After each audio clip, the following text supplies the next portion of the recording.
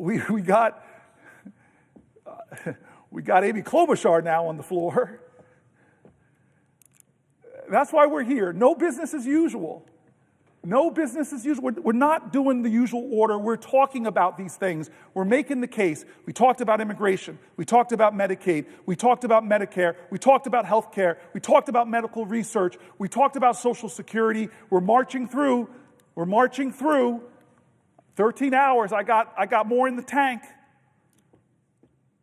And so I thank you for that question. It brings up very emotional things for me, I'll be honest. It brings up pain and frustration and hurt. It brings up me the pain of so many New Jerseyans that have reached out, the Palestinian doctors in my state who've worked with my office to get Palestinian babies into America for care. It brings up the hurt of being there and seeing the worst slaughter of Jews since the Holocaust.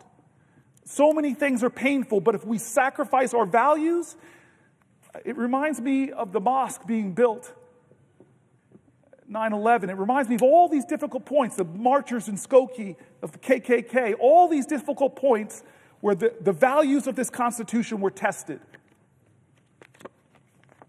where we were being measured. But I have to say, what this president is doing with the Alien Insurrection Act, what this president is doing with no due process, what this president is doing with flushing the Department of Education, with getting rid of the USAID, with attacking thousands of people that serve our veterans, that serve our Social Security, those things should be obvious to this institution, to the Senate, that that's wrong.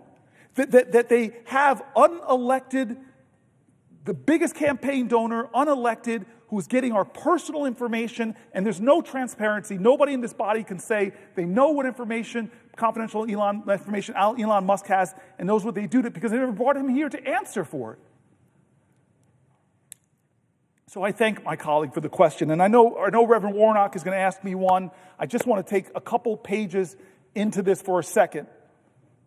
The American people alone, our approach to foreign policy practiced by the president, what the president has done is left our allies feeling abandoned, feeling degraded and insulted. He's left our adversaries feeling emboldened, and has done things that has hurt our national security, that has made Americans less safe. In the short time President Trump has been in office for his second term, Americans have already been put in harm's way because of the reckless approach of the administration. It all begins, in fact, with his extremely poor judgment. This administration has prioritized the obsequiousness to Donald Trump over the expertise when it comes to some of the most important national security jobs, and it has sidelined dedicated professionals who've devoted their lives to keeping our country safe.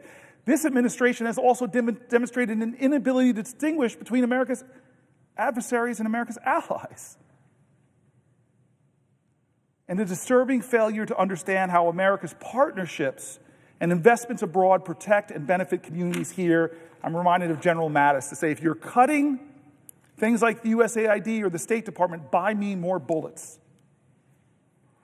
But this is something that folks on the floor have talked about. I see one of my friends and somebody I really look up to. I see Tim Kaine, who sits a little bit higher up on the dais than me on the Foreign Relations Committee, somebody I've turned to many times.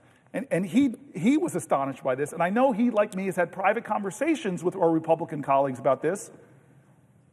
But this body has not called for one hearing or one investigation, no accountability. What am I talking about?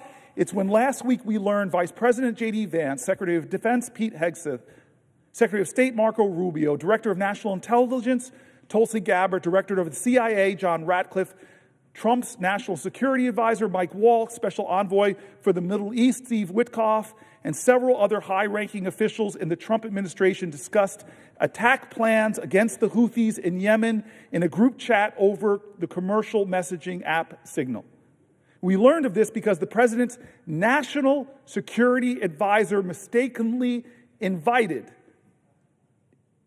the editor-in-chief of The Atlantic, Jeffrey Goldberg, on the text chain. And after Jeffrey Goldberg published a story describing this jaw-dropping national security failure where they could have broken at least 2 laws that I'm aware of, just by doing that, from the preservation of public records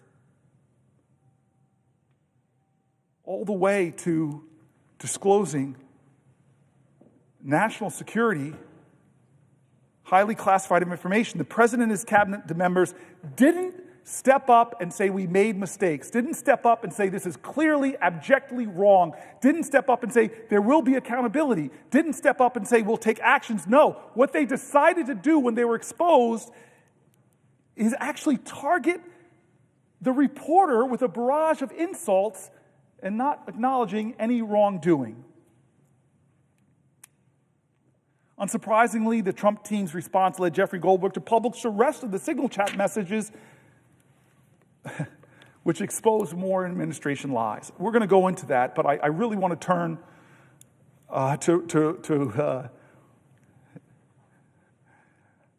to my brother.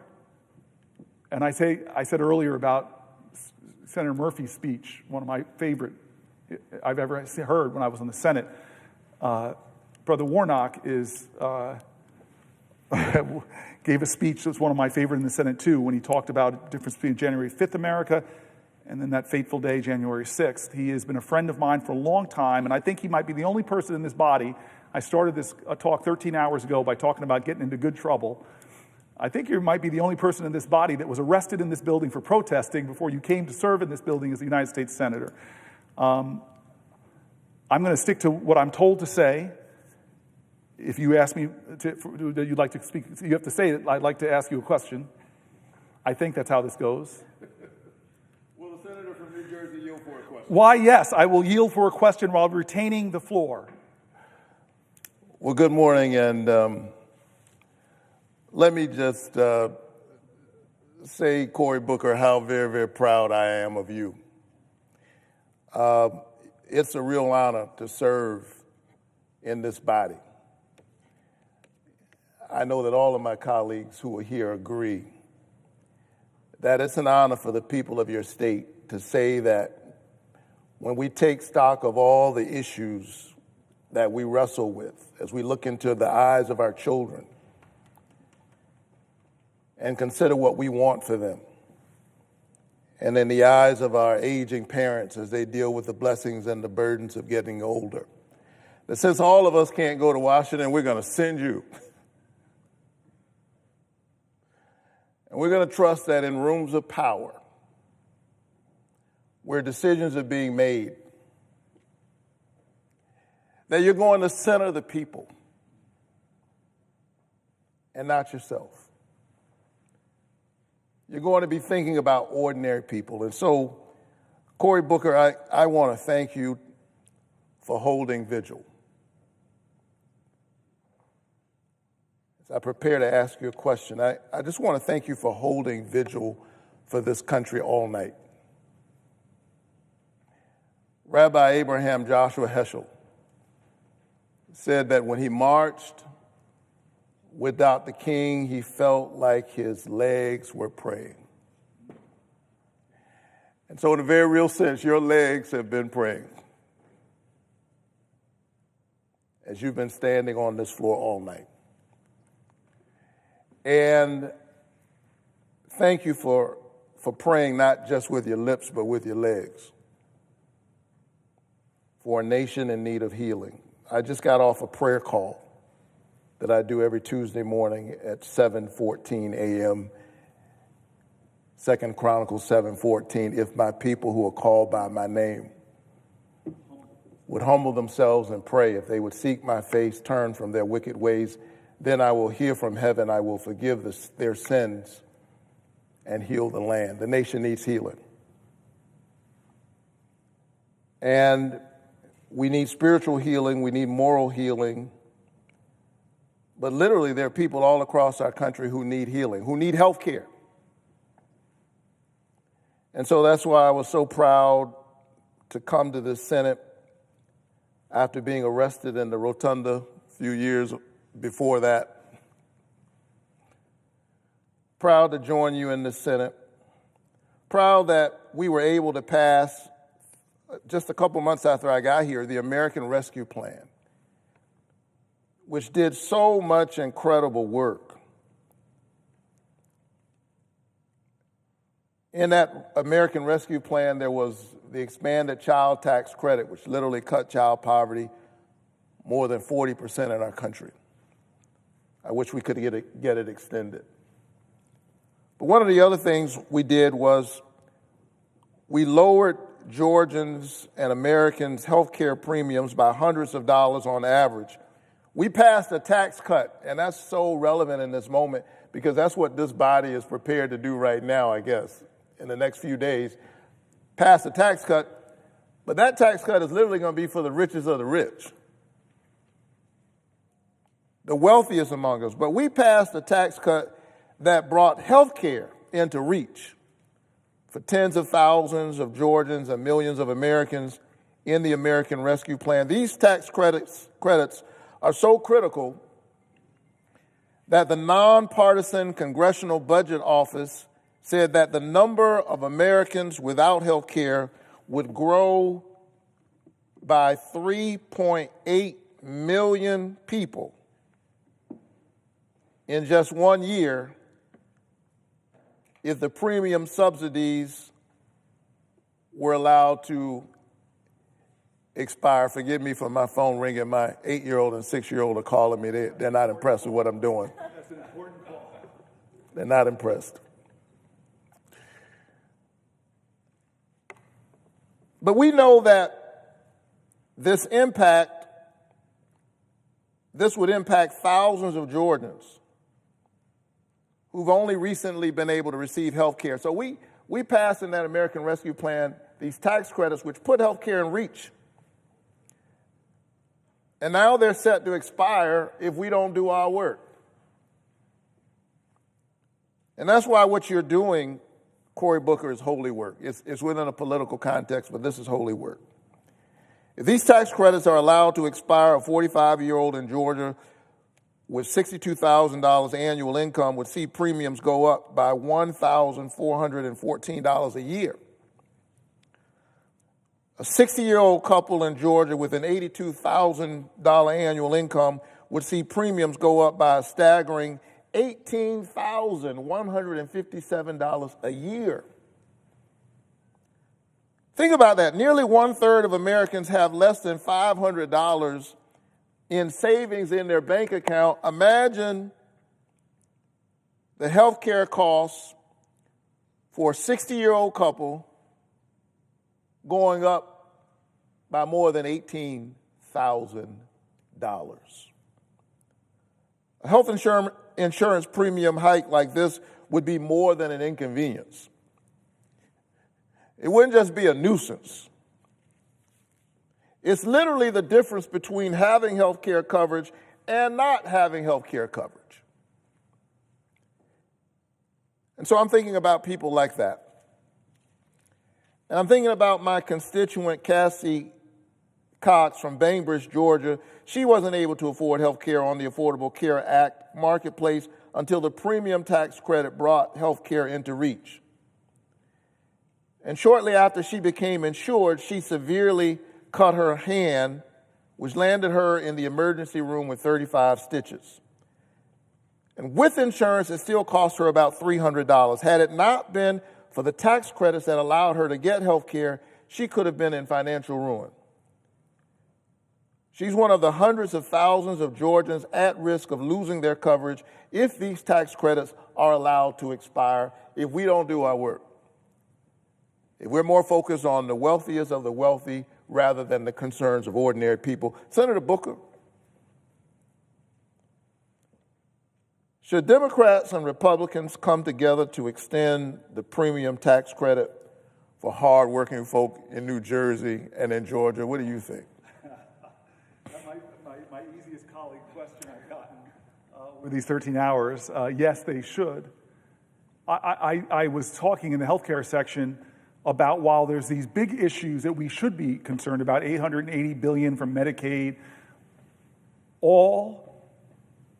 cutting all of that out to give the wealthiest, as you said, God bless them, they don't need our help. They don't need more tax cuts, to give them tax cuts and explode the deficit. This is literally taking from working Americans, the letters we read, the voices of Americans, the fear, the anguish, the hurt, the worry, people who were suffering from Parkinson's, who had children with disabilities, who had elder parents living with them, so many people telling them, not $880 billion they were overseeing, that their whole financial well-being was hanging on a thread and just cutting the transportation programs involved.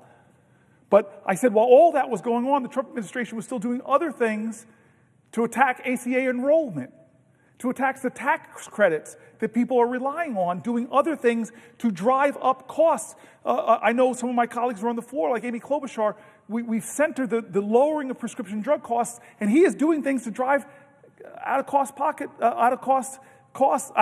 costs up. There's a cruelty in that.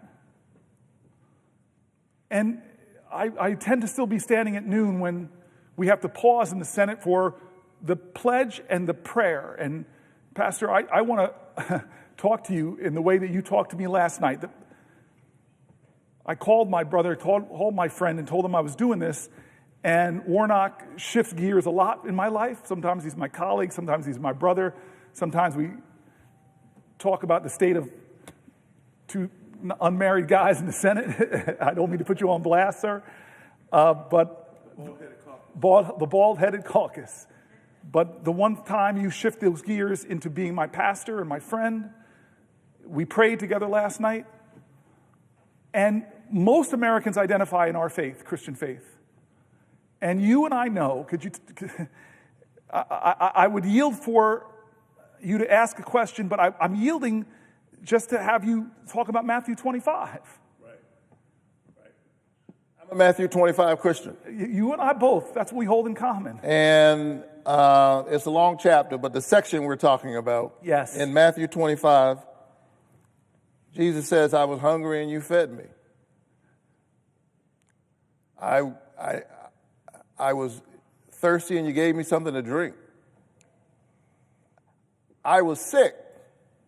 What were you? I was in prison, and you came to visit me, and someone asked, Lord, when were you sick? When were you in prison? When were you an undocumented immigrant? Yes, yes. And the answer comes, inasmuch as you've done it to the least of these, you've done it also unto me. Another part of that text says, and when you don't do it for the least of these, you don't do it for me. The scripture says that the one who gives to the poor lendeth to the Lord.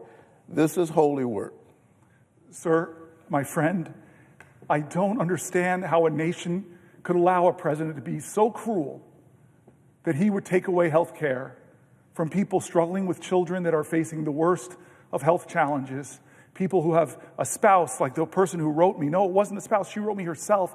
She had Parkinson's. I got upset because that's how my father died, and I watched for year after year after year how it affected my family, how it demanded from my mother, how it cost thousands of dollars for his care. And thank God we had the privilege, but this person was writing because they were afraid and they didn't, of what the costs would be. How can our country say that kind of cruelty? How can a nation where the majority of its people are people of faith, be they Muslims or Jain or Baha'i or Hindu or Jewish, how can the central precept of our country, founded on principles that are reflected in the good book, how could we say that we should cut health care from the sick and the needy to give bigger tax cuts to Elon Musk? Well, the senator from New Jersey. I will yield to you, my brother, while retaining the floor. You know, this is the reason why every Sunday and every weekend when I leave here, I return not only to Georgia, but I return to my pulpit. And some folk ask, well, why do you continue to lead Ebenezer Church? I return to my pulpit every Sunday because, notwithstanding wonderful people like you, I don't want to spend all my time talking to politicians. I'm afraid I might accidentally become one. And so I want to connect and check in with ordinary folks because I was focused on this healthcare issue long before I came to the Congress. Dr. King said that of all the injustices, inequality in healthcare, he said, is the most shocking and the most inhumane. I read that last night, Pastor. I read that last night. The most shocking and the most inhumane. And it's the reason why, as a pastor, inspired by Dr. King, leading the congregation that Dr. King led, Way back in 2014, when the Affordable Care Act was passed, were you here? You came after. I came after. You came right after that. I got arrested in the governor's office in Georgia fighting for health care. I didn't know you were a two-time arrestee, man. I got a long record, brother. But all for good trouble. For good trouble. Good trouble. Good trouble. And we had a 1960 sit-in in the governor's office. Waves of us got arrested. They arrested one wave, and then another wave came, and another wave came. And we were trying to get Georgia to expand Medicaid. Yes, I remember that. We had passed the Affordable Care Act here, but Georgia was digging in its heels and saying, no, we're not going to expand Medicaid. And so when I got here, Senator Klobuchar, I made it a priority of mine to get incentives for Georgia to expand Medicaid. And you remember, I went to our caucus. Yes. And I said, look, Georgia and about 9, then 10 other states have not expanded. They should have done it a long time ago. Let's see if we can make it even easier for them.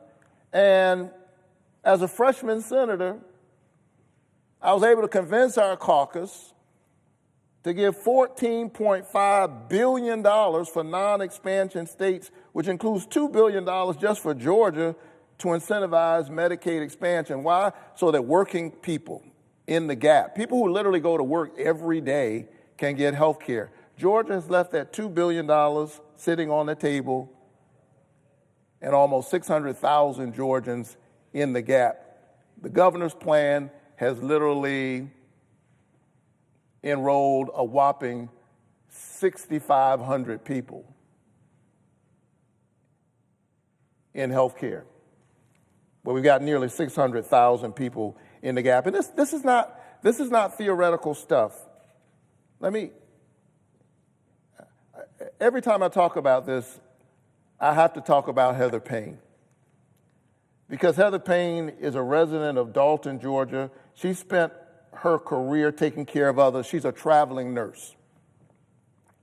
Heather worked throughout COVID as an ER and labor and delivery nurse, yet often she did not have health care coverage herself because she fell into the health care coverage gap. Sometimes she had health insurance coverage, sometimes she didn't.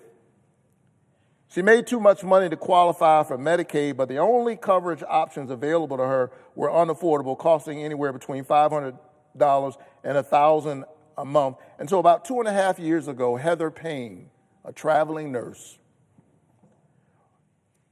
noticed that something was wrong in her body.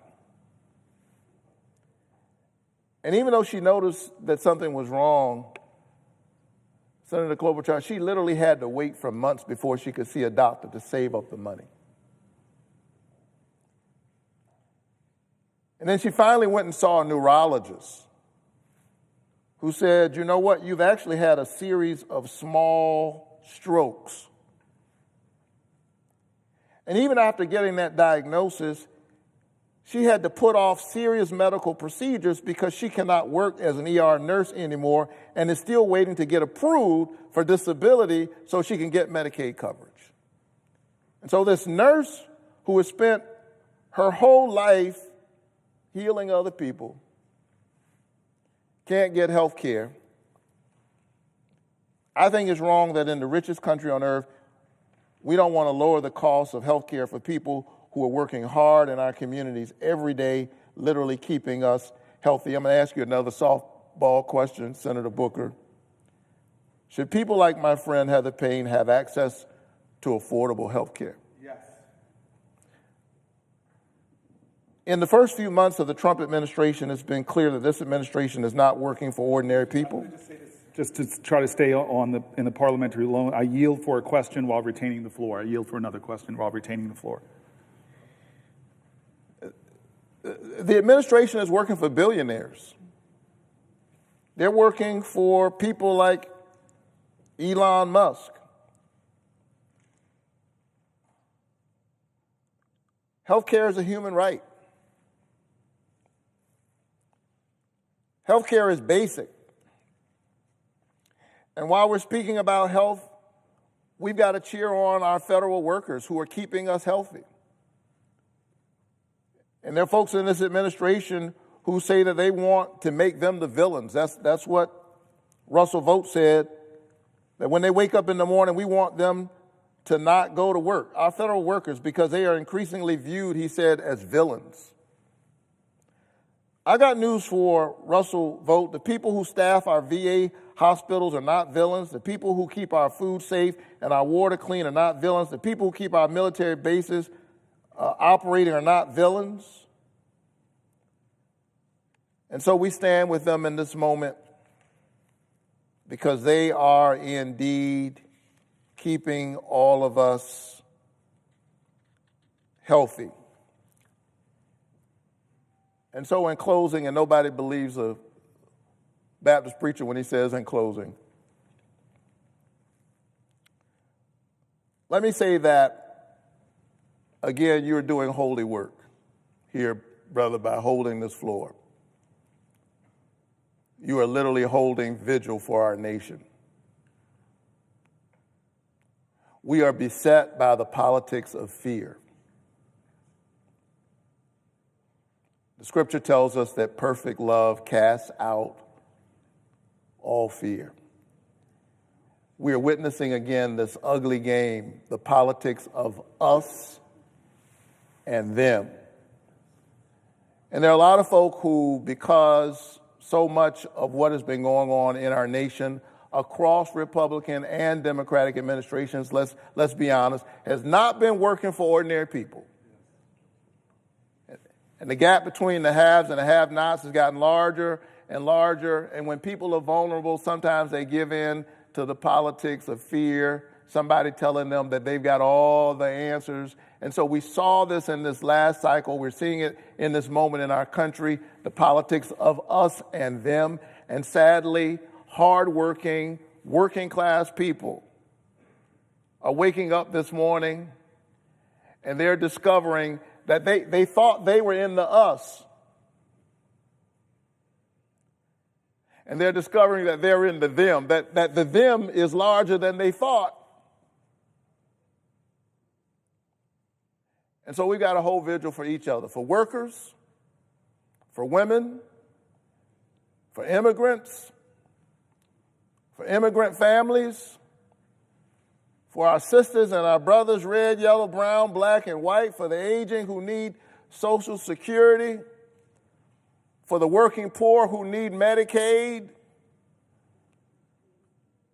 for those who are seeking asylum and they just need a dignified path, for those who've been working here for years and they need a dignified path to citizenship.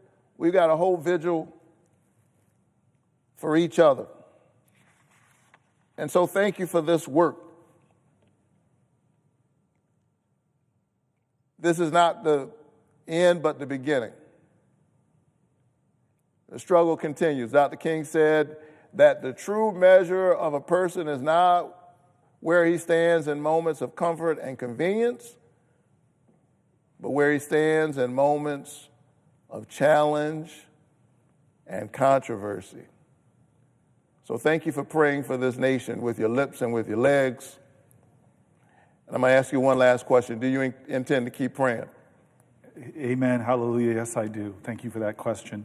I know there's going to be a question coming to me. I just want to say, pray Isaiah 40:31 for me. I think you know what that is. Got it. I'm going to ordain this man. All right.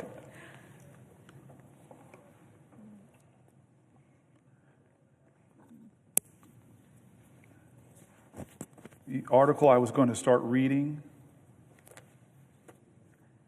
Senator Booker.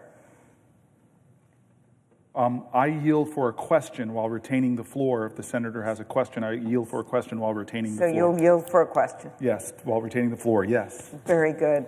I want to, first of all, thank you. Thank you for waking us up this morning, literally.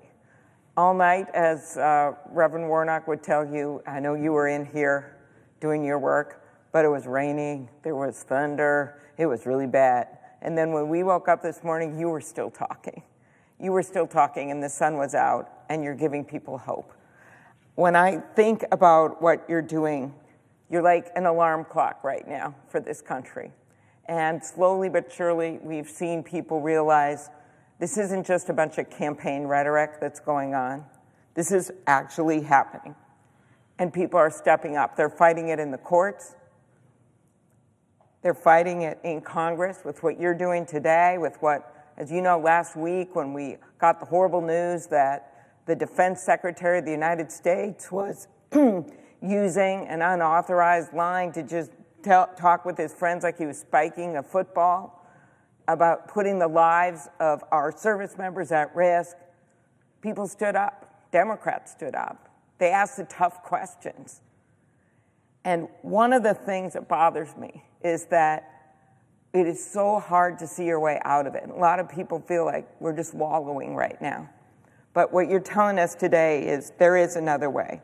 Because if we just wallow, these guys are going to continue to cut kids' cancer treatment. If we just wallow, they're going to cut Medicaid when 1 out of 2 seniors in my state who are in assisted living are on Medicaid. Or they're going to continue to mess around with these tariffs, which really are national sales tax, something like $2,500 for every single family. They are going to continue to be callous. I had someone say to me last night, do they care? Do they care when those U.S. aid workers who devoted their lives to feeding the hungry around the world, when they have to stand outside their building and watch them literally take the name of their life's work off the brick on that building? Do they care? And one of the things that we have done, the Democrats have done, have stood up.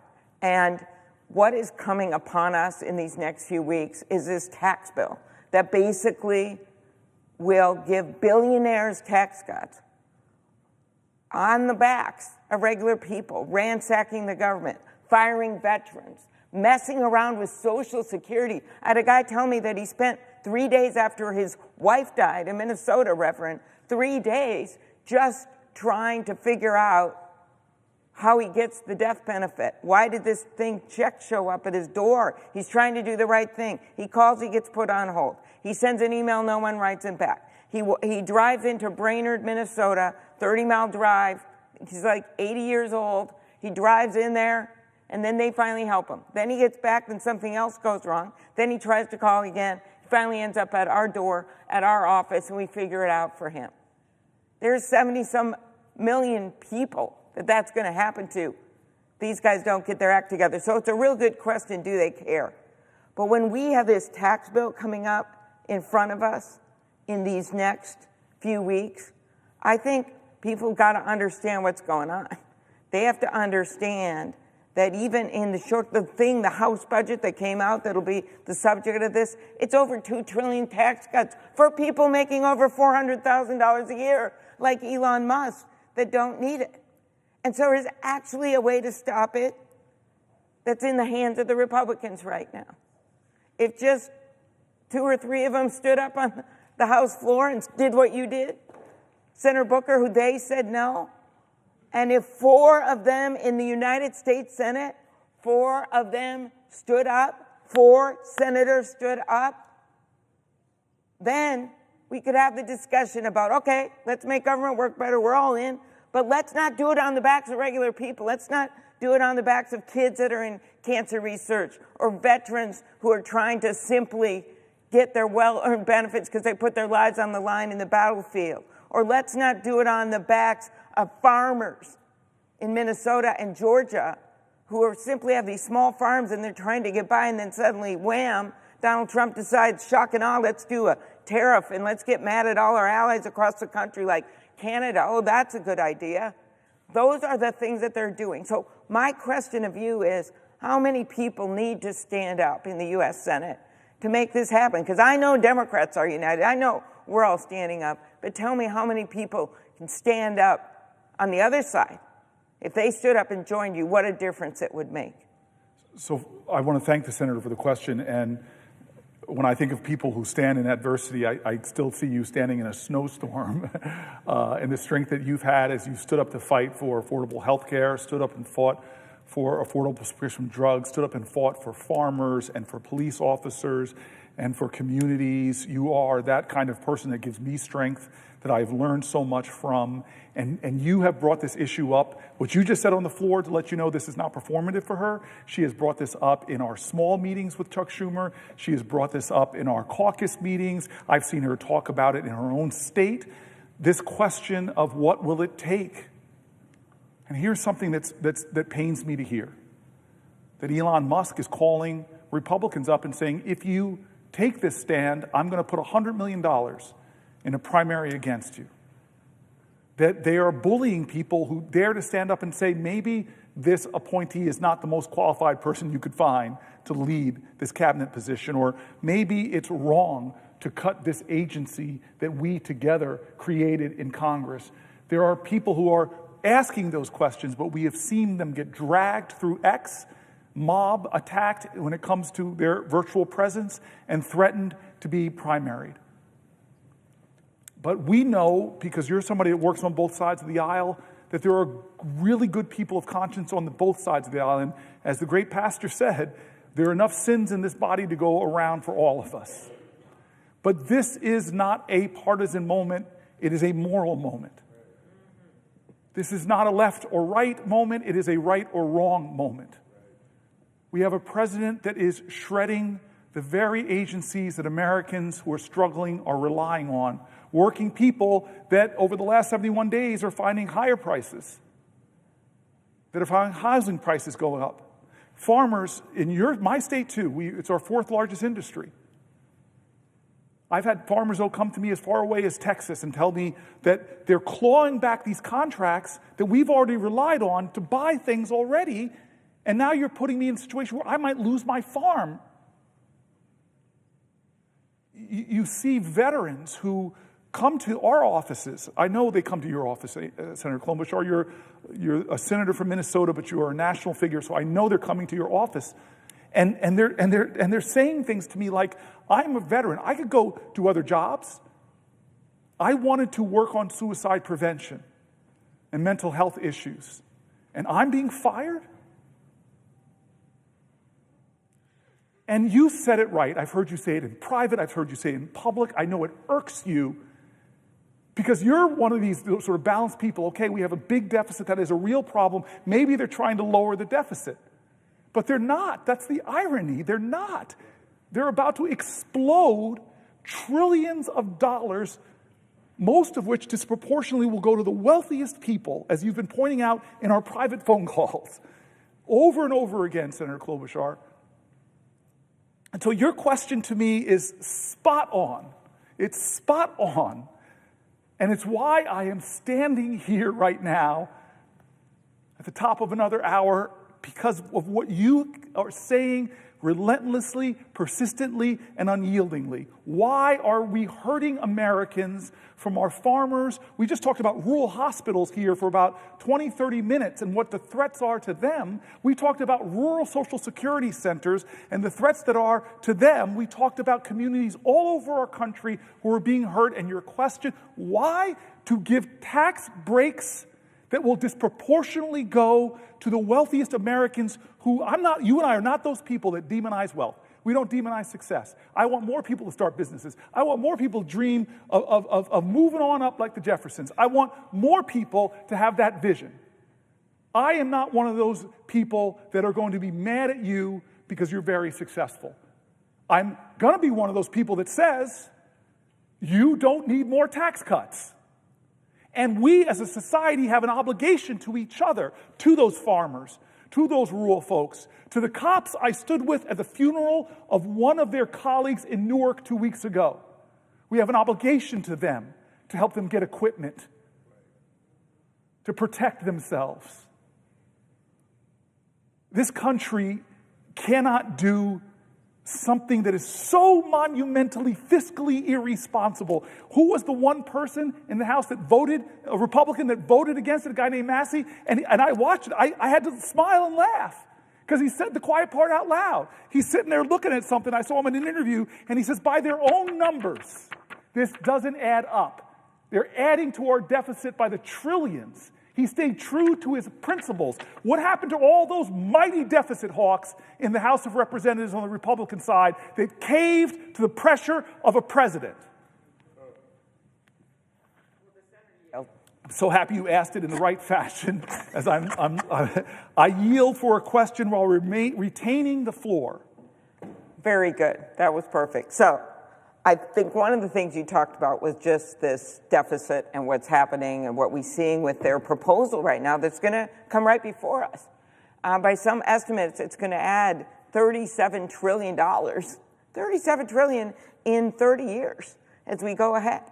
I mean, I literally cannot believe that, when in fact we could step back now and we could say, what things can we do?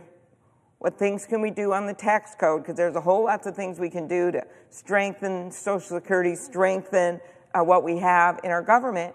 And what really, when you step back and look at the economy, and I heard this the other day on a business channel, just about a month or two ago, man, we were coming out strong. We are a country that came out of the pandemic in a stronger way than so many other countries did around the world. We're ready.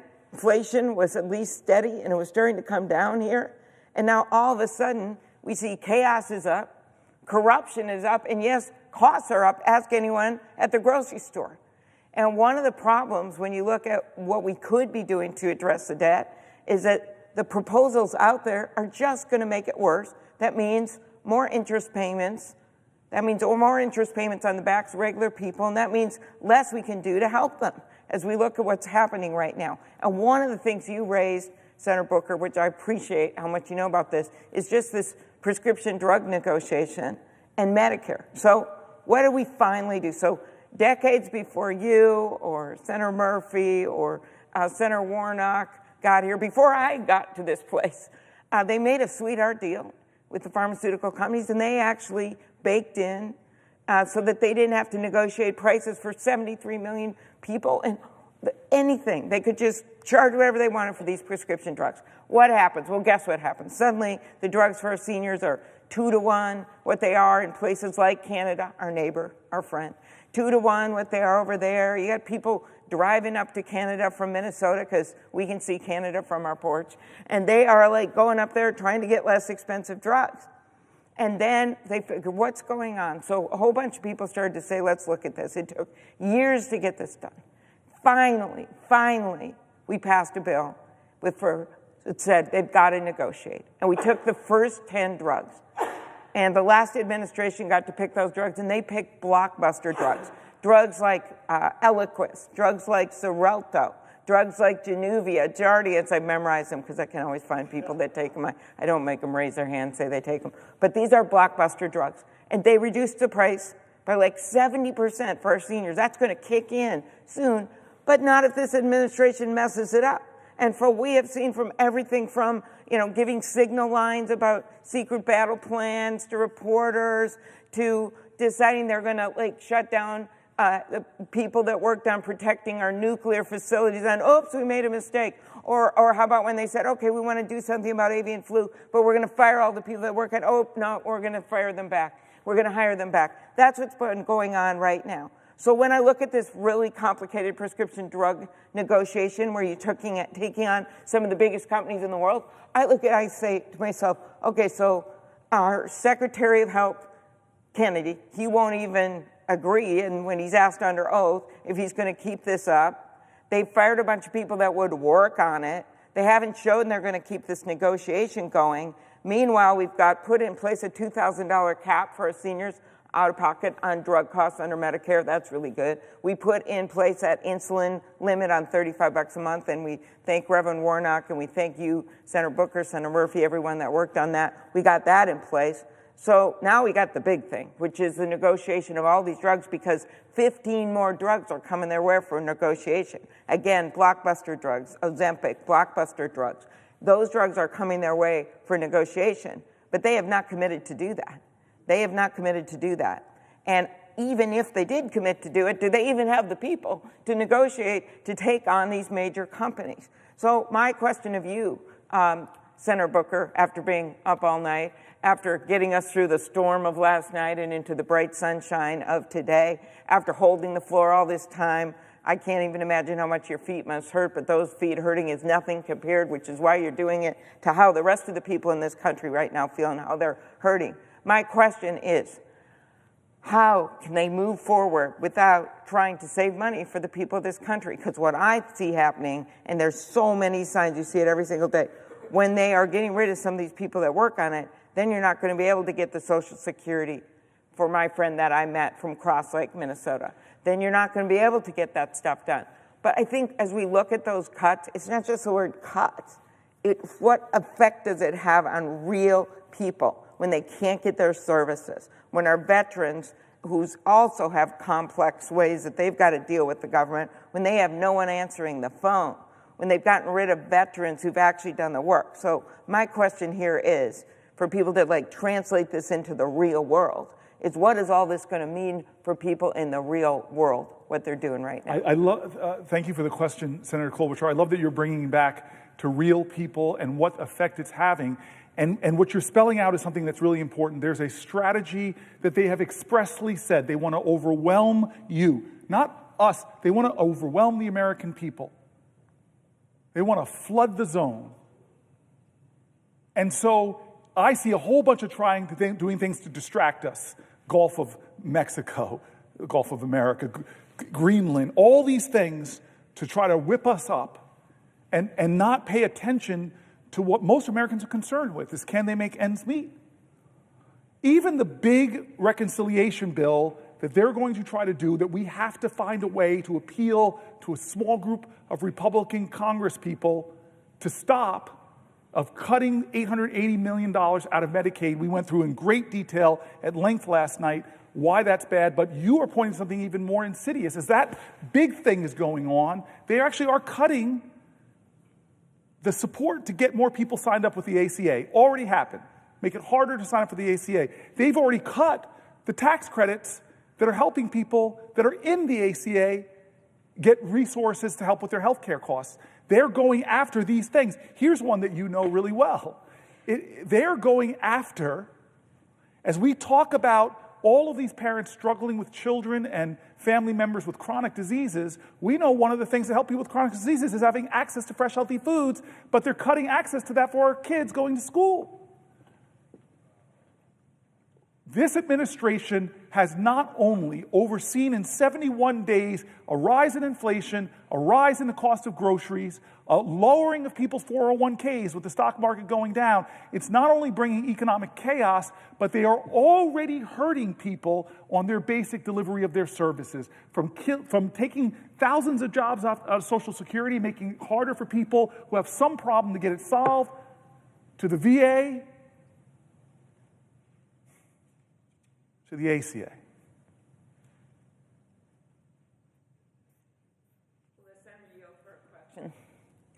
I will definitely yield for a question while retaining the floor. I was thinking as you talked about the Affordable Care Act and all the work that went into it and what came out of it, I was remembering the constant attempts to repeal that bill. I was remembering when Senator John McCain, I think you were here for this, came in and kind of did the unexpected, right? He went in here, he bucked his party, and he said no. He didn't agree with Donald Trump about this. He didn't agree with his leaders on this. He did what he thought was right.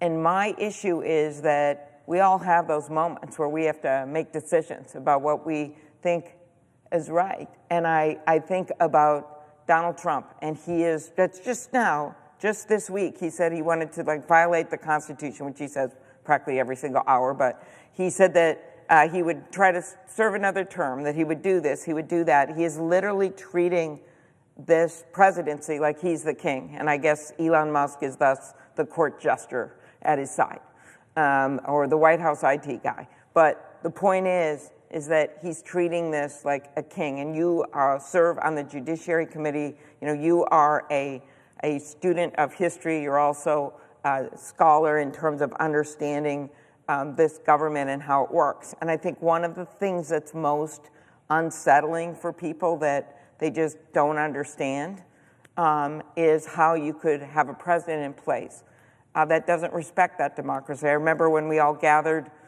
for the inauguration, and I had 4 minutes because of my job with the Rules Committee to address those gathered in that rotunda.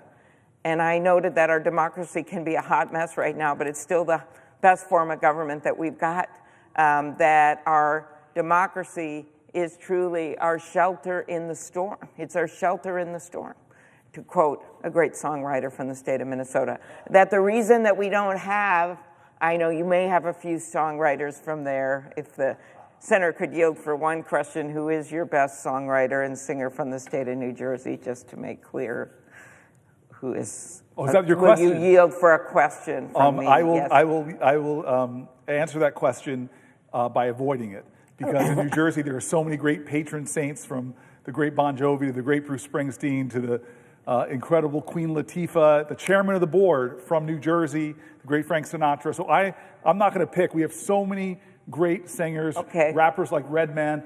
We are just a thriving state of Count Basie. There's just too many. I would not force you to do that. Of course, it's Prince, I think, from your state. Prince. Bob Dylan. But that aside, I'm very impressed, Senator Booker, that after 12 hours now, 13 hours, that you still are able to make sure that you mention every songwriter. But that aside, Bob Dylan once had that great line, "Shelter in the storm." Our democracy is shelter in the storm. And then I noted that day that in some countries, presidential inaugurations, they're held in gilded palaces, not in the United States of America. In the United States of America, it's held in the People's House. That's what you're doing right now, Senator Booker, because the People's House is where the action should be. That's Article 1. And the Constitution specifically says here, we have equal branches of government. And the final thing is that the power in that rotunda that day, and this is where we get into Donald Trump thinking he's king, the power of that rotunda didn't come from the people in there, it came from outside, came from the people. So that's why you see the people standing up right now, our constituents, going to these town halls, standing up, breaking the phone lines in the U.S. Senate, sending in the emails with their stories that we are able, that you've heard the senators and you have read on the Senate floor about things that have happened to your constituents. So that's the power from the outside. So the question that I ask of you is just tell me what you think people can do when you've got a president in there that, he thinks he is king, and he thinks that a democracy is just something that he can just shove aside and say whatever he wants and break whatever rule that people depend on, that they depend on to be able to vote, to be able to participate and have their case made. Tell me what you think. What's the answer to that? Thank you, Senator. I'll answer that. And I see Ron Wyden has come to the floor, who's, for both Amy and I, one of the chair people or at this point, ranking members of one of the great committees. To Amy Klobuchar's question, I read a lot of angry letters. People who were demanding of me to do something to stop them, do something different. Stand up, speak up, Senator. I'm afraid. Stand up, speak up, Senator. I'm so angry. Stand up, speak up, Senator. The services for my disabled child are threatened. Stand up, speak up. So it's one of the reasons why I'm doing this, why my staff and I talked about this for so many days, to do something to let our constituents know, to elevate their voices on the floor, to read their letters, to read their statements, not just New Jerseyans, but like you, the hundreds and hundreds of people that are calling us from other states. But I am most moved by the letters who tell me about their pain or their challenges or their fears, but they end that question with your question. But I am here to help. Tell me how I can help. I am here to help. Tell me I can help. And you said it, Senator. I read the letter of John McCain last night. His letter explaining his vote. It was so beautiful. It was tough like he was. It was hard on the whole body. But he called to principles. Senator Schumer was here when I read it. It was eerie because he was describing what went wrong then, which is the same thing here, that we do need to make our country better. We do need to have a bolder vision for healthcare, a bolder vision for Social Security. We need to make them work for the people, but we're not doing it here in this body. And this man who's not acting like a president, but is trashing our constitutional traditions, violating our laws as he's getting tied up in court, but ignoring court orders. And when he gets a decision he doesn't like, he trashes the judges so badly that the Supreme Court itself finds that it has to go out and tell him to stop it. What stopped health care from being taken away in the last time wasn't the persuasive powers of anybody in this side of the political aisle in the Senate convincing anybody over there. I would like to think it was my eloquence with Lisa Murkowski. I would like to think it was my high-minded intellect that somehow it was damaged playing too much football, but that somehow I got a right argument to Susan Collins. That wasn't it. I'd like to think it was my ability to stand up to John McCain himself. No, none of that. It was the people. It was the people. You remember the little lobbyists in their wheelchairs rolling up to senators and speaking their heart, telling them of their pain and their fear. It was people coming here and marching, people coming and flooding the calls like they did, like they're doing now. People writing letters, people marching, people in their states from all political spectrums coming in and saying, this is wrong, this is wrong, this is wrong. And so if you're asking me what we can do, I know what we can do, but we've got to, as the great song. Senator Klobuchar, I had my staff print a bunch of things I sent them. I sent them because I knew they were some of my favorite people from history. There's one here, Webster. There's one by Jefferson. There's the letters from the Birmingham jail, Langston Hughes, something by Harper Lee, Emma Lazarus. But here's one. Here's the answer. In a poem, and forgive me for reading this. I wanted to do it at some point today, and this is perfect. And I see my senator here. He may have a question, but I love this poem. It was written and put to song by a man named James Weldon Johnson.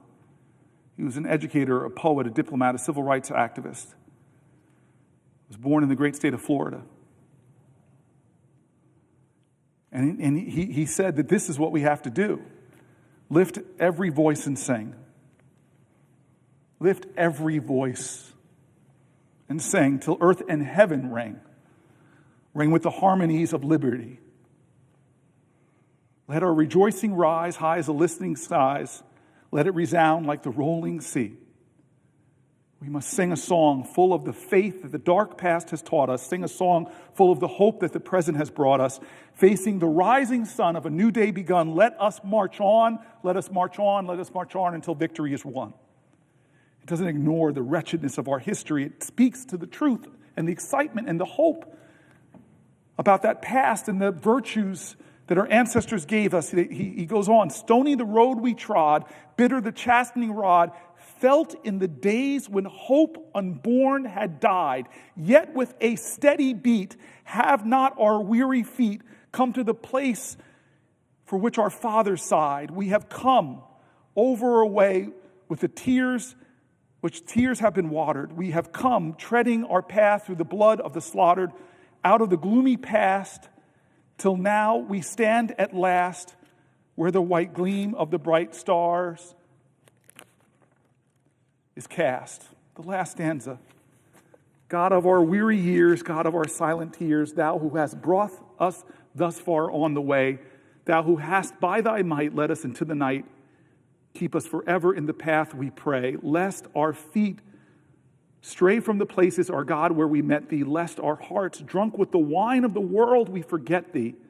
Shadow beneath thy hand, may we forever stand true to our God and true to this native land. What can we do is do like our ancestors did. What can we do? Do like the people who never gave up, who even when this country that they loved didn't love them back, they kept fighting and kept pushing. And we know that, Senator Klobuchar, because we've witnessed that. In my time in the Senate with you, we've seen the most amazing, shocking moments within the Bergefeld case at the Supreme Court, recognizing the humanity, the dignity, and the equal rights of LGBTQ Americans to have love and marry. We've seen fights in this time that we've been here where we've seen victories on health care that made such a difference in people's lives. We've seen the fights while we've been here, some of the most painful moments where we've seen the arc of the moral universe bent, not by the people here, not by the people in this body.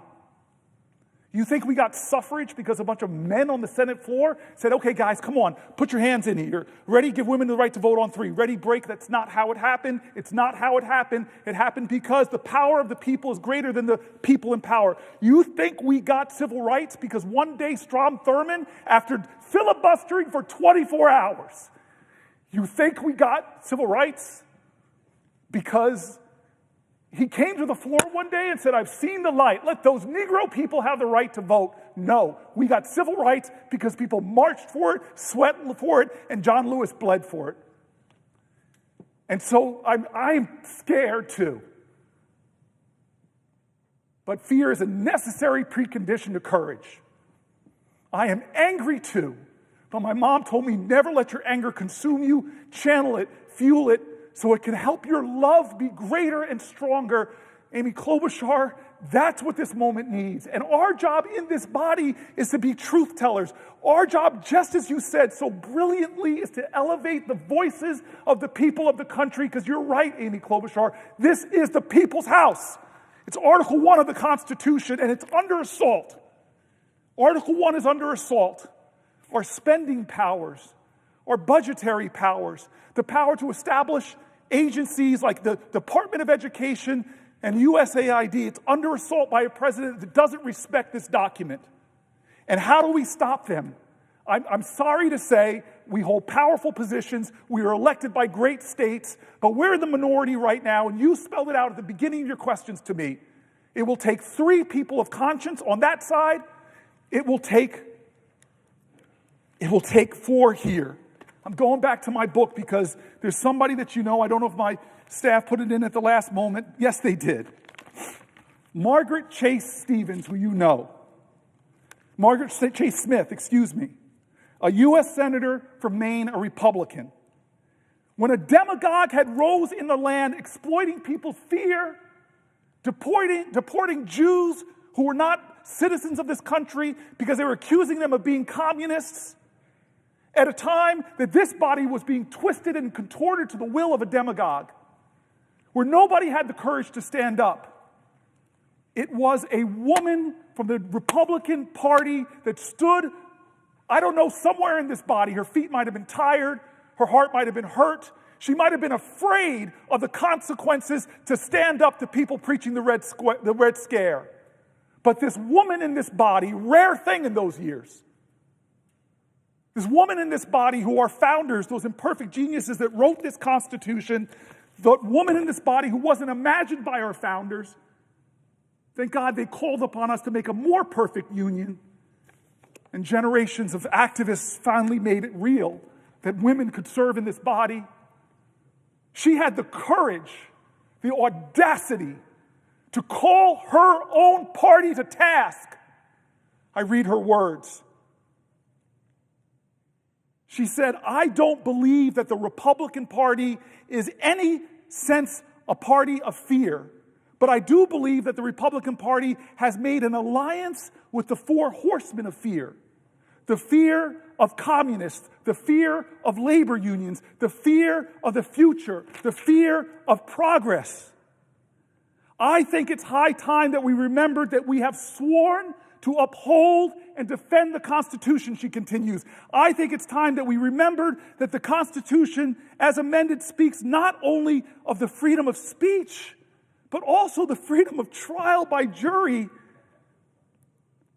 This great senator, this great Republican said, whether it is criminal prosecutions in a court or character prosecution in the Senate, there is little political distinction when the life of a person has been ruined.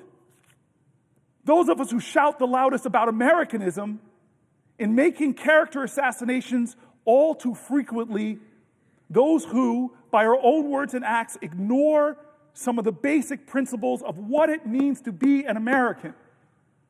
The right to criticize without thinking the president is going to drag you from the Oval Office for criticizing him.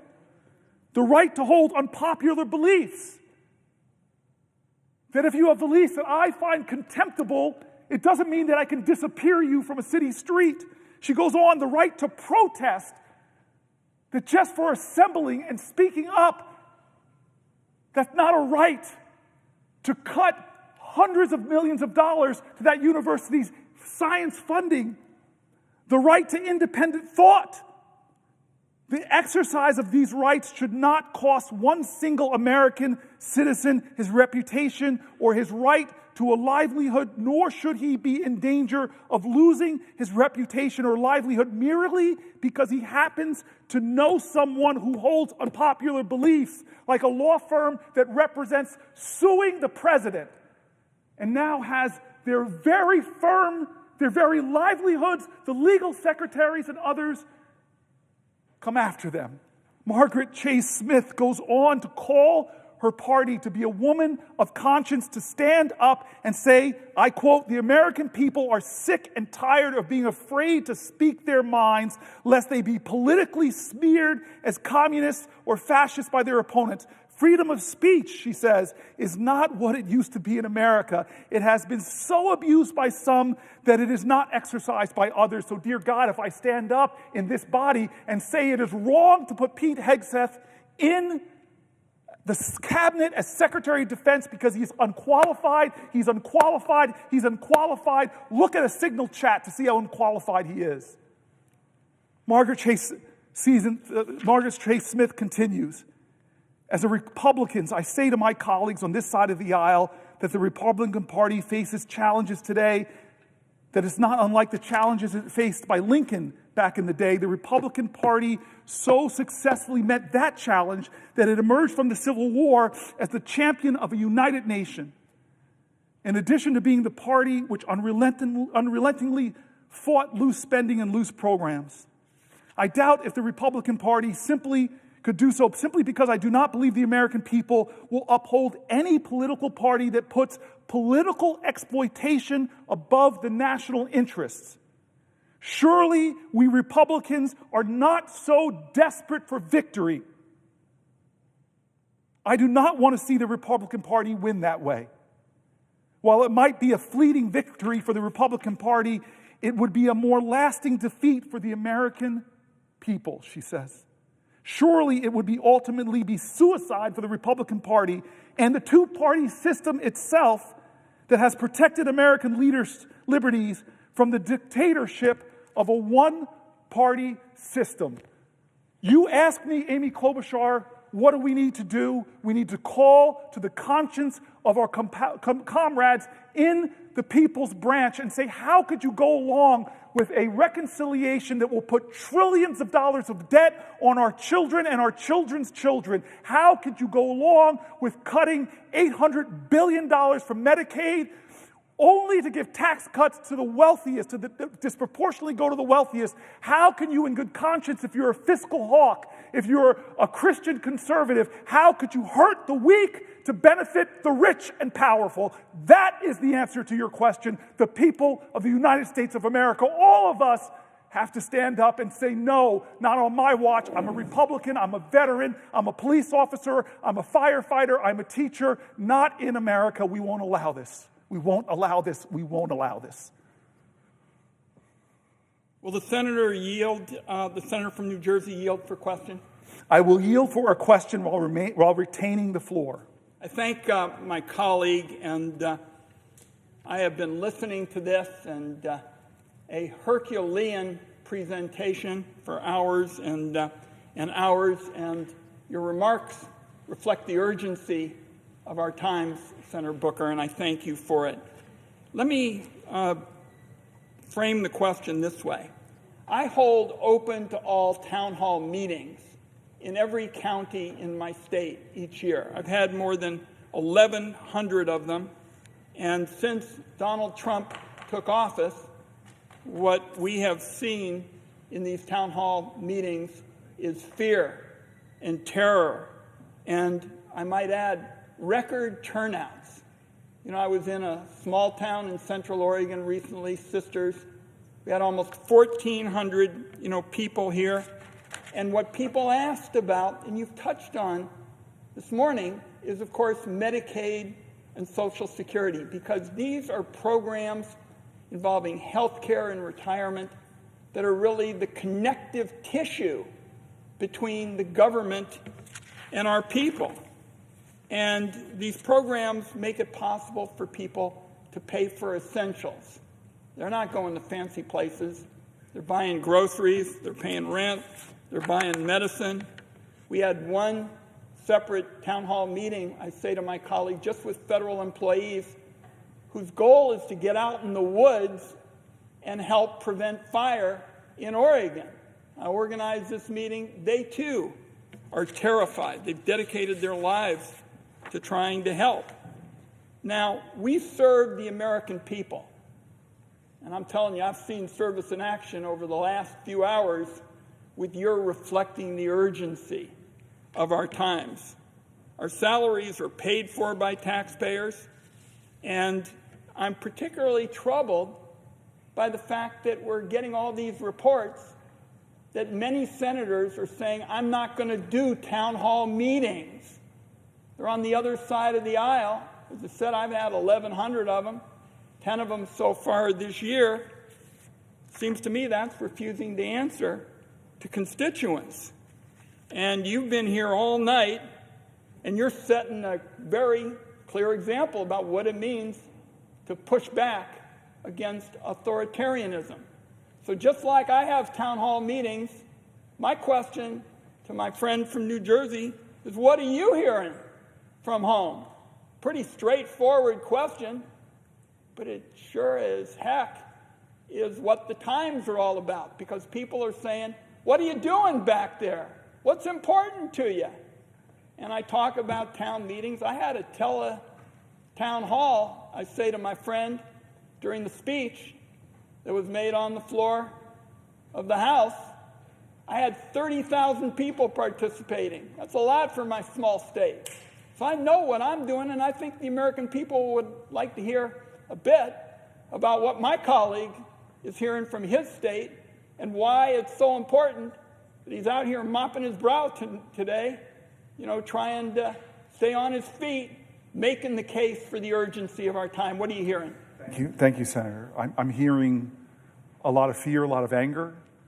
I'm hearing head of hospitals say that this is outrageous, the threats to our hospitals in New Jersey. I'm hearing heads of critical health services tell me what the Medicaid cuts will mean to their organizations. I'm hearing from Catholic priests that are doing extraordinary things in service of their communities. I'm hearing from citizens who are veterans who got fired from their jobs.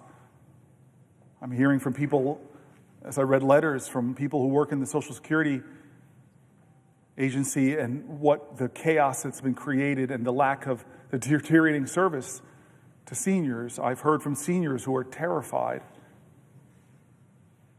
about what's being done to Social Security and how it might affect their lives.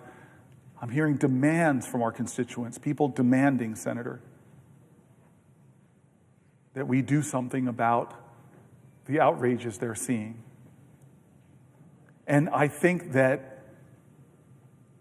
when I hear New Jerseyans by larger and larger numbers, and I'll be back in my state, I know we are planning meetings and a town hall and a lot more this weekend. But I have to say, now more than ever, we need more of it. We need more of it. And one of the reasons I'm here is because I want to elevate those voices of my constituents. I want to tell the stories that my constituents are writing in about, and lift their voices and tell them that they're seen, they're heard. I've been going through section by section, as you pointed out, Social Security, section on health care, section on education and the Department of Education and the work that it does. I've been going point by point through. This is the agenda. I didn't know how much of I can get through. But we laid it out. We have binders for each one of these issues. Immigration, we went through.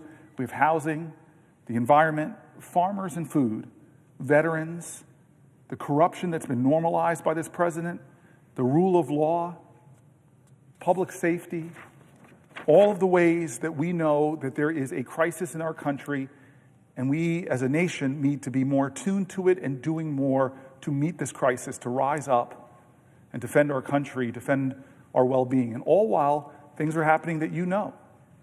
You're the chairman of the Finance Committee.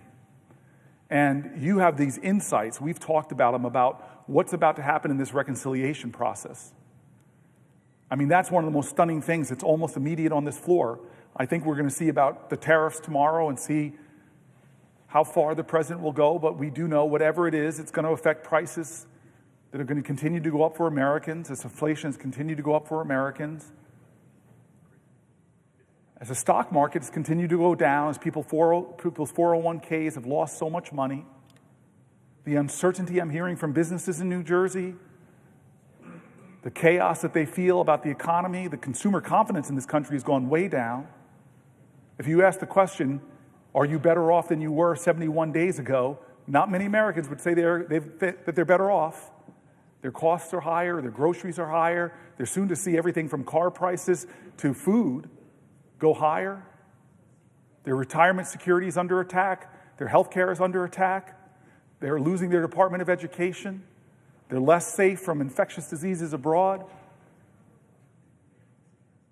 There's so many things that we have to talk to and try to stop. And you're our leader on the Finance Committee, and you know that the tax thing they're trying to run through this now, I'm trying to get my head wrapped around these wacky parliamentary things that even the podcasts I listen to in the morning to inform me say they even spoke about this years and years ago, but they said, oh, this is too crazy, we can't do this. To try to tell the American people somehow that the trillions of dollars of tax cuts that we're going to give disproportionately to the wealthiest people of all, oh, there's nothing to see here that has a zero impact on the budget, so we can do it through reconciliation. That is the biggest hocus-pocus, manufactured artifice that I've ever seen to obscure the truth in America, that what the Republicans are trying to do is cut massively into health care for Americans in order to give tax cuts to the wealthiest, disproportionately to the wealthiest who don't need it, and to drive up the deficits, making our children and our children's children have a more dangerous economy and higher debt payments to make, debt payments that will skyrocket higher than any expense the government makes. We are literally about to see something go through reconciliation that threatens to sacrifice our children's future so that the richest of the rich can get richer. And so I know there's a lot of people who are angry, who are worried, who are feeling overwhelmed, who are struggling to make ends meet, but I know of only one way to do this, and I'm trying to do it myself, is to do things differently, to stand up, to speak up, to not act like this is just normal in our country. There's not a president from Eisenhower to Reagan to Bush on the Republican side that could ever imagine a day where in a UN vote we side with Russia and China against the Western democracies that we saved in World War II, that we stormed beaches of Normandy for, that we did the Berlin airlift for, that we did the Marshall Plan for. We designed the world order, and now we're turning our back on it. We designed the rules-based world order, and we're turning our back on those organizations. From trashing NATO to getting out of the World Health Organization to getting out of the group of countries coming together to deal with climate change. We're not leading the planet Earth anymore. Our allies are saying openly they can't trust us. The quotes are unbelievable by our allies.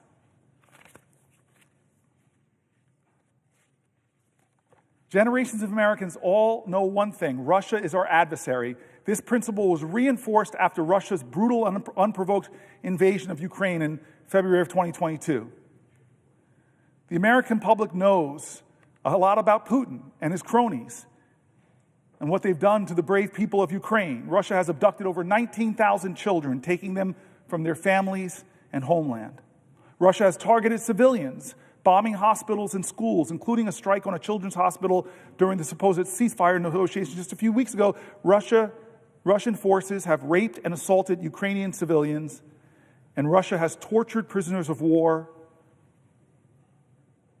One would think, given all the horrors inflicted by Russia, that the United States would continue to treat Russia as the adversary and the pariah that other Western democracies treat it. But that's not what Trump has done. He's done the opposite. On the third anniversary of Russia's unprovoked invasion of Ukraine, the Trump administration joined Russia and North Korea in voting against a UN resolution condemning the invasion that has killed over 12,000 Ukrainian civilians and injured 30,000. Imagine that. I had the foreign minister of a great ally in NATO in my office looking at me and saying, basically, what the heck? My friend Chris Murphy on the floor, we sit close to each other. He's further up the dais than me in foreign relations, and this stuff is insanity. Here's NBC News. President Donald Trump has said Ukraine, not Russia, started the war. He called Ukrainian President Vladimir Zelensky not Vladimir Putin. He called Zelensky a dictator. Meanwhile, Trump's administration is standing down on a suite of tough anti-Kremlin policies. In just over a month, Trump has executed a startling realignment of American foreign policy, effectively throwing U.S. support behind Moscow and rejecting the tight alliance with Kiev, cultivated by former President Joe Biden. The extraordinary pivot has upended decades of hawkish foreign policy towards Russia that provided a rare area of bipartisan consensus in an increasingly divided nation. Trump's recent moves have drawn international attention, unsettling U.S. alliances, and thrilling conservative populists who favor a turn away from Zelensky. The new posture was put in stark relief on Friday during a tense Oval Office meeting. We all remember this. Between Trump and Zelensky, the leaders clashed in front of the press, raising questions about the future of American support for Kyiv. Alliances and partners around the world are our biggest strength against any U.S. adversary or competitor, from China to Russia to Iran to North Korea. We are the strongest nation on the planet Earth, but our strength is multiplied and magnified when we stand in alliance with those nations that share our values and are bonded to us and are committed to us. In fact, the only time Article 5 in the United Nations, that article that says that if one person in NATO is attacked, everyone is attacked, and they all join together, that one time it happened was 9/11, when our NATO allies stood up with America. And so look at NATO. It's been the bedrock of the international order for 80 years. It was created in 1949 by 12 countries, including the United States, to provide collective security, and in many ways to provide collective security against the Soviet Union. Since then, 20 more countries have joined NATO through 10 rounds of enlargement, bringing the total number of NATO countries to 32. The most recent additions were Sweden in 2024 and Finland in 2023, who applied to join NATO in 2022 after Russia invaded Ukraine, because those countries are realizing that the authoritarian dictator that Putin is, who threatens his smaller neighbors, those other nations have realized they should be standing with NATO. That we have a principle of collective defense, as I said, enshrined in Article 5 of the North Atlantic Treaty. Collective defense means an attack on one ally is considered an attack against all allies. A strong NATO has made America safer and stronger and more prosperous. My colleagues on both sides of the aisle have recognized this. I've been in this body for 12 years. I've been told by people who I've learned from about foreign policy when I came here as a mayor and leaned on people like Chris Coons, and leaned on people like Chris Murphy, leaned on people like John McCain, leaned on people like Lindsey Graham, leaned on people like Senator Rubio. He helped pass a law that enshrined congressional action before the president can withdraw from NATO. That law passed with overwhelming bipartisan support. 87 senators voted yes. Senator Rubio, now Secretary of State, said, and I quote, "NATO serves as an essential military alliance that protects shared natural interests and enhances America's international presence. Any decision to leave the alliance should be rigorously debated and considered by the U.S. Congress with the input of the American people." 2 weeks ago, though, on March 19th in 2025, in response to news that the Pentagon may give up the role of supreme allied commander in Europe, a position held by an American general since the NATO alliance was formed in 1949, Republican Senator Wicker and Representative Rogers signaled their oppositions in an extraordinarily joint statement warning to Donald Trump that change would, quote, risk undermining American deterrence around the globe. I want to read some of the comments of NATO partners about the damage that has been done in just the last 71 days of Trump's leadership in upending the world order that has helped to keep America stronger and safer and more prosperous. The EU's top diplomat said the free world needs a new leader. Think about that. Think about that. The EU's top diplomat has said in response to Donald Trump that now the free world needs a new leader. Every president of my lifetime was seen as the leader of the free world, and now the rest of the free world, its top diplomat is saying it's time for that to change.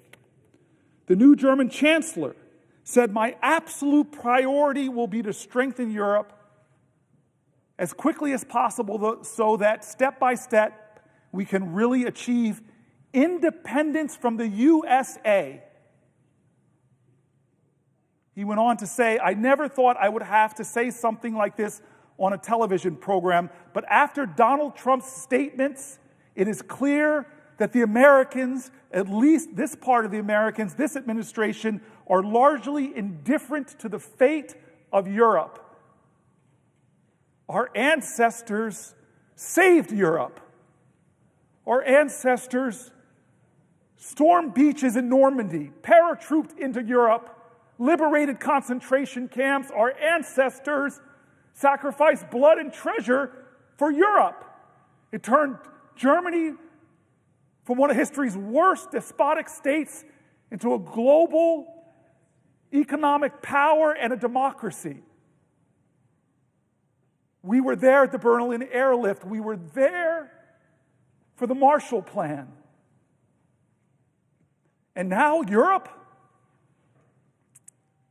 is saying it is clear that the Americas, at least that part of the Americas, this administration, are largely indifferent to the fate of Europe. That is not true. That is not true. And as long as I have breath in my body and blood in my veins, I will join with the other people on both sides of the aisle. God bless you, Roger Wicker, for standing with the understanding that America is the strongest nation in the world, but our strength is multiplied and magnified when we stand with our allies from Germany to Japan, from Australia to Iceland, that when our country stands up, we don't bully our neighbors like Canada, we don't threaten our allies like Iceland, like Greenland, we don't threaten smaller, weaker nations like Panama, we don't upend the world order.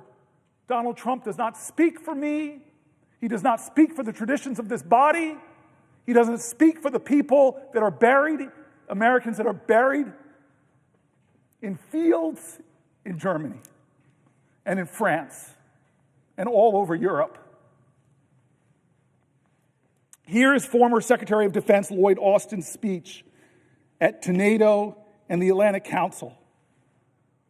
On April 4th, 1949, 12 democracies came together in the wake of 2 world wars and the dawn of a new Cold War, and they all remembered, as President Truman put it then, the sickening blow of unprovoked aggression. That's what Truman said. They were coming together against the sickening blow of unprovoked aggression. You hear that, Putin? And so they vowed to stand together for their collective defense and to safeguard freedom and democracy across Europe and North America. they made a solemn commitment declaring that an armed attack against one ally would be considered an attack against all. Now, that commitment was enshrined in Article 5 of the North Atlantic Treaty. It was the foundation of NATO, and it still is. And on that bedrock, we have built the strongest and most successful defense alliance in all of human history, and I'll say one of the most prosperous blocs of democratic countries. Throughout the Cold War, NATO deterred Soviet aggression against Western Europe and prevented a Third World War. In the 1990s, NATO used air power to stop ethnic cleansing in Bosnia and Herzegovina and in Kosovo. And the day after September 11th, 2001, when al-Qaeda terrorists attacked our country, including slamming a plane into the Pentagon not far from here, NATO invoked Article 5 for the first and only time in history. Will the senator yield for a question?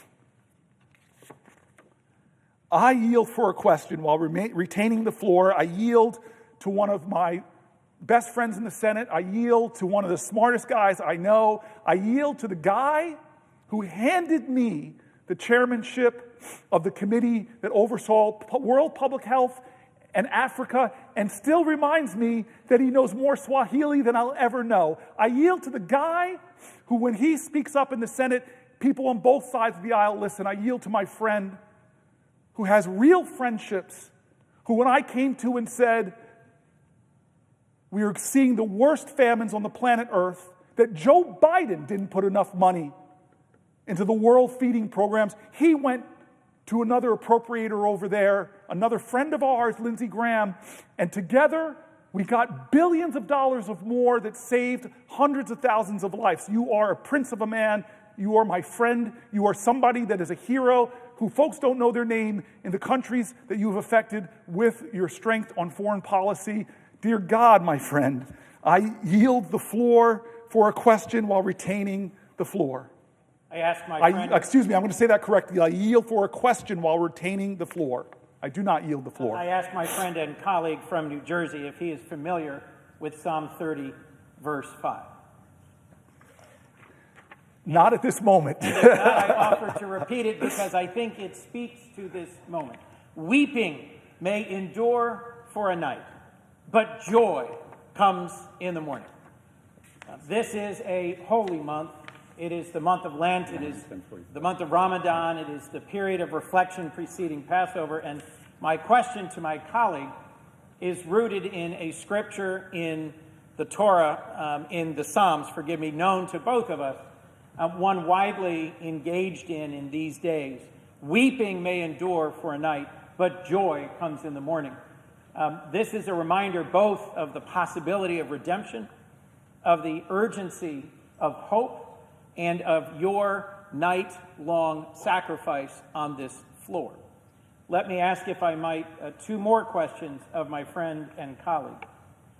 To my colleague from New Jersey, are you familiar with a front-page story on the Washington Post entitled, "Trump's USAID Cuts Cripple American Response to Myanmar Earthquake," an article running today in the Washington Post? I have not read the paper to this day, but I had suspected that might be the case, given that my colleague from New Jersey has dedicated his night to standing tall and fighting hard to make sure that the people of the United States know what is going on. And I'll share with you just for a moment that it hurt my heart to watch the national evening news last night and see a Chinese humanitarian emergency response team celebrated as they pulled survivors out of the earthquake rubble in Myanmar. It did not hurt my heart that there are Chinese nationals providing emergency relief, but it hurt my heart that exactly those people who are the very best in the world at responding to humanitarian crises, exactly those people had just received termination letters, and their work with USAID had just been suspended. Normally, in every humanitarian crisis I've known in my lifetime, the first in are the men and women of USAID and the U.S. Armed Forces. Whether a tsunami, a tornado, wildfires, or an earthquake, we had world-leading humanitarian response capabilities. And I think it is a tragedy that we have not. I think it is a tragedy, and it is reflected in both this article that I've asked my colleague about and in the response of the world, that we have created an enormous opening for the PRC to come in and do what we previously did so well. Let me ask another question, if I might, of my colleague. Are you familiar with what has just happened to food banks all over our nation in terms of an announcement about impending deliveries of badly needed surplus food?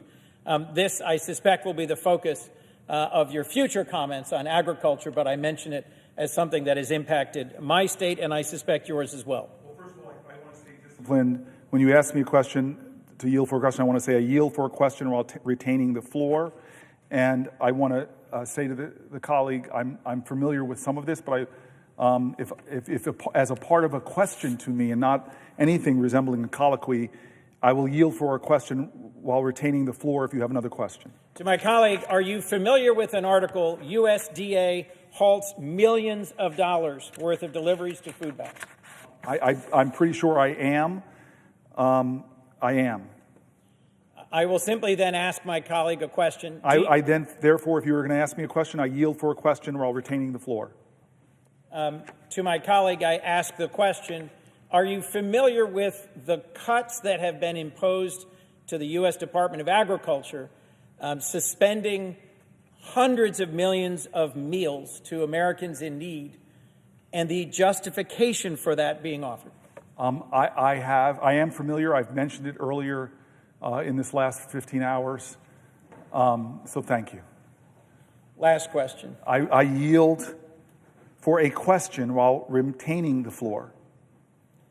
To my colleague from New Jersey, I ask the question, are you familiar with when, whether, and why NATO has invoked Article 5 and how the service and the sacrifice that followed reinforces exactly the point I believe my colleague was beginning to speak to, which is the common cause and the common purpose shown by all of our NATO allies in America's greatest moment of need in recent decades after the attacks of 9/11. I am very familiar with that.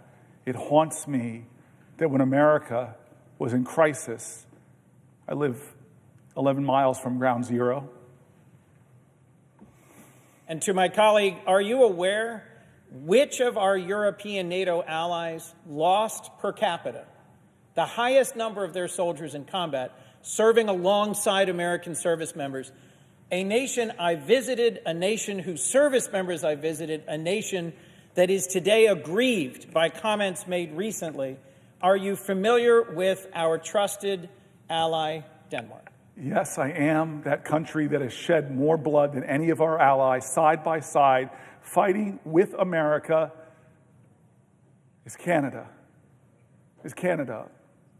Denmark. Oh, it's Denmark. Denmark lost per capita, I believe. Excuse me. Let me simply ask of my colleague one more question. Thank you very much. I yield for a question while retaining the floor.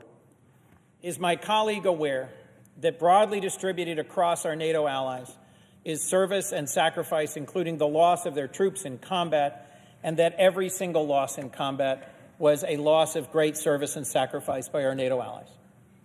Yes, I am familiar, and I'm grateful for you making those points as we threaten Greenland and Denmark and try to bully them in a way that, with rhetoric that fashions more after the behavior of Vladimir Putin's threatening before the Ukrainian invasion, as opposed to what allies do, who are grateful for shared sacrifice, who are grateful for shared honor, who are grateful for shared prosperity.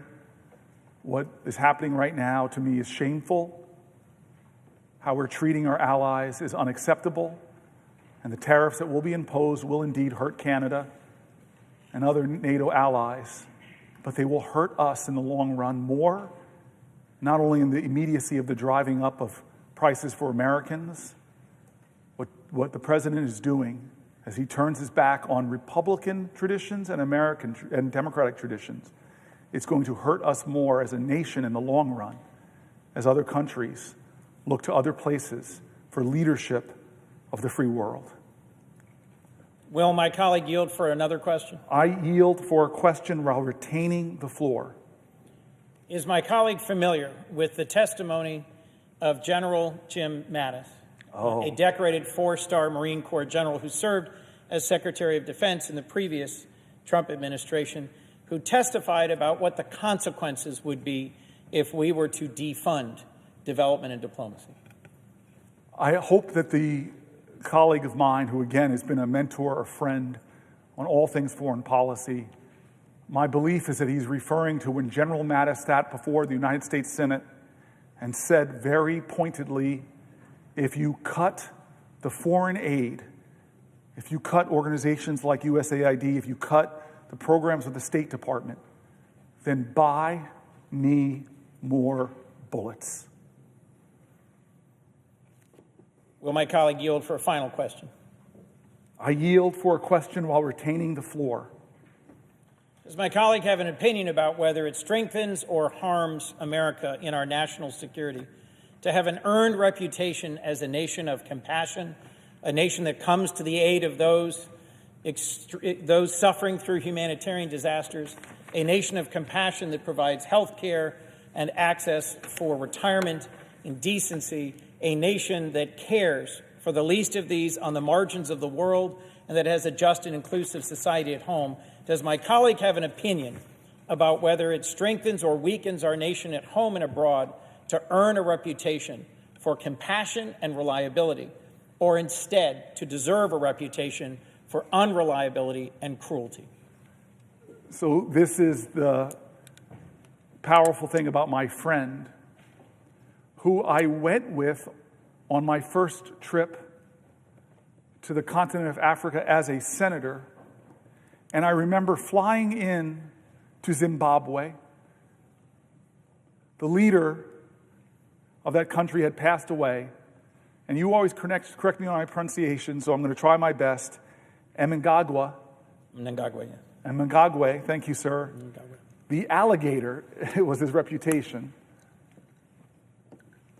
had taken over as his leadership. And we, this bipartisan merry group of senators, were going there to sit in a unified, bipartisan way and say to this new leader, you need to honor democratic principles, you need to honor free and fair elections, that we want to be your partner, we want to be your friend, but it's time for a new, peaceful, democratic Zimbabwe.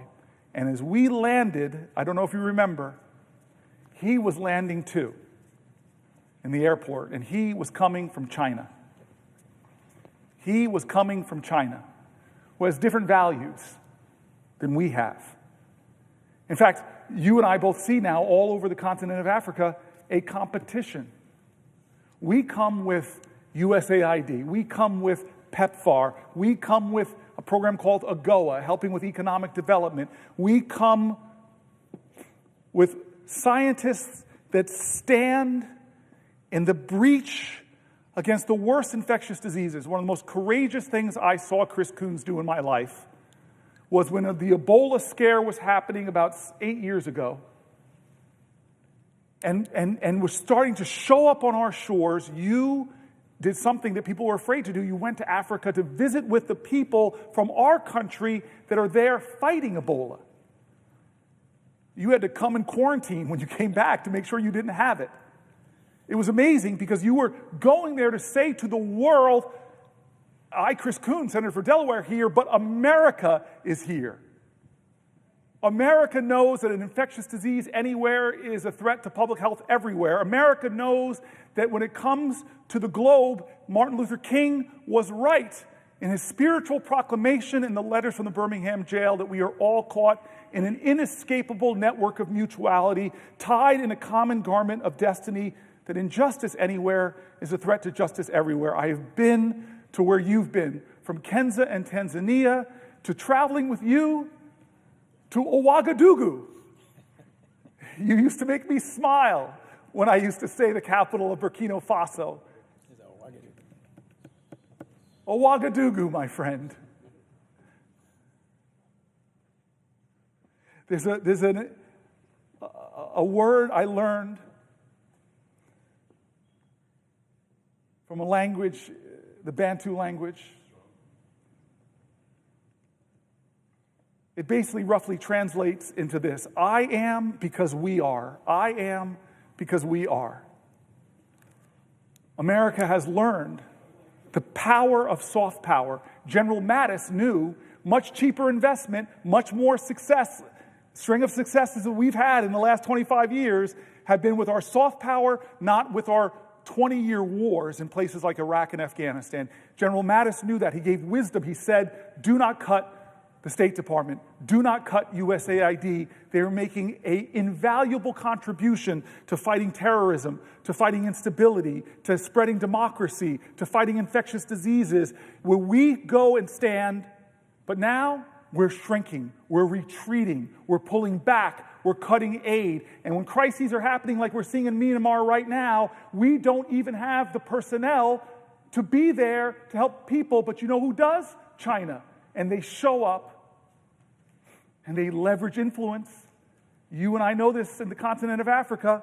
They're here, take our money, be in debt to us now, and we have control. By the way, we want a military port here, like they have right next to us in Djibouti. The Chinese are playing a long game, and Trump is playing into their hands and weakening our nation, not just against infectious diseases, not just against the global fight against climate change, not just against the economic opportunities that we're missing out on in the continent of Africa. And guess what? If you don't know this, by 2050, 1 out of every 4 people on the planet Earth will live on the continent of Africa. 1 of every 3 working-age people on the planet Earth will be on the continent of Africa. China's playing the long game. Not only critical rare earth minerals, but the economic power of the most populous continent on the planet. And what are we doing with Trump? We're doing Michael Jackson. We're moonwalking away from that continent, saying, China, go ahead. I love you, Chris Coons. I am the ranking member of this subcommittee inspired by you, Chris Coons. And the work that you and me and Lindsey Graham and John McCain did over the last 10 years is being swept away as our allies are saying frightening things that they have to look elsewhere for leadership and not to the people that saved the free world. It is a shame that we're doing to my grandparents' generation. With my grandmother with her war bonds and her victory garden, and my grandfather building bombers at the Willow Run bomber plant in Michigan. All the country came together and sacrificed for the war effort. We saved Europe. We bled and died on that European continent. There are, and you've seen them, these fields of crosses, and you see some Stars of David, and you see some Muslim graves. You see it all. Our American boys died. And yet we still invested in that continent. We still invested with the Marshall Plan. We still invested with the Berlin Airlift. We still stood up to communism. And a great Republican president stood up in front of a Russian autocratic leader and said, Gorbachev, tear down this wall. And what is Trump going to be remembered for? I really love Vladimir Putin. Zelensky's a dictator. You're my friend. You and I both visit VA halls. And occasionally we meet a World War II veteran. In my state, there are some incredible men that still wear their hat. And if they can, they stand with pride. They are called the greatest generation. And what are we doing to their legacy? What are we doing to their legacy, Chris Coons? I'm going to keep talking unless somebody wants to say, will the senator yield for a question? Will the senator yield for a question? I yield for a question while retaining the floor. First of all, thank you so much for what you are doing, Senator Booker. You are drawing our nation's attention to what Donald Trump and Elon Musk and DOGE are seeking to do to our country, especially the most vulnerable in our society. And, you, Senator Booker, you have been a champion for the poor, for the sick, for the disabled, for those most in need throughout your entire life. That is who you are. You are absolutely a champion for those who need help the most. So as we look at what Donald Trump is proposing, to destroy the Department of Education, just to level it, knowing that Title I money goes to the poorest children in Newark, in Boston, so that they can have as close to an equal footing as is possible so that they too can compete to ensure they enjoy the American dream. To got Medicaid, knowing that there's 338,000 people just in Massachusetts alone who are on disabilities, who need Medicaid in order to deal with those afflictions which their families need a little bit of help to deal with. To begin a process of saying that Social Security is a Ponzi scheme. Yes. And knowing that ultimately they need the billions of dollars for the tax breaks for millionaires and billionaires. And they have to get it out of education. They have to get it out of Medicaid. They have to get it out of veterans benefits. They have to get it out of Social Security. We know what their plot is. The plot is to get $2 trillion out of the programs that affect ordinary people in order to have tax breaks for the wealthiest people in our nation. And most of it will come out of health care. It'll come out of Medicaid, ultimately out of Medicare, out of the Affordable Care Act, out of veterans benefits, health care for every family, for the wealthiest in our society who don't need a tax break. The one thing they don't need right now is a tax break, especially when Elon Musk and Jeff Bezos and Jeff Zuckerberg now control more wealth than the bottom 50% of our nation combined. Do they really need a tax break? I mean, I know the president put him right behind him at his inauguration, but, oh my God, the cabinet sits behind billionaires? The founding fathers are spinning in their graves, thinking about how they've inverted what is supposed to be the way in which our government, our country works. So I thank you for your incredible leadership. You are putting the spotlight on what is going wrong in this country right now, this oligarchy seeking to take over our nation. So I thank the senator for what he is doing. It is just so consistent with his whole life, what he stands for on the floor of the Senate today, a conscience for the nation. So can the senator tell the Senate today, the nation, what this could mean if we continue down this path of Donald Trump and Elon Musk and DOGE for those families who need help the most in our society? I so appreciate the senator, and I want to tell folks, when I wrote my book, I thought I knew this man here, but I did a lot about environmental justice in my book. I did about a lot of these toxic chemicals out there that are threatening our people. And I came to the Senate one day, so humbled, because I told him I knew you as my colleague. We both got here around the same time, but I had no idea of the kind of things you did in the United States House of Representatives, how many bills that made a difference for people's lives in Boston and in Newark and Camden and Passaic. You are one of the people that, after a few years here, I discovered in 2015, writing my book, how amazing your career is. And now, having served in the Senate about the same amount of time, I am so grateful for you. And you have been so consistent in why you came here, not forgetting the people you've been fighting for your whole career. And so your question is right aligned with that point. It was said earlier about this humanity's biggest fight, humanity's biggest consistent theme, us versus them or just us. I don't like when we pit one group in this country against another group. It's not us versus the billionaires or us versus the Republicans. It's understanding what is best for we the people. How can we create a more perfect union? And I will tell you this right now. We are a union in trouble compared to our global peers. We have higher disease rates, higher diabetes rates, higher cancer rates, higher maternal mortality rates, higher premature birth rates, higher infant mortality rates. There are so many things going on in this country that should not go on. But yet we are a nation of utter abundance. We are a nation of incredible wealth and resources. And we've proven in our past to be a nation of incredible vision. And that's why I don't understand why we are playing so small, why we have a president that is playing so small.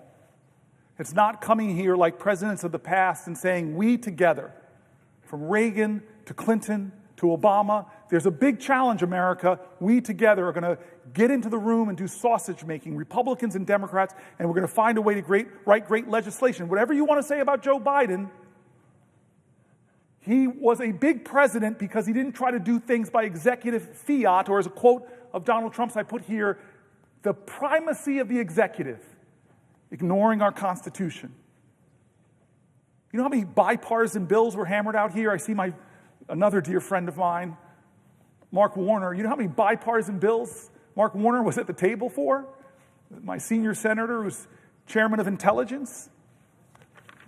We did bipartisan infrastructure act when Trump in his first term had infrastructure week every other week.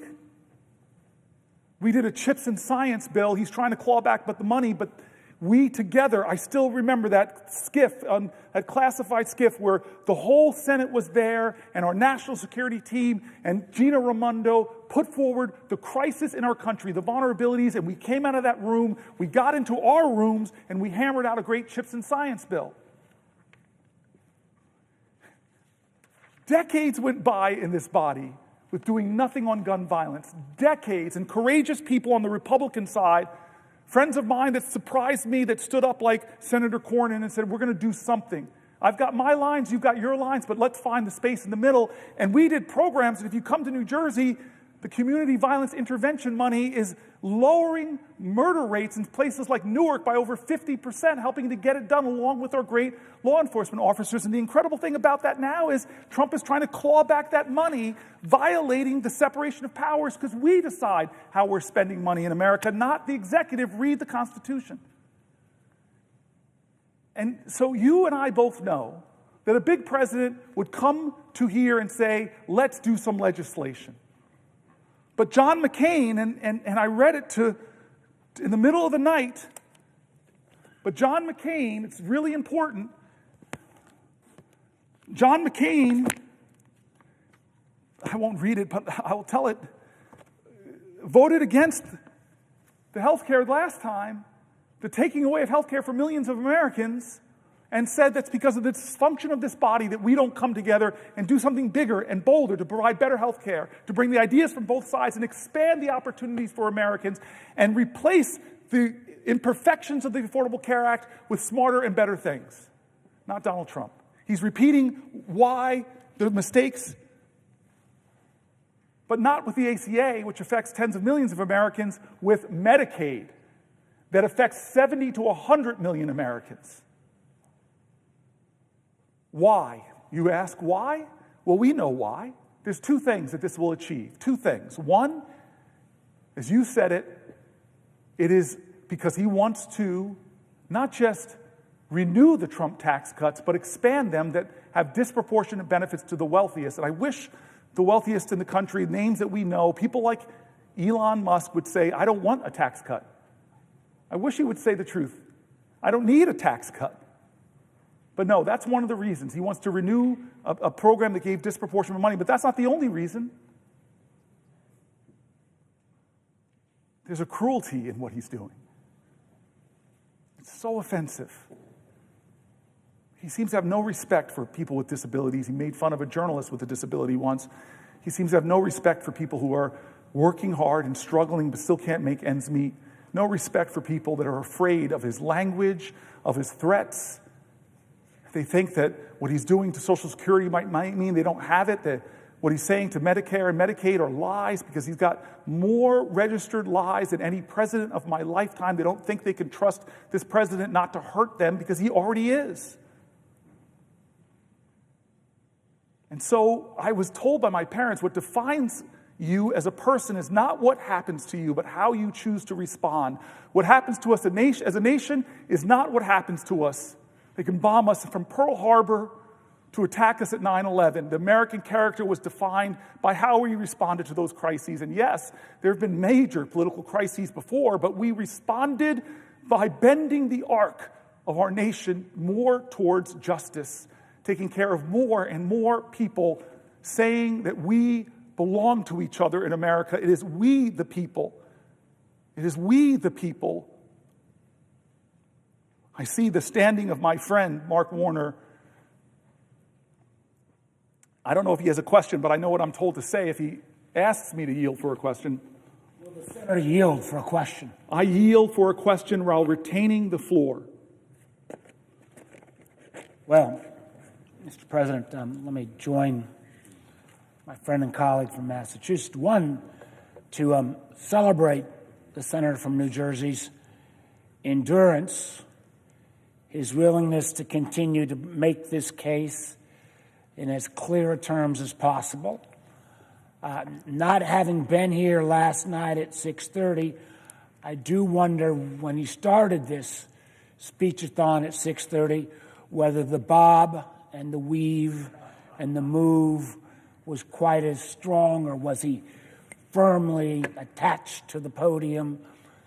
The fact that you are going on more than 12 hours now and look like you've got hours ahead and hours before you sleep, and knowing that there are other members who've got a question, including the majority leader. I just want to be brief with mine. You've talked a lot with great passion about the damage done domestically.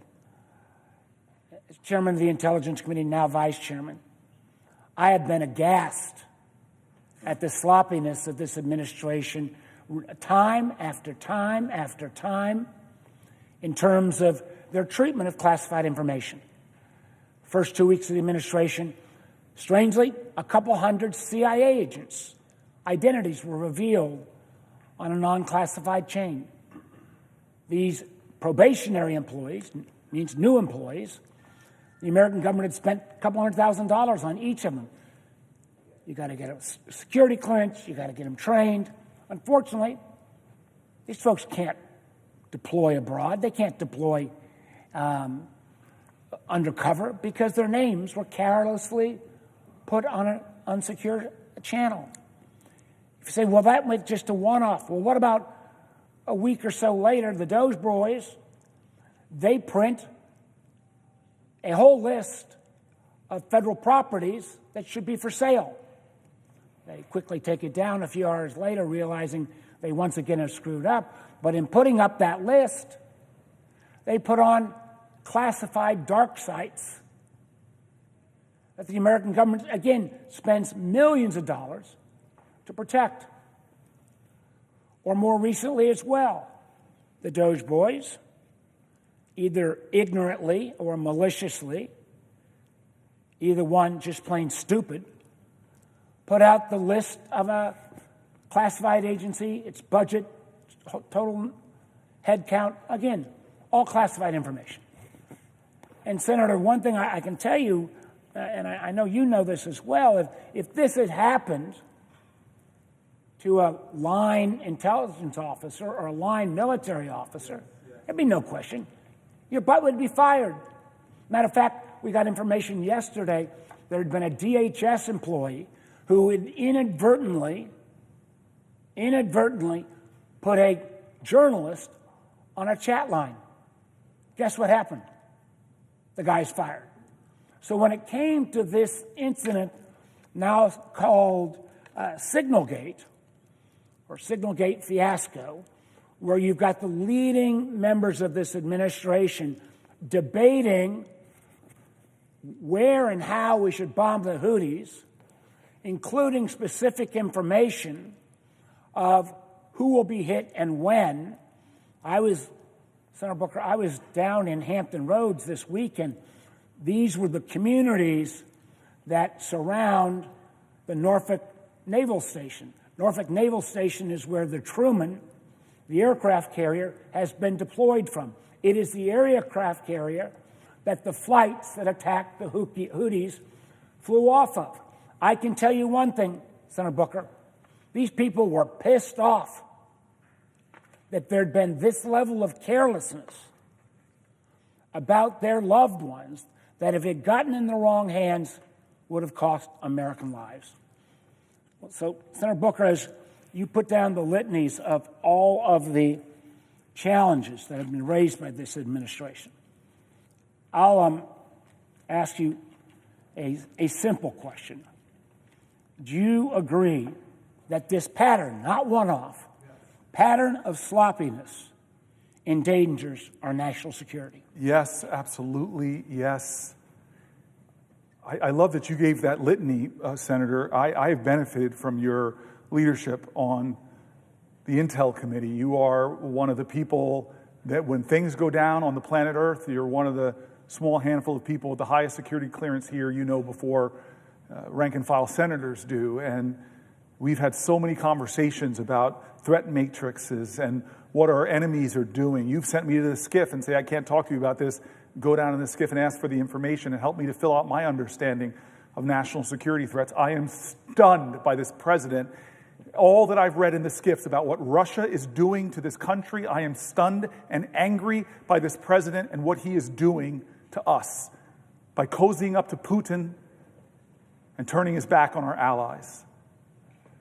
But the sloppiness, the unqualified leaders that he's put in place, it has caused us to be more at risk. And the signal gate, you said it. If that had happened under any other president, Republican or Democrat, whoever controlled the Senate would have hearings. They would want to know, was this pattern in practice? Did these signal conversations happen before and we only know about this one because it's somehow you pulled in a journalist? Well, that's a violation of the law because they're disappearing messages. We're destroying government documents that the executive branch has a legal obligation. And the classified materials, putting it out there, first saying, oh, there was nothing classified about that, lying, and then they put out the actual, said, okay, if there's nothing classified, they release the whole thing. And to the wisdom of people like you, and again, more wisdom and experience at Intel than me, it's clearly that was sensitive, probably classified, but we should be having hearings and accountability. I keep going back to how this document is being undermined and attacked by this president. And one of the powers and responsibilities that we swore to uphold, every one of us, swore to uphold this, was that we are to be a check on the administration. Before I yield to the next question from Senator Schumer, I want to talk about Senator Schumer. I just want to say something, get it off my chest. Senator Murphy, we've passed the 15-hour mark. I want to thank Senator Murphy in particular because he's been with me the whole night. He hasn't left my side. And in some ways, the debt's repaid. We passed 15 hours because we called Chuck Schumer 9 years ago. 9 years ago. I remember exactly where I was standing when three of us were on the phone and we asked Chuck to help us for you to take the floor right down there and do a filibuster. We didn't know how long it was going to last, but I committed to you that I would be your aide de camp. 15 hours you stood, Chris Murphy, saying that this nation shouldn't do business as usual for the Pulse massacre. And the leader of the Senate 9 years ago said, I support you guys, go ahead. And so one of the first people I called, Senator Schumer, and talked to about this actually was Murphy. And he did full circle for me and has been with me the whole 15 hours. His debt is paid, but I got fuel in the tank, man. And the only reason you stopped wasn't because you couldn't go on anymore. It was because we got a concession from Mitch McConnell. We got a concession to get 2 votes on common sense gun safety that Republicans had put forward, like universal background checks in the past, but we lost that vote. But in both occasions, 9 years apart, once where Murphy was the principal, and now here we had a leader that said, yeah, how can I help? And so I want to thank Senator Schumer before I suspect he might ask me to yield for a question for being a friend, a partner, and one of the first people I turned to with this idea and that encouraged me to go for it, Cory. And so thank you, Chuck Schumer. Would the senator yield for a question? I yield for a question while retaining the floor. And I have two questions, frankly, one on Medicaid cuts, which we talked about last night, and one on tariffs. But first, let me say before I get to this question, your strength, your fortitude, your clarity has just been nothing short of amazing. And all of America is paying attention to what you're saying. All of America needs to know there's so many problems, the disastrous actions of this administration in terms of how they're helping only the billionaires and hurting average families. You have brought that forth with such clarity. People from one end of America to the other admire you. Our whole caucus is behind you, and we admire your stamina, your strength, your passion, your intelligence. The list of adjectives could go on. My question first relates to the Medicaid cuts. As we talked about last night,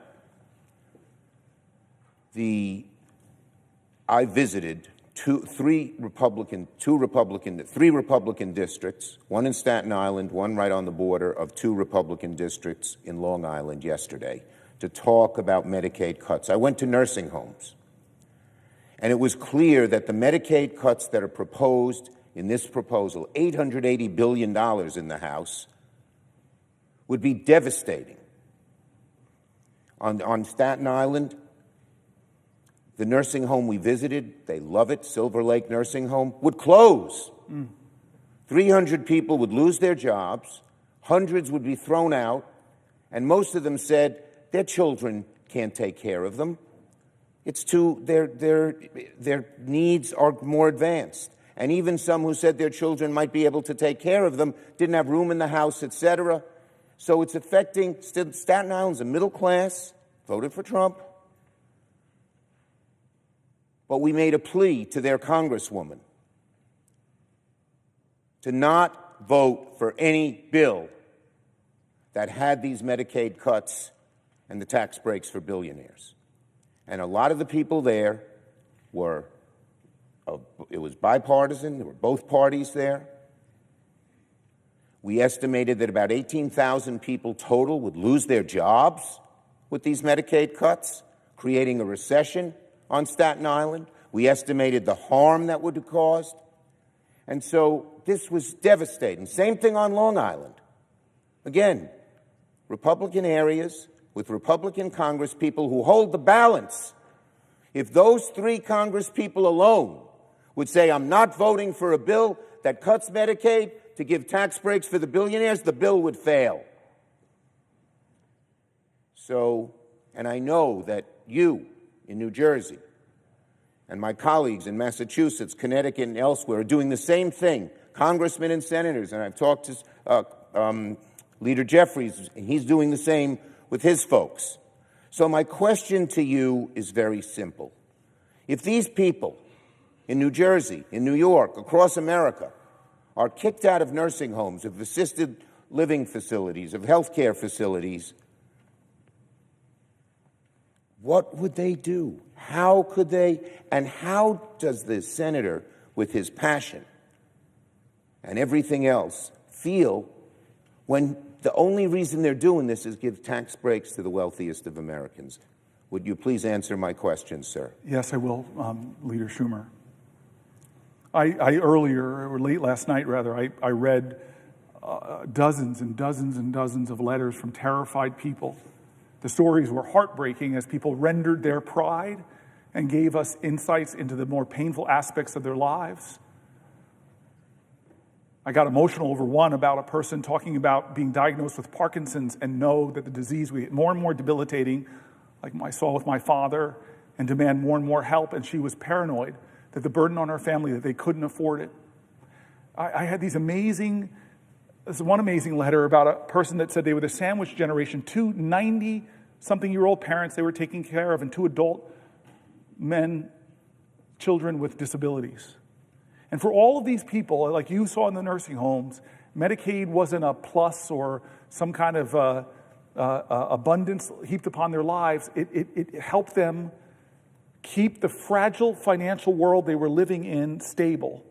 And then not just an $880 billion cut, Senator Schumer, but even just a half of that or a quarter of that would cut services that would pull apart their whole lives, their ability to care for their loved ones, their ability to still work. One person just said, just the transportation we get through Medicaid for my disabled child is the link that holds it all together.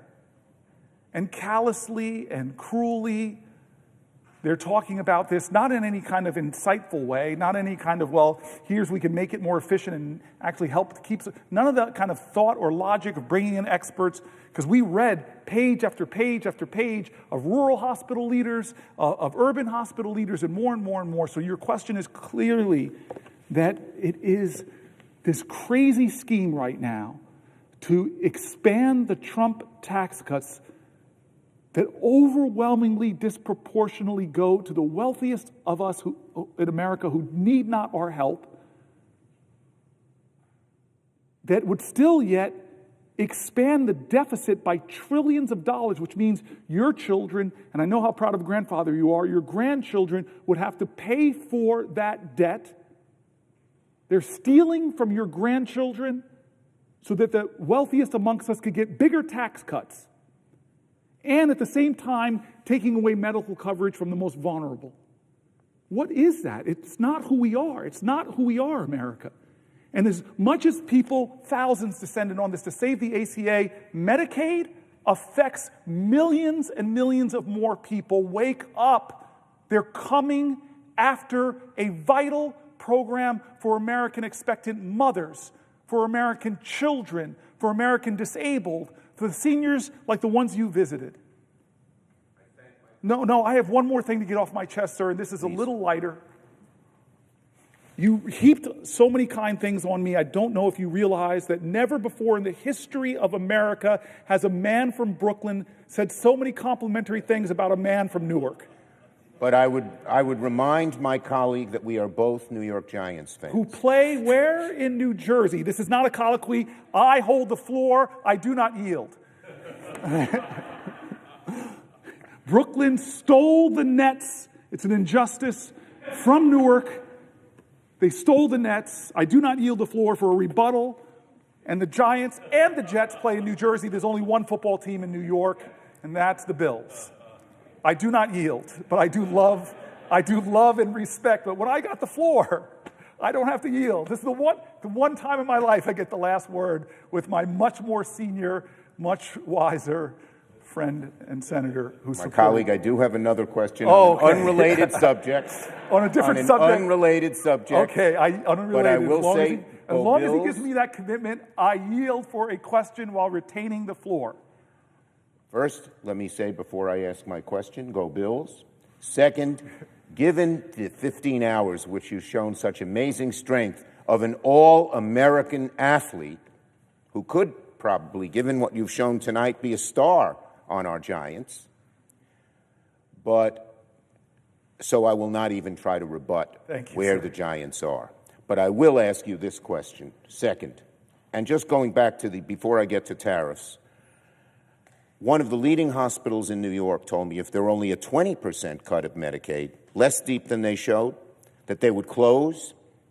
They're the only cancer care place in the Bronx, 1.3 million people, and they give great care. They're the only one. They would close. So the devastation of these cuts, the American people should realize, is just enormous from one end of the country to the other. In middle-class communities and upper-middle-class communities like Long Island, middle-class like Staten Island, poor communities like the Bronx. But on tariffs, let me ask a question.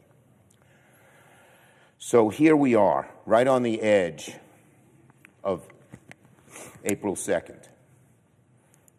Today's April Fool's Day, but the tariffs that the president is proposing, unfortunately, are not part of an April Fool's trick. They're real and they're devastating. And my question to my colleague, with these tariffs, which is estimated would cost the American family $6,000 more on average, would raise costs on everything across the board, and would throw devastation into our economy. Look at the stock market. It goes down when Trump's serious about tariffs, and it goes up when he says, well, maybe he's not so serious. And with the chaos that is caused, so businesses, which love certainty, small businesses, medium-sized businesses, large businesses, need certainty. So my questions are these. Does the great senator and great Giants fan from New Jersey agree that prices could go way up, all the way up to as much as $6,000? And does he agree that the chaos from Trump's tariffs is discombobulating the economy in very serious ways? And again, does he agree that the reason that they seem to be doing this, they count the revenues? This guy Navarro seems to have no sense of reality, and yet he seems to be in charge. And they count the revenues to help them get more tax cuts for the wealthy. Almost everything they do, including tariffs, it seems to me, is aimed at getting those tax cuts for the wealthy, which, God bless the wealthy, as I've heard you say last night when we spoke. We're not against people who make a lot of money. God bless them, but they don't need a tax break. No, they don't. They should realize the beauty of America helped them become or stay billionaires. The money we invested in education, in roads, in schools, in helping kids get food makes a better workforce. So my question to my colleague on these tariffs, A, does he agree that it could raise the price on an average family thousands of dollars? It's estimated $6,000. Does he agree that the chaos caused by Trump's on again, off again, this country, this much, that much, this product, that product, is hurting the economy and hurting business people do their jobs? And does he agree that it seems the motivation is tax breaks for the wealthiest people? So Could you please answer my question? I will, yield Leader back Schumer. to him. I will. So you and I both know that in 72 days now, it's the next day, the 72 days that Trump has been in office, he has caused havoc on the American economy, especially given the economy he inherited. Inflation is up. Prices are up. Consumer confidence is down. The stock market and people's 401ks and retirement plans are down. He continues to do things to rattle confidence, to raise prices, and to hurt not the billionaires, the people that can afford these things, to hurt average Americans who find housing prices too high and it difficult to make ends meet. Every time, and I've looked at the tariffs throughout history. In fact, one of my friends sent me this really funny clip I hope somebody will put up for me from, I think it was Ferris Bueller's Day Off, where he was talking about tariffs and was like, Bueller. The reality is, or maybe it was another movie, I'm mixing it up. It shows my pop. What's that? Entitled after thank you. 15 Right hours. now, but the tariffs haven't worked out for Republican presidents who tried them during the Depression. The evidence is here. Learn from our history. Does my colleague remember the names of Smoot and Hawley? Smoot and Hawley. Yes, sir. I definitely remember those names from high school history. God bless you, Mr. Al Gore and Mr. Rue. So yes, what he's going to do tomorrow is going to rattle the markets. What he's going to do tomorrow is raise prices for Americans. What he's going to do tomorrow is lie to folks and say that this is something that China will pay or whomever will pay, when actually it's the American consumers that will pay with higher prices and more economic insecurity. This man, I tell you this quote that Frederick Douglass once said. This I do remember. He said, "The limits of tyranny is prescribed by the endurance of those who are oppressed." How much more will we take of this? How much more will we as America say, cut our Medicaid to give tax cuts to the billionaires? Take the Affordable Care Act and take away tax credits, take away enrollment support. Hey, come after Social Security, cut thousands of people, make customer service get worse, as said the Wall Street Journal. How much more of these indignities will we take as he turns our back on our allies? How much more? How much more of a person that is doing tyrannical things as he takes our Constitution and continues to trash it as he's running into judge after judge after judge that's trying to stop him, but we've already seen that he wants to ignore judges, or if he gets real rulings he doesn't like, he trashes the judges. And even the Chief Justice, appointed by a Republican, says to him, no, this is not right, this is not who we are, this is not how we do things in America. How much more can we endure before we, in a collective chorus of conviction in our country, say enough is enough? Enough is enough. You're not going to get away with this.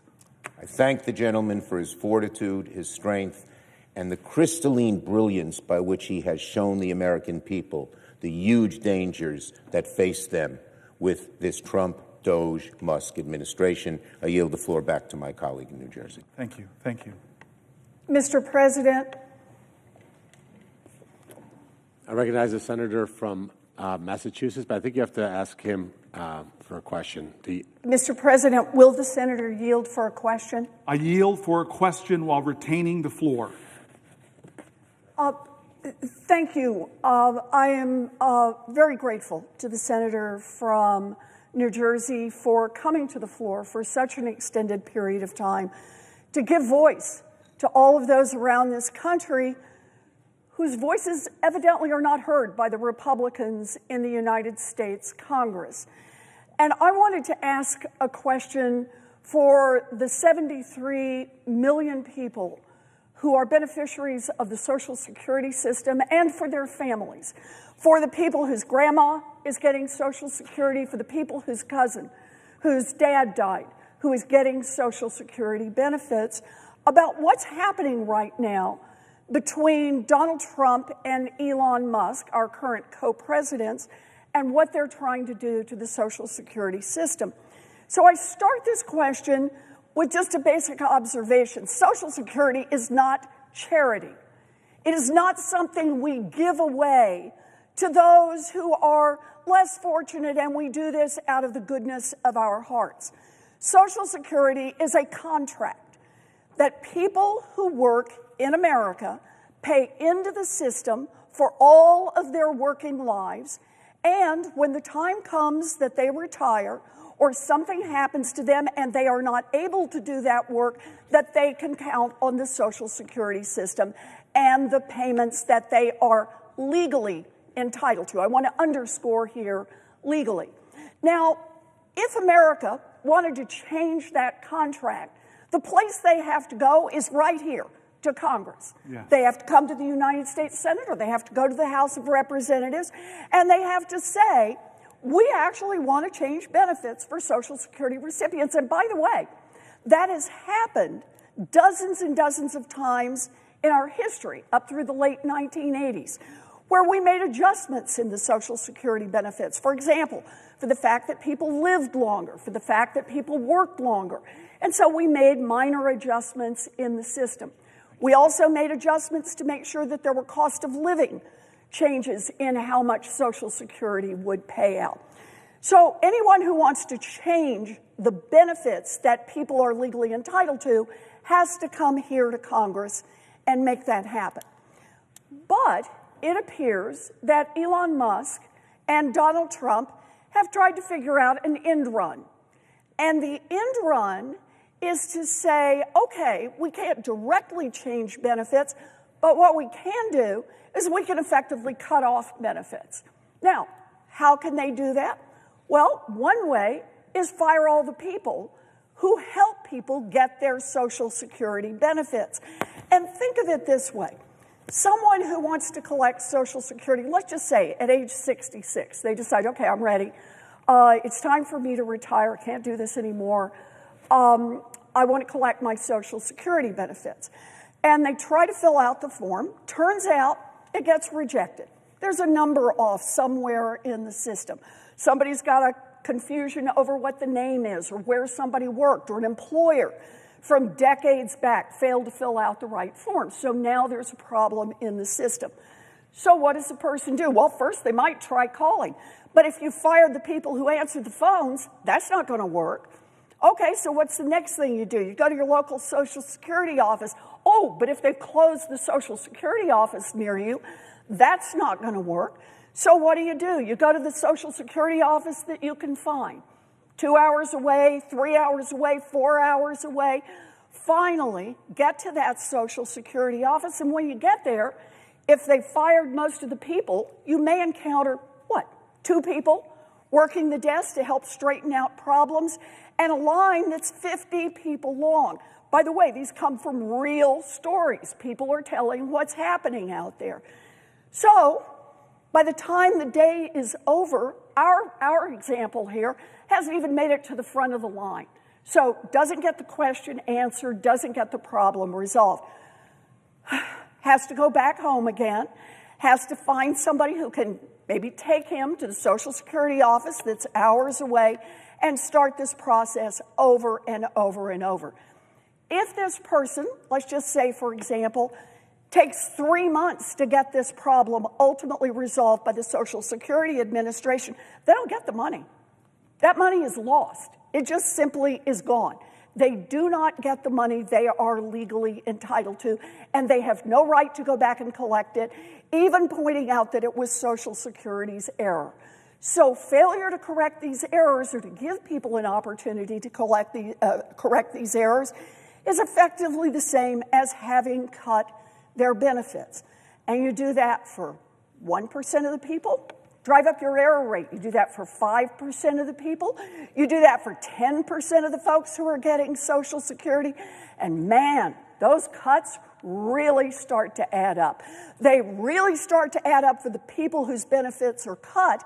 They really start to add up for Donald Trump and for Elon Musk. But let's look at another possibility here, and that is just simply delay. Checks don't go out on time. When checks don't go out on time, then the promise that people relied on, that check would come on the 3rd of the month, that's what they count on for rent, that's what they count on to put groceries on the table, that's what they count on to support themselves, it's gone.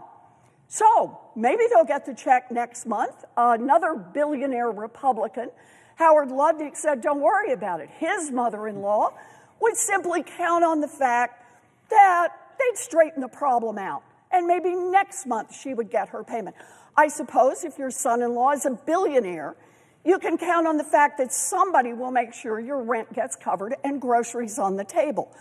But for the 70 million Americans relying on that check coming in every month, not so clear what you're going to do. So what do you do? Do you borrow money to make rent? Do you call on relatives if you've got them? Who do you go to be able to make it to the end of this month? And if the problem persists, to the next month and the next month? Where do you go? That is, in my view, as much a benefit cut as Congress having voted to say we're just going to give a 10% across-the-board cut to everyone who receives Social Security benefits. There are a lot of ways to cut benefits, and breaking your promise to 73 million Americans is a benefit cut. It is not a legal benefit cut, but it is an effective benefit cut. And I admire the senator from New Jersey for being here today to speak out for those Americans who face these kinds of cuts and have no recourse. I admire him for standing up and saying to the Republicans who won't go do town halls, who won't go out and meet with these people and listen to them, listen to their concerns, listen to their fears, listen to their stories about what happens as thousands and thousands more Social Security employees are fired, and correcting problems, straightening out your benefits gets harder and more out of reach for more and more Americans. That is what we face right now. So the question that I want to pose to the senator from New Jersey is this. At a time when Donald Trump and Elon Musk are looking for an indirect way to cut Social Security benefits, and let's just pause here, if I can, to say, why? Yes. Why go out of your way to cut Social Security benefits? Come on now. 73 million Americans rely on this. This has been the backbone of America's promise to its own people that you did the work, you put in the money, and now you're entitled to the benefit on the other side. Why are they doing this? Because they want to reduce the amount of money that is available for Social Security and instead take that money over so that they can advance tax cuts for billionaires and billionaire corporations. They're just trying to grease the skids here for the billionaires to get even richer and ask the 73 million Americans who rely on Social Security to pay for it out of their own hides. So the question I have for the senator from New Jersey is, when Elon Musk and Donald Trump are determined to try to use a backdoor way to cut Social Security benefits, A, are they acting legally? And B, how do we put a stop to this? Amen. Amen. You know, Reverend Warnock was here earlier and was preaching and quoting scripture, but you are preaching a gospel of truth, my friend, from a civic gospel that speaks to the cares and the concerns of the American hope and the American dream and the American Constitution, because you and I both know the answer to the question. I have to say, for folks who are watching, she is the great senator from Massachusetts, but she used to be a professor in New Jersey. She was a Rutgers professor. I was listening to her way before I got to the Senate, when she was fighting for the CFPB, when she was fighting so people would not be taken advantage, was establishing the first ever agency whose sole purpose is to stand up to big banks, to big corporate powers, and defend people, an institution that got billions and billions of dollars back into the pockets of the American consumer. And what did Donald Trump and DOGE do to an institution that we set up in Congress in a bipartisan way? They did something that is against the Constitution and went after to hack it to pieces so that it's no more. But add insult to injury, down here, we just had a vote on overdraft fees that was stunning to me because there's just no defense of it. It was a clear thing. Some of the big banks said, you know what, we don't need those usury fees, it's actually wrong. Some of the big banks just stood up and said, did the right thing. But a handful of others were still taking advantage of people, and this Senate got to vote, which side are you on? And we failed. So your question is right. You detail what is right, how people are getting hurt already, how the benefits of Social Security are already being affected, how rural places, Social Security offices are being closed already. And the question of why, under the guise of efficiency, but you're hurting our elders who deserve dignity in their retirement. It's stunning to me, Senator Warren, stunning to me that we're actually even having this discussion and having this debate when there's been not one congressional hearing about what Elon Musk is doing. The letters I read earlier about Social Security were painful because people wanted to know what was being done with their most confidential and private information. I want to continue because we were working through national security, and given the time, I want to rush to just read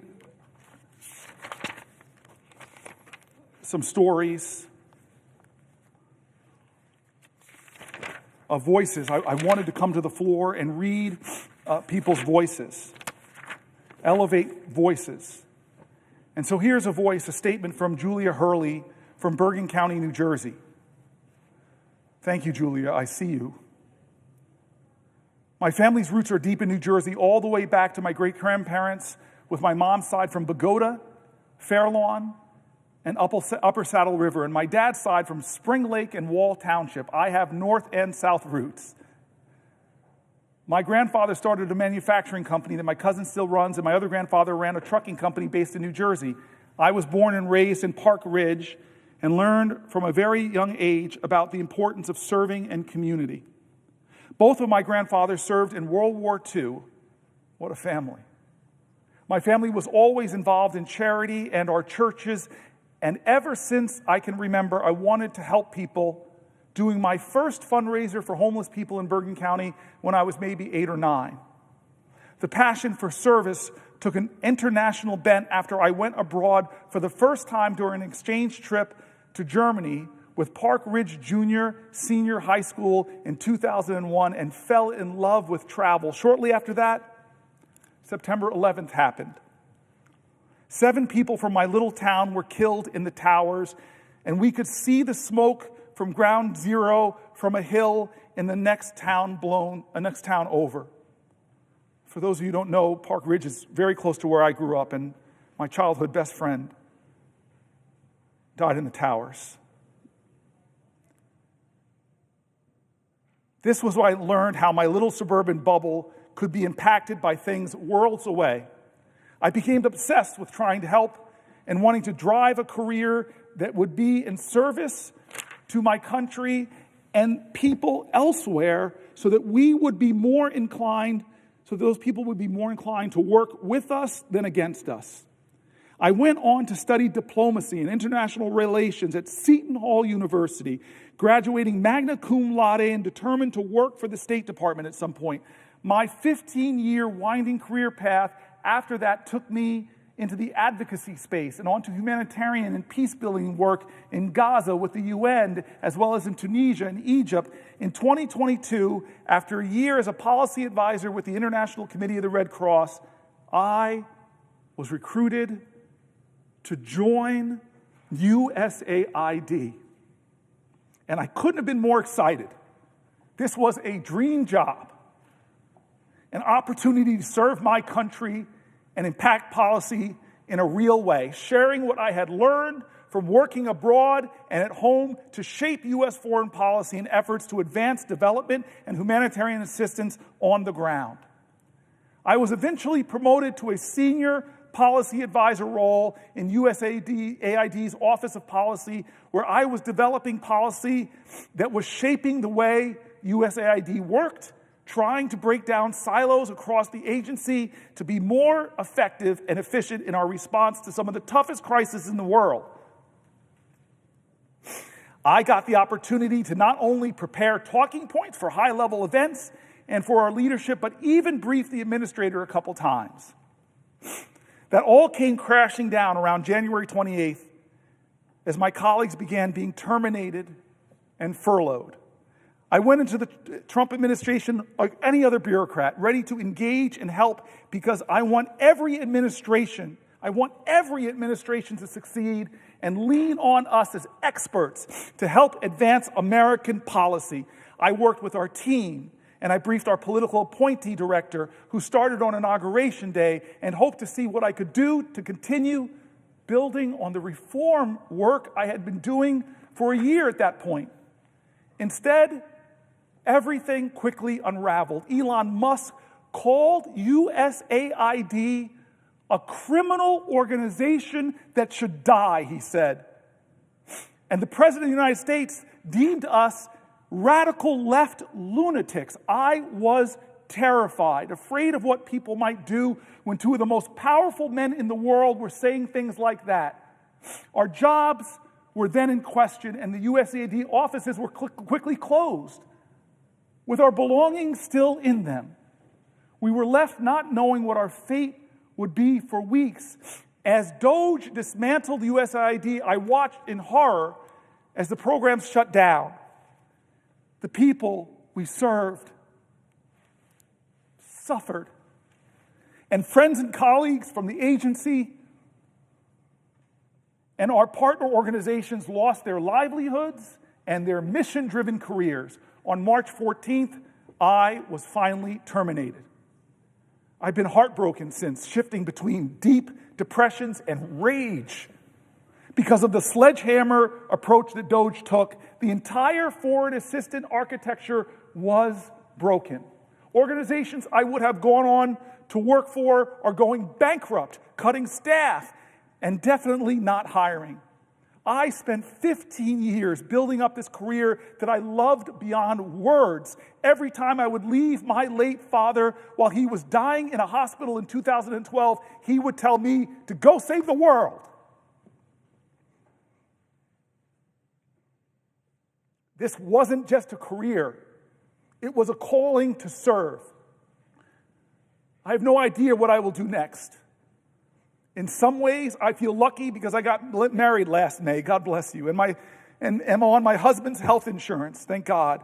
But he also works for the government, and he could be riffed with a moment's notice.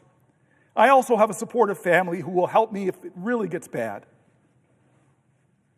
But the uncertainty has probably been one of the most painful parts of all of this. Not knowing what will come next and just fearing it will be worse than the day before. All we wanted to do was serve.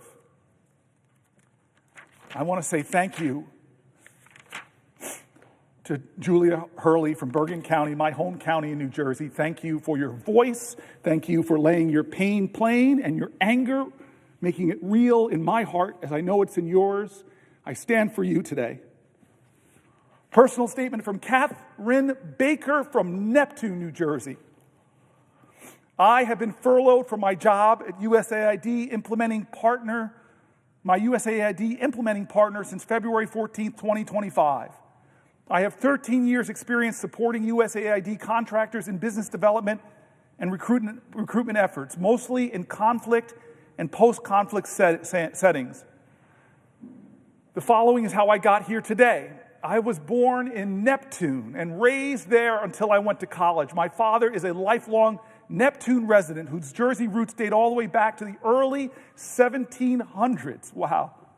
When my Scottish ancestors came here in search of religious freedom and economic opportunity to help build much of what is Gloucester and Mercer counties. My mother is an immigrant born in Coro, Venezuela, to refugees escaping fascism bombs and economic ruin in Spain and Sicily. Every summer, my mom and I traveled to Venezuela to see her mother, my aunts and uncles, and countless cousins. Coro, the capital of Venezuela's state, responsible for most of oil refining, sits on the Caribbean coast and is about 15 minutes plane ride from Aruba, surrounded by sand dunes. Our family friends lived in homes with dirt floors, corrugated aluminum roofs, and a hose out back you would use to shower while fending off the chickens that roamed freely. Coro is a city in constant drought.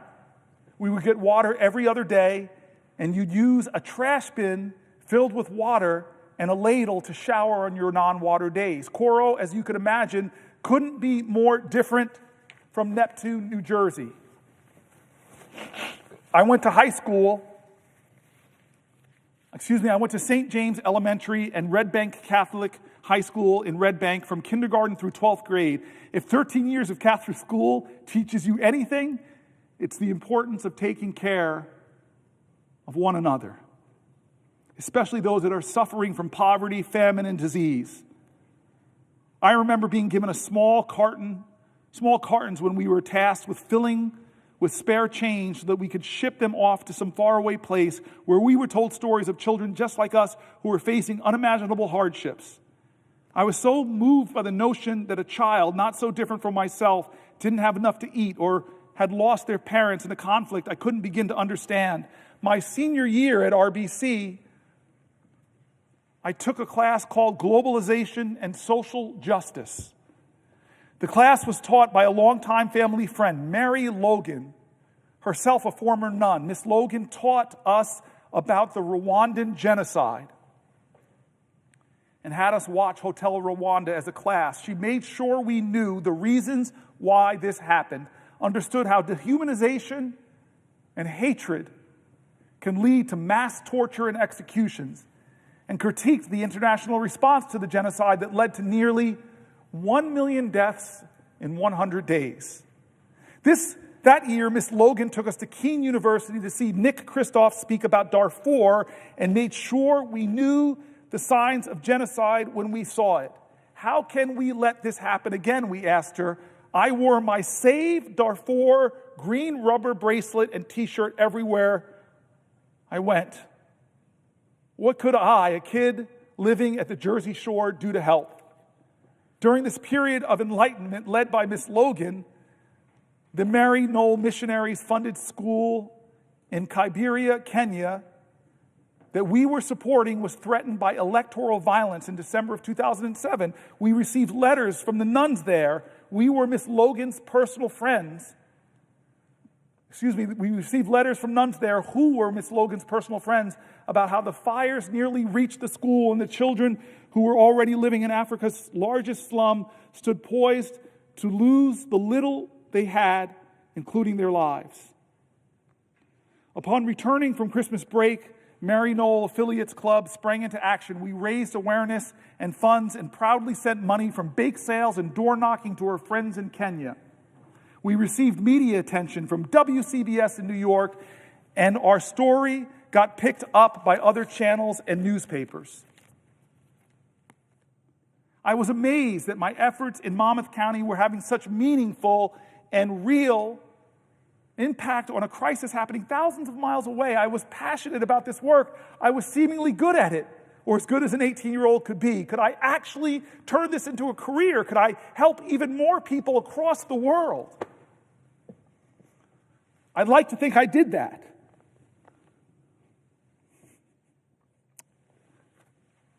I'd like to think I did that. And I'm crying as I write this because I wonder if I ever will do it again. The past 10 years, I've focused on conflict prevention, stabilization, preventing, countering violent extremism, and citizen security in conflict or post-conflict areas. Not only did I conduct desk research and analyze problem sets from behind a desk, but I got to travel to those countries and meet with local governments, civil society organizations, and advocacy groups to hear from them about the issues and discuss solutions. I spoke with survivors of the devastating 2004 tsunami in Sri Lanka and Tamils whose fathers and brothers disappeared during the Civil War and are likely burned in unmarked graves somewhere on the island.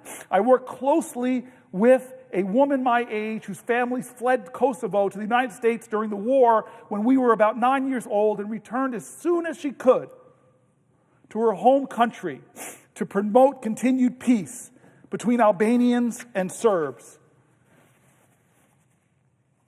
My recent trips to Kosovo were so illuminating, not because of the pain or struggle of these people, but because of the respect and admiration and gratitude they had towards the United States of America. Anyone who has been to Pristina knows of the Bill Clinton and Bob Dole statues. I didn't know about that. As well as the Hillary Boutique. A few years ago, when I was negotiating an employment offer with a Ghanaian candidate for a USAID-funded Preventing Violent Extremism program, I couldn't meet his salary expectations. He said to me, "That's okay. I will take whatever you can give me. If the United States will make sacrifices for the people of Ghana in support of this program, I'm willing to make a sacrifice too with a pay cut." He proudly accepted the offer. The recognition of these funds could be spent elsewhere was not lost on him. Generosity and kindness are always more greatly appreciated by those who have less. All but one of my company's USAID contracts, which totaled nearly $400 million, were terminated almost overnight by DOGE. Over 80% of our Virginian-based office was laid off or furloughed. I bought my first condo last year, a milestone we all strive for, but too few people my age are able to achieve. I applied to 60 jobs in 1 month, all of which I'm qualified for. I have received 2 interview requests. This after being a sought-after professional in my industry with a strong network cultivated through years of hard work. This has ruined me. My mortgage payment isn't what makes me cry, though. It's our local staff and partners that come to mind every night as I say my prayers. My colleague, a Sudanese refugee living in Kampala, working on a terminated USAID peace-building program from Sudan, texts me every week to ask how I'm doing. He called me to make me smile because he knew I was crying. He now calls me Sad Eyes, and has made it his mission to never see tears fall from these lashes again. I obviously lie to him and say mission accomplished, but it will never be true.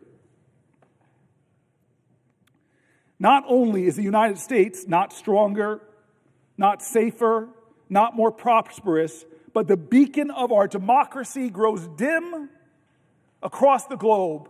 Without leadership, other countries hostile to the United States will step in and innocent people will continue dying.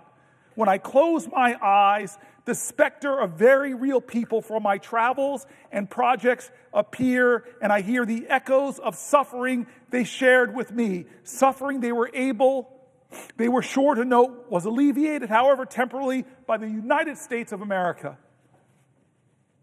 through USAID. And wherever they could, they would thank me. Whatever they could, they would thank me and America. They would thank me and America for it. Thank you, Catherine Baker from Neptune, New Jersey. And Catherine, I see you. I see you, Catherine.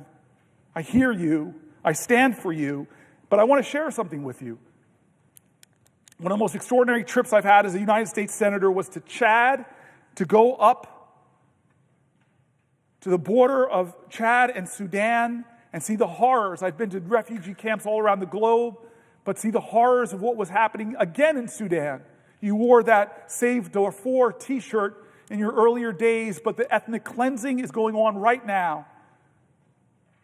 I've never seen so many malnourished babies, barely able to hold up their heads, people fleeing tyranny, and they fled across the border to meet Americans because we were there.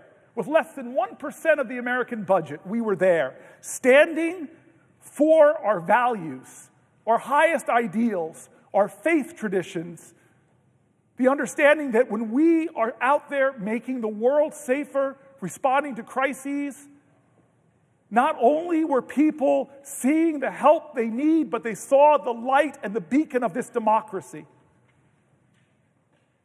And it pains me that Chris Coons comes down here and shares the headlines from today's newspaper that in Myanmar, in this horrific earthquake, the agency that used to respond to that tragedy, that human tragedy,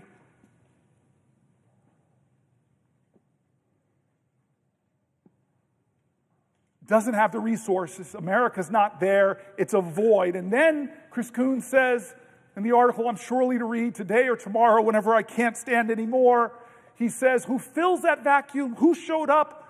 But the PRC, China showed up.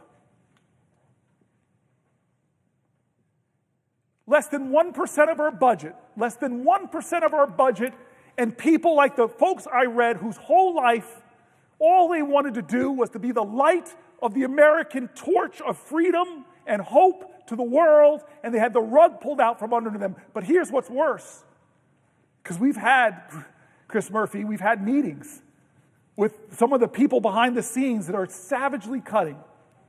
And the stories are horrible. People in dangerous places that we sent there having their emails cut, having their phones turned off, pregnant women who don't know how they're going to get out of those areas. And James Mattis, as we discussed, said if you cut these kind of programs, buy me more bullets because there'll be more instability. There'll be more political democracies being overthrown. There'll be more terrorism. There'll be more violence. And we are old enough as a nation in 250 years to know that if we don't meet these terrors abroad, they will visit us at home. As Chuck Schumer said, I was there watching the towers come down. And in the Sahel, before I do this in Africa, that's the threat. In Togo, in Ghana, in Benin, the northern parts of the country, they're fighting terrorism.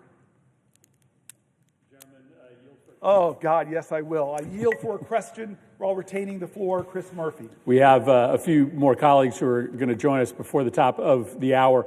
But I just wanted you to round this out and ask you the question this way.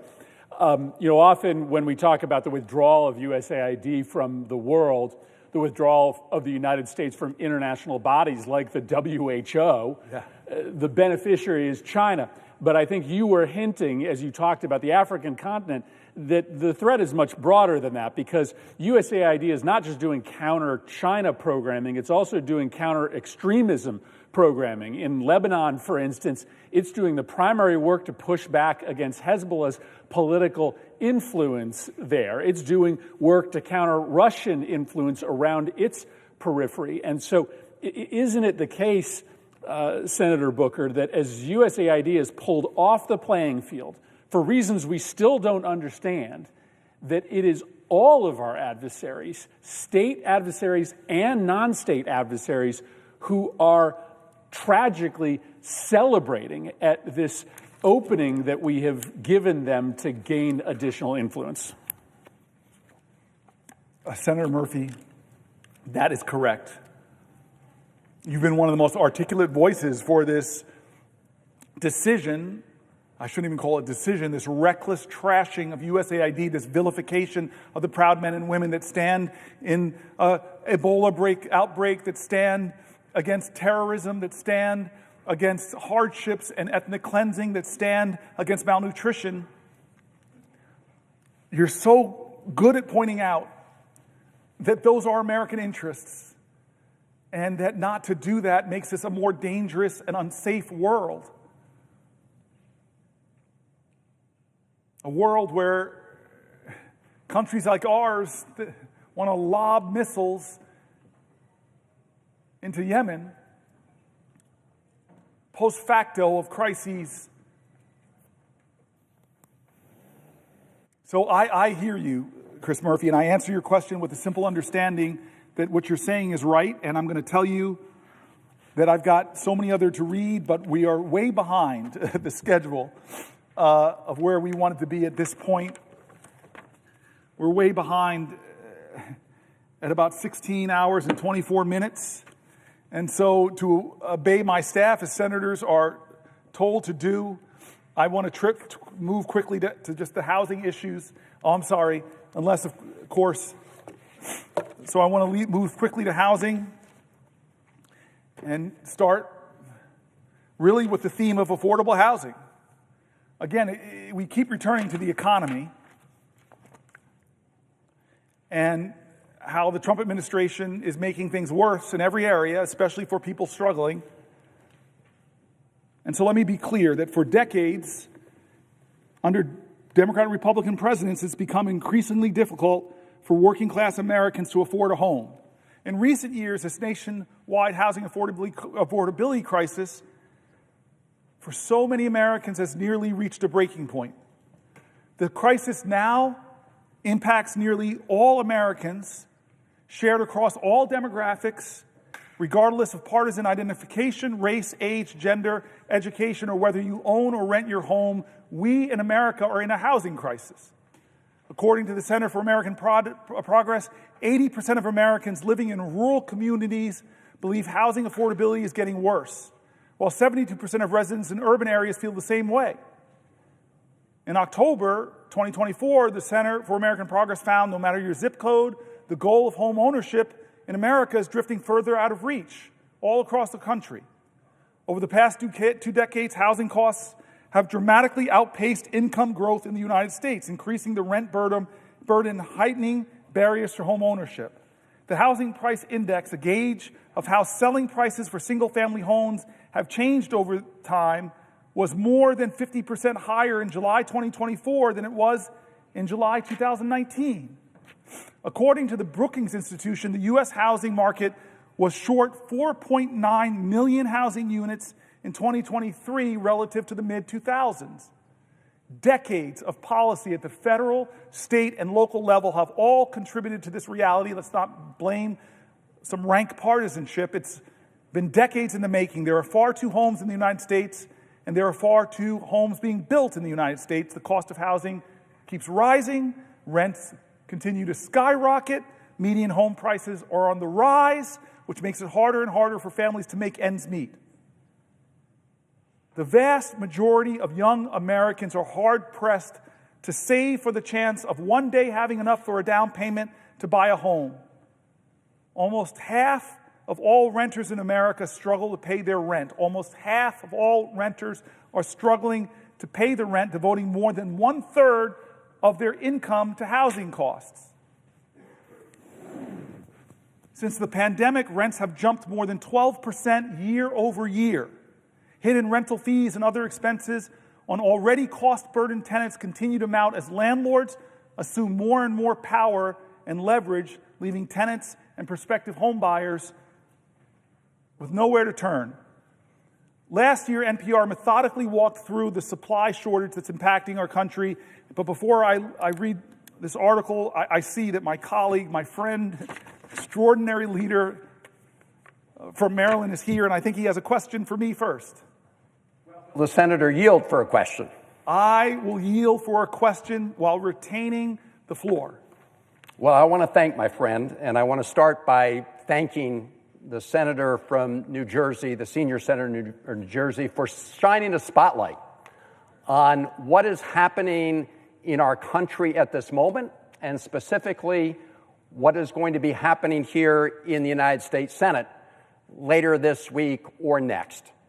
And I have a question for the senator, but I want to take some of the threads of what you've been saying as I put this to you, because you are shining a light on the great betrayal.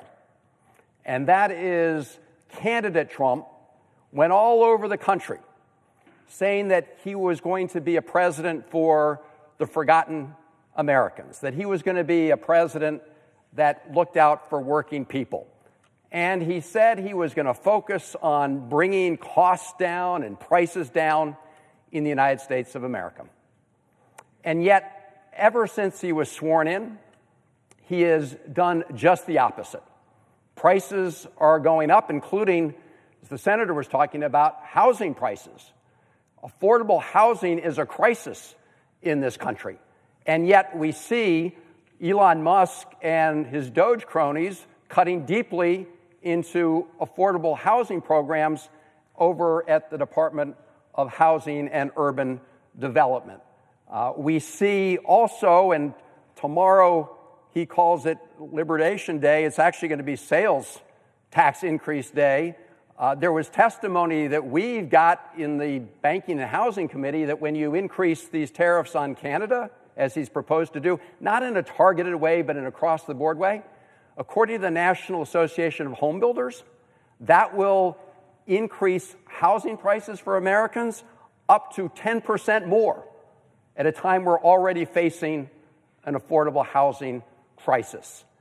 And of course, the folks who benefit the most are those billionaires who are part of his cabinet and others in the hedge fund industry who are going out and buying up a lot of houses, not because they need the house for their family, but because they want to flip it at a big profit, making it even less affordable to the American people. So the housing crisis is one part of what is getting even worse because of the actions of Donald Trump and Elon Musk. And it's part of this greater theme of the great betrayal. And later this week, Republicans here in the Senate say they're planning to bring to the floor what we call a budget resolution, which is a framework that will be providing for very big tax cuts for the ultra-rich Americans, tax cuts for big corporations, some of which are offshoring all of their profits. Senator Wyden and I were on the floor just last week talking about how Pfizer has half of its sales revenues here in the United States, but books none of its profits here, and therefore by this scheme called round tripping, where you sort of push your money around the world, they lower their taxes, which means the American people get shortchanged. So all of this is part of a scheme to provide tax cuts for the very wealthy at everybody else's expense.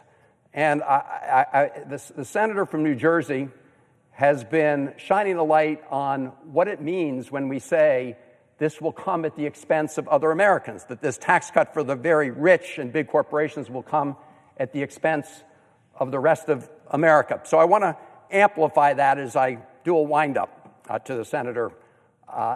Number one, it's Elon Musk and the DOGE operation.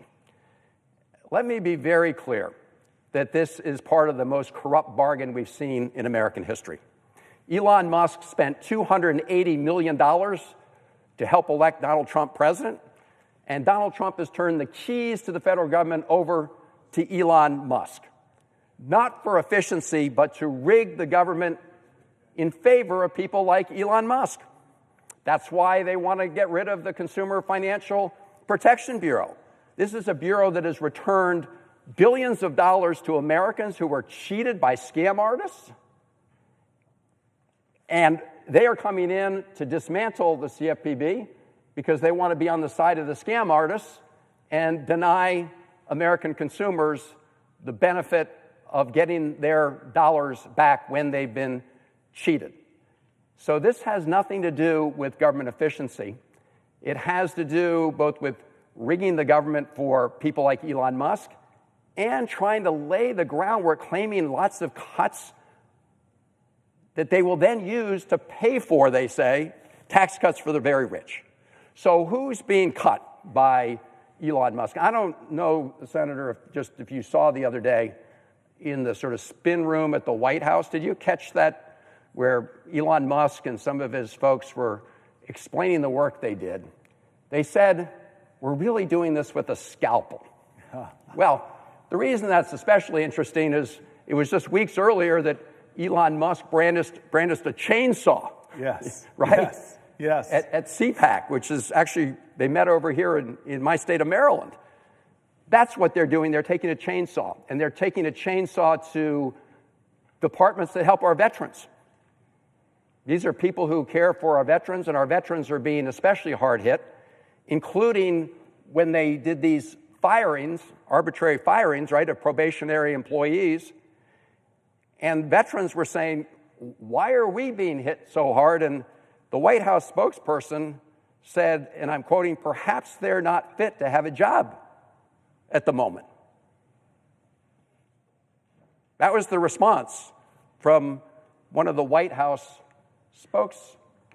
spokespersons, as if individuals who'd served our country in the military were not fit to serve our government as civilians. That's the kind of attitude we've got. We just learned today that the RIFs, the reductions in force letters, were received by folks in the Department of Health and Human Services. So these are people who help with the public health of all Americans.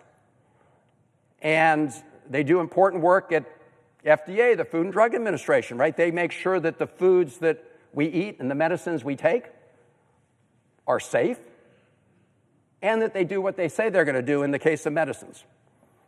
They do work at NIH, the National Institutes of Health, to develop cures and treatments for diseases that hit every American family, and they're cutting there. They're cutting in these places not for government efficiency, but to create what they believe is the space for tax cuts for the very rich. We talked about what they're doing over the Department of Health, the Department of Housing and Urban Development. At the Social Security Administration, which, by the way, has its headquarters in my state of Maryland, we have thousands of workers who are there to deliver hard-earned benefits to the American people. And the reality is that the Social Security Administration operates incredibly efficiently. You know, the former commissioner for Social Security, Martin O'Malley, reminds us that Allstate Insurance Company operates at an 11% overhead. Liberty Mutual operates at a 23% overhead. The Social Security Administration, 0.5% overhead. The Social Security Administration workforce is now at a very low level in terms of personnel compared to what it was years ago, and yet they're serving a record number of Americans, 73 million Americans, and they've never missed a payment. Never missed a payment. So this talk about going after Social Security and they're going to somehow make it more efficient, and of course Elon Musk called it a Ponzi scheme, when the senator and I know it's not a Ponzi scheme, it's a promise to the American people. So first they discontinued telephone service, as if all the seniors could somehow just connect, with by Wi-Fi or whatever it may be. A lot of people, of course, rely on telephones, so they cut that. They said, well, if you have trouble, go to one of the local regional Social Security offices. Well, they're cutting regional Social Security offices, lots of them. And then when you go there and you don't find many people there, well, whoops, we just cut 7,000 people from Social Security. So a benefit isn't meaningless if you can't actually access the benefit. And what they're doing is making it harder for Americans to get those benefits. So when we hear about the Musk DOGE operation, make no mistake, not about efficiency. It's about trying to put together some kind of savings that they then want to use to at least partially pay for tax cuts for the very rich. Another way they're doing that, we've heard a lot about that, and the senator's spoken about it, is cutting Medicaid and food nutrition programs. In fact, I think we recall a number of weeks ago, we had a couple of amendments here on the floor of the Senate saying, okay, if you're going to do these tax cuts, at least don't cut Medicaid or Medicare or food and nutrition programs. Every Republican senator voted against those amendments. In other words, not to protect those programs, meaning they're fair game for big cuts to pay for tax cuts for the very wealthy. So that's another area where they're very focused, which is cutting important programs that benefit millions and millions of Americans.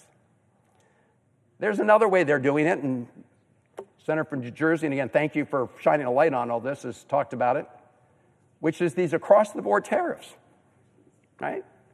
So I think all of us know that strategically targeted tariffs, they can be useful at certain points in time to protect strategic American industries. I'm for those. But across-the-board tariffs, and across-the-board tariffs on a friend and ally like Canada or Mexico, all that is a tax increase on the American people. Let's be clear.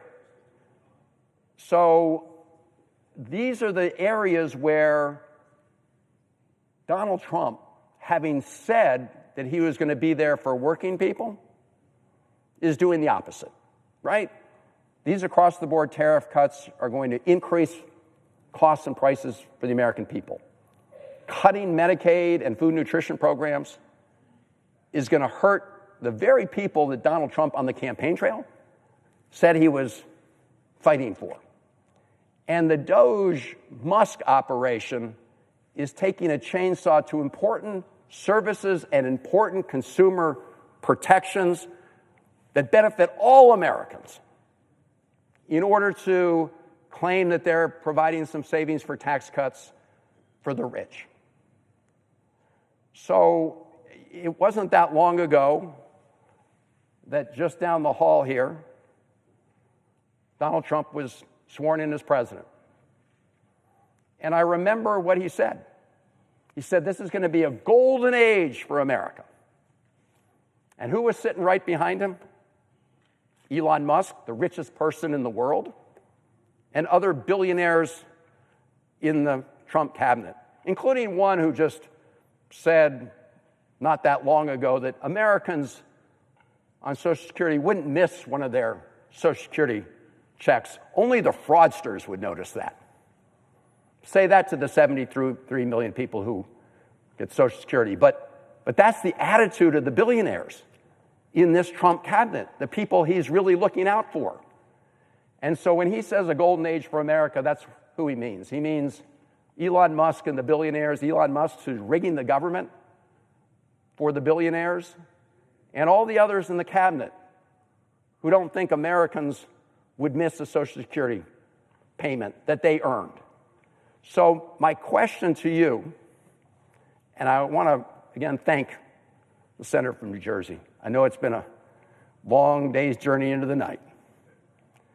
But it's important that we address these issues in the courts, and the courts are upholding the rule of law, that we address these issues and fight them in Congress, and that we do so in communities across the country, and people need to understand what's happening. So the core issue here, is it not, my friend, that Donald Trump really is betraying the people he said he was going to fight for. And at the end of the day, and we're going to see that later this week in the Senate, the goal is to provide these big tax breaks to wealthy people at the expense of everybody else in America. That is the big betrayal. So if you could just zero in once again on the central narrative that we're seeing play out during the Trump administration. Well, you're putting it right. Donald Trump made commitments to America. We have quotes of him at rally after rally. I'm going to bring your, he said, oh, grocery, that's a really great word, I think he said. I'm going to bring down grocery prices. Well, grocery prices are up dramatically. The American dream, and many of us see that as owning a home. Well, you said it. Home prices are already up, but with these tariffs, they could go upwards of 10% more. You can be sure that Canadian lumber coming down here is going to be expensive. You can see Donald Trump making it more difficult to access health care, and this massive reconciliation is going to be a direct attack on working class health care, on health care of expectant mothers, on health care of Americans with disabilities, on health care of the majority of seniors in nursing homes. I'm about to go, my next chapter is all going to be about how Trump is rolling back common sense protections for clean air and water. And Elizabeth Warren said it very powerfully. He's reducing services, which is a service cut to people with Social Security. In so many ways, Americans should see these crises looming, these attacks, but ask yourself one economic question. With the stock market, who just had its worst quarter in years, and people's retirement savings, if they have it in 401ks, is going down. Ask yourself this question. I ask America to please ask yourself this financial question. Am I better off than I was 71 days ago? Am I better off or worse off? And this is before he's even gotten going, because we see what's about to happen. With this whole sham reconciliation process, they're already trying to change the rules to obscure what they're doing. This is what they're doing. 3 things you should take home. Are we going to let them again, like they did with the ACA, with the Affordable Care Act, come after health care for 70-plus million Americans by doing their proposed $880 billion cuts? Or are we going to allow them to blow a hole so big in the trillions of dollars, they're going to push it out for over 10 years? Are they going to create such a deficit in our country that our children's children, they're stealing from our children's children and putting on a deficit that they're going to have to pay for? And number 3, are they going to let them do all of that to renew tax cuts that the Congressional Budget Office at every independent agency says very clearly would add trillions, would give trillions of dollars of tax cuts that go disproportionately to the wealthiest in our nation? That's the addition. That's what we know. And it doesn't account for the things that he's doing to our allies. It doesn't account for how he's turning his back on NATO. It doesn't account for how he's praising Putin and calling Zelensky a dictator. It doesn't account for how he's giving advantage to China around the world, from the region in Southeast Asia all the way to Africa. It doesn't account for how he's already made it harder to enroll for the Affordable Care Act. It doesn't account for all the other things he's doing that we wake up and hear every day, not to mention trying to threaten Greenland, trying to threaten Panama, trying to change the name of the Gulf of Mexico. All these things he didn't tell us he was going to do, didn't promise. He promised to lower your grocery prices, they're higher. He promised, I'll be a better steward of the economy. It's worse than we inherited. Over and over, he's breaking promises and doing outrageous things like disappearing people off of American streets, violating fundamental principles of this document, invoking the Alien Enemies Act from the 1700s that was last used to put Japanese Americans in internment camps. Do we see what's happening? How much is enough? that we have to stand and do something different, not just in this body, in America, because you know this. How we stopped him in his last term was the American people rose up, spoke up, stood up, rose up in the most extraordinary nonviolent demonstrations and demands. So thank you. Senator, yield for another question. Yes, I will yield for a question while retaining the floor. And I see that my friend and colleague, Senator Alsterbrooks from the great state of Maryland, is on the floor. So I'm going to be very brief with this question. And I want to thank you for reminding us, of course, of the other great betrayal that's been going on over the last 70-plus days. There's the betrayal against the American people and working people here at home, but then there's the betrayal of our allies, like the Ukrainians, who Donald Trump is throwing under the bus as we speak, and other close partners and allies around the world. And I have to depart here for a moment because we have a hearing in the Senate Foreign Relations Committee, and I'm privileged to serve on that committee with the gentleman from New Jersey. And one of the people before the committee is their nominee to be our ambassador to Turkey. Now, of course, Erdogan just locked up his major opponent, the popular mayor of Istanbul. We've not heard a peep from the Trump administration about the question of how this undermines democracy. But I want to close on the point that you just raised. It's kind of hard for Donald Trump to complain about Erdogan disappearing people when right here in the United States of America, you had a Turkish student at Tufts disappeared by people who showed up without any identification, some with hoods on, and sent her apparently to Louisiana because she spoke out on an important issue of national concern. And the First Amendment is pretty clear. You can engage in controversial speech that someone may like or dislike, but you're protected, and that includes everybody here in America, because that's an important value to us. Apparently, it's not an important value to Donald Trump, who, like Erdogan, essentially wants to whisk away anybody who disagrees with him.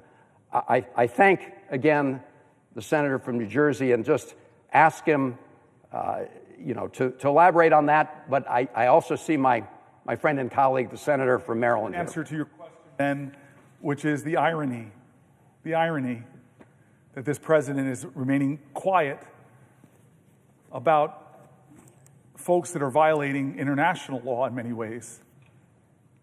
So I think it's absurd, and you're right, it's another betrayal. Will the senator yield for a question? I yield for a question while retaining the floor. First, I'd like to commend my colleague. I want to thank you, first of all, for your spiritual obedience. I want to thank you so much as well for your commitment and your dedication. And want to thank you as well for your courageous leadership. I want to thank you also, Senator Booker, for your recognition of the times that we are living in. These are times that we will recount, our children will recount, and I think all of those of good conscience who watch during this time and say nothing will also be held to account. As the senator has eloquently remarked, these are not normal times. We're watching an administration that is drunk with vengeance, hatred, and surrounded by incompetent people who are taking callous actions, who are inhumane, and because of their incompetence are making costly mistakes that will harm the American people and denigrate the hardworking people of this country by proposing tax cuts. And these tax cuts are not designed to help the average American person. They are designed to help billionaires. And they're doing so by firing thousands of middle-class workers and more. What we are seeing before our eyes is not only unconscionable, we know as well that it is deeply immoral, that it is inhumane, it is wicked. We are seeing with glee the actions of people who are so happy to tear down, but I am watching and waiting to see what it is they intend to build in this country. And in your remarks over these hours, you have made that plain for the American people to see. You've uplifted the stories of everyday people And what we recognize as we hear about the firings and we hear about the devastation and chaos is we're not talking about numbers. We're talking about humans, about people. These are our friends. These are our family members. These are our neighbors. These are our church friends. These are our colleagues who this administration has harmed. And so my question today centers around the topic of housing. We have a housing crisis in this country. That's no secret. And in fact, we recognize that through the actions of this administration, what is harmful will be exacerbated. Maryland is nearly 100,000 housing units short. And as you know, it is both about an affordability and a supply problem. We need to make home ownership, which is part of the American dream, and how the average American builds wealth in this country, accessible to more Americans. I think about my parents, Mr. Senator, who married at 21 and 22 years old. And at the time that they married, although my father was a car salesman and selling newspapers and my mother was a receptionist, 5 years into their marriage, they could afford to buy a home. This is no longer the expectation of the average American family. My own 19-year-old daughter doesn't have the realistic hope that she can follow even her grandparents. This problem affects red states and it affects blue states, which is the theme that you have hit on in all of these hours of speaking. When this president acts against the interest of the middle class, we recognize that he is not just harming Democrats as he intends, but unfortunately, his actions harm everyday Americans. It affects those who voted for him, it affects those who didn't vote for him, and it affects those who did not vote at all. He's harming Republicans, too. He's harming Americans. And so this administration is slashing funding and personnel at the very agencies that are tasked with addressing this crisis. He is illegally firing HUD employees.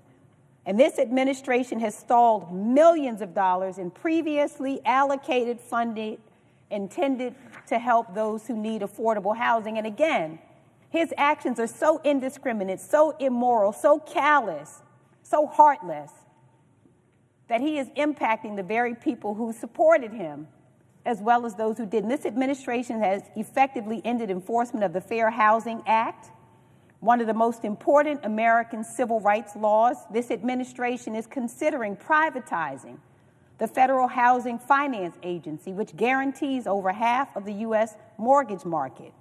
And to make matters worse, this administration is proposing sweeping tariffs on our allies, driving up the cost of home construction.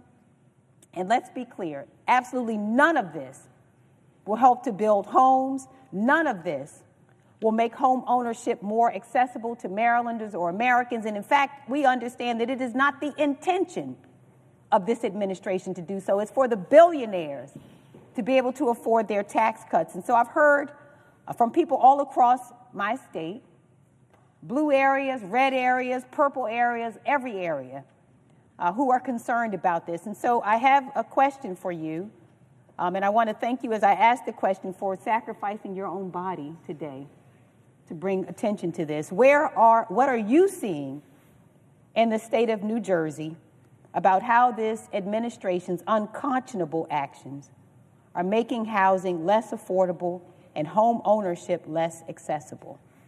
The Senator, I want to thank her for the question. I want to thank her for being my colleague, but more important than even being my friend, she is a spiritual sister of mine and was very kind to me when I was telling her that I was going to do this, and gave me so much encouragement and prayer, and I just love you and I'm grateful.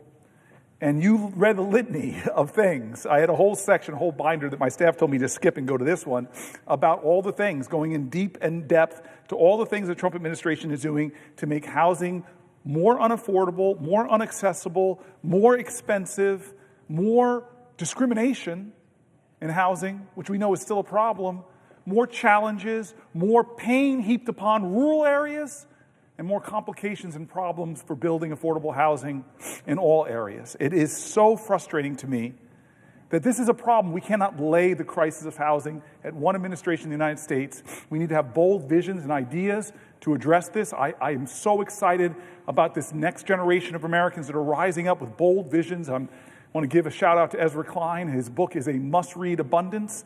This is a vision of doing great things again, of building housing, of redeeming the American dream. But to have a president that is dead set on, for the next 4 years, to do the kind of things that you made a litany of, and now, tomorrow, is going to bring tariffs that are going to raise the price even more of housing, is outrageous. Where are his promises to make this country more affordable and more accessible? And you heard the data that I read about, we have so many millions of Americans, close to the majority of renters now spend more than a third of their income on rent, which is a very definition our government has of housing insecurity. So it should anger people in this country. Even if you own your home, have paid off your mortgage, you should be angry about what they're doing to the American dream, and that there's no bold ideas coming from this administration to help. In fact, they're hurting. They're hurting. So thank you very much to my colleague. Thank you for giving me strength as you did in prayer. And I just thank you for the question that should anger people, that should inspire people, that should activate people, that should engage people, that should demand from us that we take our country away from those who want to do so much harm. I want to start by reading until someone, I know the prayer. I'm going to keep going. I want to talk about environmental protections and how this country is becoming less safe for people with emphysema or with asthma, because Donald Trump is rolling back common sense environmental protections, threatening our children's future and hurting our nation's economy. Energy costs in America are continuing to rise, making it harder and harder for working families to pay their bills. And at a time that we should be investing in clean energy, this administration is canceling projects that would create more jobs for Americans and lower energy prices. He claims he supports an all-of-the-above strategy, but that's clearly not what we're seeing. And there's too much silence about it. All Americans, regardless of where you're born, we deserve safe drinking water, clean air, and an equal opportunity for a healthy and fulfilling life. President Trump promised America the cleanest air and the cleanest water, but on entering office, he immediately instructed the EPA, the Environmental Protection Agency, to cut a long list of common sense environmental protections. This administration is rolling back efforts to reduce emissions from power plants. He's letting polluters pollute our air more. That affects the health of Americans. It drives up the aggravating the rates of asthma and emphysema, weakening rules that keep our rivers and our water systems clean as well. Pursuant to the order of February 29, 1960, the hour of 12 noon having arrived, the Senate having been in continuous session since yesterday, the Senate will suspend for a prayer by the Senate chaplain.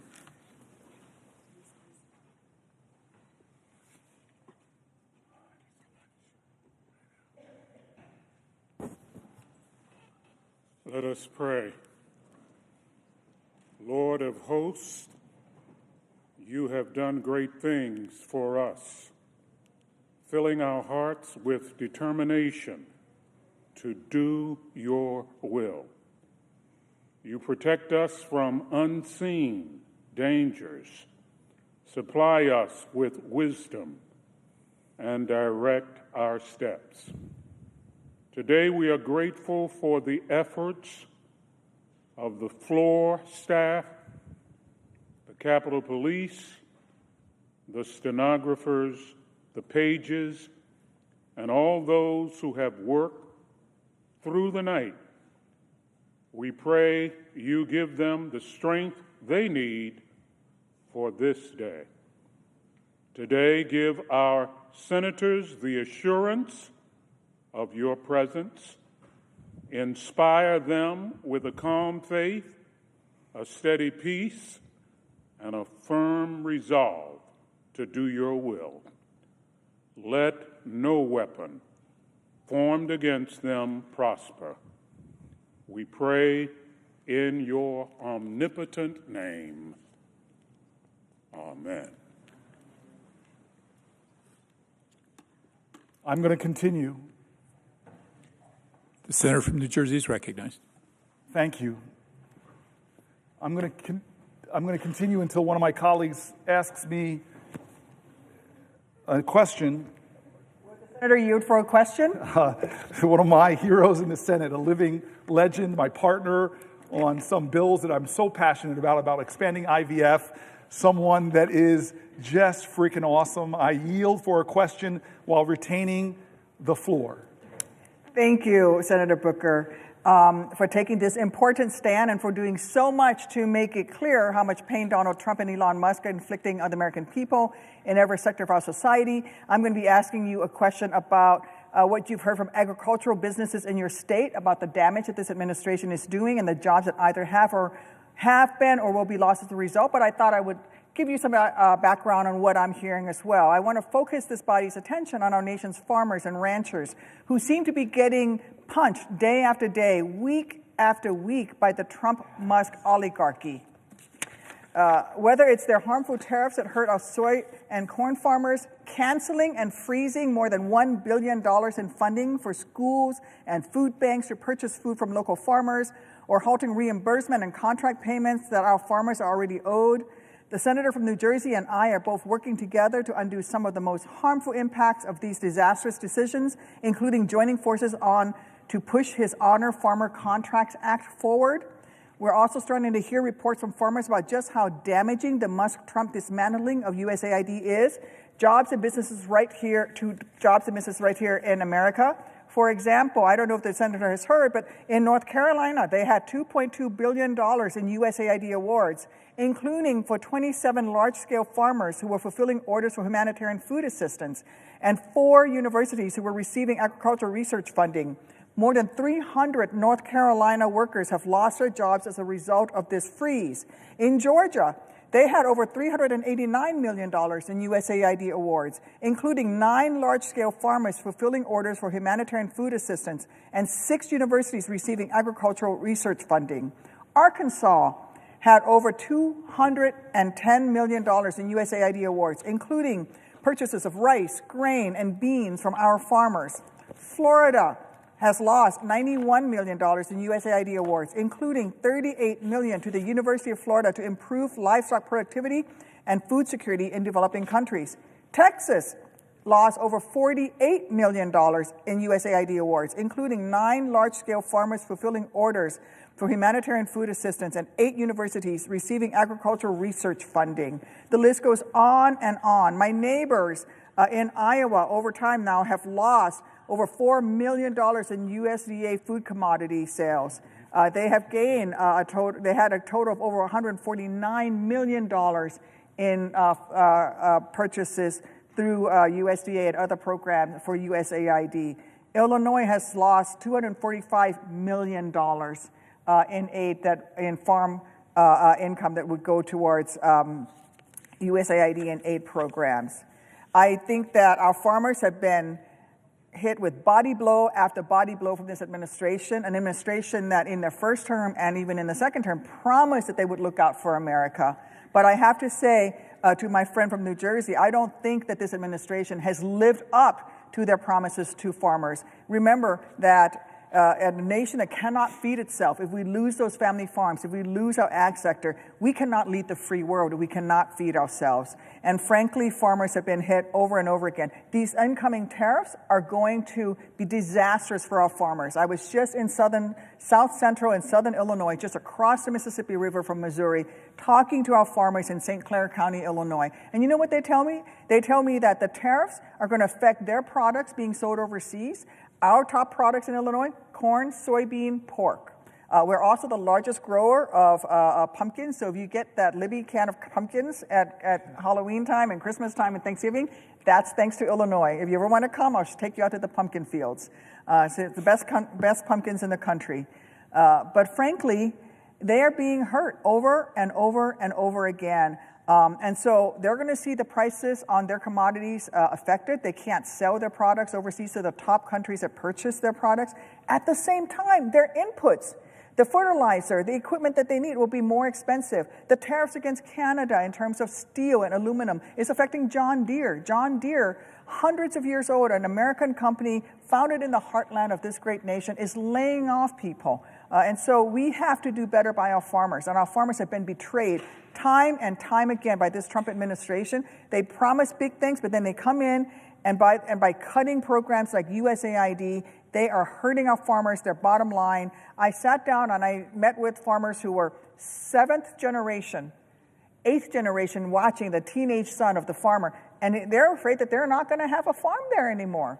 Their products, their margins are so tiny that they don't think they're going to make it. So my question to my colleague from New Jersey is, what are you hearing from farmers, and why do you think this administration is taking so many actions that hurt them and hurt American jobs? I love my colleague. I love how she's been standing up quite figuratively time and time again on issues. She's really inspired me. I've told folks that on social media I have been celebrating, elevating, liking her content. Thank you. She is truly fierce and is a voice that gives me strength. And today she's asking me about one of my favorite subjects. A lot of people were surprised. My staff knows this story well, that I'm on the Ag Committee. And when one of my staffers, a guy sitting over here, Adam Zipkin, who's been with me since 1998, came to me and said, you should go on the Farm Committee. This is going to get me in trouble. I laughed at him. I had committees I loved. And what's that old saying? At first, they laugh at you, then they fight you, and then they finally accept it. He told me all the issues I care about intersect with our farm and food system, that our farmers are such vital parts of America. They need more people standing up and fighting for them, because the American farmers are getting screwed. We're losing thousands of farms in this country. Family farmers are going belly up. The math doesn't work for them. And this president, as you've pointed out, oh gosh, President Trump is causing an unprecedented amount of chaos, instability, and harm for farmers. Farmers already deal with so much uncertainty from prices, weather, pests, and more. They should not have to deal with uncertainty that our government won't follow through, as you said, on contracts. On contracts. I've had farmers from New Jersey to Texas coming to my office about this president freezing contracts that we approved in a bipartisan manner, putting them in financial crisis. One of the first things that Trump and Musk did is freeze thousands of contracts and agreements that have been already made with our farmers. Farmers applied to grant programs and were selected on their merits. They made legally binding contracts, yet starting in late January, farmers found themselves not getting reimbursed, sometimes reading in the news that a particular grant was frozen, or sometimes no information at all, other than that they were not getting their payments processed. I yield for a question while retaining the floor. Thank you. I think the issue of contracts is especially important because so much of these cuts are claimed to be to cut waste in government spending. We have a law in the books that says that if we don't make payments according to existing contracts, then we have to pay the interest on those payments that we are late in providing. And so if we, for example, cut $2 billion in or freeze funding payment on $2 billion in contracts as we did with USAID, that means that we're going to have to pay, say, 2% interest rate, $60 million in interest. I don't see where that is a savings for taxpayers. That is a waste of taxpayer dollars. I think that is something that we should be talking about. And I also think that, as you were mentioning, the issue with our farmers, they are important to our national security. The SNAP program is a good example of it. That program was instituted after World War II. We had the very famous example of Audie Murphy, who was the most highly decorated soldier coming out of World War II. He could not pass the initial test to enlist in into the Army during World War II because he didn't weigh enough due to malnutrition post the Great Depression. And so we created the SNAP program to make sure that America's young people were fed or no longer malnourished so that they could get food in our schools while they were going to school. Because it was good for the United States military to have a workforce that could enlist in the military and meet the standards. That is the origin of the SNAP program, and that has been a program that has sustained our farmers over time. And I think that we are losing sight of that. And so my question to the senator from New Jersey is to hear a little bit more. Have you heard about the SNAP program and also the work that the farmers in New Jersey have been doing in terms of organic and sustainable farming, which is really where the beginning of the organic and sustainable farming movement has begun in this country? Yeah, I'm aware of another one of my colleagues. I just want to say, yes, I'm aware of that. The way that Trump, I'm just going to summarize, contract freezes, this is one of the ways Trump and Musk are causing havoc. Program cuts. They've eliminated programs, as you said, that support local food systems, including those that connect farmers with food banks and schools and promote regenerative practices. It's stunning. USDA destabilization. Trump and Musk have laid off USDA employees, closed USDA offices, hindering the agency's ability to provide essential services to farmers. Tariff policies. Trump's tariff policies implemented without consultation with or support from farmers will increase farmer costs and consumer food prices. And finally, general chaos, which seems to be something, as you're pointing out, that they're very good at.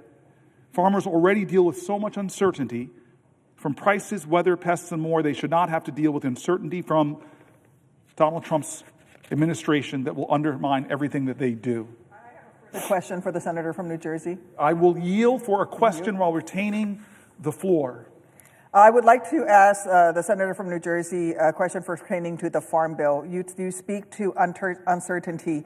One of the things that I've heard from my agricultural sector and my farmers, Farm Bureau in Illinois, is the desperate need for this body to pass a Farm Bill, especially when it comes to crop insurance, the crop insurance program, as well as, again, retaining SNAP benefits. I do think that crop insurance is something that our farmers care deeply about. It is a tool that they use to make sure that they are able to survive when there are bad crop years, whether that is through disease, whether that is through drought or floods.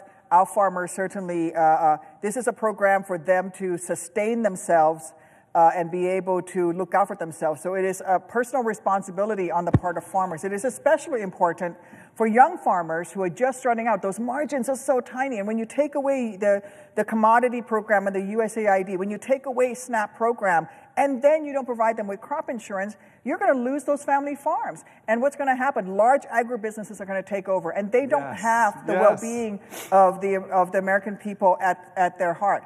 And so, I would love to hear from the senator from New Jersey would you agree that what we should be doing right now is not attacking farmers and cutting commodity programs and cutting and freezing funding for USAID that it provides a market for farm products, but instead we should be working on passing a farm bill?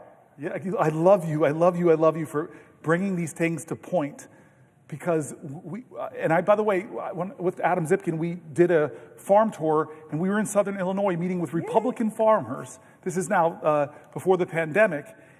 And you see that we have so much common cause as they're trying desperately to hold on to their farms.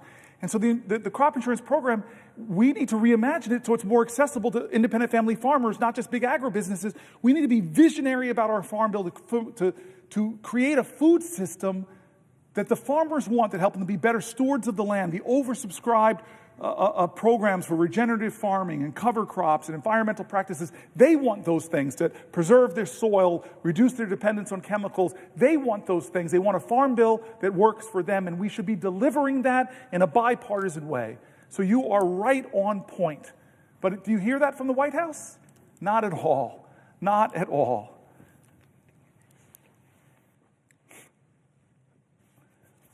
Would the senator yield for a question? I will yield for a question while retaining the floor.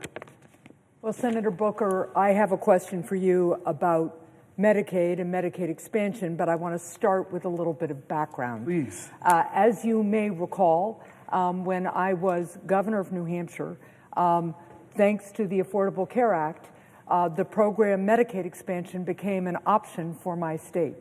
And I worked with people of both political parties to make sure that the people of New Hampshire could actually get the benefit of Medicaid expansion. Expanded Medicaid meant that for the first time, working adults who couldn't earn enough money to actually buy insurance themselves, but who were working and single, could actually get health care coverage. Medicaid expansion meant that people with mental illness who wouldn't be covered by traditional Medicaid actually could get health care and could get coverage. People with substance use disorder, with addiction, could finally get Medicaid coverage and get better. And we worked across party lines, took a few tries, but we got Medicaid expansion done in New Hampshire.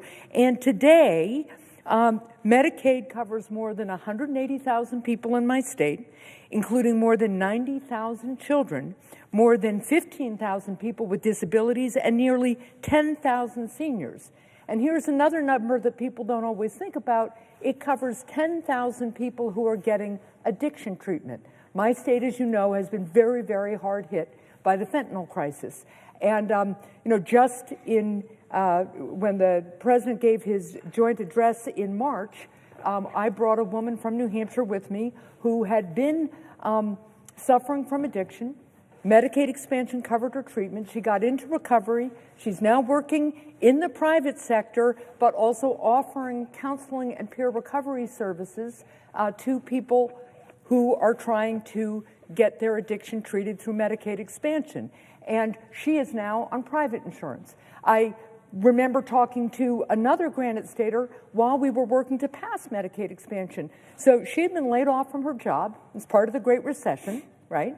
She had an ongoing chronic stomach condition. So as she got laid off, her health insurance went away too, and she couldn't afford the COBRA fee to keep her health insurance. So she couldn't get health care. So she got sicker and sicker, so she couldn't go to work. But because she was a single adult, she couldn't get Medicaid coverage. So here's somebody who has been working, wants to work, has a chronic illness, can't get to work. We passed Medicaid expansion. She got coverage, she got treatment, and she got back to work. The other great benefit of Medicaid expansion covering people with addiction in New Hampshire has been that as people have gotten better, as more and more physicians have learned to integrate addiction care into primary care, we have a lot more people in recovery. And like many of our states, we also have a workforce shortage. What's been happening now? New Hampshire is a leader in recovery-friendly workplaces so that people who got this Medicaid expansion coverage, got their addiction treated, got better, can go to work in the private sector and get private insurance. That's some of the benefit of Medicaid expansion. But of course, what we are hearing about now from the House and Senate Republicans is their desire to make massive cuts to Medicaid, including Medicaid expansion. And they're doing it. They want to rip away health care from millions of Americans so that they can pay for big tax breaks for billionaires and corporate special interests. So the Republicans have proposed cutting up to 1/3 of federal funding for Medicaid. If those cuts go into effect, that could mean 30,000 children in my state will lose their health care coverage. That means 1 in 5 seniors in New Hampshire could lose their nursing home care. And all told, that could mean 60,000 people cut off from Medicaid, including, for instance, a young man whose parents I just met at the airport, actually, who has autism and Medicaid pays for his health care, right? But he could be cut off too. So if Republicans continue with this plan, I am really, really concerned about what is going to happen to millions of Americans who currently get their health care through Medicaid. So Senator Booker, can you address the ways in which Medicaid helps provide health care for Americans and the disastrous impact it would have if Republicans proceed with their plan to take coverage away from up to 25 million Americans just so that they can pay for big tax breaks, by the way, for people who are already billionaires? So before I answer the senator's question, I just want anybody who's watching to know that, I'll put it bluntly, this is one of the baddest ass human beings serving here in the Senate. You have been a governor of a state with all the challenges. You are beloved. I've spent a lot of time in New Hampshire, folks. It's after New Jersey. It's one of my favorite new states. No disrespect to New Mexico over here on my right. But I love your state. I love the people of your state, and they love you. You are an extraordinary governor. You are a trailblazer, a glass ceiling breaker, a name taker. You are a badass. And to have served with you as my colleague, you have the kind of leadership in the Senate that is needed more of. Somebody that stands in the middle and draws people together to common sense and pragmatism. I started on health care, some 16 so hours ago. And I read, you would be proud of me, because she's one of these voices that comes to me and says, hey, Cory, let's bring people together. I know that the presiding officer, who's new here, but he has the same spirit of trying to bring people together. And this might be the third time I've seen him in the chair over the last hours. 17 hours. Thank you, sir. But you whisper in my ear all the time. We've got to find a way to do this together. We've got to find a way to put more indivisible into this one nation under God. And so I hope that you would be proud, because I told my staff, who prepared with days preparing all these sections, from farming to environment, all the ways that Donald Trump is betraying his promises, betraying America, driving up costs, wrecking our economy, endangering us globally and here at home, and turning his back on a lot of our values, all while disrespecting this document more than any president I've seen. But I wanted to make sure, I told the instructions to my staff, pull from all the Republicans you can. We want to use the Wall Street Journal. We want to use the Cato Institute. We want to bring this together, because what we're standing up here is not to talk about left or right. We're talking about what is right or wrong. I do not want to talk about this being a Democratic moment. It is a moral moment. And you are the perfect senator to be asking these questions about health care to me, because of what you stand for. You, when you got elected as governor twice, I think, when you got elected to the Senate here, you had to get votes from Democrats, independents, or Republicans, or you can't win in New Hampshire. I've been in your state. I've met the people. And God, you have a very participatory democracy up there. People feel like if you're not going north to south house parties, you have to engage directly with the people. They don't care what party you ascribe to. They want to feel you, see you. They don't care how much you know until they know how much you care. That's why I think you're such a badass leader. And so you would have been proud of me when I did the healthcare section, because I read from Republican governors and Democratic governors.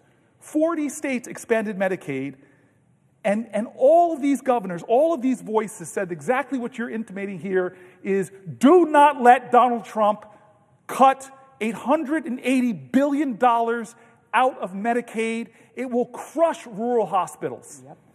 It'll crush level 1 trauma care centers. It'll crush organizations that deal with beautiful disabled children. It'll crush people who are struggling for health care. It'll crush nursing homes. It'll hurt red counties and blue counties. It will hurt America. Republican voices were saying that. And to have a bipartisan senator who embodies the spirit this place should ascribe to more to say these things is affirming the truth. Why? Why are they rushing to cut $880 billion, which voice after voice that I read said it would do so much damage to people's lives, so much damage to healthcare providers, so much damage to hospitals? Why? The only two things that will result from that is that they'll extend the Trump tax cuts, where the disproportionate benefits went to the wealthiest among us, who are doing better than they've ever done in this country. They don't need it. Taking money from struggling folks and giving it to them is not the answer. And then the other thing, to a person who, like me, when we were executives, you were a governor, I was a mighty mayor, we had to balance our budgets. But they're not balancing the budget. They're not lowering the deficit. They're increasing it by trillions of dollars. This makes no sense to a pragmatic person who has balanced budgets, who expanded health care access, who made her state work, who has love and respect and votes, frankly, from Democrats and Republicans. You know this makes no sense. And so if you're standing up, and colleagues of mine further to the left of me, then why aren't other people why did only one Republican in the House vote against it? He told the truth. Massey. I see some of my Republican colleagues here. He's a fiscal hawk. He told the truth. This budget is going to explode the American national debt, stealing from future generations. I can't vote for this. He was not bullied like other people in the House, into doing what dear leader Donald Trump says. And so, my colleague, you are on the money. I have internalized your voice. There's only a few people's voices I've internalized. One of them is my mother, but you're not that. You're more my peer. You are one of those voices in America right now that we need, that does not slip into a partisan argument, but makes the pragmatic argument that what Donald Trump is trying to do with the aiding and abetting of congressional Republicans is wrong. It is fiscally wrong. It is morally wrong. It will hurt Americans. It is not for the common welfare. It's not for the common defense. Read the start of the Constitution, please. I beg of you. We all swore to uphold it. How do our founders begin? We, the people of the United States, in order to form a more perfect union, establish justice, ensure domestic tranquility, provide for the common defense, promote the general welfare, and secure the best blessings of liberty to ourselves and our prosperity.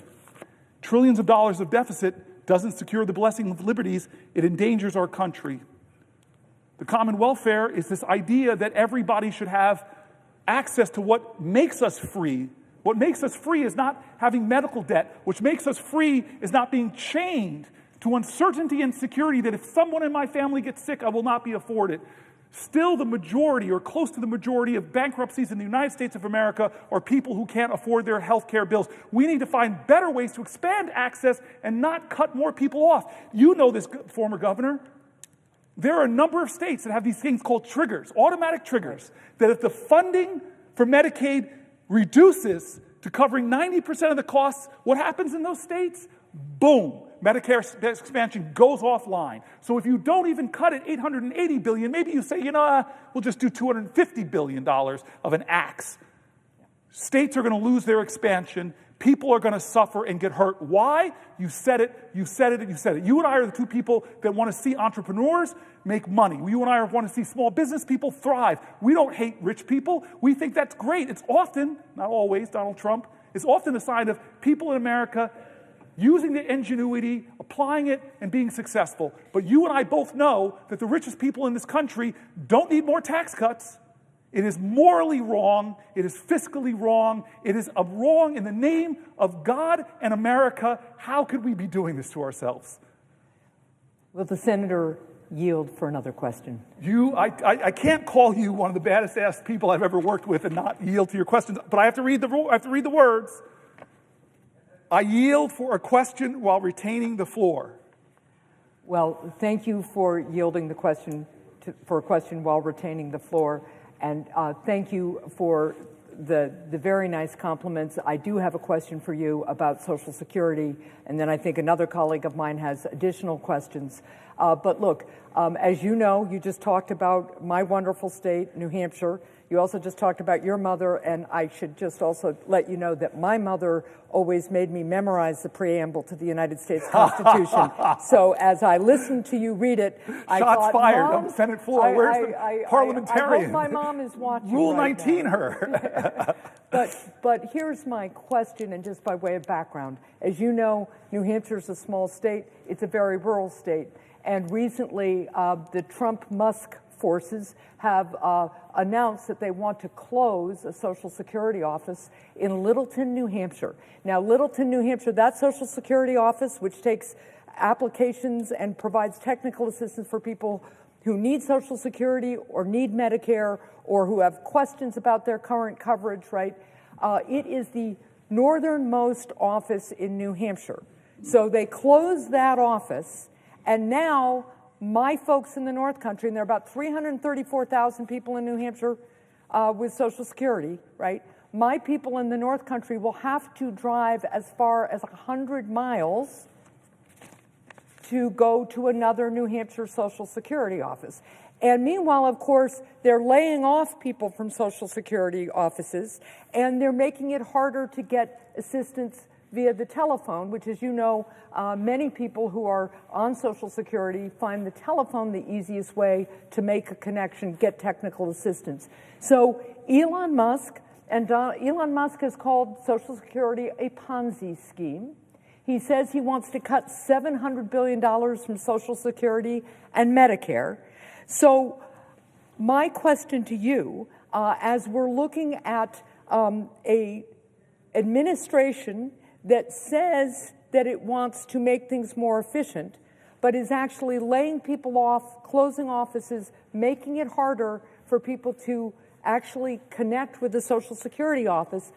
My concerns, of course, are that this is just going to delay claims, delay coverage, make it harder for people to get on Social Security because actually Trump and Musk want to cut Social Security. Trump said, of course, that he was going to protect it when he was running for office. But now he's letting Musk do his cuts. So, Senator Booker, can you speak to the ways in which seniors across the country count on Social Security benefits that they have paid into?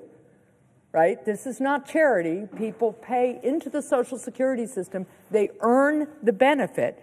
And can you talk about the disastrous impacts if this administration takes benefits, Social Security, Medicare away from our seniors? Earlier or last night, I had a whole chapter on Social Security outlining not just what you said, my colleague, my friend, but stories from seniors.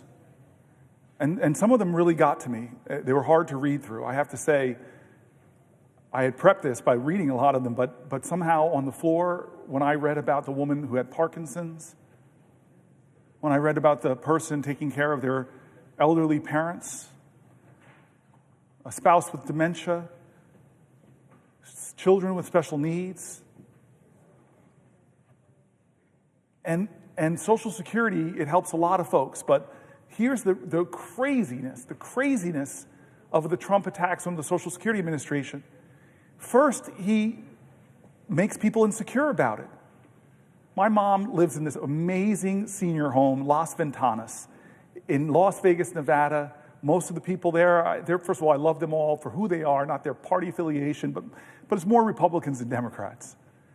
And the stories my mom tells me about just the worry that they or other people in their family have because of Elon Musk calling it a Ponzi scheme, of Donald Trump talking about utter lies from the highest post in the land during a joint address, savaging Social Security with lies that everybody from conservative papers to Democratic papers to right-leaning, left-leaning papers have all called that lie, lie, lie, lie, lie.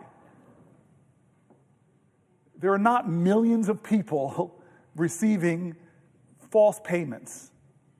They've insinuated so much insecurity that people were writing me letters talking about they're losing sleep. They have so much anxiety because they only live on their Social Security check.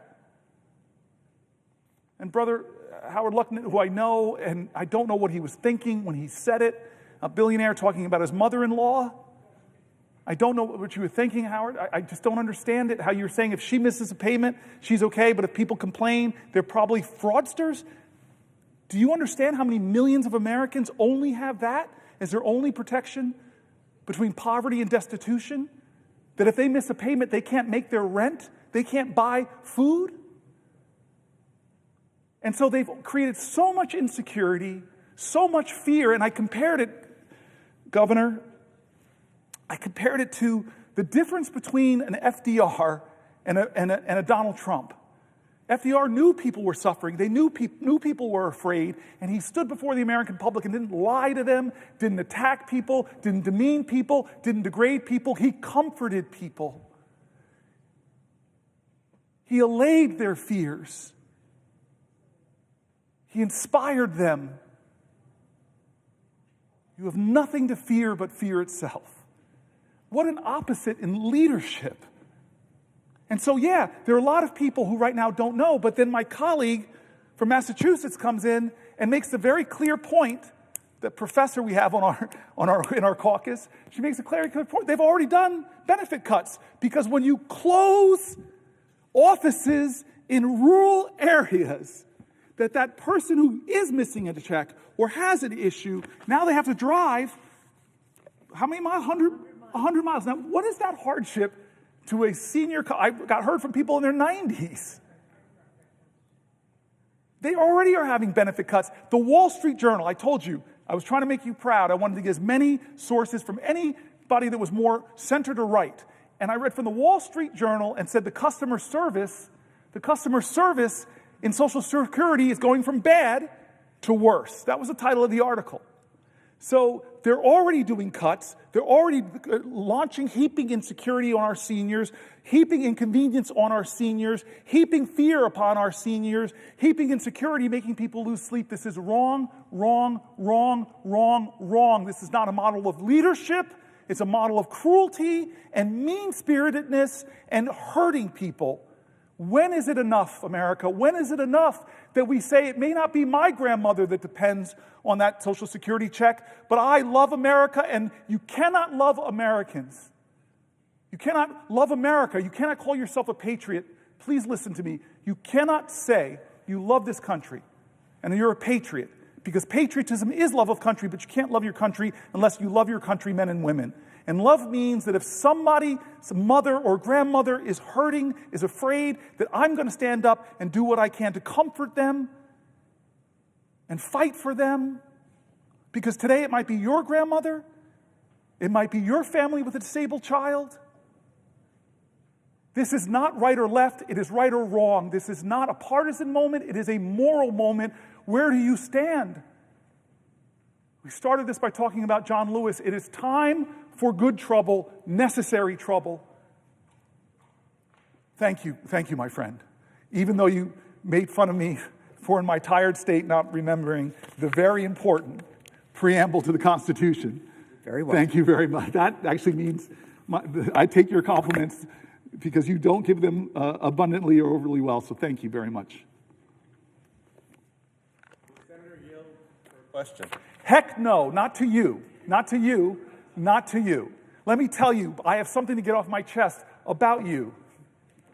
I woke up I woke up yesterday morning, and the first thing I did, now this shirt's all wrinkled and a little ripe, but the first thing I did is grab a gift from you. People don't get upset ethics-wise. We're allowed to give each other's gifts. This was like, I don't know how much it cost, but you gave me, I was talking to you about traveling and how we have to pack bags and go all the time. And he said, you told me I travel with a steamer. And I pulled out this little steamer for this shirt that I'm wearing right now. You were one of the kindest, sweetest people I know. You're one of my closest friends here in the United States Senate. And I want to say something about you, because in this moment, if people are watching, I want people to go there. We had a conversation. You came to my office. It's always a sign of respect when you come to the senator's office. And you came to my office, and we were talking about social media, and I was encouraging you. You were a little resistant, if you don't mind me outing you, to open up and get more on the platform. We were talking about ideas and talking about Social Security, talking about Medicare, Medicaid. You opened up to me, and I hope I'm not betraying confidences. And I asked you just like, what do you do? Like, you were such an amazing human being. You're one of the kindest people I know. I asked you, what do you do on your weekends? What do you do for fun? Let people see it. And then you kind of made me pause when you said, well, my mother's getting kind of old. It's getting older. I love her so much. And you said that my brothers, my siblings and I, we alternate weekends just spending time with our mother. It was one of the sweetest things I heard. And then I said to you, what do you do with your mom? And then you brightened up and you choked me up, you jerk, because you said, what I love to do with my mom is to dance with her in the kitchen. When we're in the kitchen making food or something, I just love sometimes to put on a song and we dance. I don't know why it struck me as beautiful, and this is what I hope people will do right now. I said, well, why don't you record that? And I didn't think you would do it. You would ask her if you could do it, but you then put up one of the most beautiful videos I've ever seen from one of my colleagues of you and your mom in the kitchen. I think it's on your Instagram page. And I have looked at that. I'm probably all the views right now of my colleague, this big United States senator, loving his mother so much. And we are talking about that. I've talked about this on the floor. Great nations respect their elders. They take care of them. One of my colleagues, when they asked me a question about Social Security, they reminded me of what it was. the greatest anti-poverty program in the history of America. That Social Security rescued millions of Americans from being in poverty. It virtually ended poverty, although the checks now are becoming meager and meager as prices are going up. More people are getting lower and lower towards poverty, and people who live on those checks live very austerely. But you're just this amazing guy that turns your own lived experience into greater and greater urgencies to fight for the people of New Mexico. So I did not want to yield for a question until getting that off my chest. You are my friend, you are my colleague, you are my brother, and more than you know it, you're my inspiration. So yes, I yield for a question while retaining the floor now. I feel like I have so much power here to yield to my colleagues who are often more eloquent. I'm like afraid of White House because he's one of the brainiest people in the Senate. But I'm now have the control. But for you, now that I've gotten this off my chest and hopefully embarrassed you, but maybe added a few more views to my favorite video, I yield for a question while retaining the floor. Well, Senator Booker, thank you. I won't be surprised if Mom's watching right now, so you're probably going to get some messages from her. But I want to thank my friend and colleague from the great state of New Jersey. You've been holding this space for the American people now for well over 17 hours. While we represent different parts of the country, Senator Booker, we have the same values. I learned from you the importance of treating people with respect and dignity. That's what we should all be talking about here today, every day. I've also learned a lot about grace from you. Now, I come to the floor to ask you a question about farmers. You and I both appreciate the long hours that farmers put in to take care of that soil, their families, the planning that goes into this, sowing seeds. Sometimes you have to do a little weeding to make sure that we're going to all benefit from the fruits of their labor. Now, having fresh food in a grocery store is not something that can be taken for granted. And for a lot of our constituents, I've had these conversations with nominees that have come before us when they ask me, well, why is someone just eating potato chips or Doritos from that local store? I'll educate them by saying that's the only store around. Yes. There's food deserts everywhere. But we could do something about that. We have programs in place that recognize the importance of getting someone a meal that needs that meal. Supporting our farmers out there to sow those seeds, to help them with their planting. But what I'm seeing right now, Senator Booker, is our farmers have been on the receiving end of these federal funds being taken away from the United States Department of Agriculture, these reckless tariffs that are hurting farmers and ranchers just as much as they're hurting anyone in America. Outbreaks, bird flu. People know what the cost of eggs are at the store now. And then they look into what's going on here, and there's this bird flu that's going around. And my constituents ask, well, why did the United States Department of Agriculture under Donald Trump fire the people, epidemiologists, that are responsible for containing this thing? It didn't make any sense to folks. I was in the Ag Committee earlier today, Senator Booker, and I was asking some questions to USDA. And I learned that on March 7th, 2025, under the Trump administration, the United States Department of Agriculture terminated the Local Food and Schools Program and the Local Food Purchase Assistance Cooperative Agreement. And then they went further, and they also notified grant applicants on March 24th that the fiscal year 2025 competition for the Patrick Leahy Farm to School Grant Program is canceled. Why does this matter to farmers and ranchers and people back home? These programs allow food banks and schools and others to purchase food from our local farmers. Now, our local farmers aren't just making a decision on what seed's going to be planted so they can sell the lettuce next week. They start this a year going back. So when the United States Department of Agriculture a year ago started talking to these farmers and ranchers about what programs were going to be in place, and then these farmers responsibly went and found customers to sell their food, food banks, different groups around the country, they planned the rest of the year to be able to get that nutritious food into the bellies of people that need it most. That sounds like respect and dignity. Yep. What's not respectful is when the Trump administration gives them a few days' notice and pulls the rug from under them and cancels the program that's going to allow the food bank, their customer, to buy their food. What do the farmers have to do now across America? Now, it gets worse and worse. I won't go into all of it, Senator Booker, but here's one of the dirty little secrets. All of these programs that are being taken away from the American people, it's to find an extra dollar for this tax policy under Donald Trump that my constituents started calling back in 2017 the Trump tax scam. Wow. Right? Well, why are you calling it that? And they said, well, everyone promised me, I'm making less than the median income, making less than $80,000, which is a lot of money in New Mexico. Across America, median income there is a little lower. I was told that we were going to get the brunt of this tax cut, recognizing that we're hardworking and how hard it is to make ends meet. But that's not what happened. Most of this went to families and folks making over $2.8 million. I don't have anything against those families. I wish them well. I want them to make more, $10 million next year. But they don't need a tax cut. That should be one of those hardworking families that were told that they were being prioritized, but they're the ones that told me anyway, that this was a Trump tax scam. That's the secret. That's where all this money's going. So, Senator Booker, whether I'm in a grocery store and I'm chatting with constituents, we're out there looking at egg prices or whatever it may be, they're concerned about what's going on here, and all they're asking for me to share with my colleagues here is just tell them to tell us the truth. Yes. If they're going to vote to take these programs away, they have the votes by Republican colleagues. Just be honest.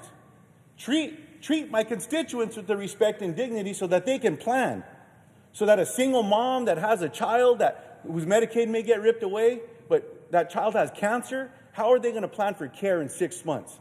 So that farmer who started planting seeds recently but was planning over a year on what to do so they could find another customer so that they're not going to lose that farm as well. Now, before I ask you this question, sir, I want to end with this. Senator Booker, you often share a story of Abraham Lincoln's inaugural address, his second, and the man whose reviewed mattered most to the 16th President of the United States. One of my favorite stories. When asked his opinion of Lincoln's performance, former slave and abolitionist Frederick Douglass replied, "It was a sacred effort." Let me be the first to say this is a sacred effort, Senator Booker, and I'm proud to stand alongside you. So, Senator Booker, the question that my constituents and I have for you is, can the farmers and ranchers of America afford to pay for another Trump tax scam with all this nonsense that's going on? I mean, it's a question I get when I'm at church. I say not during church, but after church is okay. Yeah. Or at the grocery store. But when I'm visiting with folks back home, this is what they're asking me. And thank you for the question. You said it, the same words that literally, I didn't write these words, my staff wrote this little paragraph here. Trump is pulling the rug from out from under producers that need stability and reliable markets. Because you and I sit, right by each other in the Ag Committee, and we see this connection that you so beautifully say, this idea that we are separate from each other, the invisible lines that divide us in this country are bunk compared to the strong ties that bind us. That farmer producer in a rural neighborhood is deeply connected to the person in my community. And I live in an inner city, Newark, New Jersey. There is a powerful spiritual connection. And you talk to that farmer, and they've got pride that they're feeding America.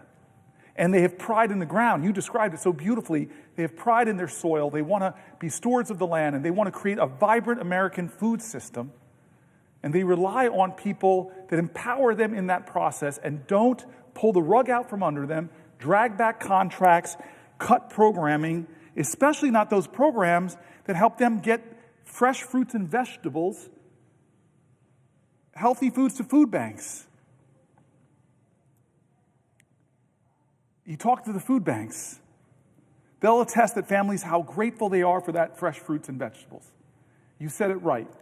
Parents want the best quality food for their kids, But this food system is killing them. And when I heard the new Secretary of HH&S talk about, hey, we need to get greater access to fresh, healthy foods. Food is medicine. Things I've been saying for years. And what do when they get in there? They cut the very programs that help our farmers and get fresh fruits and vegetables to kids to deal with chronic disease. How could you say out of one side of your mouth, Trump, oh, I'm going to let the Maha people go their way, and then the first thing you do is cut the programs that help kids get healthy, nutritious foods? It makes no sense. It makes no economic sense. It hurts our farmers. It hurts our farm workers. It hurts our end users. It's not fair, and I appreciate your question, sir. Thank you.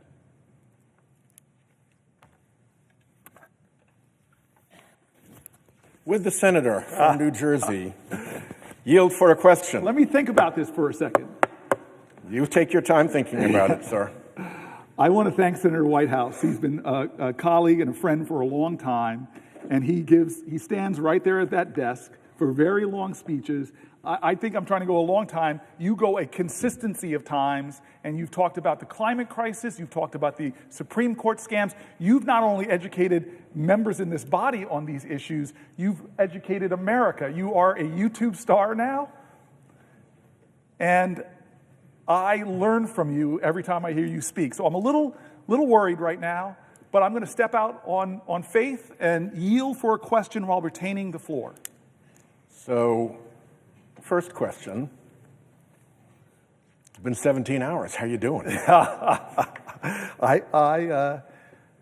shall not complain. I shall not complain, but thank you for checking in on me, my friend. Yeah, well, thank you for what you're doing. Second question, if you would yield for a second yes, question without yielding the floor. I yield for a question while retaining the floor. One of the ways in which I try to discuss what's going on in this country when people are horrified, anxious, astonished, whatever, is to describe it as the rule of the looters and the polluters. The looters are the creepy billionaires coming to government, trying to figure out how to get even more for themselves. It used to be that people thought that there was a thing too rich to steal. That doesn't seem to be a thing for these creepy billionaires. They're more than happy to wreck Social Security so that they can send in their tech bros and their private equity folks to put right what they have broken. And the looting goes on across the entire face of government, scarred and disfigured by Musk and his little Musk rats, I like to call them. And then, of course, you've got the polluters who are doing a similar thing, which is to steal from the public, only instead of stealing through government, they're stealing by dumping their pollution into our common air, into our common climate future, into our waters, into our lands, and defending through political influence and clout and power and dark money in this building their privilege to pollute for free. And the end point of both of those is regular Americans who are getting, to put it bluntly, pretty hosed, so that people on the other side of that, the creepy billionaires who are behind the climate denial scheme, who are out to wreck the American government so that it can't regulate their conduct or make them behave like honest bankers and investors or insurers or whatever, react for a moment, if you would, to that framing of our beautiful country now being subject to the really malevolent whims of the big looters and the big polluters. Well, first of all, I will say to you that I meet wealthy people like a group called the Patriotic Millionaires who advocate for progressive tax policy and are the first to say and speak out against this tax scam. I don't, again, it's, to me, what does patriotism mean to you? Patriotism, by definition, means love of country. If you don't love your fellow countrymen and women, how do you love your country? And so what would you do? I actually know what you would do. I don't even have to answer this question. If somehow you came into $1 billion or more dollars, you would not be asking for more. you would literally say, wait a minute, Republican Congress, wait a minute, Donald Trump, what you're trying to do is take away health care from expectant mothers, from disabled children, from seniors, in order to give me more tax credit? I would think that the patriotic thing to do, that the thing in love, you would say, Donald Trump, go screw yourself. If the senator would yield for another question while retaining the floor. I yield for a question while retaining the floor. I would add to your comment and request your response to the observation that not only is this an appalling manifestation of greed by people who already have more money than they're able to spend in their entire lifetimes, but the manner in which they are accomplishing their purpose is pretty loathsome in and of itself. Because the manner in which they are accomplishing their selfish purposes is to corrupt and degrade this great American democracy that we are all here to defend. Yes. And they do it by taking their billions and running it through phony front groups, so it pops up as dark money in elections. And of course, the beneficiary of the dark money, the candidate, figures out exactly who's behind the big dark money contribution that ends up in the super PAC that is supporting them.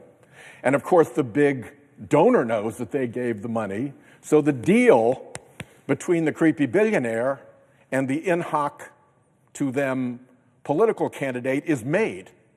But because it's dark money, because it's secret, because it goes through front groups and into the super PAC and ultimately into the campaign, courts don't know, public doesn't know, voters don't know. Everybody else is left out of the joke. Yes. And so, bad enough that they're here arguing for excess benefits for themselves compared to regular Americans. Worse, they're using dark money, corruption to get there. So how is that patriotic? I want to answer this question so badly, but the crazy thing is the person best to answer this question is the person who asked it. You have sat here and given this detailed analysis to show how this group of very wealthy billionaires in this country are so perverting our system by creating these front groups that then interfere in our democracy in the most disgusting of ways. Even if you are like me and you that can't stand the decision Citizens United, even in Citizens United, the majority opinion really projected that we should do the Disclose Act, which we have tried to bring to this floor and get passed. It says no more dark money. How do we have a political system that is so corrupted by billionaires who so with all of their money drown out the voices in politics of other Americans? A great example of that is they're getting so reckless that many billionaires aren't even hiding it anymore, i.e. Elon Musk. He's like saying, hey, I'm going to roll up into a Supreme Court case up in one of our best Great Lakes states, and I'm just going to dump $100 million there and then give away, as if to insult our democracy, million-dollar checks as part of my effort to influence an election with my overwhelming flood-the-zone amount of billions of dollars. And by the way, hey, it's a pretty good investment, right? I'm Donald Trump's his biggest campaign contributor, and as soon as he gets elected, a lot of my stock goes up, although Tesla stock isn't doing so great right now. The reality is, we live in a country right now that we're giving more and more ability for billionaires to use their wealth to rig the system and then get more wealth as a result of that. It is so corrupt and so corrupting to this. We have been talking about this, as you said, for 18 hours now. This big, unchecked corporate contributions, billionaire dollars, dark money in front organizations that nobody in the Senate has outlined better than you, is corrupting our Constitution. And even the bad case Citizens United, even they said this shouldn't happen. You all should write laws in this place that force people to disclose where that money's coming from. But how many years has it been since Citizens United?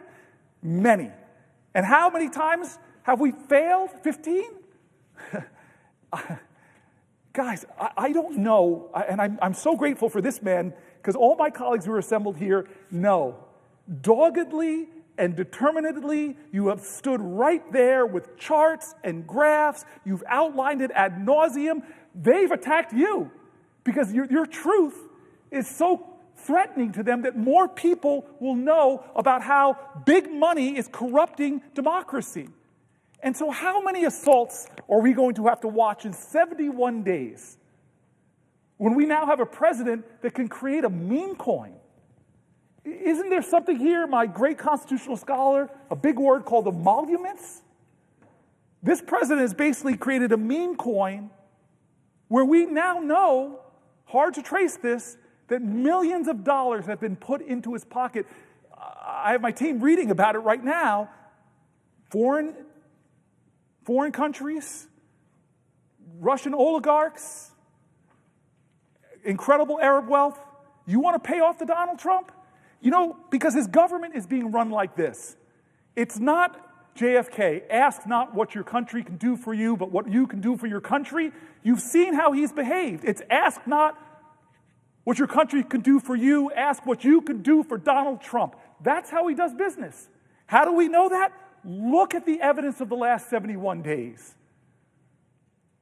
If you are a law firm that comes to him and offers him $40 million of pro bono work, God, how many people I love in Newark had that kind of legal representation, pro bono.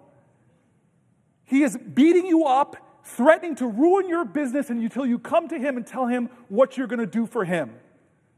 We're seeing it. You want a merger? You want a merger? What do? Give $1 million to his inaugural committee, and then find ways to get money to him through his meme coin, kowtow to him in any way possible. The Senator White House, nobody has outlined this more than I have. Nobody, more than you have, excuse me. And I encourage people. I feel like now I'm advertising everybody's social media. Go to his YouTube. I call him a YouTube star. I'm not joking. You have on YouTube, I know, just great details and outline about how the corruption of money in politics is getting worse and worse and worse in this era of billionaires like Elon Musk who have no shame anymore. And I'm going to say it on the Senate floor. There are so many reports and stories of him threatening elected leaders, threatening to put $100 million in a primary challenge if they don't kowtow to what the great leader is telling them to do. You use the word all the time, and I'm going to say it over and over. This is corrupting to our democracy and amounts to another assault on our Constitution. How much will we take, America, until we say enough, until we say no more, until we say pass the Disclose Act? Bring back the dark money, put light on it, shine the light of truth on this web of dark money lies. How long will we endure this? I hope that you and I are in the Senate when you no longer have to give that speech because we took action on the Senate floor to end this nightmare of billionaires trying to outsize influence on our democracy. Will the senator yield for a question? Not immediately. I just want to say to Patty Murray, thank you. You were a co-conspirator in my life of trying to cause good trouble. You are one of the most powerful people in the United States Senate, yet you have never lost your compassion and your care for people. You're like somebody else I talked about in the Senate, two of my favorite people who lives this ideal that I may be a United States Senator, I may be head of appropriations, I may be President pro tem of the Senate, but I will never lose my connection to the people I represent and to the convictions that brought me to this place. You are such an honorable soul, you're such a great American, and you've been such a dear friend to me, this Congress. I savor the times where you let me come to you're a lot more seniority than me. You've got a great hideaway with a view. One day, maybe. But I just want to say thank you, Patty Murray, for being so kind to me. And you're showing up right now gives me a lot of strength, puts more fuel in my tank. And so now I feel all this power. Now you will outrank me in every imaginable way here. And you're the head of our Democrat appropriations, so I'm obligated by the state of New Jersey to be very obsequious to you. I yield for a question while retaining the floor. Well, I thank the senator from New Jersey. Thank you for your kind words. And I would just say the country is so grateful for what you are doing right now, because so many people are so frightened, worried, scared, and angry about what is happening to the basic values of this country that so many people have just thought would be there, that their kids would be able to go to school and get an education and not have to worry that the Department of Education was going to be gone and there wasn't a watchdog anymore or somebody to help them, or that the research at NIH was going to be dismantled. Perhaps they had a family member who was in the middle of some kind of scientific experiment that is now being dismantled. What happens to their hope? I hear from people on so many topics, seniors, who are waiting on hold for hours and then getting hung up on because there's nobody to answer the phone anymore. These are basic values that we have as a country, that we care for other human beings, and we're there as a country for them. And you are showing that fight today and inspiring so many people. And I will ask you a question in a minute, but I want to personally thank you for what you are doing today. It is so important. You are the voice of so many people today, and I so appreciate it. Now, I want to change the dynamic a little bit. I wanted to come today. You have talked about the impact in so many areas in our country, but I wanted to come and ask you about something really personal to me, and that is the impact on our veterans today.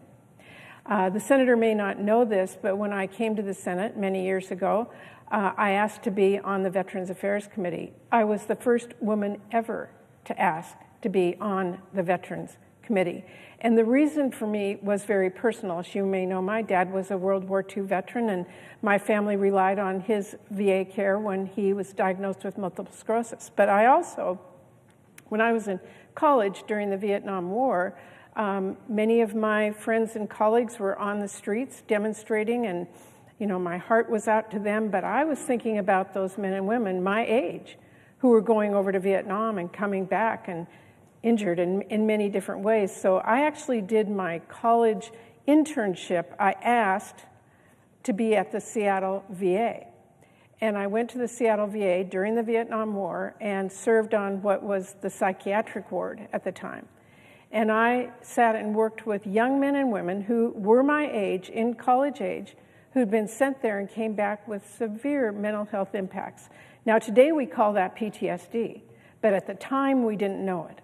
And I was looking at these men and women who volunteered to go over, or sometimes their number came up at the time, and came home and were going to be impacted the rest of their lives.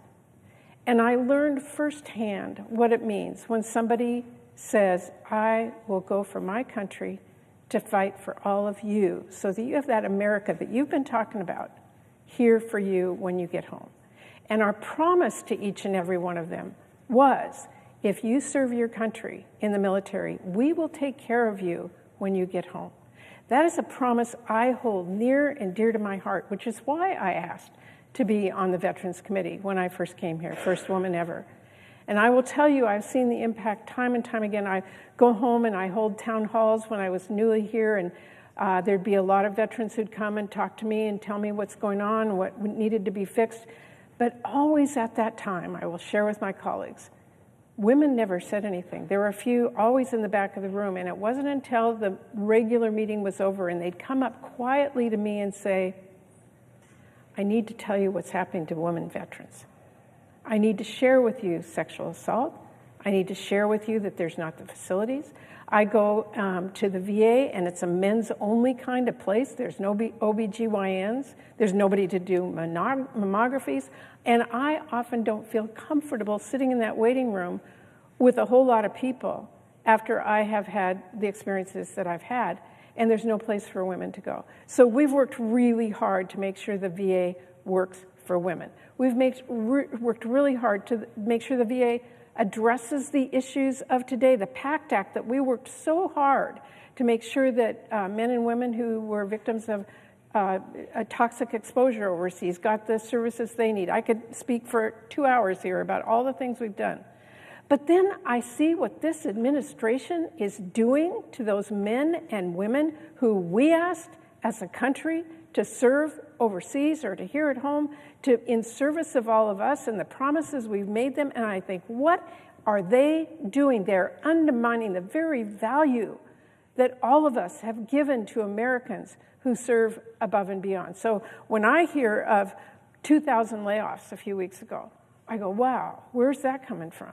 Well, I know because I'm getting the phone calls, like I'm sure you are, from a VA researcher who has been taken off the job, fired, unexplained, told he wasn't doing a good enough job somehow, doing research on basic things like prosthetics, or doing basic research on PTSD, or doing basic research on the kinds of things that our men and women who serve overseas are subjected to and need to come home and have the specialized service and resources that they need. Or I hear from veterans who can't get the services that they've been asked for. So now when we are hearing this administration is about to cut 80,000, you didn't hear me wrong, 80,000 more people from the VA, a vast majority themselves are veterans. I wanted to ask the senator, how does that hit you? How do you feel about that? I'm so grateful you brought this up. And especially all the work we had to do when I got elected 12, 13 years ago. One of the earliest things I did is meet with women and veterans in my state and heard these awful stories about how long it took to get gynecological care, the waits that they had to do, the indignities they had to endure. And I'm glad we've made so many strides, in part thanks to your leadership in New Jersey, with special dedicated facilities to our women veterans, with shortening those wait times, with prioritizing them. But you're now right. Their proposal is to cut 83,000 positions from the VA. And you know this, you said it, this just years ago, this governing body passed the PACT Act with overwhelming bipartisan support. It was signed by President Biden in August of 2022, the largest health care and benefit expansion in VA history. You were one of the leaders, increasing disability compensation and extending eligibility for VA care. To meet this increased demand, the VA added 61,000 employees in 2023. These new hires included claim processors, physicians, nursing staffs, medical support assistants, food service workers, and housekeeping staff. And now the progress this body made is in jeopardy by this president. We added 61,000 just to keep up with the demands and the needs, and now he's cutting 83,000. This is an article, if you don't want me to yield. DAV urges Veteran Affairs to be more transparent about vet care amid layoffs and budget cuts. Veteran Affairs Secretary Doug Collins says veterans' care won't be impacted. We saw the largest expansion of VA healthcare benefits in a generation under the PACT Act. Collins attended DAV's recent midwinter conference where he came from behind the podium, walked into the audience, and told attendees that vet care and benefits would not be impacted by the Trump administration. In recent appearances on CBS Eye on Veterans podcast, DAV Communications Chief and Air Force veteran Dan Clare said the VA has not demonstrated how it's going to keep its promise. They have not demonstrated it. DAV also does not have a lot of information about what's planned, he said. Can you imagine that? Leaving all these veterans with insecurity and uncertainty. Now we're hearing about the 83,000 people losing their jobs. 20,000 or so folks might be veterans themselves. We're concerned about how we're going to be able to cut that many people and maintain care and benefits. The VA hired thousands of staffers since 2022 in response to the PACT Act, which brought 800,000 new enrollees into its systems. Collins has said cutting the VA workforce by 83,000 would bring it back down to its 2019 level before we did all those expansions to help women's vets. Clare said he has not heard about specific performance problems with those who've been laid off. Well, you haven't heard about it. Veterans' needs have not changed, and they remain great. The people who are sick from the burn pits didn't necessarily get better overnight, and some of these folks are going to have a long road to hoe when it comes to their health. DAV is getting calls frequently from veterans who are scared, angry, and don't understand what's going on and how it's going to affect them. Clare was one of the first whistleblowers on burn pits in Iraq, which eventually inspired the flight the fight to pass the PACT Act to help veterans who became sick or even died from their toxic exposures. When we started talking about dioxin, when Vietnam veterans heard that, they immediately thought of Agent Orange. And that's probably what this is, our generation's Agent Orange.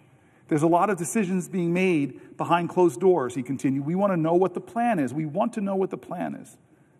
We're not against efficiency of government. We're not against even removing VA employees who may not be fit performers. A veteran has a unique understanding of another veteran's needs, Claire continued. When you lose those folks out of the VA, the veterans, you lose an institutional capacity to understand veterans.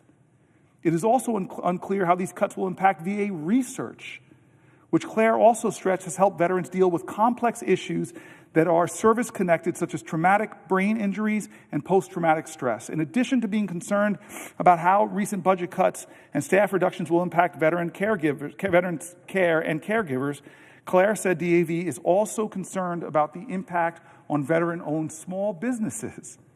DAV is asking veteran business owners whose contracts have been recently canceled or who have been fired from their VA jobs to reach out here. DAV is actively keeping a list of veterans negatively affected by the Trump administration's cuts and plans on fighting for them in the weeks and months to come. And those lists that they're keeping are getting longer and longer and longer of people affected by this. So to answer your question, it's absurd. It is offensive. It's ready, fire, aim. Tens of thousands of veterans laid off, veterans who do business and work in contracts ended. Why is this another group that the President of the United States is scaring? Frightened veterans, angry veterans. I'm hearing from them in my state. You know you're hearing them from yours. What's the plan? What's the plan? What's the plan? They have no answer for us.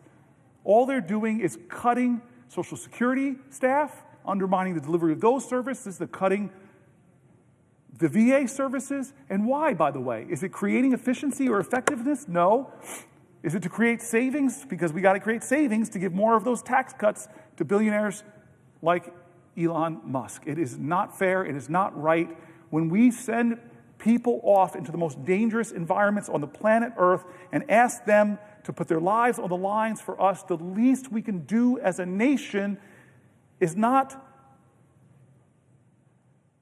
penny pinch on their backs of the service that they deserve. For one additional question. I yield for a question while retaining the floor. The senator's right. And so many veterans are afraid right now. And I had a veteran tell me that he was one of those people that got the letter, you haven't performed well. He worked for the National Park Service, actually. And he said, I've been saving lives. I've been cleaning trails. I've been making sure that the national parks are safe for all of you. And then he said to me, I'm a veteran.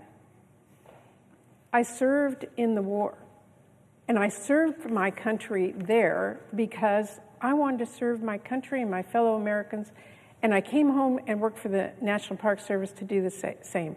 And now, as a veteran, my country's not there for me. And I would just say to my colleague and to everyone who's listening, to these men and women, that we make a promise to, that we say we will be there for you when you come home. That does not mean slamming a door in your face. It doesn't mean that you have to wait for hours to get the services that you earned. It doesn't mean that you will be mistreated. It means that we will honor you. And I would thank the senator for his response and just say to him again, do you think we're treating men and women in this country as great Americans by the actions that are being taken by this administration? Thank you for the question. No, and I'm just going to read another article that's going to make even clearer the point you just laid that's so strong and so important. This is from Axios, how White House firings are hurting veterans. The Trump administration's big cuts to the federal government are hitting one group particularly hard, the country's veterans. Why it matters? Many of those who served in the military derive a sense of purpose and belonging from their government work, viewing it as a way to serve their country and help their peers outside of active duty. The big picture. It's not clear yet how many vets have been fired or will be. Last year, veterans made up 28% of the federal workforce. 28%. Per federal data, a far bigger share than the 5% in the private sector. About 36% of the vets working in civil service, more than 200,000 in total, are disabled or have serious health conditions per federal data. 36% of the vets working in civil service are disabled vets. This is the largest attacks on veteran employment in our lifetime, says William Attig, Executive Director of the Union Veterans Council, a large group that represents many of these workers. Attig, who was deployed in Iraq from 2003 to 2009, has been talking to newly unemployed members, trying to get a tally of everyone whose job was lost. Zoom in now. Some veterans still holding on to their jobs for now are waiting for the hammer to drop. We're being smeared as leeches, but I just want to serve my country and provide for my family, an employee at the Department of Defense who's a disabled veteran, and requested anonymity because he didn't want to put his job at risk. Talk about free speech. We're being smeared as leeches, says a disabled veteran who stood for us. And he was thrilled to land his job, he said a few months ago, but is anxiously waiting to see if he'll be one of the more than 5,000 workers at the Pentagon that the Pentagon said it would fire next week. Privately now, GOP lawmakers are growing uneasy with the cuts to veterans. I know this because I know the heart of so many of my Republican colleagues. Politico reports adding that vets have been disproportionately affected by firings, and again, GOP lawmakers are growing uneasy about it. The White House did not say how many veterans have been fired. At least one department, the Department of Interior, has rapidly carved out an exception for them. President Trump has consistently stood up for our brave men and women, delivering crucial reforms that improve VA health care, said White House spokesperson Anna Kelly in an email. There are a few reasons government work attracts vets. The federal government has a veterans preference. Put simply, when deciding among a group of qualified candidates, they're first in line. I think that's right. You'd have to jump through a lot of hoops to not hire a veteran, said a former official. With more veterans working in government, more feel welcome to work among people who understand them. Others are drawn to their retirement benefits. Years of military service counts towards your federal pension. Plus, though, many of these folks feel drawn to mission-driven employment. Most veterans feel like they're putting on another uniform when they go work in other federal agencies. These jobs are a crucial piece of the puzzle in most military life, he says, adding that it's also a key part of suicide prevention for this at-risk group. One of the most important things you can do for a veteran is help them with a job.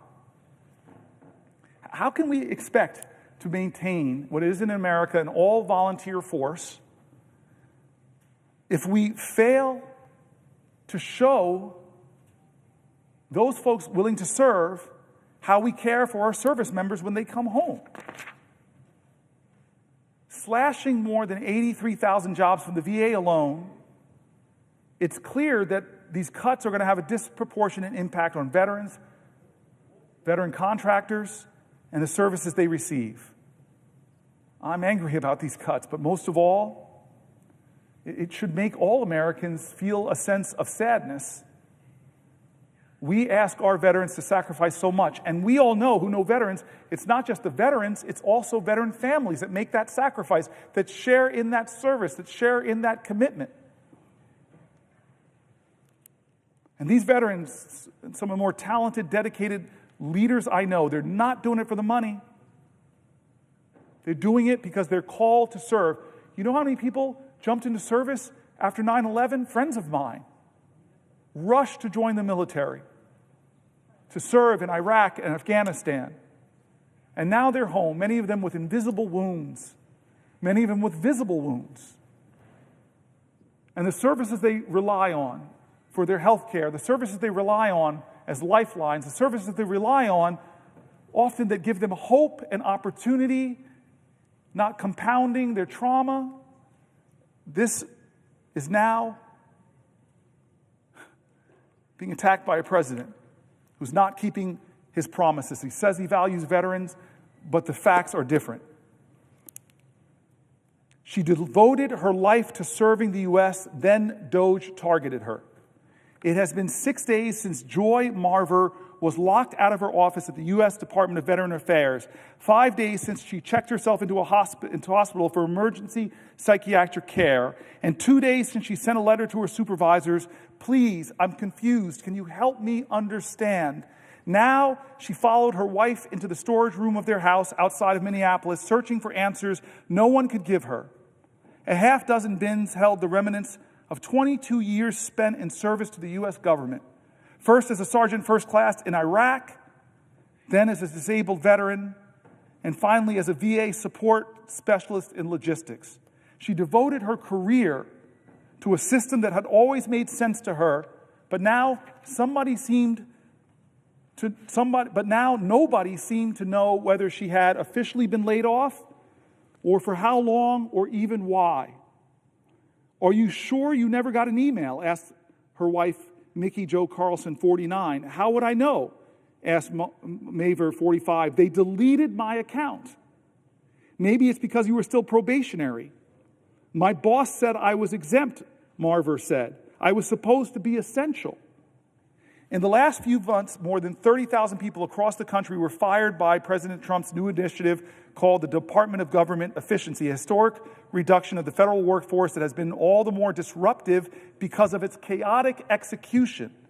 Entire agency divisions have been cut without explanation or mistakenly fired and then rapidly rehired, resulting in several lawsuits and mass confusion among civil workers. After a court ruled last week that many of the firings were illegal, the government began reinstating workers even as the Trump administration, including tens of thousands of veterans.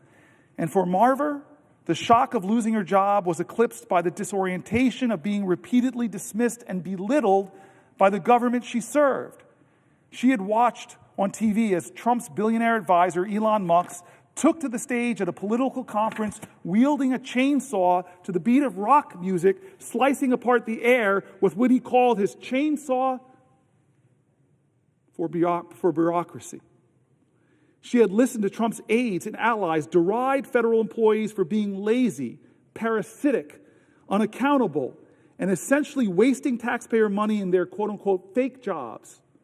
In Marver's case, that job had meant helping to retrain soldiers for civilian work and coordinating veteran burials while earning a salary of $53,000 a year. Here's the note I got a little while after I was hired, Marver told Carlson, pulling a form letter from the government. "You represent the best of who we are as Americans," it read. "You could have chosen to do anything with your talents, but you chose public service. Kind of boilerplate, but it's nice," Carlson said. Madam Chair, Senator Booker, will you yield for a question?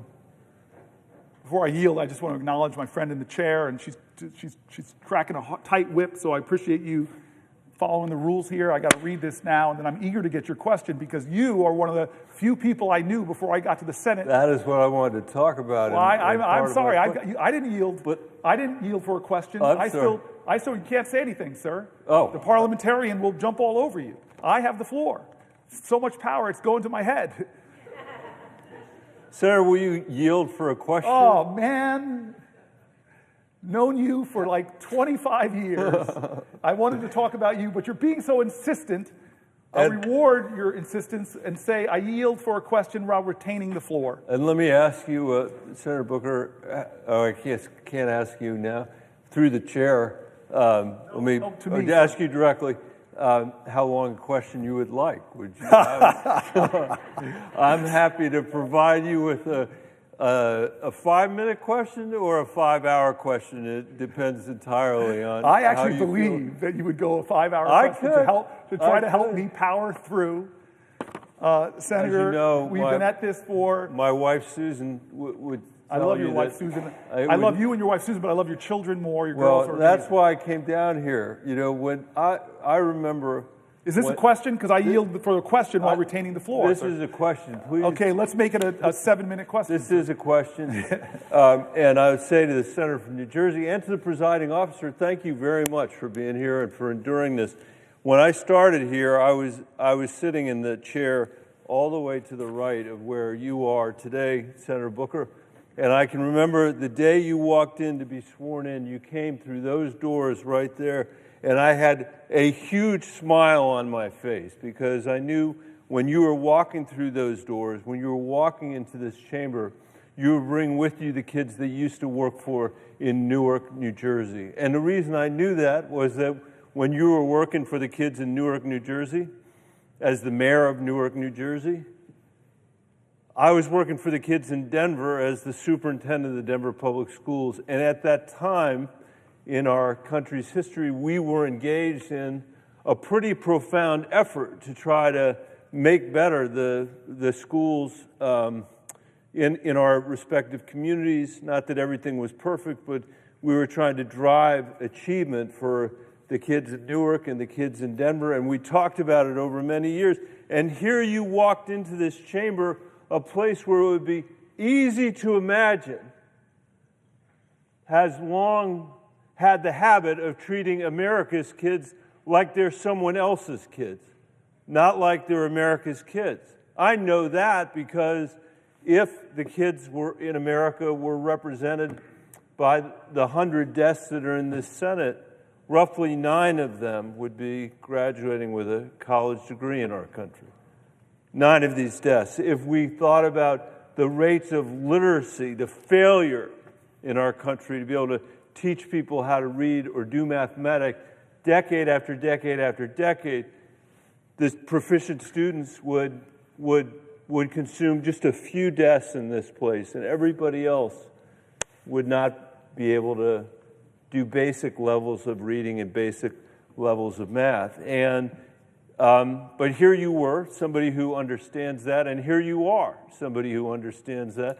And one of the very first projects you and I worked on, and this is coming to my question, was the child tax credit. This was an effort to turn back 30 or 40 years of trickle-down economics that said that what we're going to do is cut taxes for the richest people in the country and just have it trickle down to everybody else. Some people don't know what that means, and if I could, let me just say what that actually means. For you to understand what that tax policy is, that tax policy that Donald Trump has pursued now twice, once when he was president before, and now again, you have to imagine that there is a mayor in Newark, or there is a mayor in Denver, or a mayor in San Diego, or in Miami, who is saying to the people that live in his community, I have an idea. I'm going to go out and borrow more money than we have ever borrowed before as a community. I'm going to go out and borrow a ton of money. And your constituent and my constituents would say, wait a minute, Mayor, wait a minute, that makes me nervous. What are you borrowing all that money for? Because I'm worried about the fiscal condition of my city and my town. This conversation would happen in every city and every town in Colorado or New Jersey, whether they're Democratic or Republican mayors. You'd have to answer the question, what are you spending the money on? What are you going to borrow all this money for? Is it for our parks? No. Is it for our schools? No. Is it to give mental health services to kids who desperately need it? No. Is it for our roads and bridges, our infrastructure? No. Are you going to do something important for our water systems? No. What is the answer? What are you going to do with that money that you are borrowing, that you are mortgaging our kids' future? What is this important thing that you're going to do with it? The answer is we're going to give it to the 2 richest neighborhoods in New Jersey or Newark or Denver, and we're going to expect that it's going to trickle down to everybody else. That is the theory. That is what trickle-down economics is. That is what the Trump tax plan is, and there's a reason why no mayor in America has ever done it, because you would be run out on a rail. Because you couldn't explain it. You're going to borrow money from the kids of our police officers, our firefighters, our teachers, in order to cut taxes for the richest people in the community in the hope that they'll buy a little bit of an extra I don't know, luxury, and that's going to somehow generate economic activity for everybody else. It is demonstrably true that has never worked. And by the way, these tax cuts, I say the presiding officer and everybody else within the sound of my voice, have literally never, ever come close to paying for themselves. That is a complete lie. That's why the Congressional Budget Office says this is going to blow a $4.6 trillion hole in our deficit. And for what? To give tax cuts to the richest people in America when they need them least? And when the income inequality is as great as it has been in our country since the 1920s? Which brings me to my question. My cherished colleague from New Jersey, what was it we were trying to do with the child tax credit? There were a lot of people who believed that we couldn't even get it passed, that we couldn't even get the IRS to administer it. And then we did get it passed during part of the Biden administration, and lo and behold, more than 90% of the families in New Jersey got a tax cut. Lo and behold, more than 90% of the families in Colorado got a tax cut, not waiting for a trickle down from the wealthiest people, but they got a tax cut directly that did what? Cut in half the childhood poverty rate in America. In the richest country in the world, for one moment, we said, we don't have to accept this level of childhood poverty as a permanent feature of our democracy or a permanent feature of our economy. We can do something different than that. And Senator Booker, that is what you said when you were mayor of Newark. We don't have to accept these generational outcomes of poverty or of poor schools or of lead in the water. We can do something different. And that's what you've brought to the United States Senate as well. The tragedy from my perspective is there are many tragedies about the election of Donald Trump. And by the way, I'll say again on this floor, I don't blame him for getting elected president. You know, he ran and he won. Those of us that were trying to offer a different vision have something to explain about why we were not successful. The one thing I am certain of is that the kids in Newark and the kids in Denver are completely invisible to our current president. That he is not concerned with their welfare or even loses a minute's sleep over the next generation. So I wonder if you could talk a little bit about, this isn't a numbers and cents question, because I know even though you don't look tired, I'm sure you must be tired after all these hours and hours and hours. But can you talk a little bit, Senator, about how a society should be judged with respect to how we treat the next generation of Americans, how a tax bill should be judged by how we treat the next generation of Americans, how almost nothing else matters except what we do with respect to the next generation of Americans. I can tell you that my daughters, Caroline, Helena, and Ann, understand better than most your commitment to them and to your commitment to their generation, because you've been such an inspiration to them, not just today, but thank you for what you're doing, but for basically their entire lifetimes. Well, thank you for the question. My long time friend, one of the folks I've known the longest, who I get to serve with. And what you did for me when I came here is you and Sherrod Brown, who sat right there by the door, you let Bennett and Brown become Bennett Brown Booker, 3 Bs, and joined together with some of the most extraordinary House members and Brother Warnock, and fight for the child tax credit. And it took years, but we found our opening when we called Ron Klain together before the election was even settled and said, please, this is the best thing our country can do is to expand the child tax credit, make it fully refundable.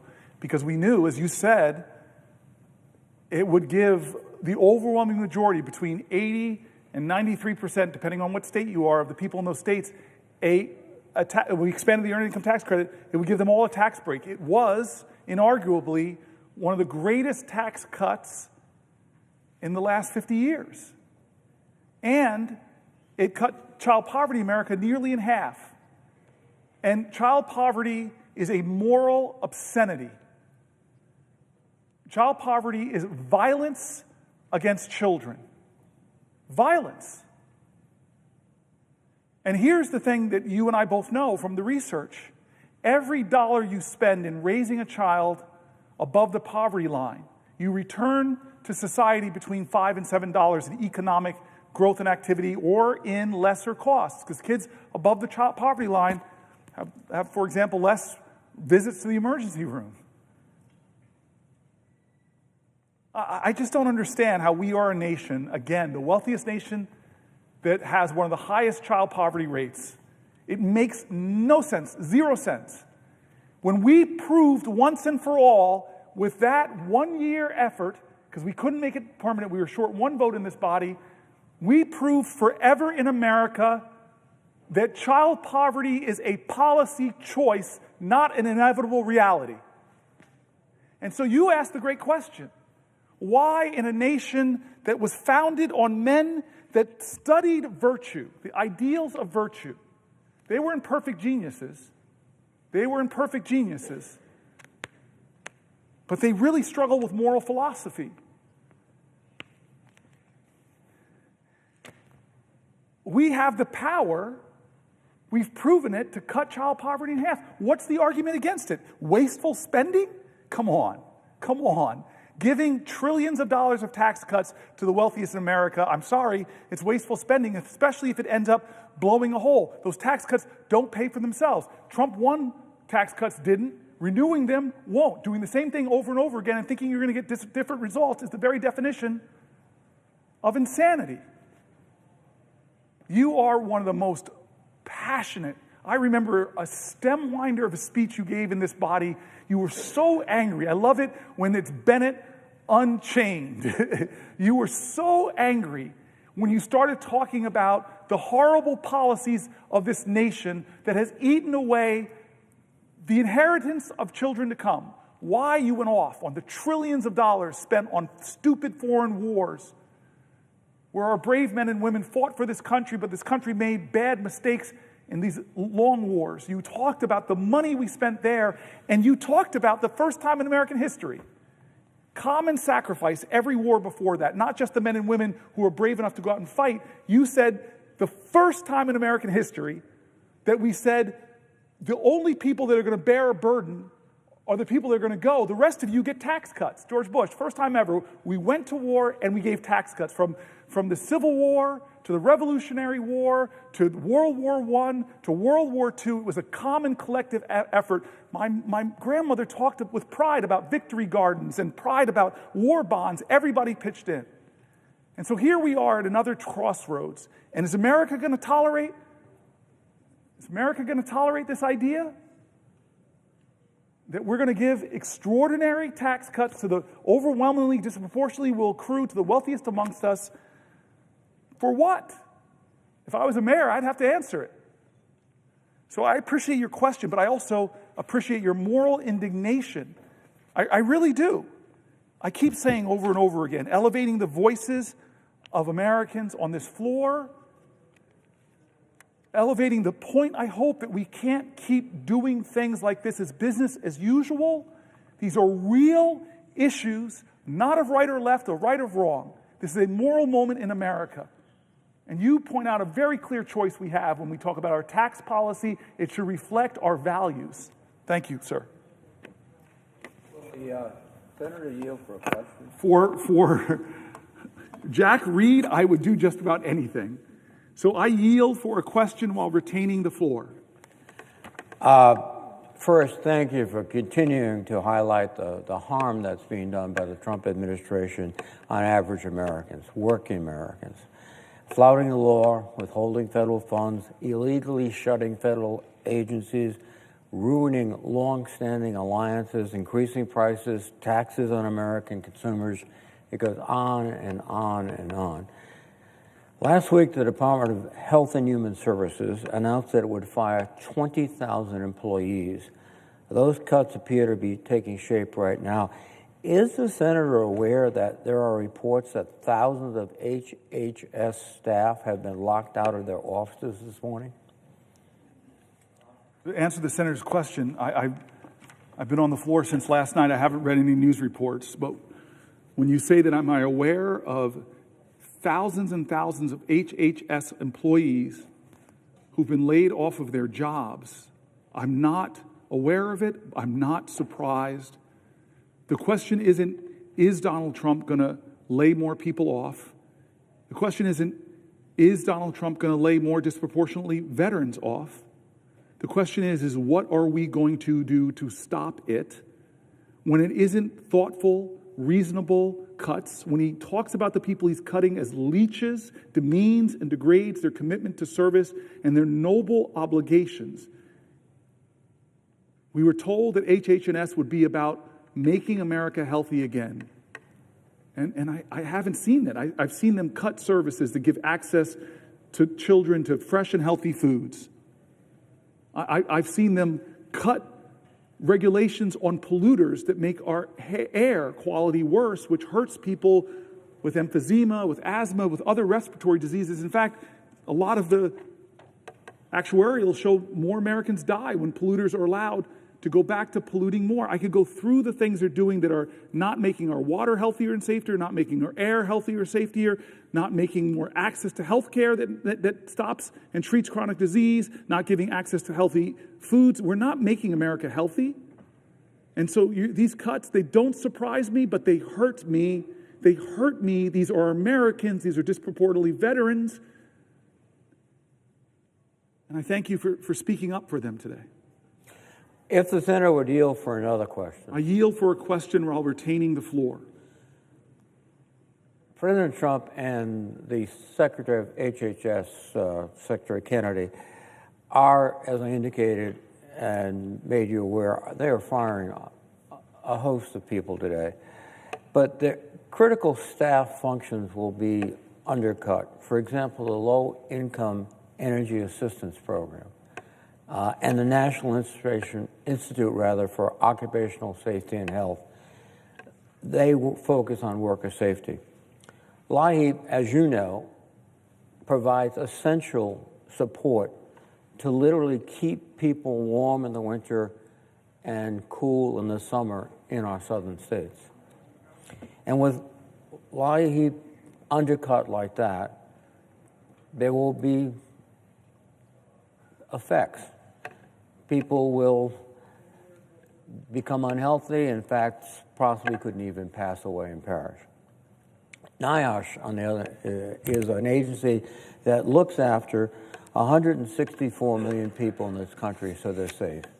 And we all know, we all remember back all those stories about the Gilded Age, which sometimes I think the administration wants to bring back, where children labored in shops, where garment workers were killed in fires because there was no way to get out. All the exits were sealed.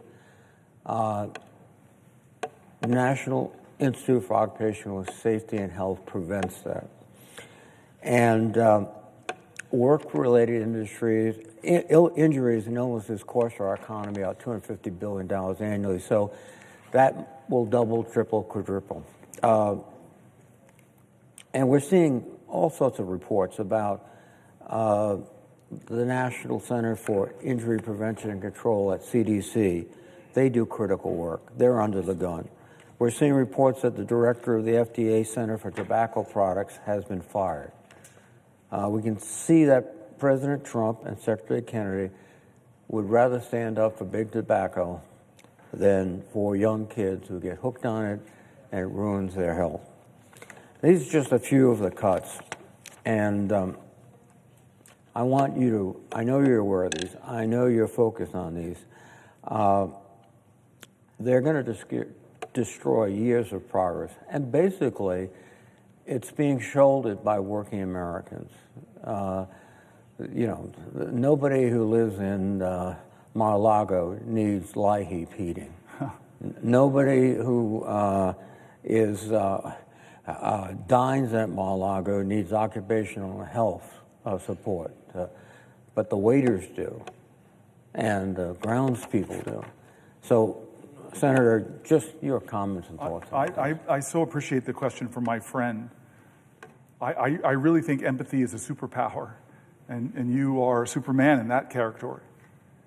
Because you're thinking about the people affected. We throw these acronyms down here, and they sound like government programs, but you meet with the people. I remember when I was starting out my political career in service in Newark, and I had this dear friend named Kim, and she was one of these people that worked trying to sign people up for LIHEAP.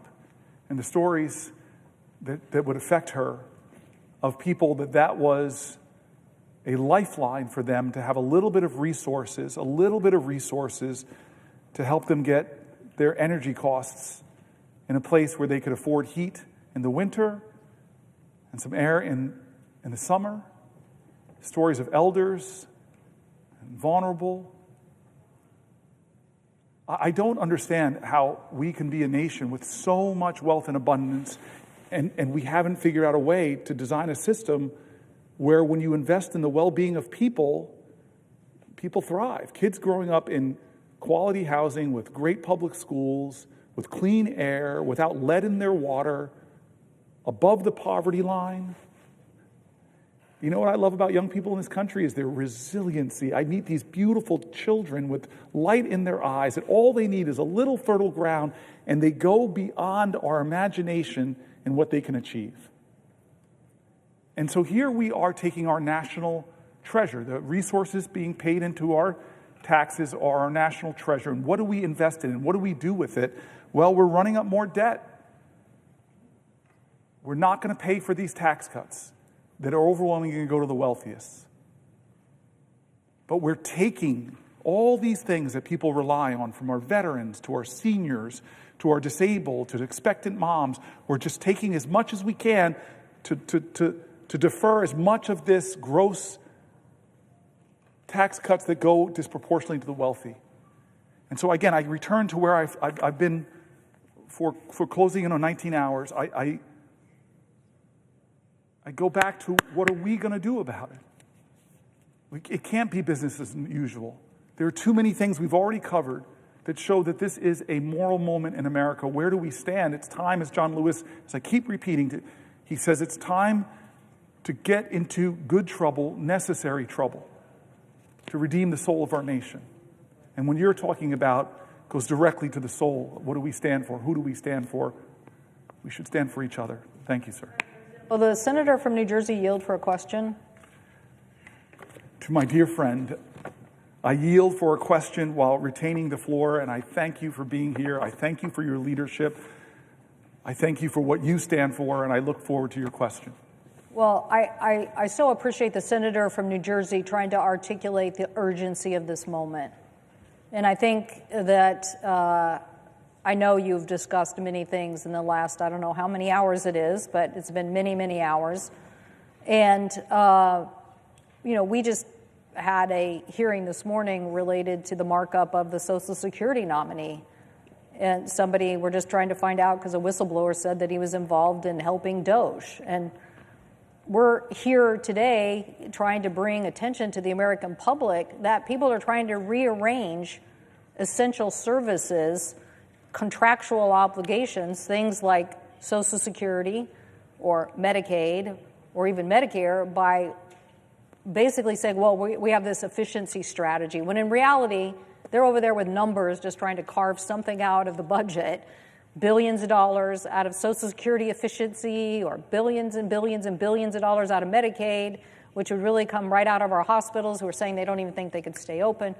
But this notion of Social Security, I don't know if you've heard that not only are they closing offices and cutting jobs, they're asking people to re-register. So my constituent, who they basically said was dead, was not dead. He wanted his Social Security. So not only did they not give him his check in January, they tried to claw back checks from the previous months out of his bank account. And even though this has got national press and attention, you would think that everybody on the other side would be like, no, that's not what we're trying to do. Even though the president of the State of the Union said all these people were getting Social Security checks, when my constituent is standing in line with less and less staff trying to get his Social Security, and guess what? They're still at it. As of last Friday, they were still at not giving him his Social Security. So what are we unleashing on America? What are we unleashing that even, and I don't know whether you address these Social Security issues in your statements. I so appreciate you emphasizing the urgency here, because this is the dismantling of contractual agreements between the American people and the people's body that we're here to represent them and stand up for it, and people are acting like they don't care. So you are here in an extraordinary athletic achievement. Thank you.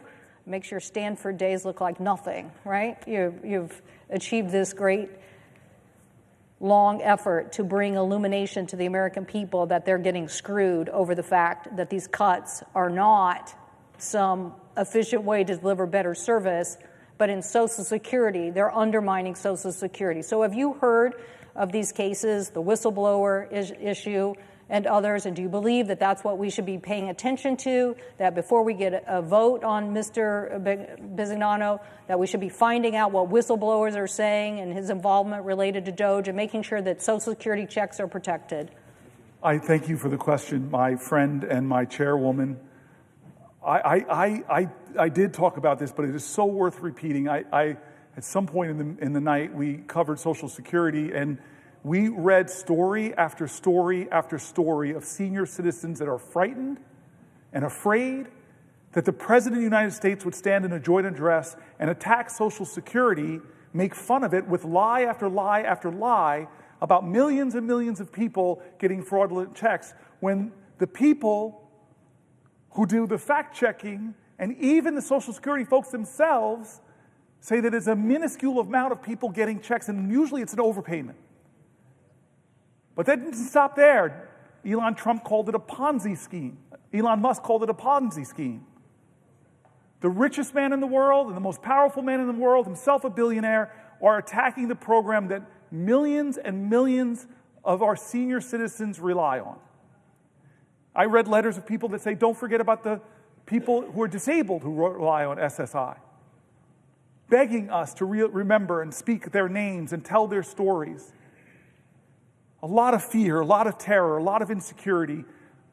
But we spoke about this on the floor, that their benefits are already being cut. What do I mean by that? Well, if you are cutting Social Security offices, as one of our colleagues said from New Hampshire, in a rural area, forcing people to have to drive 100 miles if they have a problem, they can't talk on the phone with the waits on the phones. I read an article from the Wall Street Journal, no left-wing mag, from the Wall Street Journal, talking about how the customer service is going downhill because of the cuts that they're making, and now you're forcing seniors. We read letters from 85-year-olds, 90-year-olds, 93-year-old. They're going to drive 100 miles? I read letters from Social Security workers who now work in inadequate spaces with inadequate staff, unable to do their job that they love. They're not leeches.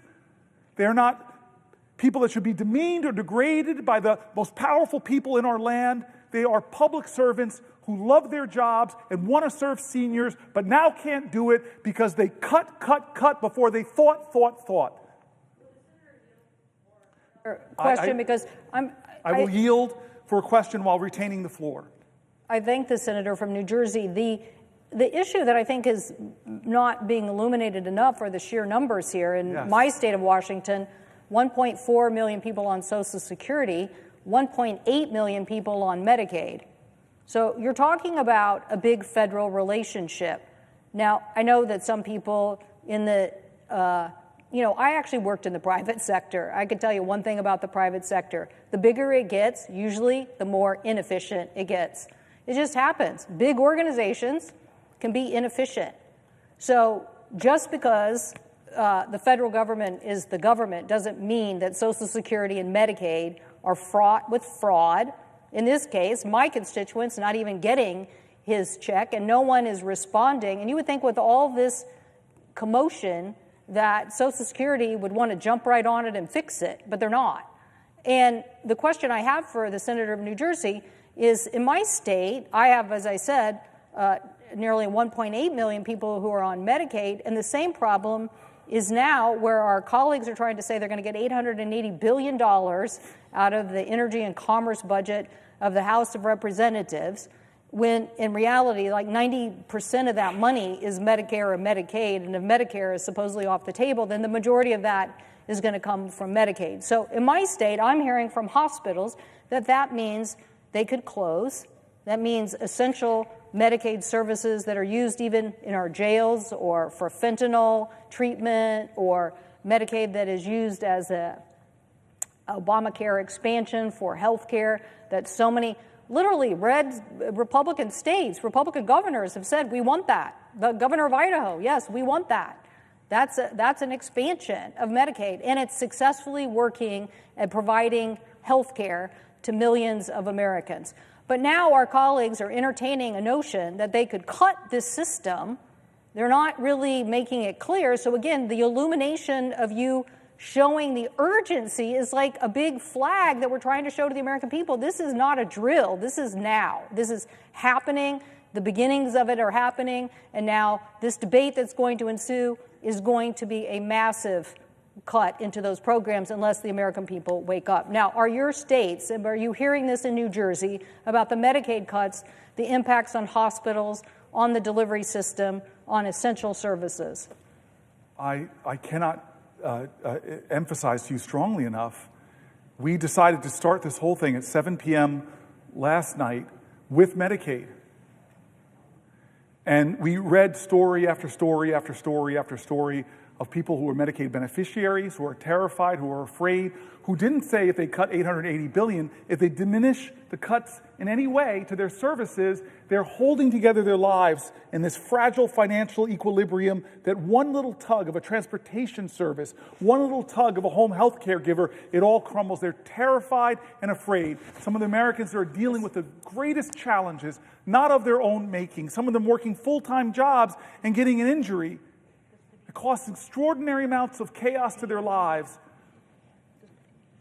So yes, I read from the people who are recipients. I read from the people who run hospitals, from rural hospitals to urban hospitals to level 1 trauma centers, who all said that if they cut hundreds of billions of dollars, that it'll affect them. I did something really important. I read from Republican governors and Democratic governors, because I keep saying over and over, America, this is not right or left, it's right or wrong. It's not a partisan moment. It's an American moment. It's a moral moment. I read voices from Republicans specifically, Republican governors in Medicaid expansion states. They have this trigger. You know this, many states, that the funding from the federal government ever dips below 90%, boom, Medicare expansion is over. Millions of people in financial crisis, in healthcare crisis. What is it going to take for us to say no?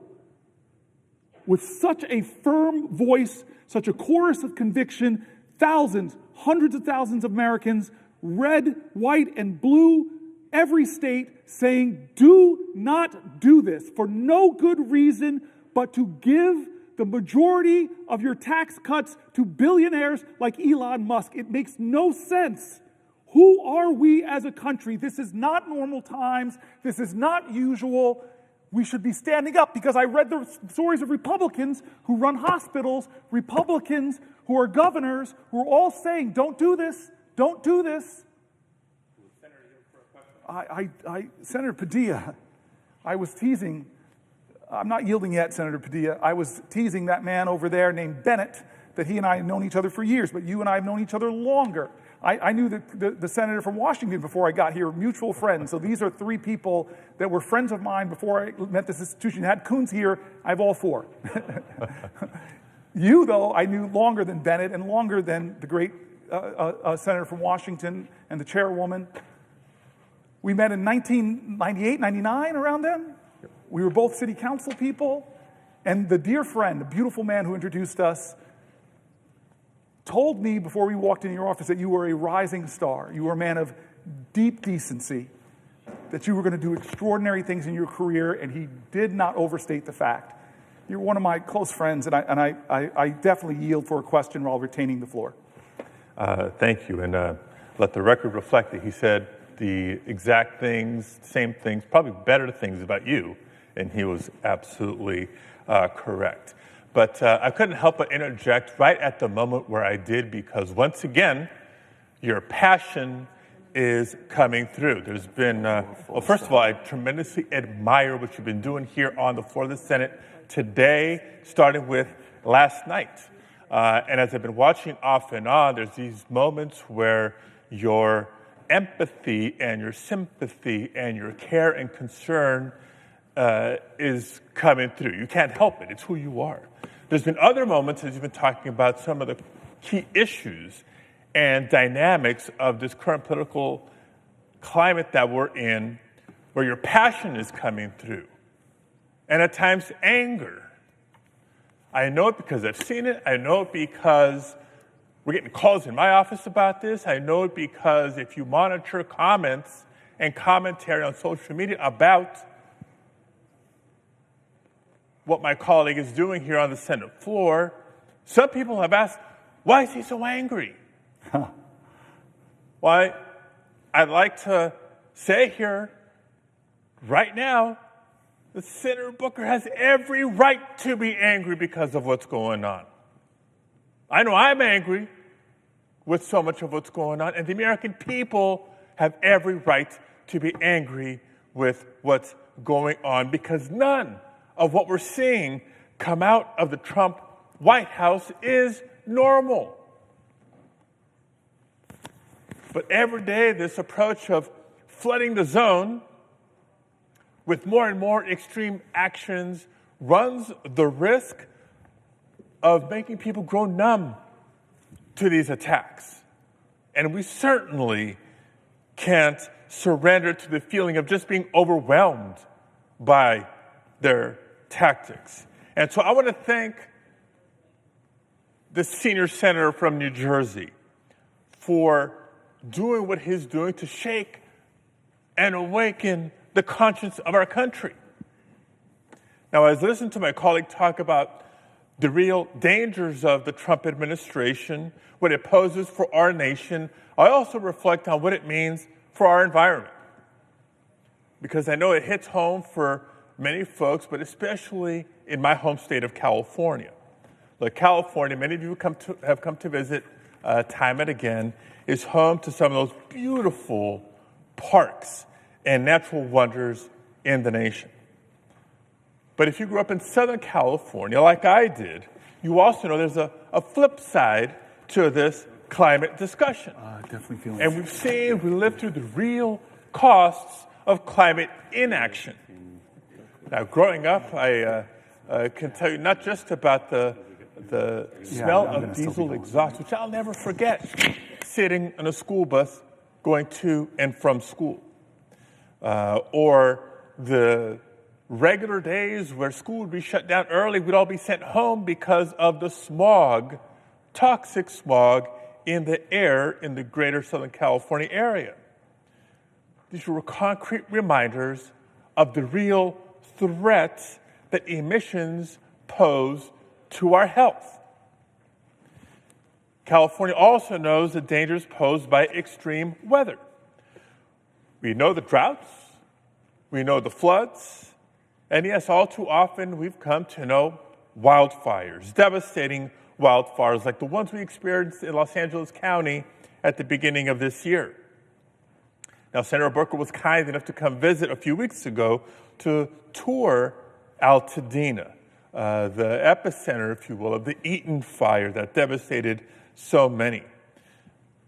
And I think we both agree, and anybody who's visited the area to see for themselves would agree, that you cannot see what happened in and around Altadena and come away unmoved. I go on and on with examples and reasons to say to you that this is exactly why California for decades has worked so hard against pollution. and against the impacts of climate change.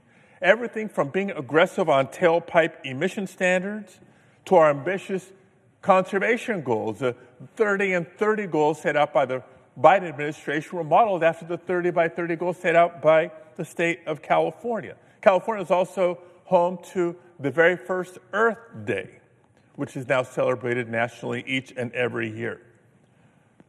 But today, much of our progress is now at risk, because just in the first 2 months of this second Trump administration, we've seen nothing but attacks on this progress of environmental protection. The Trump administration has sought to reverse the endangerment finding, which is the most basic finding of climate science, that yes, greenhouse gases harm public health. They've taken the steps of illegally freezing funding that this Congress had previously appropriated. I'm talking about the types of investments that keep our kids in our communities healthy. Now, earlier this month, the EPA, Trump's EPA, announced that they would be rolling back more than 30 environmental rules. By doing so, they're not just going to make Americans less healthy, they're also going to hurt our economy. And it's going to clear the way for China to become the world leader in green technology. So much for America first, if they continue down that road. But even while the Trump administration has refused to fight climate change, it's one thing to not be helpful. They've actually taken a number of steps that are actually harmful and hurtful. Make it harder, for example, for states to respond to natural disasters. They've toyed with tying wildfire disaster assistance to political demands. They've proposed eliminating FEMA. They've implemented federal freezes on things like hazardous fuel removal and the hiring of federal firefighters, things that we need to do in the winter months to prepare for the hot and dry summer months when the risk is greatest. They've even brazenly opened up dams and flooded portions of the Central Valley to pretend President Trump was helping with the Los Angeles wildfires, when the fact is those fires were contained when they released this water that's no longer available in the hot, dry summer months. So they're not just refusing to act or to help, they're making matters worse for states like California and many others. So that's what this fight is about. Our fight for the environment is about America's health and safety. It's about American jobs, and it's about America's future. With all that being said, my question to Senator Booker is this: for the next generation of Americans, for the young people who are tuning in and wondering, well, what is it that I can do? Do I have a voice? Do I have any power? What would you say to them? How can they take action? I love you for that question, my friend. And I just want to talk about anger, because I've been all over the place. I read these letters and they make me sad. I read these letters, they make me angry. I read these letters, they make me embarrassed that we're a country where people have to rend their pride and beg for help because of the little teeny modicum of support they get from a service like Medicaid. But I've been saying over and over again, as I've tried to learn from my elders, if I've tried to learn from the heroes I revere, that I learned from my parents that anger is not a bad emotion. It's what you do with that emotion that's important. Does it consume you? Does it drive you to hate other people, or do you allow it to fuel you? Because it was ferocious love that had ancestors of all of ours in this country make it through the insults no Irish need apply, the injuries of Japanese internments. It's what do you do with those feelings? You're not defined by what happens to you. You're defined by how you choose to respond. So I tell people, anger, if you're not angry, if you're not angry, let that fuel you. Well, what about the heartbreak that I feel? Well, I get emotional sometimes because I read a letter and something in it makes me remember somebody I know, or to feel the hurt of constituents begging for help, and it breaks my heart. But I tell you, if America hasn't broken your heart, you don't love her enough. Because there's so much heartbreak and fear and pain in a nation where people are seeing their economic hopes and dreams of maybe buying a home or having the money to help their kids with school or to meet their basic needs, where so many Americans are one flat tire, one $400 hit to their economy, and they're suddenly doing payday loans or having to struggle to find a way through. There's so much heartbreak in this country. Great love means you make yourself vulnerable to having that heartbreak. But the heart's this powerful tool that even when it's broken, it still beats. And what about people that are afraid? I get afraid sometimes. I think about this legislation. If it goes through, what's going to happen in my state? I know the hospitals. I know the recipients. But you're telling me, look at our history. Is there anybody in American history that you revere that didn't face extraordinarily fear? Because you cannot have great courage without great fear. Fear is a necessary precondition to courage. And so you ask me, my friend, what can people do? I want to remind people, as I've said before on this floor, to remember the truth that I heard before I came here, that change does not come from Washington, it comes to Washington by the people who demand it. I said this earlier. Do you think that we got suffrage in this country because a bunch of men on this Senate floor right here put their hands in and said, hey, fellas, on the count of three, women get the right to vote. Ready? 1, 2, 3, go. No, that's not how it happened. It happened because of Alice Paul. She was a young person from New Jersey. She broke with the course of human events. Alice Paul, one of my greatest heroes, you know what she did? She caused a heck of a lot of good trouble. Necessary trouble. She is the first American ever, young American in her early 20s, the first American ever to protest in front of the White House. She broke with the older, more mature suffrage organizations and went to the White House and did what she called a silent retreat, protest. She held up signs quoting President Woodrow Wilson's own words about freedom and equality and say, aren't they true for me? Like a great black woman would later say, ain't I a woman? Don't I deserve rights? You don't think she was afraid? Let me tell you how afraid she was. Hundreds came out to jeer her, blocking the street, and then they arrested her for obstructing public passage. And then what do with a strong, powerful woman? You say that she's crazy, and you throw her in an insane asylum. Before Gandhi, sitting in jail before Gandhi, Alice Paul, this young American from New Jersey, goes on a hunger strike. And they don't honor her hunger strike. They shove tubes down her throat, crack eggs into the tube, force feeding her, and thank God for the First Amendment, which is under attack here in America. The freedom of the press, under attack here in America. Look at the dragging the journalist Jeffrey Goldberg right now for doing what? Getting the highest security officials in the land, just showing them the laws that they were breaking. A journalist covered what Alice Paul did. She gets out of jail because of public outrage. She goes back to protesting in front of the White House, and Woodrow Wilson, the President of the United States, finally comes out and joins her in supporting suffrage. You don't think she was afraid, angry, heartbroken, but she did something different. She chose a new and unusual pathway to show that this is not the America I believe in. The poetry of Langston Hughes.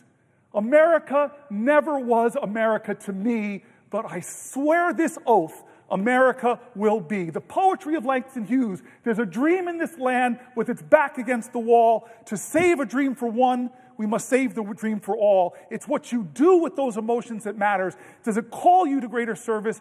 Does it call you to greater sacrifice? Does it call you to greater love? And let me say one more thing. As we were speaking, I just wanted to bring this up. You know I love history. And this is one of my favorite letters, Alex, my colleague, Senator Padilla. It's one of my favorite letters in all of American history because an obscure, unknown American, obscure and unknown, would never have been known, writes a letter to a powerful, powerful man. This obscure American woman that nobody know or would have heard of, ever, if somebody didn't hear about her story and write a book. She would be gone like most of the great heroes in American history, that we don't know their names. It reminded me of the last healthcare debate when Donald Trump tried to take away the ACA, and how many amazing, heroic people who I don't remember their names, but rose up and say no, no, no, that got 3 of my colleagues, McCain, Murkowski, and Collins, to change their vote on this floor and stop healthcare being stripped away from 20 million Americans. Well, here is what I mean. It's not the powerful people with titles and celebrity and offices and billions of dollars that have ever shaped this country. What shapes this nation is hard-working, determined Americans who say, I'm going to redeem the dream of America. I'm going to heal the soul of this country. I'm going to demand that we do better, that we rise higher, that we make change happen. What can you do that you ask if you're a young person? I love this letter.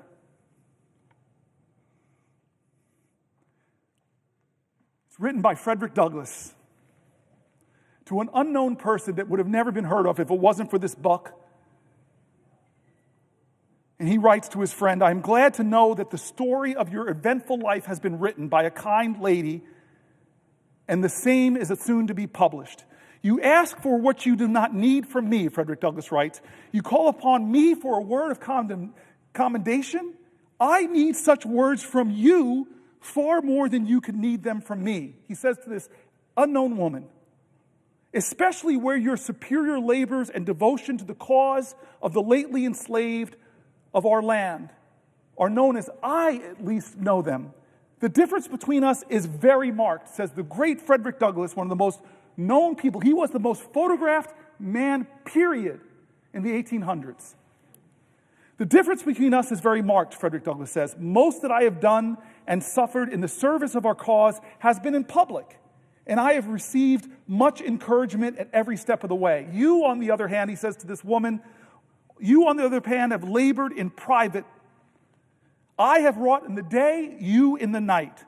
I have had the applause of the crowd and the satisfaction that comes of being approved by the multitude, while the most you have done has been witnessed by a few trembling, scared, and footsore bondsmen and women whom you have led out of the house of bondage, and whose heartfelt God bless you has been your only reward. The midnight sky and the silent stars have been the witnesses of your devotion to freedom and to heroism, accepting of John Brown of much encouragement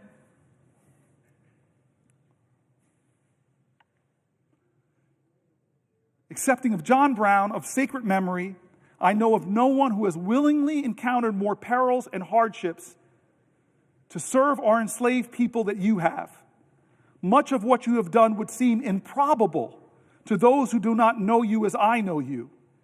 It is to me a great pleasure and a great privilege to bear testimony for your character and your works, and to say to those to whom may come that I regard you in every way truthful and trustworthy. He gave his legitimacy to this book project, Frederick Douglass, to then an unknown woman who did the most heroic things. Her name was Harriet Tubman.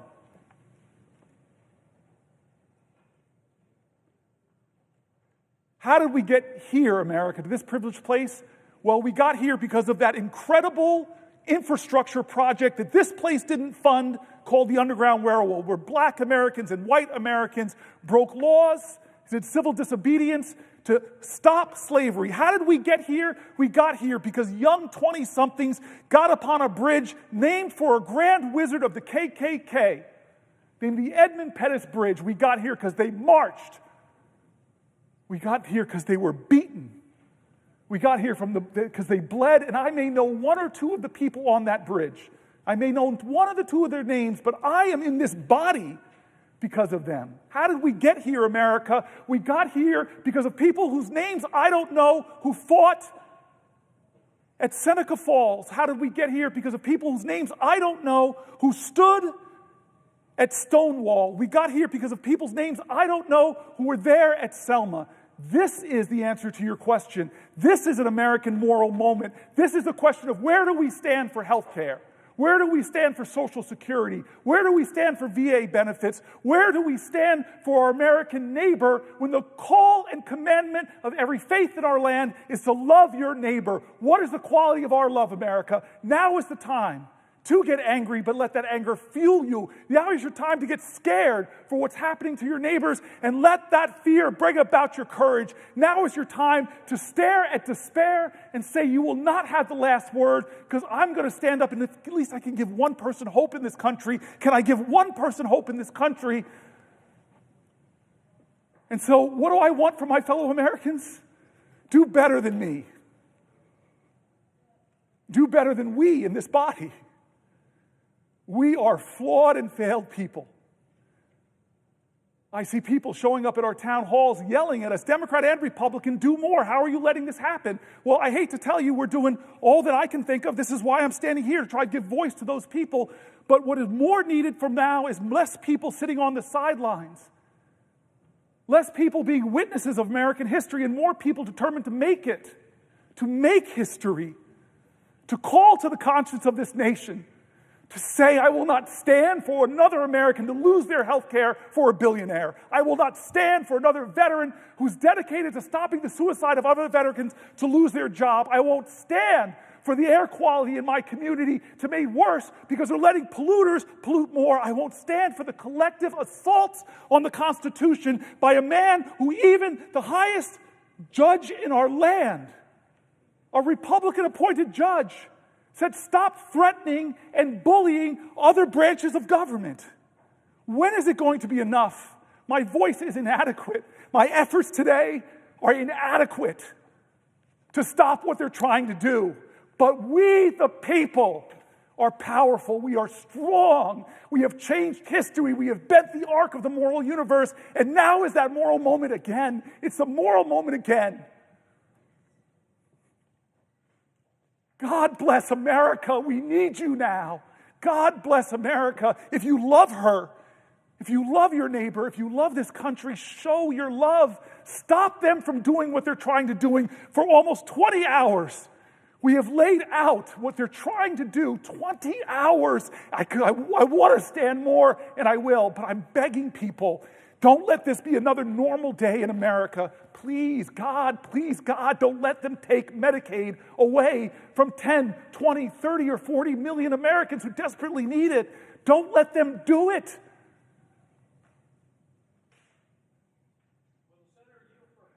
I will yield to my dear friend who I owe an apology. At the last hours of your birthday, as I was preparing for this, I realized that we have a special bond. Before I yield, I want to tell this guy. The senator was discussing... Hold on. I yield, but I retain the right to the floor. So I yield, but I retain the right to the floor. I want to ask some questions about veterans in this country, but before I do so, you talked a lot about courage. Yes, sir. And how the world has been changed by people of courage. And I look down at my tie that I have on today. Yes. Which has the signers of the Declaration of Independence. And we think of that as a sacred document, an important document in our history, but these people had the courage to put their lives on the line for a radical idea, that people could govern themselves and that we could be independent of a monarch. And they were putting their lives on the line. That's courage, and I'm afraid we have people around here, Senator, who won't put their jobs on the line for the idea of America, for our Constitution, for the guarantees that are provided in the Constitution, for the First Amendment, for the structure of the Constitution, for the independence and separation of powers, which is what provides the protection, the essential protection for our freedoms. But let me ask a question about veterans. We had a hearing this morning in the Veterans Affairs Committee. We were hearing nominees. And I commented that here we are mostly voting on nominees in this extraordinary, historic time as if everything is normal. What I said in the committee this morning was, we're playing Nearer My God to Thee on the deck of the Titanic. And we're talking about all these nominees and all these votes that we're having and not talking about what's happening to our country. And in terms of veterans, here's what's happening. Number one, every time the guy with the chainsaw takes so much pleasure in firing people, if you hear about 1,000 people fired in this government, chances are over 300 of them are veterans. 30% of the federal workforce are veterans. In the VA, I suspect it's even a higher number. So what's happening in the Veterans Administration? The first thing that happened was a hiring freeze.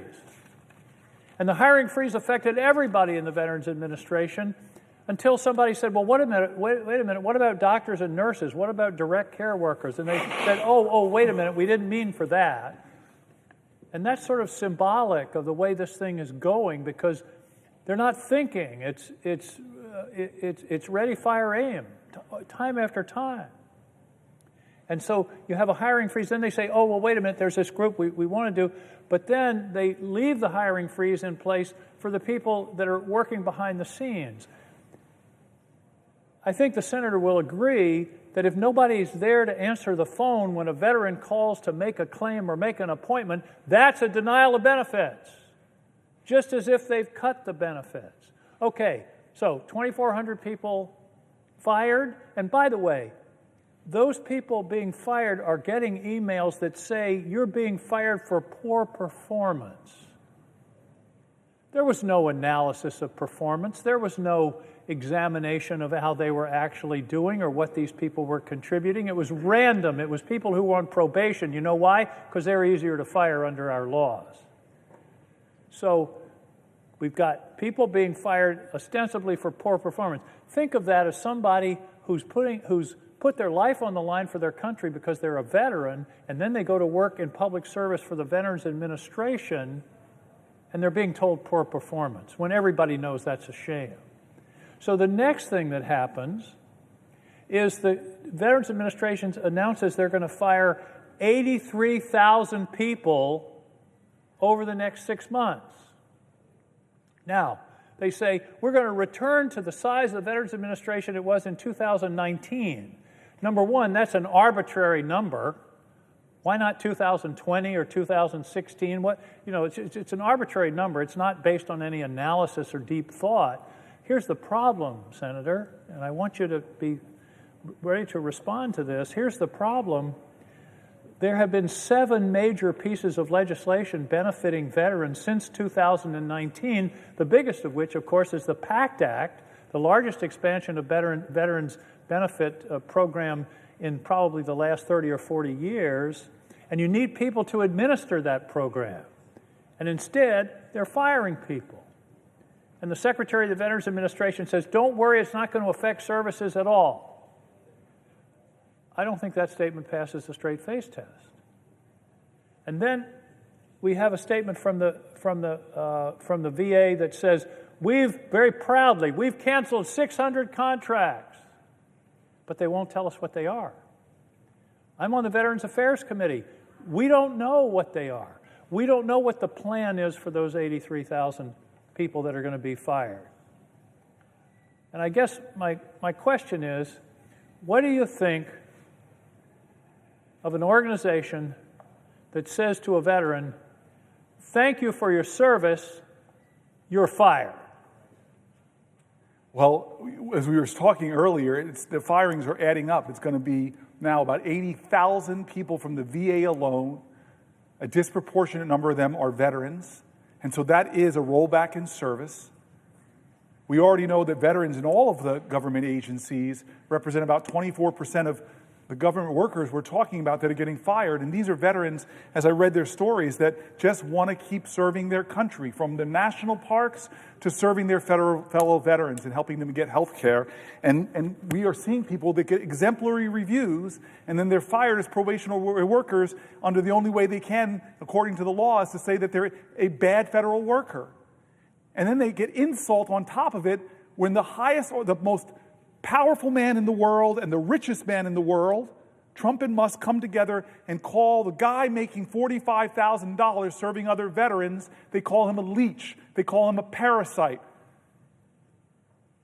And so I hear what you're saying. Like, these are folks that I read their stories. They did things that few Americans would do. They went overseas and served in combat. We had one of our dear friends here who lost her legs in combat, but she stands taller than most all the people in this body.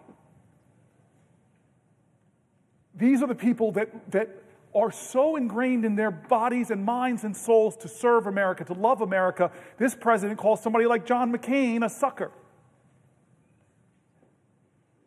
The guy who drafted dodged the draft.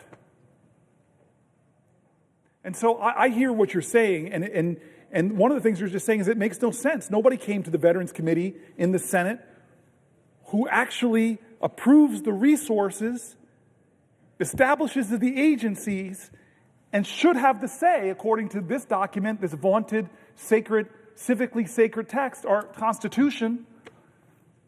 And so, what are you to say to them if you don't even know what the plan is? You can't even explain to us what's your plan to making the VA system more efficient. Now, here's the other thing. We passed in this body some of my favorite senators, like John Tester, who I miss so much. Maybe I even just miss bumping into the guy because he was the only person in the Senate that let me run from one hallway all the way and hit him. I used to joke that it was this test to see what happens when the unstoppable force meets the immovable object. He is a void in this place, but he stood for that PACT Act, gave some of those fiery speeches, and finally we got that bill passed.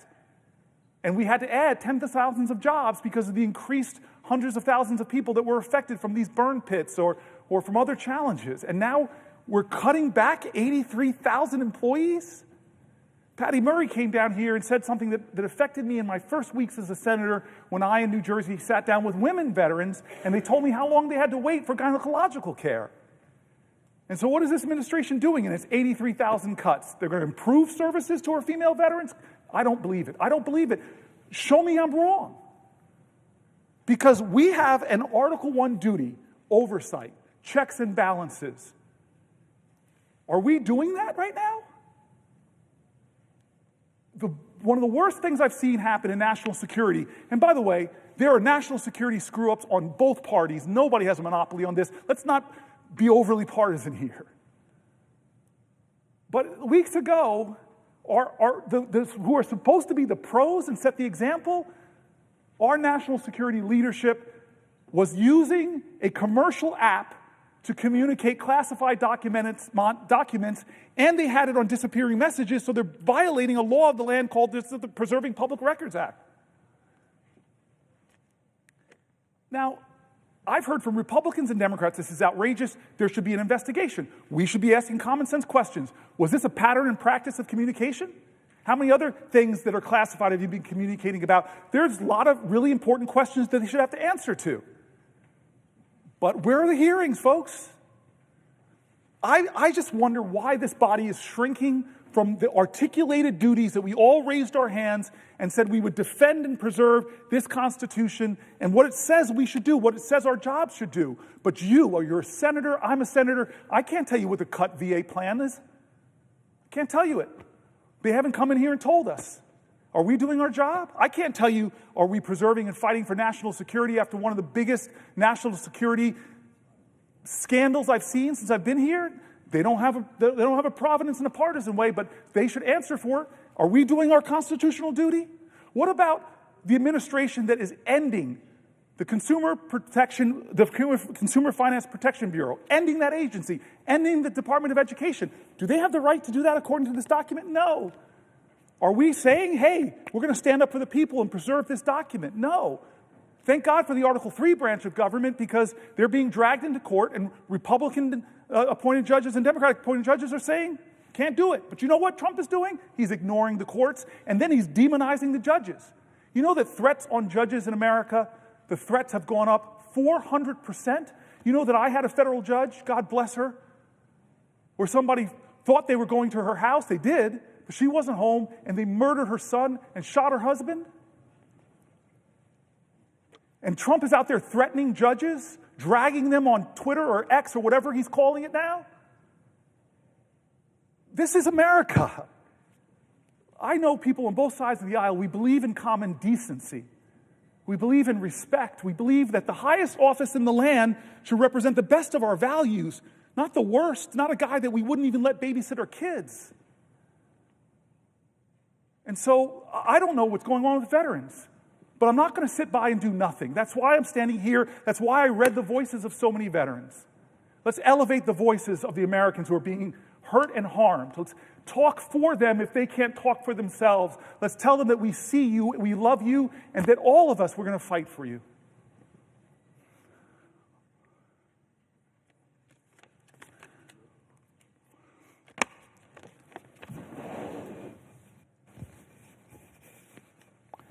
Will the gentleman yield for a question?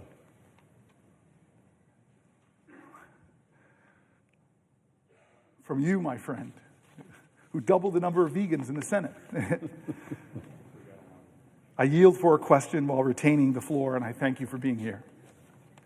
I thank you for being here. Senator Booker, I always knew you were a towering intellect and a phenomenal and passionate speaker and advocate, but I did not know your stamina until today.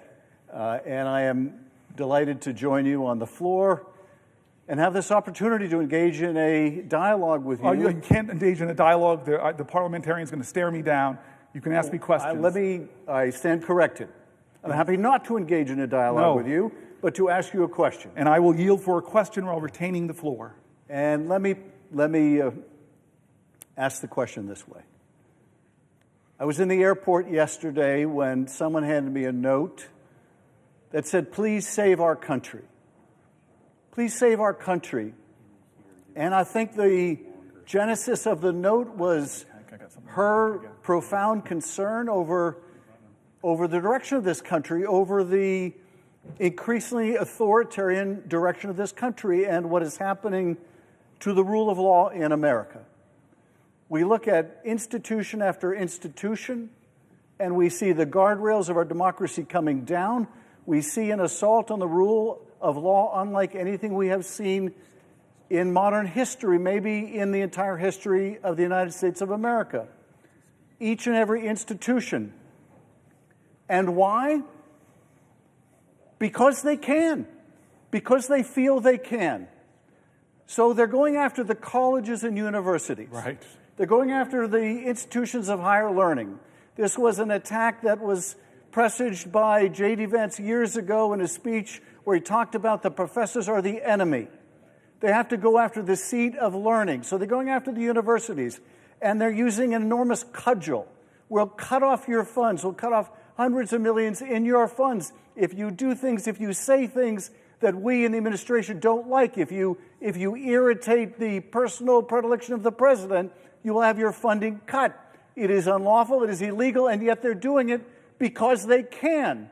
They're going after major American law firms because these law firms had the audacity, the unmitigated temerity to hire lawyers or have lawyers who would take on causes inimical to the president's personal interests. So they're going after these firms and they're threatening the livelihood of these firms. We'll close the courthouse doors. We'll cut your clients off from contracts unless you kiss the ring. And of course, it's not just the firms or what they represent.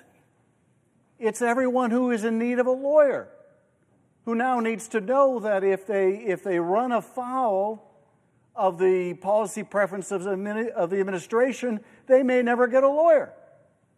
And why are they doing this to law firms? Because they can. And they're going after judges.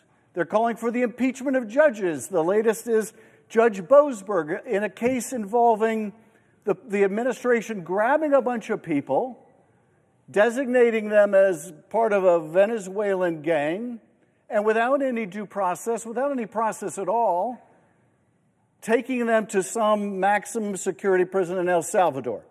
And in fact, it would appear doing so even against the court order when the judge said, turn those places around. Now, why are they encouraging the impeachment of a judge? Well, I impeached a judge here. I was the lead manager before there was an impeachment of Donald Trump, or two of them.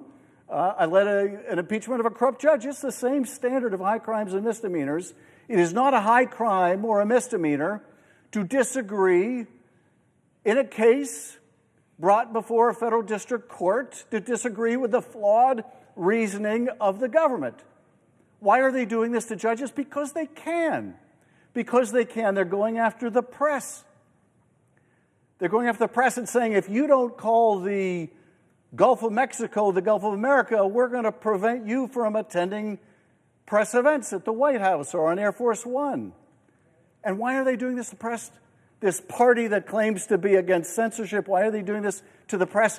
Because they can, and they will continue to do so as long as they believe that they can, until we, and not just we in this body, but we in this country, stand up to them and tell them, no, you can't. No, you can't. If the slogan years ago was, yes, we can, today it has to be, no, you can't. No, you can't. No, you can't trample the rights of the American people. No, you can't censor our speech. No, you can't bring the weight of the Justice Department down on the American people. No, you can't.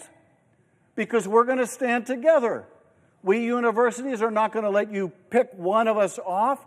We're going to band together. No, we're not going to let you go after the law firms. We're going to band together. No, we're not going to let you go after the press organizations. We're going to demand free speech.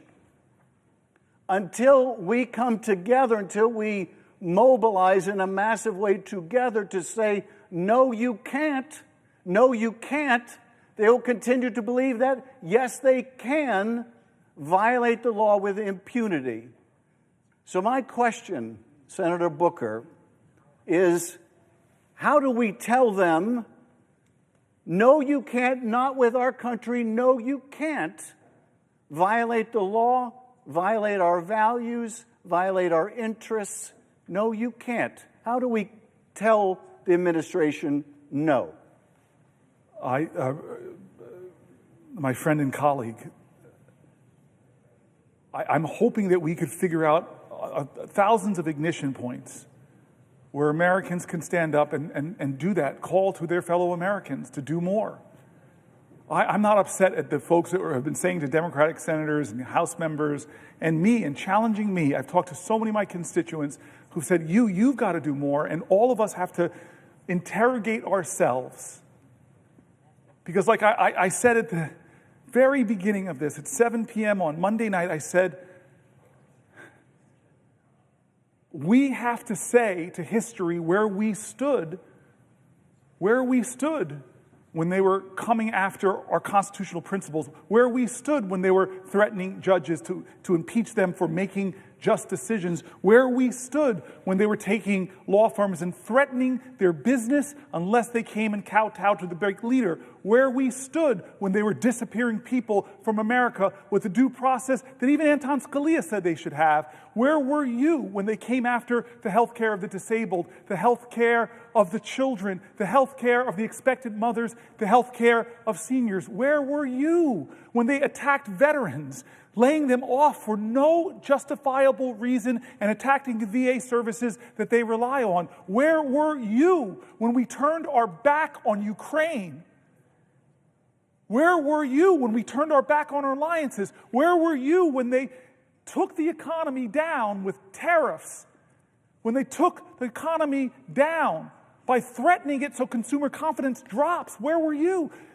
How many things are going on before we answer the question, as it says in Hebrew, he ne ni. He ne ni. Behold, Lord, here I am. And so I confess that I have been imperfect. I confess that I've been inadequate to the moment.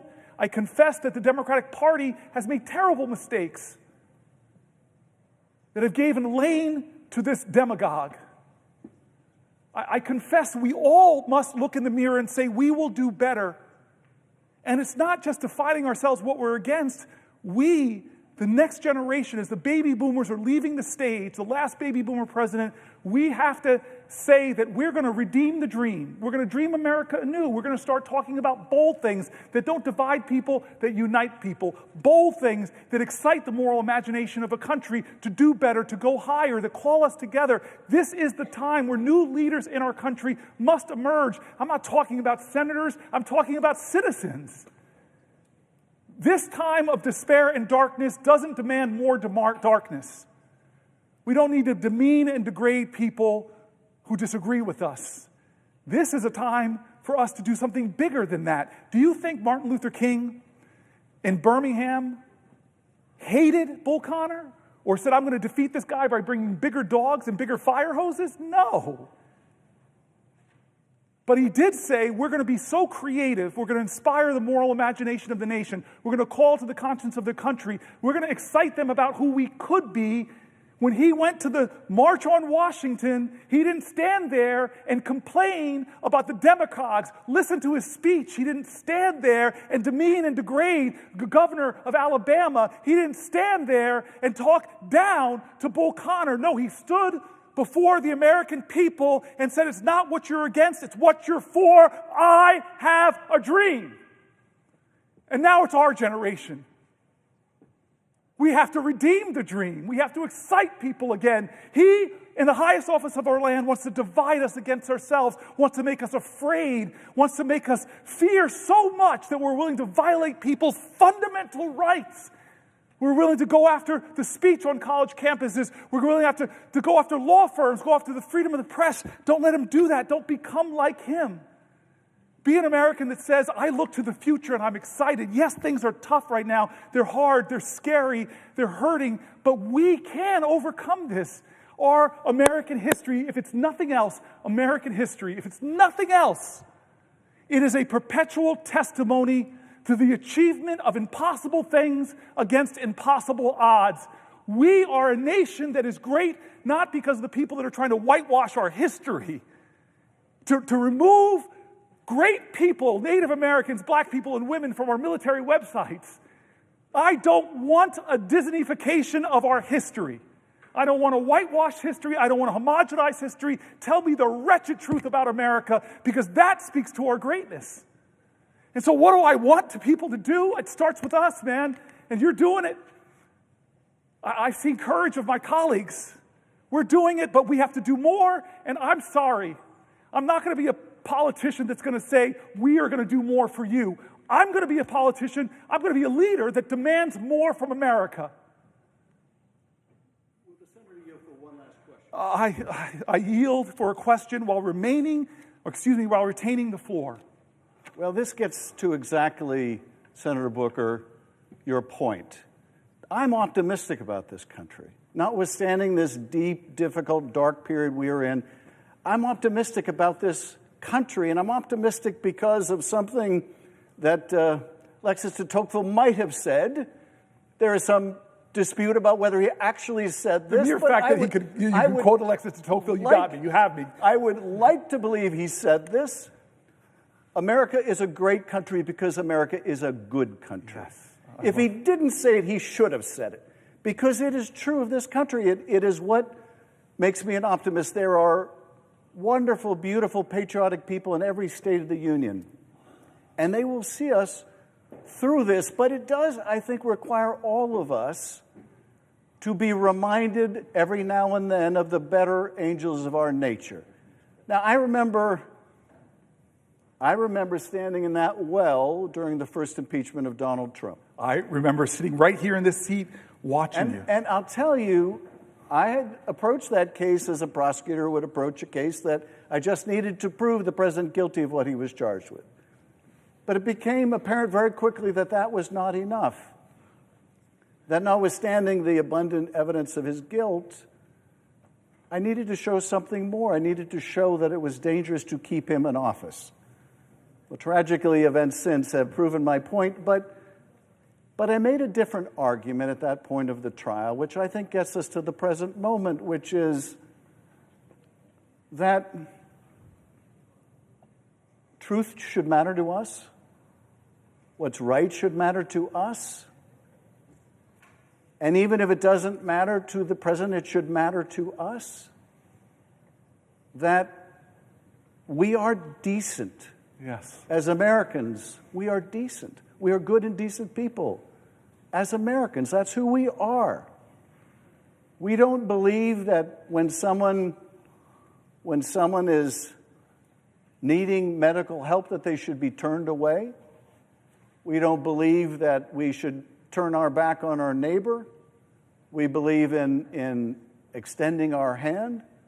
We believe we should be able to disagree with each other without it becoming a personal hatred or antagonism. We're Americans. This is who we are. I do think sometimes we forget. And we have to remind ourselves that, as Elijah Cummings used to say, we're better than this. Yes. We are better than this. Yes, I miss Elijah. And you remind us of this all the time, Senator Booker. You really do.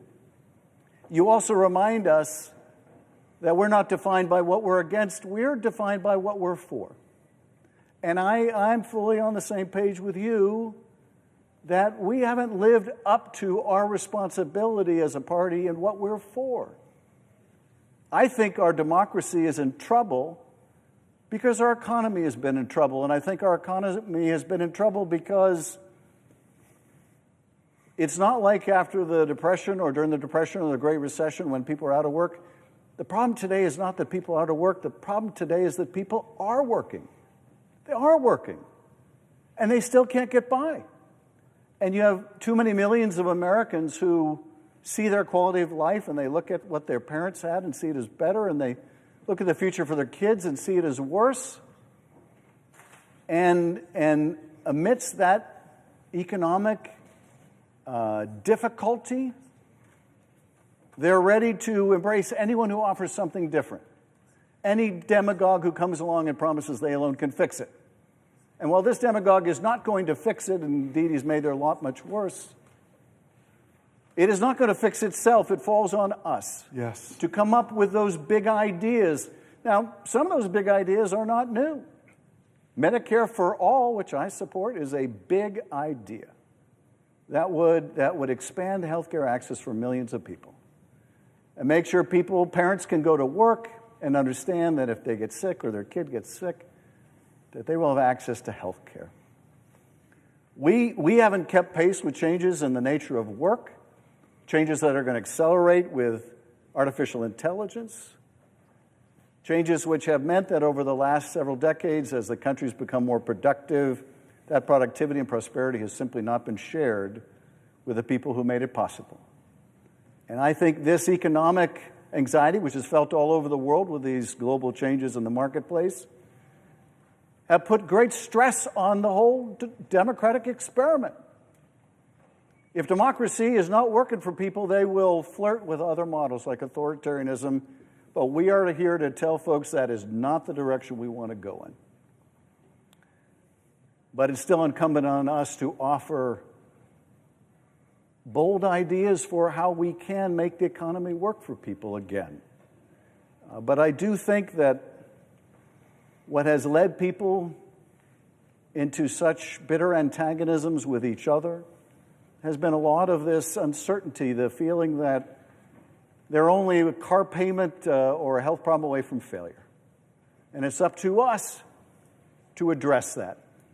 And so I join you, Senator Booker, in your optimism about the American people. I join you in the call on all of us, really in both parties, but if they're not going to do it, it falls on us to put forward the big, bold economic plans that will ensure that we can answer the central question of our time, which is if you're working hard in America, can you still earn a good living? Yes. We need to be able to answer that question. Yes, you can.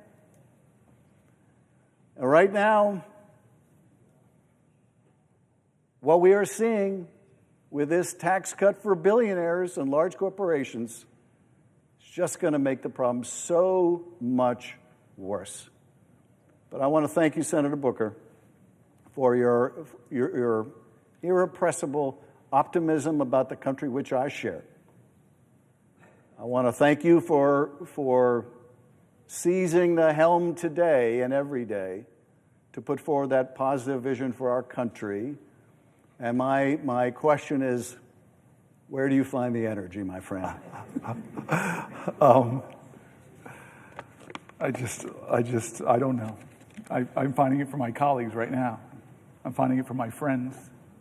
I'm finding it from their heart and their commitment. And I'm finding it from the people whose names and stories we're reading.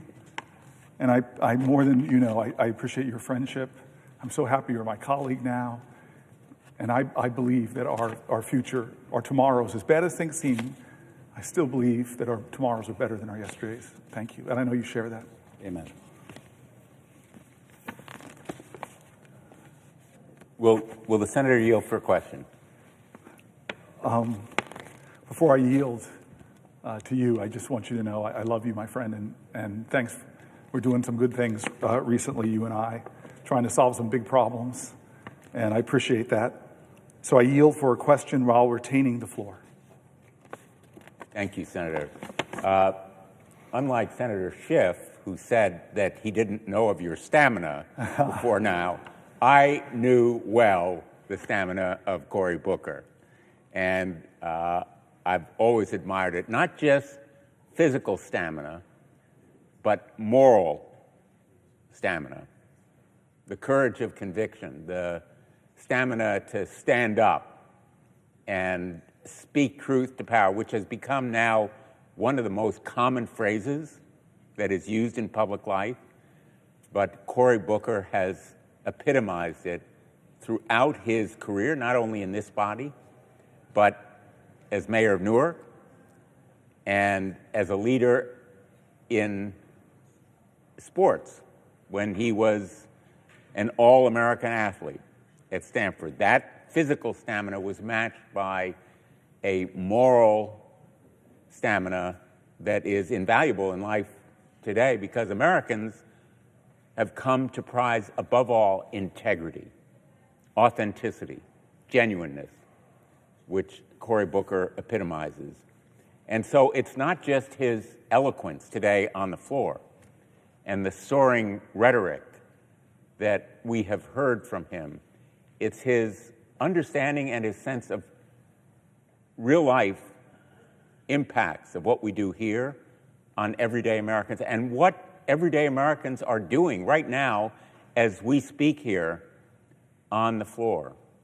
Everyday Americans are in the grocery stores where they're seeing higher and higher prices. Everyday Americans are at the VA hospital where their doctors and nurses and clinicians and schedulers and counselors may be out of a job because they may be among the tens of thousands targeted for dismissal.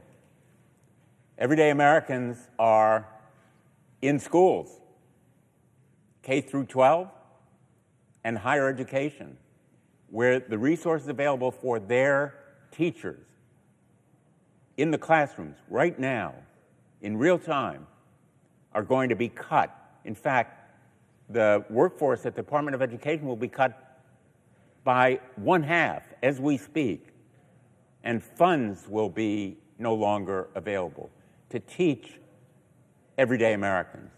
And of course, everyday Americans right now are in hospitals and clinics.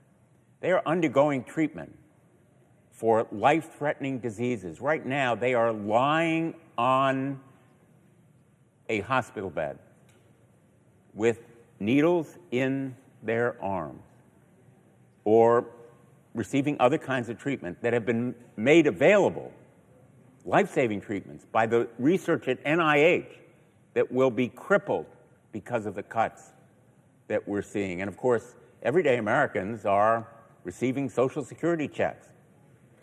And Social Security will be cut by this administration.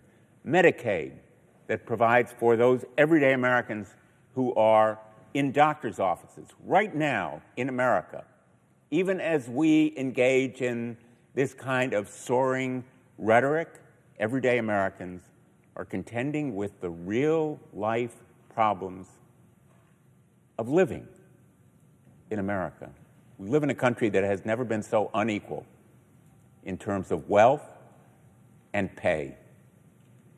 And if we look back to our own history, we see that that inequality is a danger to all of us. The stock market crash and depression occurred after the Gilded Age, when inequality became so drastic that the middle class was in danger. And of course, everyday Americans who are right now in the military are experiencing anger, disgust, fear, because the secrets about what they are doing, even as they engage in operations around the world, like those pilots who were going to bomb the Houthis, engaged in that top secret mission, have learned that the details of that mission, the time of their launch, the targets, the timing of their strikes, the weather, the identity of their targets, all were being discussed over a non-secure channel by a careless, reckless Secretary of Defense. And I don't need to go into the details of what was discussed, except to say our allies are reacting with that same disgust, anger, and fear. And they are having doubts about sharing intelligence with us. The Israelis are outraged by what they've seen. The intel communities of other countries are aghast and appalled.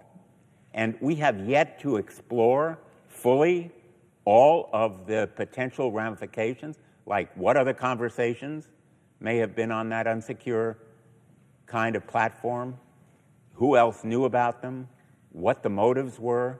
There needs to be a criminal investigation. I've called for it. And everyday Americans have a right to be fearful and angry, just as those pilots should be, and our allies, and intelligence communities all around the world. So we need not only an investigation, we need action to hold accountable the individuals, beginning with the Secretary of Defense, who should resign, the National Security Advisor, who should resign, but a criminal investigation launched by the FBI National Security Division to hold accountable anyone responsible for this breakdown of security, to meet the standard of public service that Senator Booker has outlined as what we should demand of ourselves, and the responsibility that the American people have a right to deserve. So my question really is about the standard of public service that we should expect of our leaders, and whether there is something we can do. I'm asked so often, Senator Booker, as I go back to Connecticut, and I'm sure you are in New Jersey, what can we do? What can we do? You are leading us on the floor of the Senate by showing what we should be doing, fighting back, sounding the alarm for everyday Americans who are in the grocery store, in their schools, at the VA clinics, Social Security offices. What can we do? I'm going to answer your question. I just first want to say thank you. There's been so many Congress people coming onto the floor from the House of Representatives. It reminds me of some other times where big things were happening and people would come to the floor, but this is a lot more, and I just want to express thank you for their kindness. I called the chairwoman of the CBC last night and then texted her, and the force of the CBC, which has been giving me spirit and strength for a long time, is really one of the best parts of my time here as a United States Senator, and the fact that they have come through constantly means a lot to me. I'm grateful that my cousin Pam has been here the entire time, just like Chris Murphy, the entire time in the gallery, and I'm so grateful for her. I love her, and she's sitting now next to my brother, and I'm just thankful for that. I want to answer your question because I get it all the time, and I'm not sure how to answer it all the time.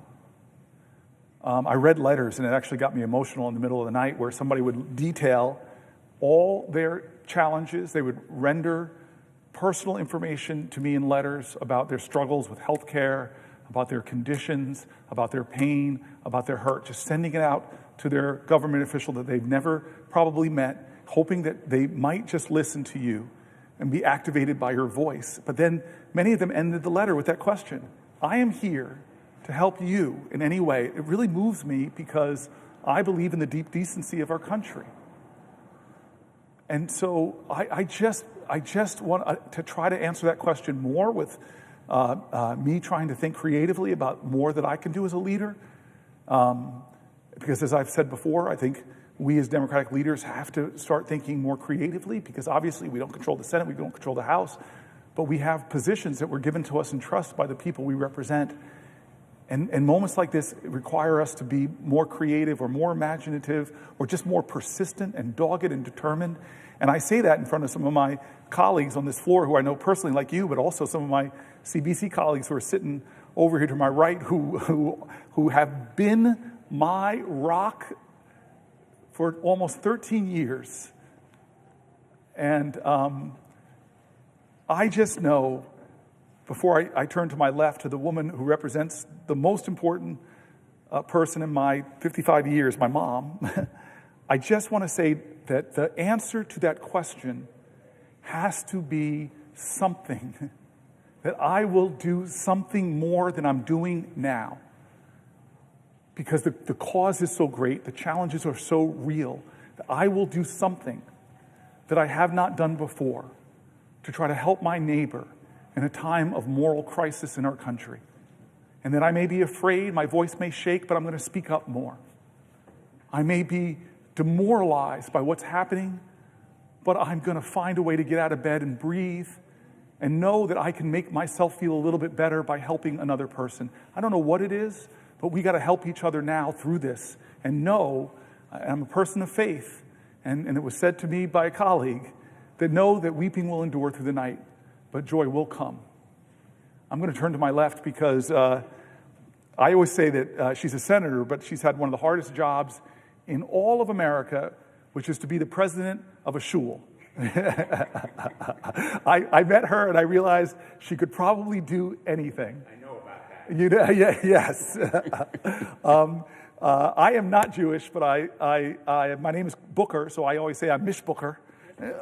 So there's a formal way I have to do this. So I see you, I love you, and I'm wondering if you have something to ask me. Yeah, will the senator yield for a question? I yield for a question while retaining the floor.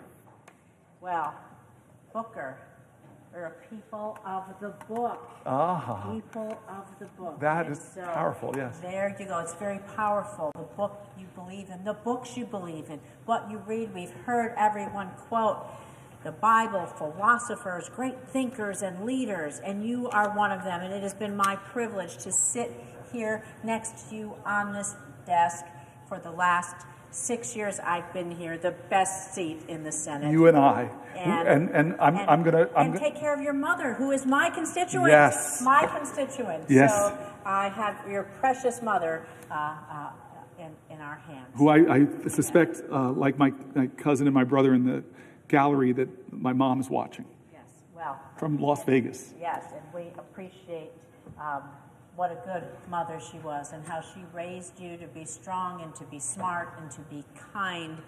And boy, oh boy, did she give you some damn stamina. I'll just tell you that, sir. We are in awe.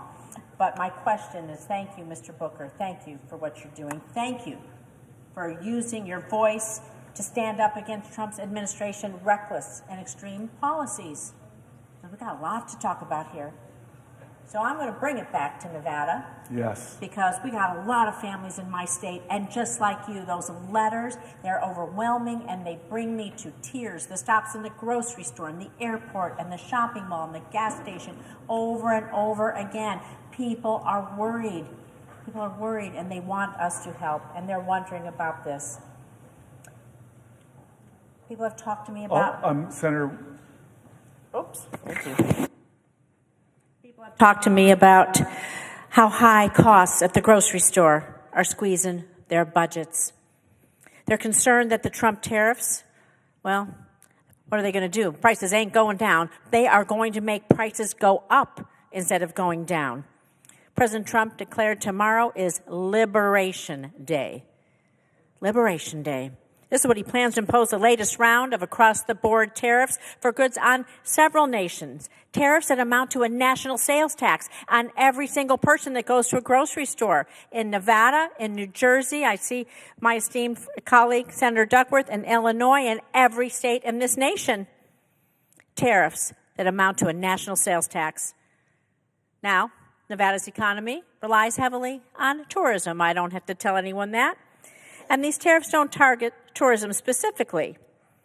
But make no mistake, they will have a profound impact on a city like Las Vegas, the entertainment capital of the world. Because when prices go up across the board, what happens? Families' budgets at the kitchen table, those kitchen table budgets, they are squeezed. It means the number of visitors coming to Las Vegas, the visitors that fuel our economy, go down. It means the price that every single person, every single hotel, every single service we have goes up because of those tariffs. And so it's going to have a devastating impact on Nevada, on our local economy, on our small businesses. 99% of businesses in Nevada are small businesses. Small businesses. It's going to have a devastating impact on them and the good-paying jobs it supports. So we see the impact. International travel down in the United States. Down. Well, that's a whole nother discussion. Someone will be asking that question, too. It's driving down our visitor numbers. It hurts our economy in Nevada, hurts our economy all across this great nation. In fact, booking for flights in Canada, they're already down by 70% compared to last year. Canada, our great neighbor, partner, and ally to the north, down 70%. And the most troubling part is a recent report estimates that up to 14,000 jobs, hospitality jobs, could be at risk due to decreased international travel as a result of these horrible, misguided tariffs. And I just want to tell you that I'm looking at all of my colleagues and I'm looking at you, and you have given us the inspiration to stand here, to use our voice, to use our power, to show that we are not without a say in this country. We are not without a say, and we cannot go quietly, ever, without that fight. So, Senator Booker, I want to ask you what you think these tariffs are going to do. Well, not to just the place where your mom lives in Las Vegas, but where families live all across this country. And every price at the market, every price at the gas station, the mall, wherever you go,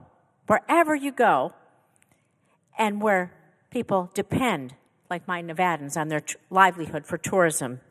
And so I will repeat what Senator Blumenthal said. Senator Booker, what can we do? That's the question we're asked. What can we do? I want to answer your question, but first I want to just say what you already know. You represent my mom. You represent one of her best friends, Lou. You represent my Aunt Shirley. You represent my Uncle Butch. You represent my Aunt Marilyn. You represent so much of my family. This is the place where my father died. When Harry Reid came to his bedside when he was sick and I was still running for this office and showed me the extraordinary kindness of senators from Nevada. That tradition has continued. I'm so grateful for you. My family's grateful for you. I'm grateful that we were founders of the Black Jewish Caucus. And in fact, I keep this Juneteenth Seder coming up, but I'm gonna put this on as you have it on, as I think about Idon Alexander and all those who are suffering. I'm just so grateful for our friendship and what we've done against anti-Semitism, what we've done for the Abraham Accords. You are somebody that you and I find a lot of ways to work with. And one of the best things I saw in you was on January 6th, sitting in this row, me, you, Mark Kelly. And I always say that the best, often in the most difficult of circumstances, you see the best of people. And I don't know if you remember this, but staffers started rushed in, and usually you have to have special identification. And then some of them stood behind us, and they were crying, and they were upset, and they were frightened. And I just watched you go from senator to mother, and I watched you comforting people in their times of fear, when they thought they were going to be killed, literally. And you were this voice of comfort, voice of calm. I saw you in one of our worst countries, worst crisis. I saw your light. I saw your love. I saw the Jewish mom, and I benefited from that. I just feel that Trump mocks us. What does his Liberation Day mean to the people that are shackled to debt? From medical debt, that are shackled with student debt, that can't afford the rising costs of groceries. What's his liberation mean? To people who are chained by fear right now, waiting with bated breath to see if the Medicaid programs they rely on are going to be cut. What does his liberation mean? To people who are literally in jails right now because they were disappeared from our streets. What does his liberation mean to people who can't afford homes because of his tariffs, who dreamed of a new car, but that's going to go up as well? I don't know what he means by liberation. I honestly don't. I wish he'd explain it to the American people. Who's liberated in this financial times? Who's liberated? I don't think the law firms feel liberated, that we're so threatened by you that they felt the only way they could get from under the threat of you is to come to you and beg them and offer them and say we'll do this and say we'll give you millions of dollars of pro bono worth. I don't think they feel liberated. What about the people that are banned from the press corps because they won't call it the Gulf of America? The idea of the press, the freedom of the press, do they feel his liberty? What does his liberty mean? What does Donald Trump's Liberty Day tomorrow mean? In a nation where I read letter after letter of people that feel like their liberty is gone, that they're losing sleep at night worried about Social Security. What does liberty mean to the veteran that was laid off, that fought for my liberty? What does Donald Trump's liberty mean? What is he talking about? What does his liberty mean to Canada, who fought next to us, who died next to Americans fighting for our causes? What does his liberty mean to them? I don't understand Donald Trump. I really don't. There are going to be PhD students writing about him for generations. He'll love that in heaven. He'll look down and say, I'm so happy people are talking about me. But I will tell you this. I love great presidents. I love that Lincoln said, with malice towards none, with charity towards all. But I hear Donald Trump say, with malice towards everybody that does not tell me how great I am. And charity, I don't know if he understands that.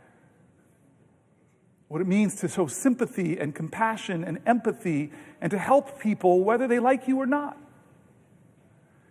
I love great presidents. I love FDR. You have nothing to fear but fear itself.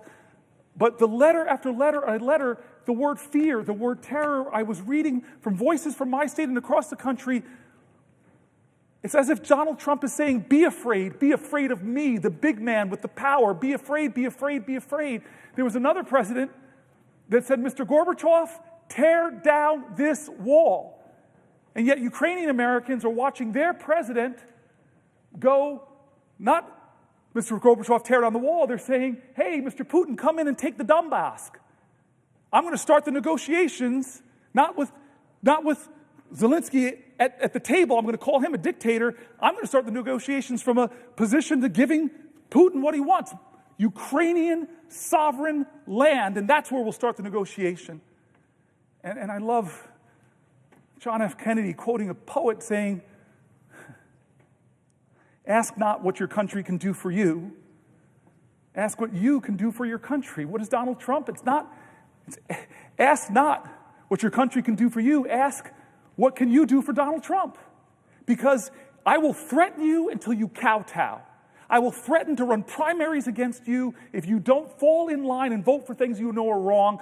I will terrorize your law firm unless you come to me and kiss my ring. I will make political your applications for your merger. I will drop cases against you. I will pardon you if, as he said in a recent pardon, he was a pro-Trump guy. I don't understand this. I really don't.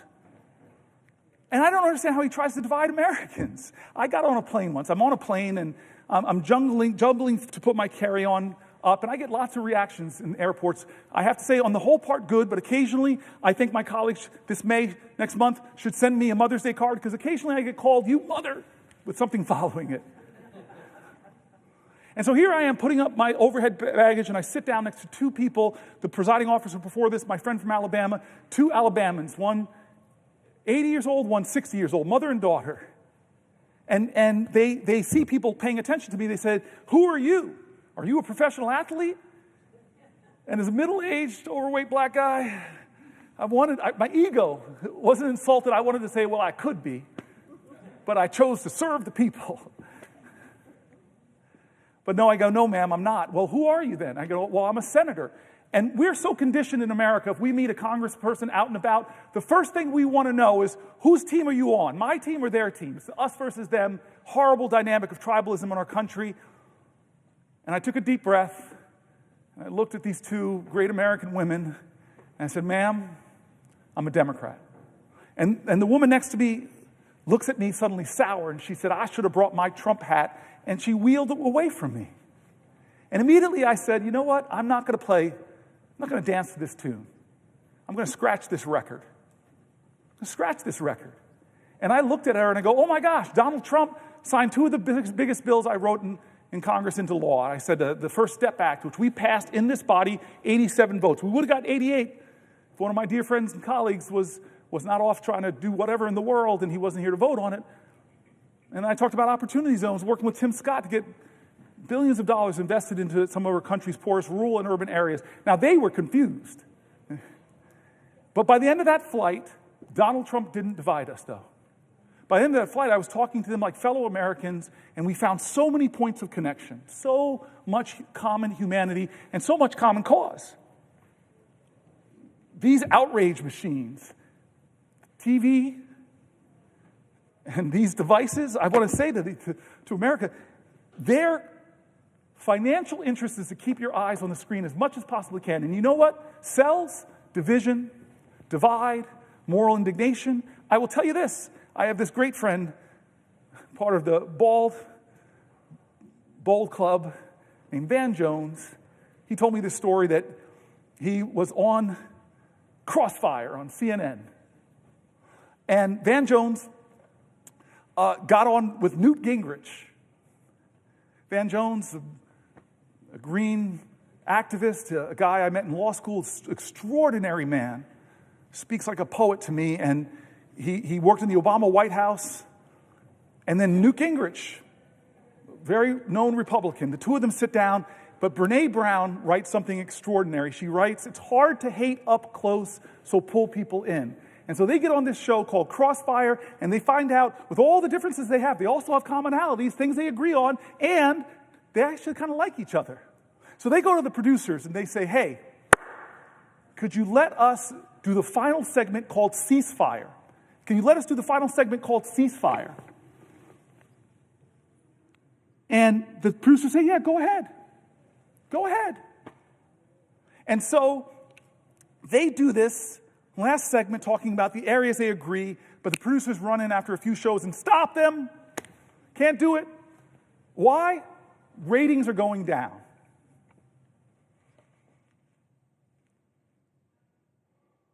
There are a lot of legitimate differences in places I'm going to stand my ground and fight for people's health care, for people's Social Security. I'm going to fight. But I'm never going to get into a position where anybody in this country can make me hate another American. Because this is the age where we have to figure out how to live up to those words up there, e pluribus unum. That's the call of our ancestors, to put more indivisible into this one nation under God. That's the challenge. And there's enough things that we agree on in America, and especially when we stop and talk about things like the child tax credit, most Americans are for that. Oh, gosh, well, I've been waiting for you, for crying out loud. Why didn't you interrupt me earlier? You were on a roll. Oh, you come were on. on a roll. And Come on, Senator. Will you yield for a question? I yield for a question while retaining the floor. I don't know what kind of food you eat on that vegan diet of yours. Yeah. But I need to figure out more of that vegan diet. one place where we can and do care that unites us as a nation is the role of our nation's veterans, the heroes who have sacrificed for us. Although with this president, I guess he doesn't hold veterans in the same esteem. As someone who has bled for this nation, I guess I joined the ranks of the suckers and losers who have bled and died for this nation in the president's estimation.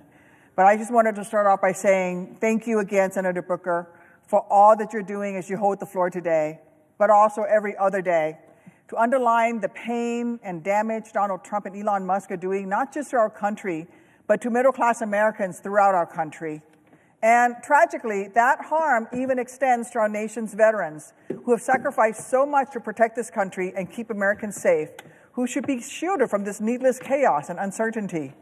Senator Booker, I know you are well aware that this administration is firing more veterans than any other administration in modern history. It's been reported that this administration, in its first few months in office, has fired approximately 6,000 veterans from federal service across this country. This list of firing, especially at the VA, has resulted in operations for our veterans being canceled. We've seen reports of the Caregivers Hotline, a hotline that was set up to support the caregivers who provide medical caregiving to their loved ones who served and sacrificed and are now disabled. There are delays in that hotline being answered because Donald Trump fired all of these veterans. There are people who support the crisis hotline were also fired. I know this because some of them are my constituents and asked for help. I had one individual who'd served in the military for over 2 decades, did such a good job on the crisis hotline as a frontline person answering the phone, trying to prevent their brothers and sisters from the idea of suicide. They did such a good job that they were promoted to be a trainer. They were promoted to be a supervisor, which then made them probationary, and they were fired. We were able to get some of these people their jobs back. Some of them are still out there without their jobs. This is what Donald Trump and Elon Musk has already done. This does not help our nation's veterans. This does not help our nation's heroes. If anything, it is a betrayal to them. It's a betrayal, a cruel betrayal to the men and women who bravely answered the call to serve our country in uniform. A call that this president dodged 5 different times when he had the opportunity to serve. And our men and women in uniform came home from serving, and many of them chose to continue their service to our country as federal employees. How are Elon and Trump thanking these brave, selfless Americans? They're doing it by showing them the door and leaving them wondering how they'll be able to afford next week's groceries or next month's rent, forcing them to look for a new job. The senator from New Jersey and I are both working together to help our heroes get their jobs back, which is why I've introduced the Protect Veterans Jobs Act to reinstate all veterans who were wrongly fired from their federal jobs by Trump and Musk.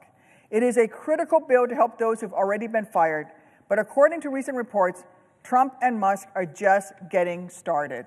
From everything that we've seen, they are planning on firing another 80,000 VA employees, almost a third of whom are veterans themselves.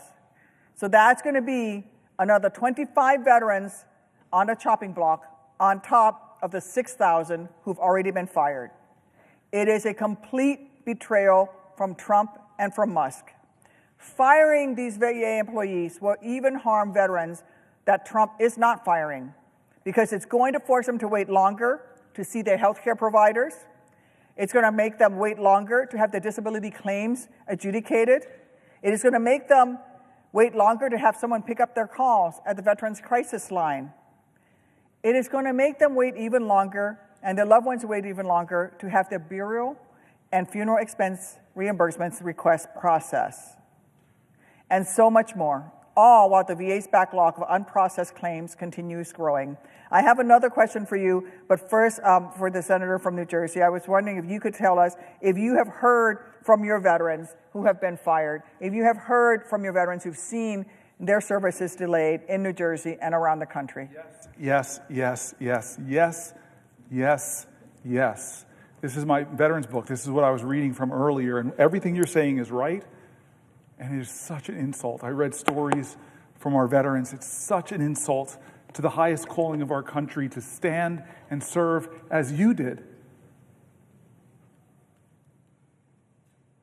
As you did.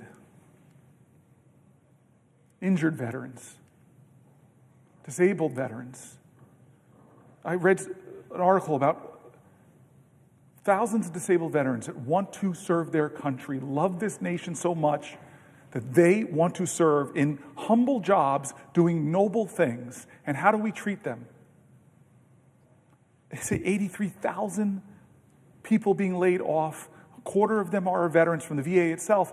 But this doesn't include veterans that do things for the Park Service and our national parks, veterans that do things for us in the Defense Department, veterans that do things for us across this country. I found in my state some of the greatest leaders I have met in my state are veterans who are still serving veterans.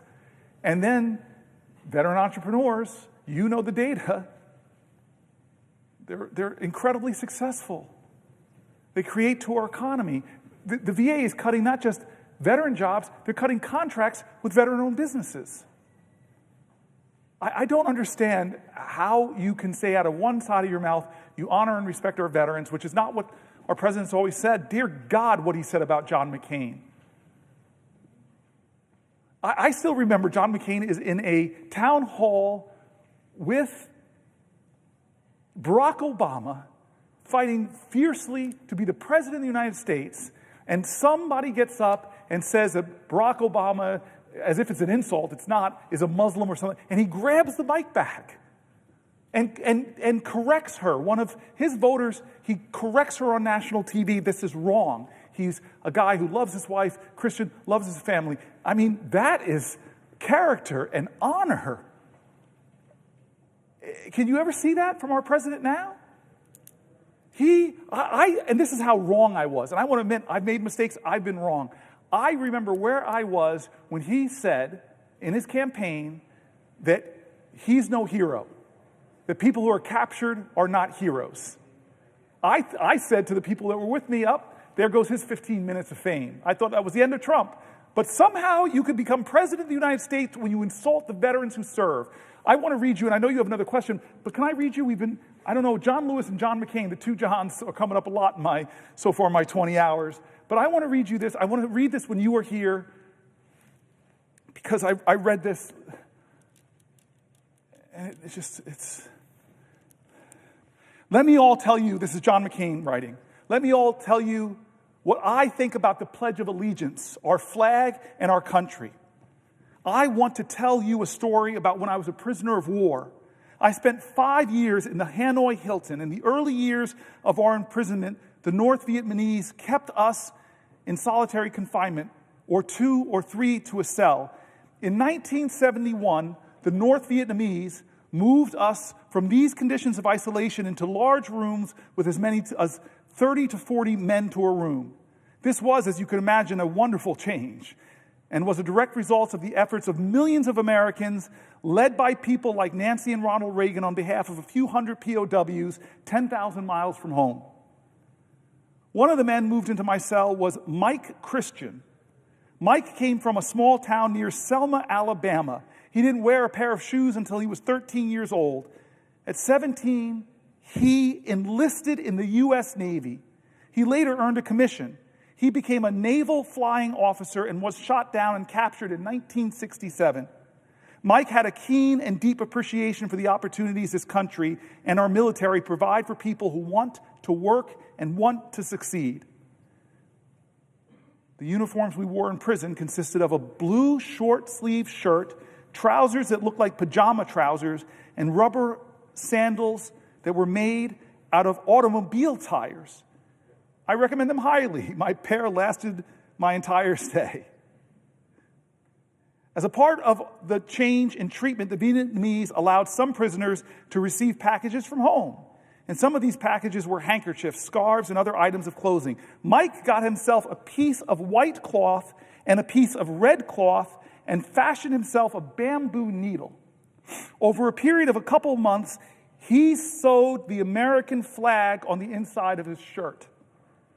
Every afternoon before we had a bowl of soup, we would hang Mike's shirt on the wall of our cell and say the Pledge of Allegiance. I know that saying the Pledge of Allegiance may not seem the most important and meaningful part of our day now, our day in the Senate, but I can assure you that for those men in that Stark prison cell, it was indeed the most important and meaningful event of our day. One day, the Vietnamese searched our cell and discovered Mike's shirt with the flag sewn inside and removed it.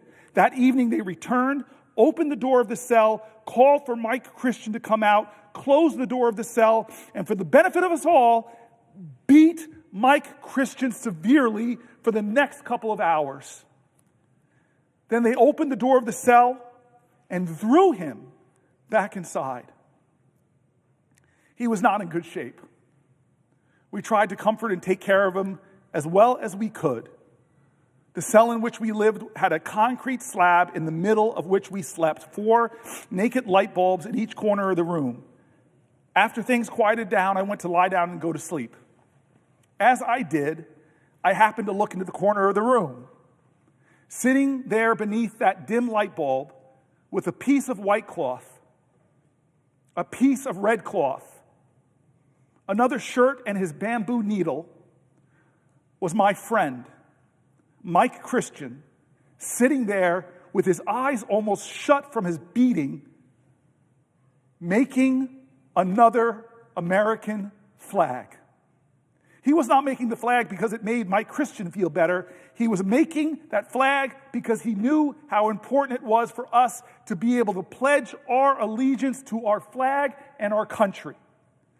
Duty, honor, country. We must never forget those thousands of Americans who, with their courage, with their sacrifice, with their lives, made those words live for all of us. That is our veterans.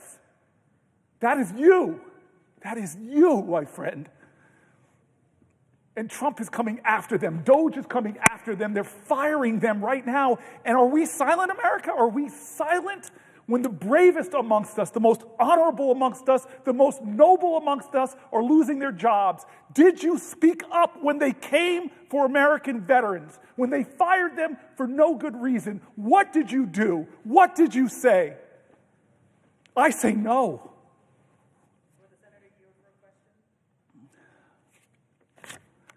I yield for a question while retaining the floor.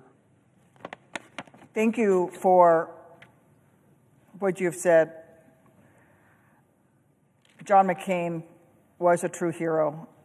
He said the same thing to me when I first met him. I do have a question for you, which will come later, but I thought I would tell you the story of how I met John McCain. I was recently wounded.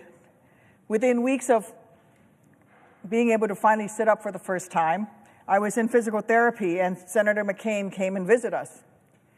And the nurses and occupational therapists and physical therapists came running in and said, "Senator McCain, this is Captain Duckworth. She's a hero just like you," and said to me, "You're a hero like Senator McCain. You were both shot down." And Senator McCain looked at me and said in that voice of his, "Didn't take no hero to fly into a missile. The good pilots don't get shot down." And I knew then and there that I really liked him, because he was right. The real heroes were the buddies who carried me out of that field in Iraq. The real heroes are the sergeant in the rescue bird that carried me out and has to live with the post-traumatic stress. The real heroes are all the men and women who survived and came home and need the care that they have rightfully earned. The care that we're providing with them with the PACT Act, a bill that you supported, a bill that you spoke up for. Even while members, our colleagues across the aisle, many of them said it was too expensive. And at a time when we should be expanding the PACT Act, when we should be recognizing more of the illnesses and injuries that came out of service around burn pits and toxic substances, you have a president who is cutting the VA, who wants to cut those jobs, who want to go after our veterans' benefits, whom, just like Elon Musk has said, sees veterans as a people with their hands out. We don't have our hands out.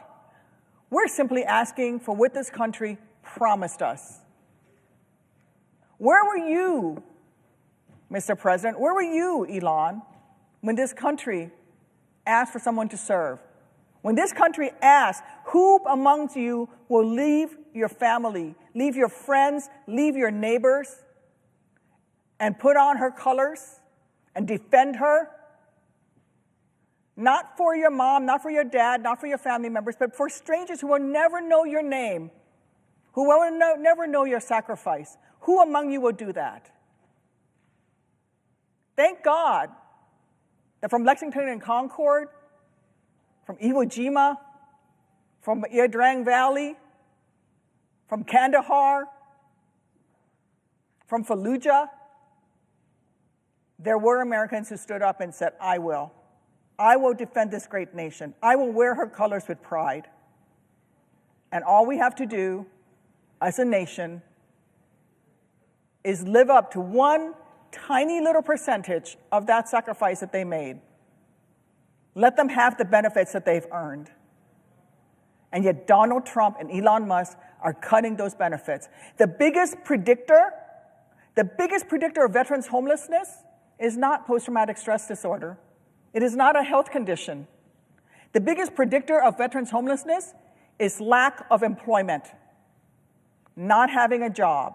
That begins the spiral downwards for veterans that ends up with them becoming homeless. And I will tell everyone in these chambers and in this nation, we are all dishonored when a veteran must lay their head down on the very same streets that he or she defended to sleep that night. We are all dishonored. The VA has done tremendous work to fight veterans' homelessness, and that has been a bipartisan effort. And these cuts that are costing veterans their jobs are going to start some of those veterans, unfortunately, on that path to homelessness.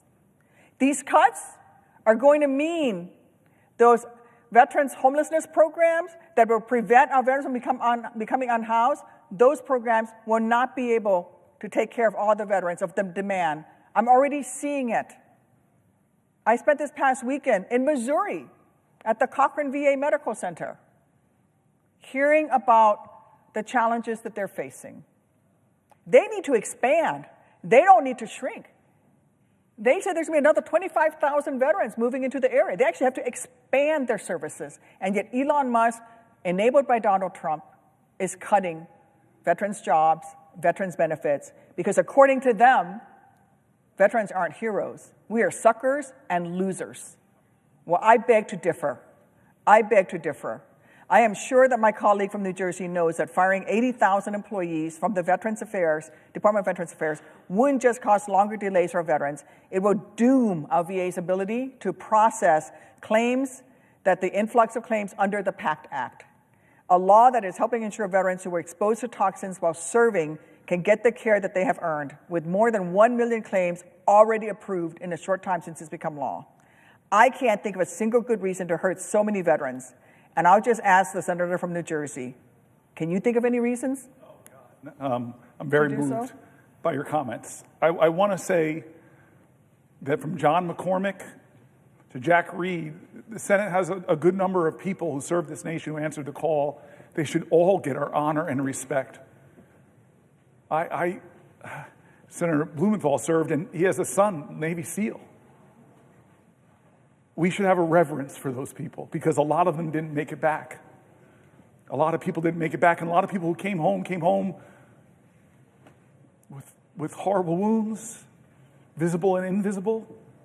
We should all be ashamed of the veterans that are committing suicide. We should all be ashamed of veteran homelessness. We have the capacity. We are a great enough nation to help them. But the ones that didn't come back, they watch over us. They look down upon this nation. I want to read you one more thing, because was raised by parents who could not think they could. They really worried, raising me in an affluent town in a beautiful home, that I would not recognize how extraordinarily privileged I was. My dad used to say to me, "Boy, don't walk around this house like you hit a triple. You were born on third base." My dad would say things to me like, "Boy, Don't sit at this table and not realize that you drink deeply from wells of freedom and liberty that you did not dig. You eat from banquet tables of blessings prepared for you by your ancestors. You must metabolize those blessings, not so that you could pay your ancestors back, but that you could pay it forward. My dad, when I got degrees from Stanford, Oxford, and Yale, said, boy, you got more degrees in the month of July, but you ain't hot. Life ain't about the degrees you get, it's about the service you give. And so McCormick and Reed and Tammy, I'm here because of people that died for this country, that stormed beaches in Normandy in this country. They were at Iwo Jima for this country. They liberated Nazi concentration camps for this country. They are buried. I've seen their burials. In Thailand, fields full of American soldiers who never made it home. Every time I see one of those, I get overcome with emotion. I can't think about, when I look at their ages, 18, 19, 20, 21. And so let me read this, and I'm going to compose myself, because you got me all emotional, Tammy. I thought you were my friend. This is a poem written by Billy Rose. You know it probably. It's called The Unknown Soldier. And just listen to the words and let them echo and see if we are living up to them, if our president lives up to them, the most powerful person in the world or the richest man in the world. Are they respecting? There's a graveyard near the White House where the unknown soldier lies, and the flowers there are splendid with the tears from a mother's eyes. I stood there not long ago with roses for the brave, and I suddenly heard the voice speak out of the grave. I am the unknown soldier, the spirit voice began. And I think I have the right to ask some questions man to man. Are my buddies taken care of? Was their victory so sweet? Is that big reward you offered selling pencils on the street? Did they really win the freedom they battled to achieve? Do you still respect that croix de guerre above that empty sleeve? Does a gold star in the window now mean anything at all? I wonder how my old girl feels when she hears the bugle call. And that baby who sang, hello, Central, give me no man's land. Can they replace her daddy with a military band? I wonder if the profiteers have satisfied their greed. I wonder if a soldier's mother ever is in need. I wonder if the kings who planned it all are really satisfied. They played their game of checkers, and 11 million died. I am the unknown soldier, and maybe I died in vain. But if I were alive and my country called, I'd do it all over again.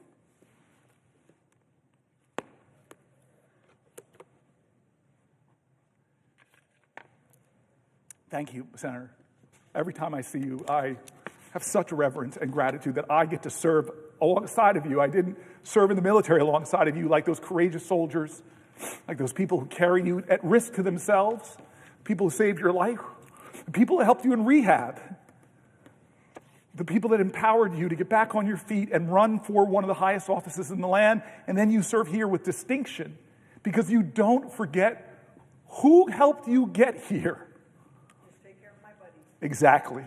And my dad, who's in heaven, with a lot of the other good folks from American history, I don't know what he'd think of his son, but I know he'd be proud of you.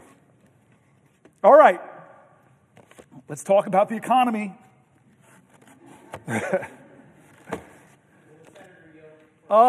Christopher Coons. Will the senator yield for a question? I yield for a question while retaining the floor. Is the senator familiar with Rory Badger of Delaware? Is the senator familiar with my guest to the speech to a joint session of Congress delivered by President Trump just a few weeks ago? So every time I answer the question, we have to go through the same thing. I am slightly familiar, yes, because we talked about it, but I would be really happy if you asked me another question and filled in some gaps. If I might, I simply want to ask my colleagues. Then I yield for a question. If you want to ask me a question, I yield for a question while retaining the floor with the recognition that I have to do it because I'm standing between two Delawareans and I'm a little nervous. Jersey never wants to be between two Delawareans.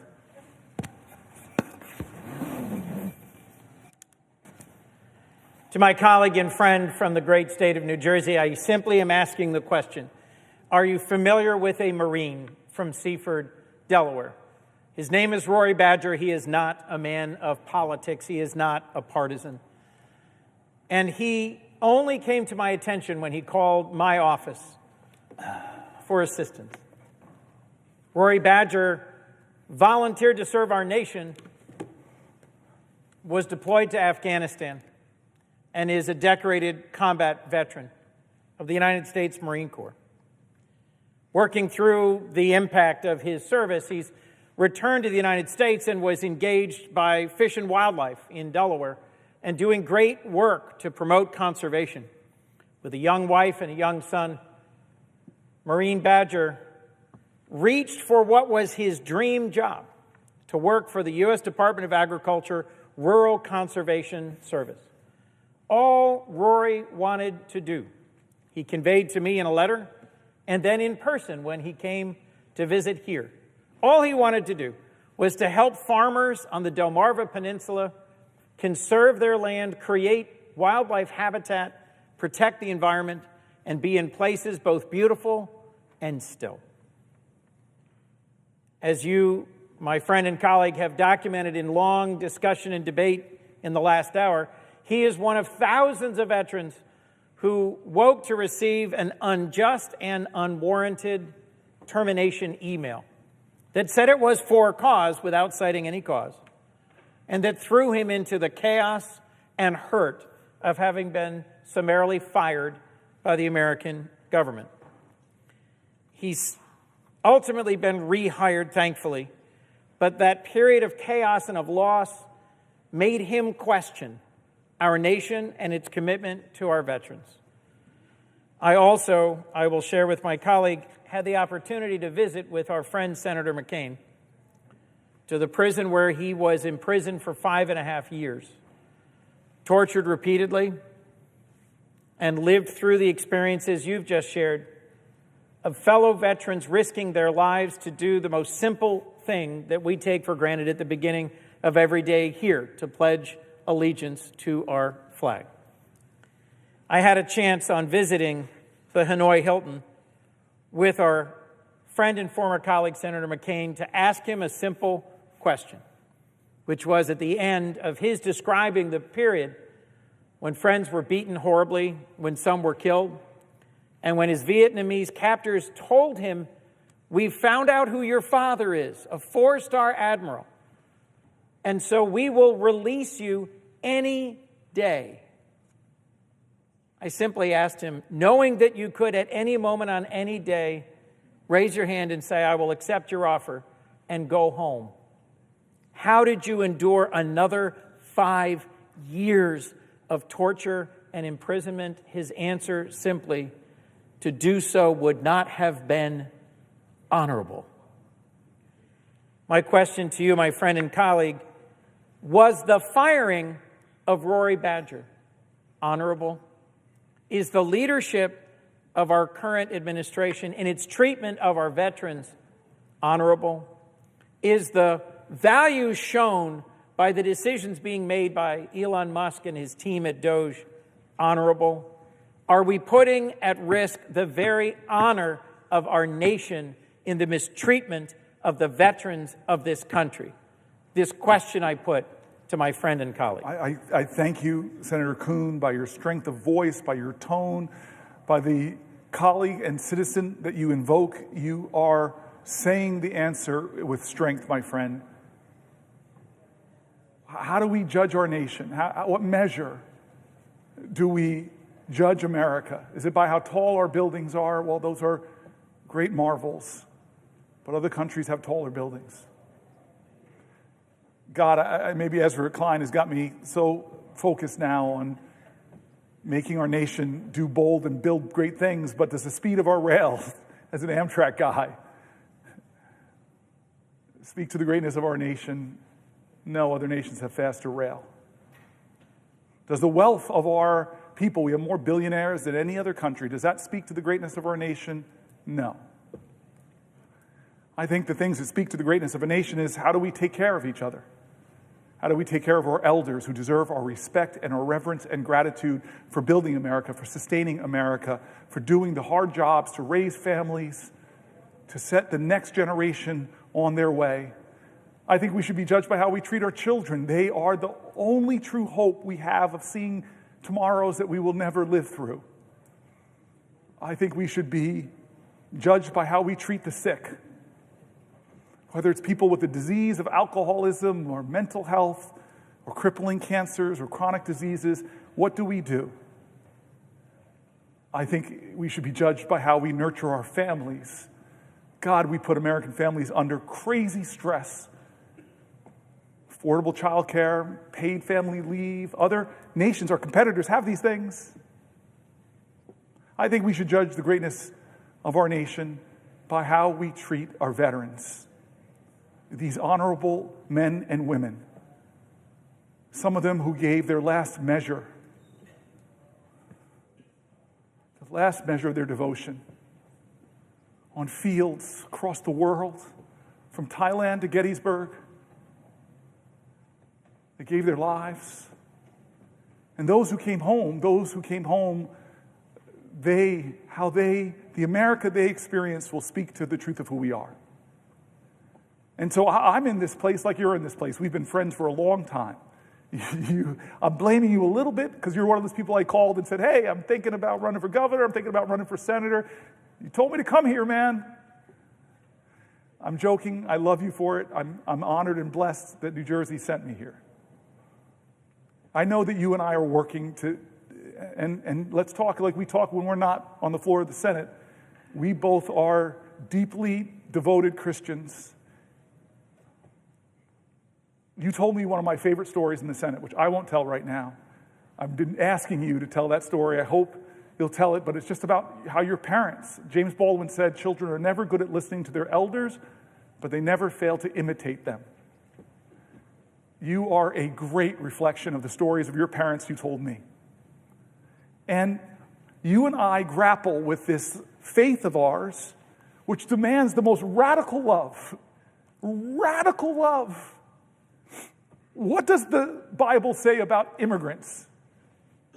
I mean, come on. What does the Bible say about the poor? What does the Bible say about the hated, the prostitute, the leper, the people who are looked down upon? What's the story of the prodigal son? What's Matthew 25 say about how we should live?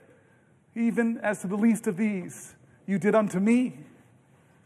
How many times does the Bible mention poverty? How many? 2,000. I'm abiding by it. I will not yield to you. But I knew you would know it, and I don't. 2,000 times it mentions poverty. And does it say we should scorn the poor? Does it say we should ignore the poor? No, it calls us to love our neighbor. No exceptions to that. Will the senator yield for a question? Thank you, man. I've been waiting for that question. The prayers of the righteous availeth much. You are a righteous man. I have a lot of work to do. So I yield for a question while retaining the floor. I tried to instigate you, Chris. I tried to throw out Jesus bait. You have, sir. Good, thank God. I yield for a question about whatever you want to ask me for, but I'm retaining the floor.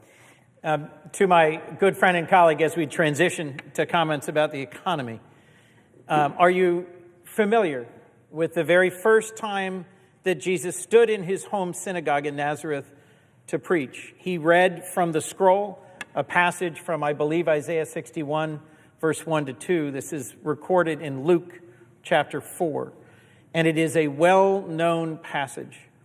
and I rely upon it to understand what was the ministry of Jesus centrally about. He says, "This is fulfilled in your hearing today. The Spirit of the Lord is upon me. He has anointed me to preach good news to the poor."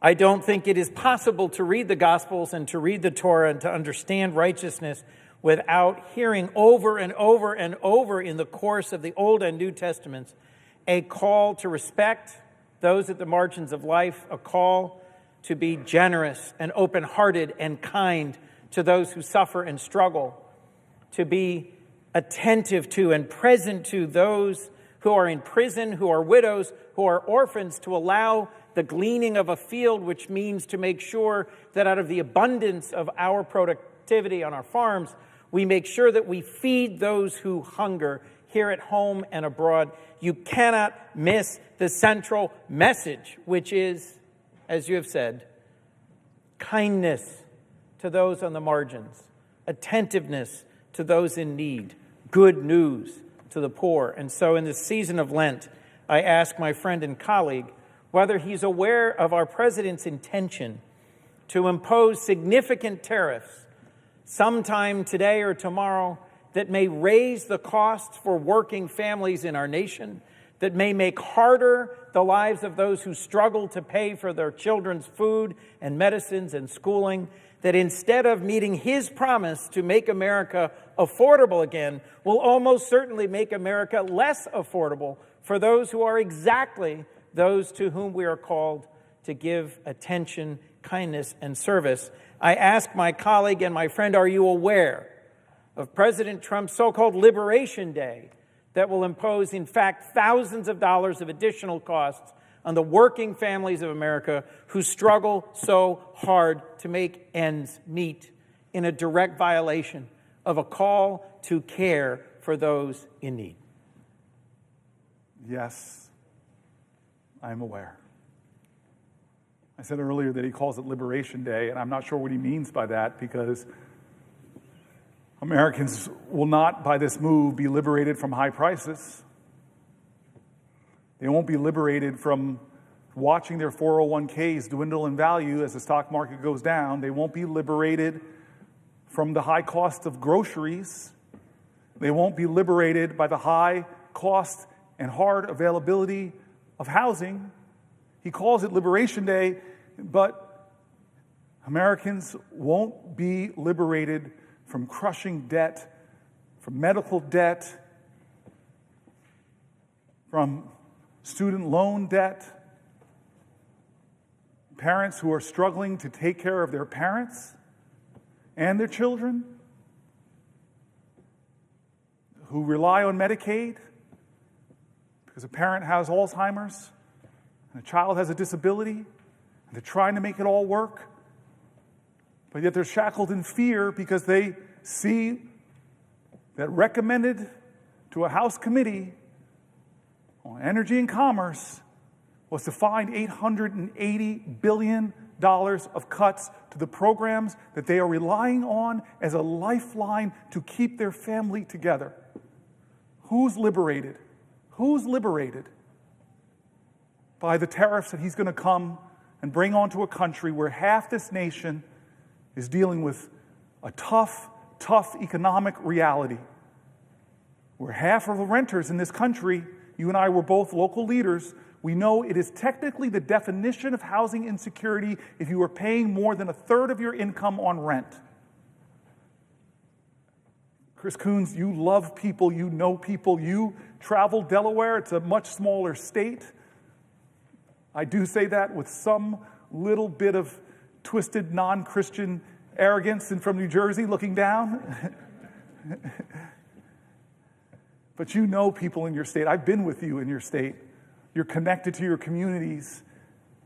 So you know people that are struggling just to make ends meet. You know people that are one emergency away, like a car accident or sickness that forces them to miss a week of work and a paycheck, that will throw their lives in financial ruin. Is this president doing his promises to make their lives better. President Trump is calling his tariffs Liberation Day. Do you think Canada feels liberated from the bully neighbor that is Donald Trump? Do you think Greenland feels liberated from the bully nature? Do you think Panama feels liberated? What about universities that are cutting NIH funding, that are cutting the scientific research that will cure the diseases in the future, that will alleviate suffering, that now aren't allowing postdocs to come to their school? They're not hiring, they're slashing the number of engineering students that they're allowing in because they're terrified because this president is menacing indirect costs. Is that liberation?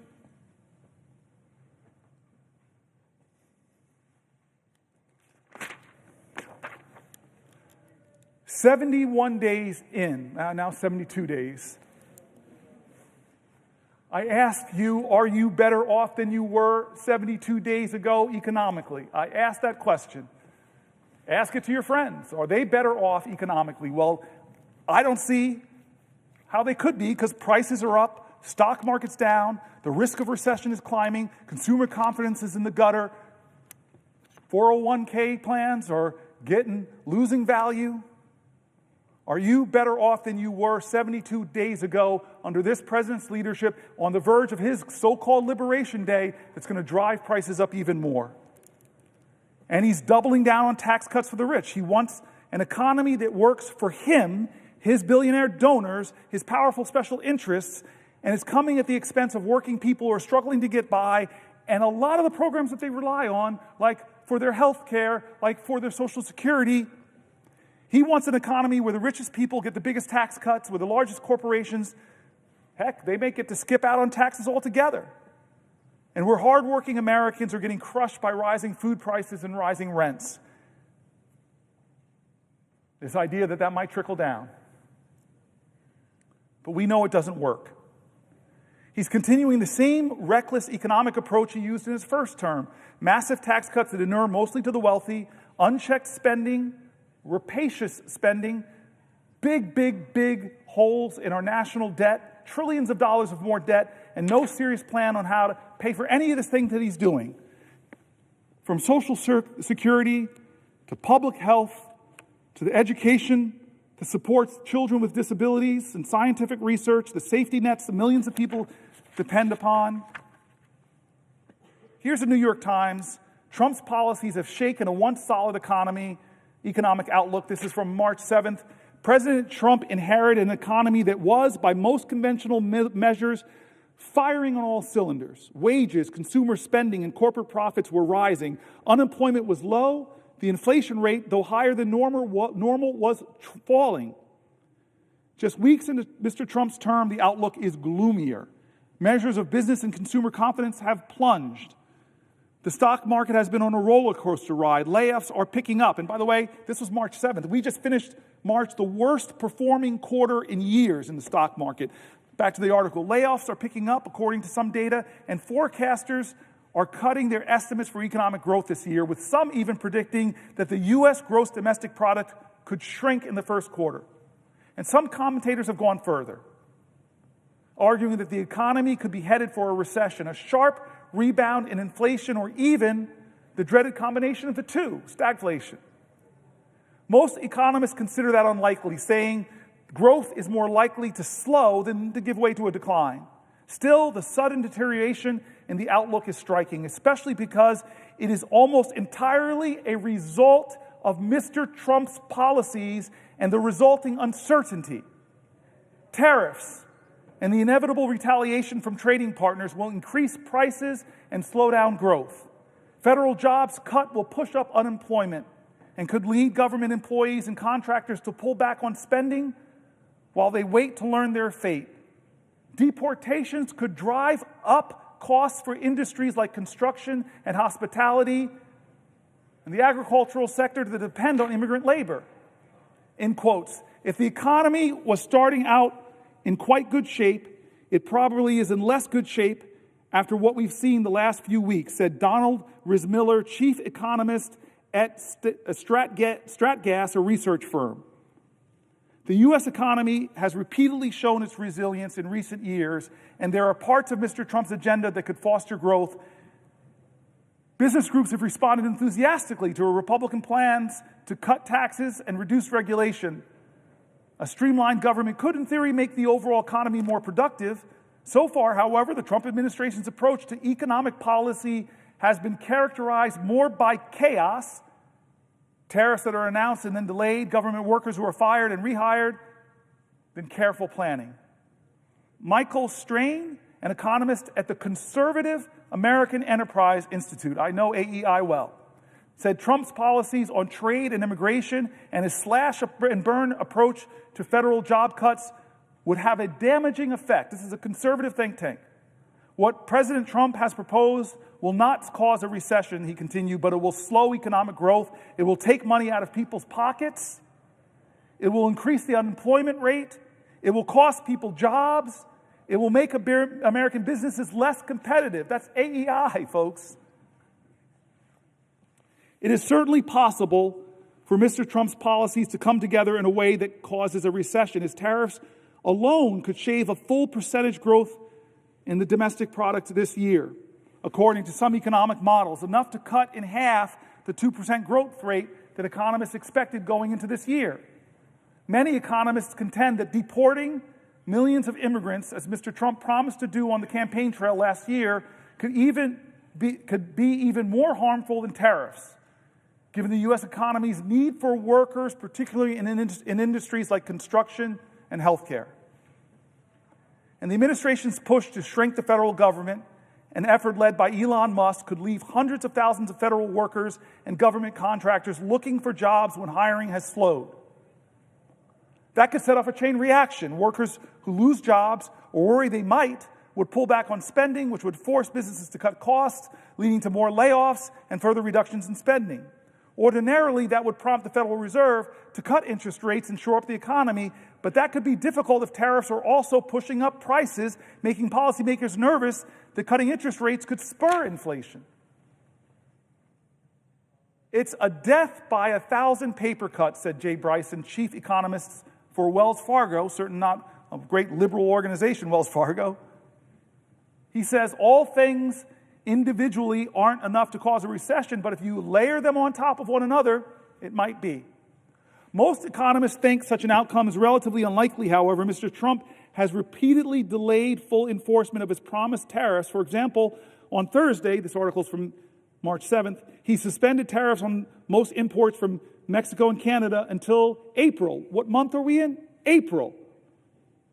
His deportation efforts have likewise gotten off to a slow start, and some of the cuts to the federal workforce have been tied up in court, as they should be. Such delays and reversals will help blunt the impact of Mr. Trump's policies and could make a recession less likely, at least in the short term, but the prolonged uncertainty could have its own costs, leading businesses to delay investment and hiring decisions.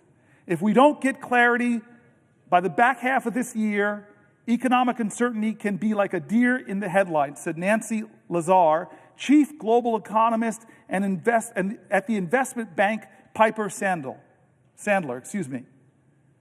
Things just stop. Business confidence is muted, employment is muted, and capital spending is put on hold. Even if Mr. Trump's policies don't cause a recession, they could do long-term damage.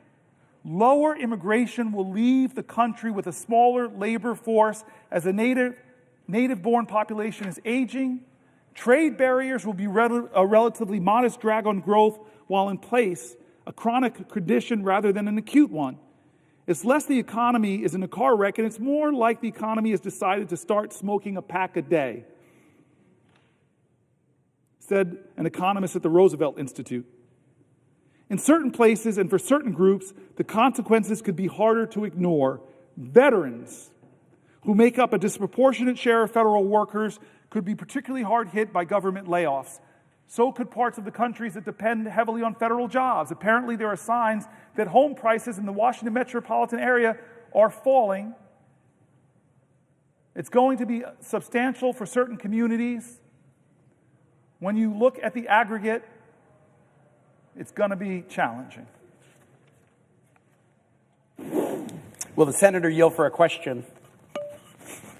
I talked or texted with this person who's asking me to yield the floor. I've been letting this power go to my head. I've never in the Senate had the ability to hold the floor and leave a person in a little bit of limbo. I just want to say that Tim Kaine is one of the friends, and honestly, he's like a pastor to me. He's one of the more honorable men I've met in my life, and struggles like me about faith and public service. I read your book. I really hope more people read your book. I didn't think it was going to be as beautiful as it was. I laughed. I wept. When you were attacked by spiders and things like that, I'm sorry I was laughing at your misfortune, sir. It's a book about you going through your whole state. By walking the Appalachian Trail, canoeing.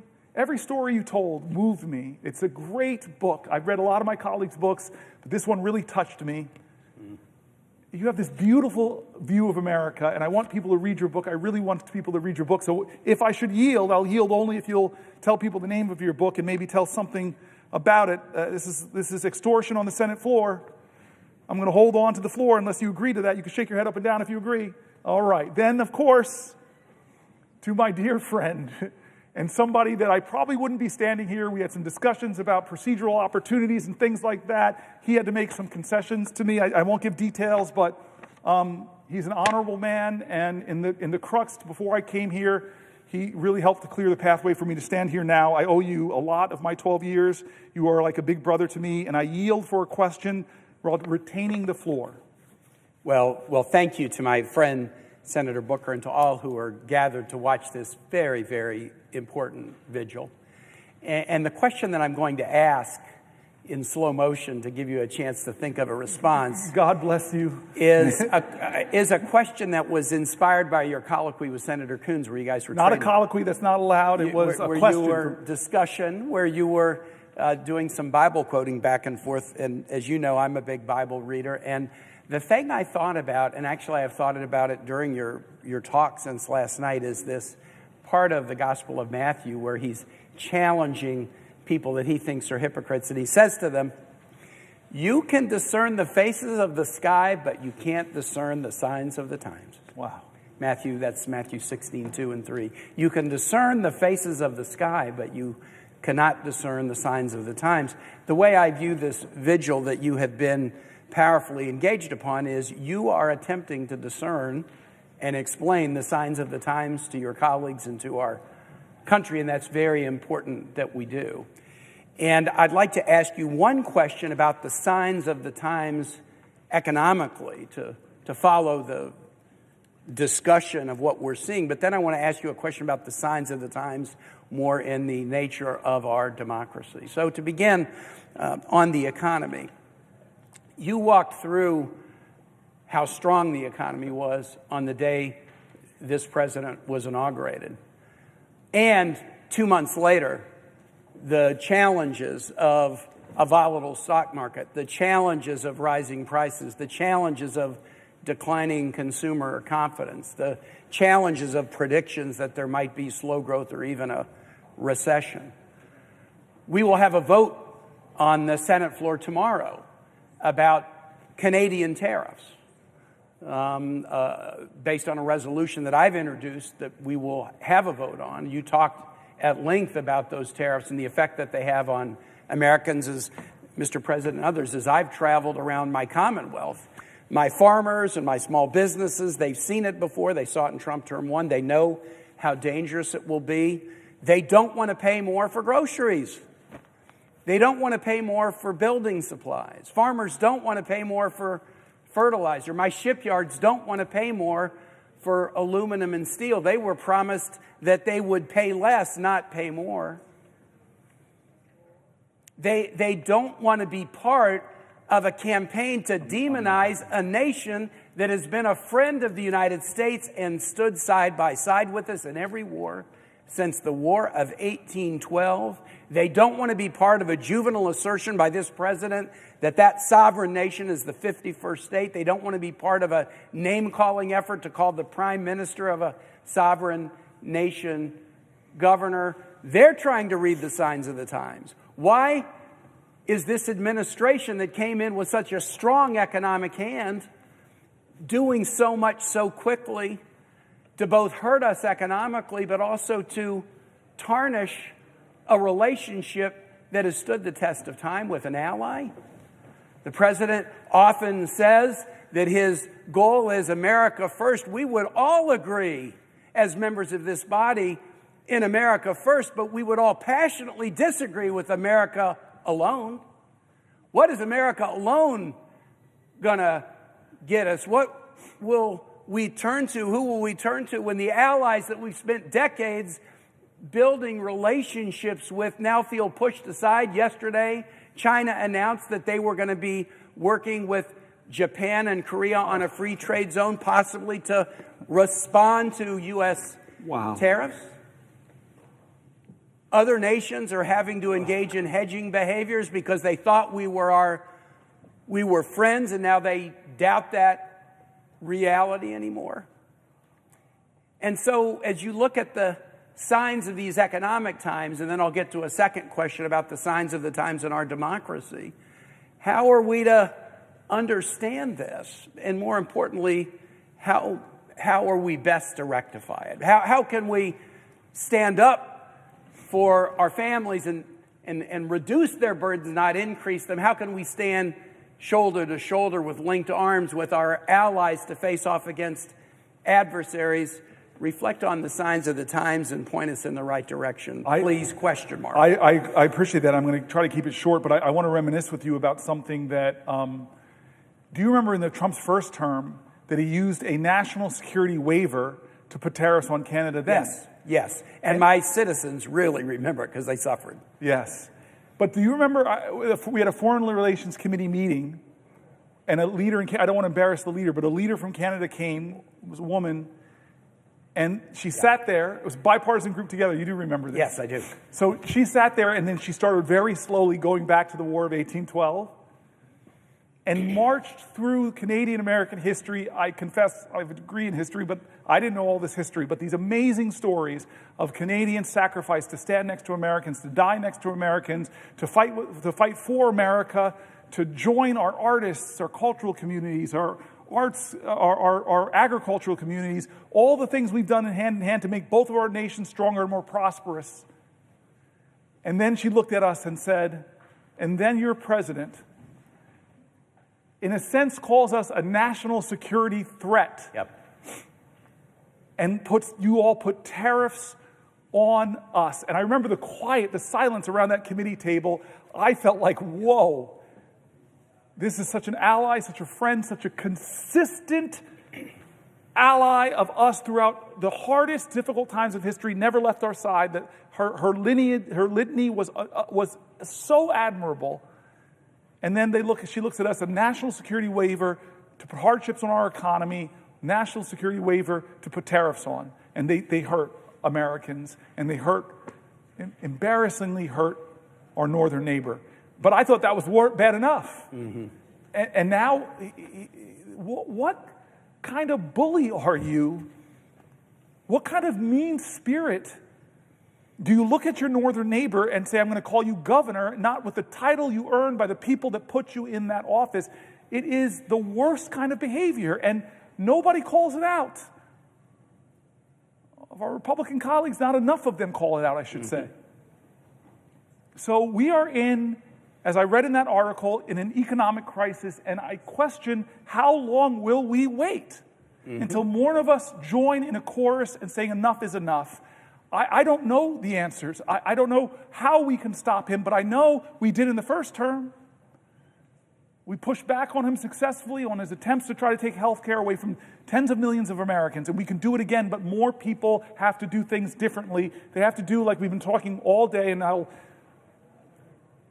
turn to my colleague again, as John Lewis called us, get in good trouble, necessary trouble, heal the soul of America. We have to do more and follow the examples of our forefathers and foremothers who never gave up, with conviction and determination, with an indefatigable spirit, unyielding grace. They continued time and time again, pushing back and bending the arc. It's our turn. What are we going to do? All of us have to answer that question. But I know part of the answer is we have to do more. Will the senator yield for another question? I yield for a question, but I will retain while retaining the floor. This is a question about the signs of the times in our democracy. We will celebrate 250 years of American democracy in 2026. And I want it to be a celebration, not a coronation, not a requiem, not a wake, but a celebration. A week ago Sunday, 250 years ago, Patrick Henry stood on the floor of Henrico Parish, now known as St. John's Episcopal Church on Churchill in Richmond, at a moment of decision where people were challenged to understand the signs of the times, at a moment of tyranny. And he asked the immortal question, and I almost view your vigil as asking the same question about where we would stand in such a moment. And there were different forks in the road, a phrase that has attained some meaning recently. And Patrick Henry said, as for me, give me liberty or give me death. You're giving a liberty speech, my colleague. You're giving a liberty speech as the nation begins to think about 250 years of democracy. The opposite of liberty, that which Henry was fighting against, was tyranny. I am one that believes that we should mark anniversaries.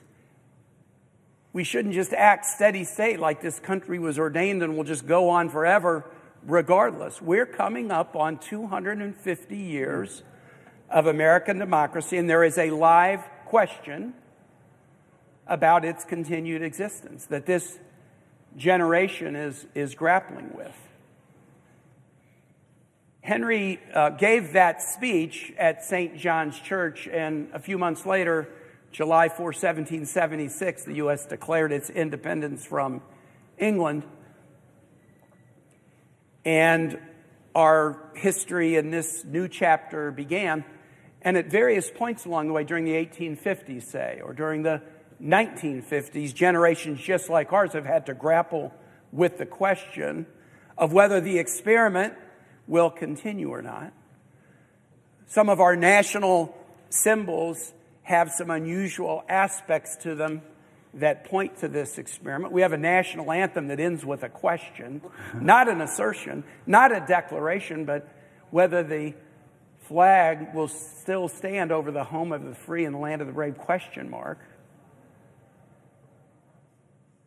The state flag that Virginia adopted on July 5, 1776 is a most unusual flag. It has a woman representing Roman virtue standing astride a deposed tyrant whose crown is knocked off, who is holding a broken chain in his hand that he's laying on the ground. It's one of only 6 state flags with a woman on it. It's the only state flag that features toplessness, which occasionally creates some raciness in schools as students ask about it. But it's also the flag with the most unique state motto of any state. All states have mottos. 49 states' mottos are positive. Hope, Eureka, Excelsior, onward and upward, ad astra per aspera. Michigan's has the most unusual positive motto. In Latin, if you seek a pleasant peninsula, look around you. Well, I wasn't looking for a peninsula, but I'd rather it be pleasant than not. Virginia's is the only flag and the only state with a motto that's not positive. It's a rebuke. Sic semper tyrannis. Thus be it always, thus be it ever to tyrants. George Wythe, Thomas Jefferson's teacher, was in charge of designing the flag and chose that as the motto. Think about the verb tense, right? It's the only one that's a rebuke. And it has stayed on our state seal and state flag since July 5, 1776. Many state flags have been changed in the last 20 years. Utah's changed, Minnesota's changed, Mississippi's changed, Georgia's changed. Virginia has essentially not changed since 1776. Neither the figure of virtue standing astride a deposed monarch or the motto, sic semper tyrannis, again, the verb tense, semper, always. Ever. It's not in the current tense. No tyrants are down with tyrants. It's in the future tense. Thus be it always to tyrants. Thus be it ever to tyrants. The Virginia flag that we pass by in Virginia every day without thinking about it, it's in every school we pass it by. It asks us two questions 250 years later. Do we retain the ability to recognize tyranny? Do we retain the virtue to defeat it? Can we recognize tyranny? Can we retain the virtue to defeat it? My friend, you are standing on the floor in the tradition of Patrick Henry 250 years later. You're raising a question about liberty and our fidelity to it. And so my question to you would be, what gives you hope that the answer we will give to these questions as Americans, as those commemorating a quarter millennium of American democracy, what gives you confidence that we will answer these questions in a way that will honor those who came before us? I want to answer that question. I want to first say that Hakeem Jeffries is here. And now I'm worried because two Brooklynites are shaking hands. And I confess, when I had the floor and Schumer was, for the only time in my life, I could deny him the right to speak on the Senate floor. I confess to my friend, who's part of the X generation, hip-hop generation, my brother who is part of this transition in American history, from the greatest generation to the baby boomers, from the baby boomers now, we're seeing leaders emerge that are X-geners, millennials, and he represents so much of the best of the future. I want to, this question's so good, okay, because you didn't honor your commitment to me and talk about your book. But I just want to say that I insulted Brooklyn for stealing my nets. I told the leader, I abused my power to retain the floor, and I told the leader that there's only one football team in New York, the Buffalo Bills. The other two are from New Jersey. I should have reminded the leader that the chairman of the board who sings New York, New York is actually from New Jersey. I could go on with this litany, but I do want to get back to your very serious question about tyranny. I think many of us have read books like On Tyranny, and we're doing a lot. We're reading articles as people are talking about the fears that they have about this document. And you and I have had serious conversations over the last 72 days of Donald Trump's presidency. How much of the encroachments, I would say encroachment is a gentle word, of the separation of powers is happening. We're watching justices or judges from Republican appointees to Democratic appointees trying to stop him from doing things. Which one of our great Bill of Rights amendments from freedom of the press? He is doing things to the press that, in my opinion, are bullying them, breaking with traditions that presidents have done in the past, trying to create press corps like Putin or Erdogan have, where they only let people in the room who will give obsequious supplications, often for the dear leader. What about the freedom of speech? You and I both know the reprehensible speech is protected. Disappearing people for what they said.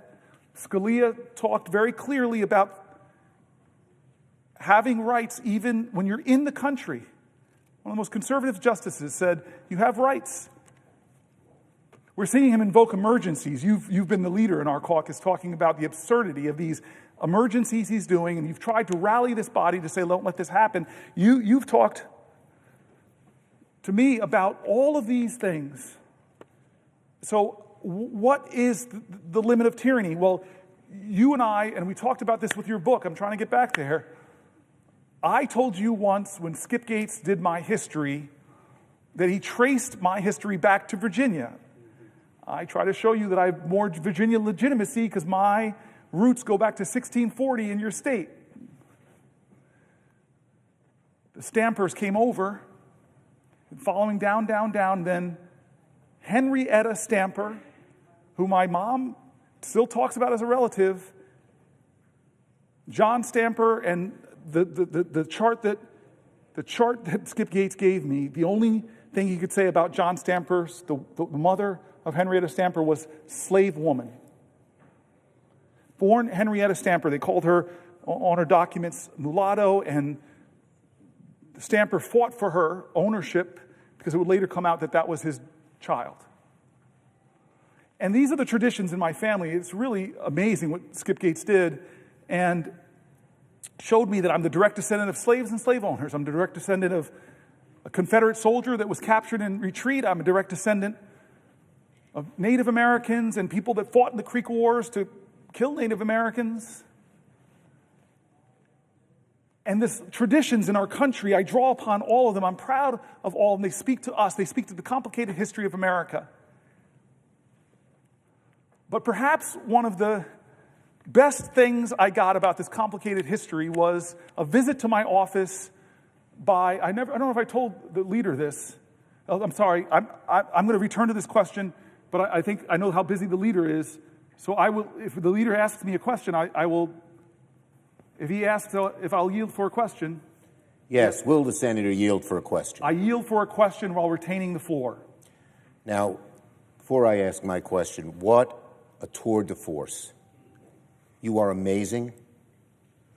You have, it's not only the amount of time that you have spent here on the floor, what strength, but the brilliance of your indictment of this awful administration that is so destroying our democracy, that is taking so much away from working people in the middle class, and at the same time, all for tax cuts for the billionaires. You're amazing.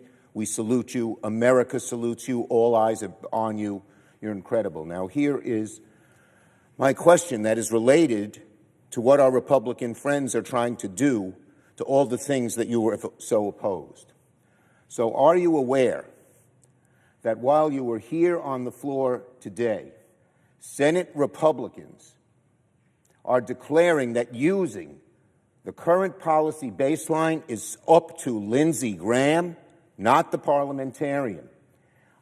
I believe that this is going nuclear, and it shows how hell-bent they are on giving tax breaks to the rich, even if it goes nuclear, even if it violates all the norms that they have had, even if it breaks all the promises they have made. Do you agree with me that this is just a move that is so against what the traditions of the Senate have been about, but not just the traditions of the Senate? Fairness, decency, ability to debate issues fairly. They're afraid to debate them. They're afraid to defend tax cuts for billionaires. They're afraid to admit they're taking away Medicaid from so many Americans. And so they come up with this nuclear option, showing that they don't care anymore about norms, about rules, and even about going nuclear, which the leader, the Republican leader, and all of them said, oh no, they're not going to do that. Well, now they say they're going to do it.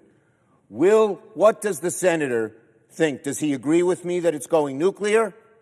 Does he agree with me that is a nasty, vicious, and self-seeking for the billionaires, which is what they're doing, way of proceeding? Chuck, I'm not 100% right now, and you just hit me with stunning news that I can't even think about how to respond right now. I'm stunned by that. I wish, if you want to ask me a question, it has to be a question. I wish you would explain it a little bit more, because what you're basically saying to me is that we're not going to go through the parliamentarian, that this is a gimmick that is going to be done to try to break really with the Byrd rule requirements of reconciliation. I'm using Senate speak, and I don't think we should use that. So what they're going to try to say is obscure the impact of the reconciliation. They're going to obscure this, the incredible tax cuts, the cost of trillions of dollars to our economy, blowing up our debt. So-called fiscal hawks are going to blow it up. I'm stunned by this news. So if asking the senator, the great Senator Booker, a question. I yield for a question while retaining the floor. Does he agree that this is just a blow to the people of America. And it shows that the people on the other side are only interested not in playing decent, not in playing fair, not in being honest with the American people, but taking money out of the pockets of working people and the middle class and putting it in the hands of billionaires. Is that something that this country should just countenance because it does so much harm to the country and does it not show what our colleagues are really like and what they're after? Yes, the answer to those questions is yes, but I just want to more say it's the further breaking of the Senate in a severe way. It's breaking of the Senate. Every time you break the Senate like that, to do another big nuclear option thing, the next time around, when the pendulum swings, I've been here for 12 years, I've watched it swing back and forth, there's no going back now. Would the senator yield for another question? I yield for a question while retaining the floor. Does the senator remember that when this was done in the past, McConnell said they would regret it and they'll regret it sooner than they think? Does the senator agree that that applies to the Republicans? They will regret it and they will regret it sooner than they think. I hate to answer the question this way, but America will regret this day. American people will regret this day. All of us will regret this. All of us will. I hate to bring the senator bad news, but I'm asking him a question. Yes. I needed his answer, given how eloquent he has been about what America should be and what America should not be. And so I yield the floor to the senator. You cannot yield the floor because I have the floor, sir. Yes. I retain the floor. This is one of the few times in my life I'll ever get to tell Chuck Schumer what the rules are here. But I just want to get back to you, and maybe there's a better way to get to you by sharing a story I don't think I've ever told you. It was a few years ago with one of Biden's last State of the Union speeches, and we all had to vote on the floor about an hour before the speech, and then we would come back here and assemble to do this extraordinary walk through history. And so days before that, I was with the leader, Hakeem, and I was with some other people in the Oval Office with the president, and the president had put his arm around me as we finished the meeting and said, "Hey, Cory." I'm like, "Yes, Mr. President. I got a big speech coming up." And I know, Mr. President. And he goes, "I'm going to go to Camp David and work on it." And I said, "Okay, Mr. President." He goes, "Can I call you if I need some help?" And I said, "Yeah, right, Mr. President. Sure." And that was it. The weekend he didn't call me for help with his speech. And we came here and did that vote an hour before. And then I like walking out that door.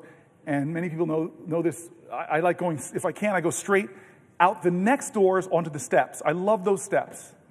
Maybe because I watched Schoolhouse Rock as a kid, and that's where Mr. Bill, I'm just a Bill. And so I pause sometimes there and just feel this sense of gratitude, and the Supreme Court right in front of me, the Library of Congress, and stand in the right place to see the gold dome behind you. And as I'm standing there in that moment, an hour before we have to hustle back here, my phone rings. I answer my phone, and it begins with what I think is one of the top stupidest questions in America. You've gotten this question. I think you would agree with me. You're not the kind of guy that uses words like, "Hey, this is stupid," but this is stupid. The thing I heard, the stupid question, this is the White House operator. Will you hold for the President of the United States? Who says no to that question? And as one does when they get a call from the President of the United States. And so I say, yeah, I will hold. Wait a minute, I'm washing my hair, you know. I say, yes, of course. And next thing you know, it's Joe Biden. And he goes, "Cory." And I go, "Mr. President." He goes, I'm struggling with my speech. And at that point, I know you weren't this kind of student in college, but all my guilt from my college days of waiting to the last minute to finish a paper were gone. If the President of the United States is waiting to the last minute to finish a speech, heck, I feel good. And so he goes, "Cory, can I read you a section of the speech?" And he read me a section of the speech where I have a lot of policy depth, and I couldn't believe it. The President of the United States, hour before a speech, rehearsing a part of the speech, and then he asks me that immortal question. You're a married man. You have to give me good advice on how to answer this question when your spouse looks at you and says, "How do I look?"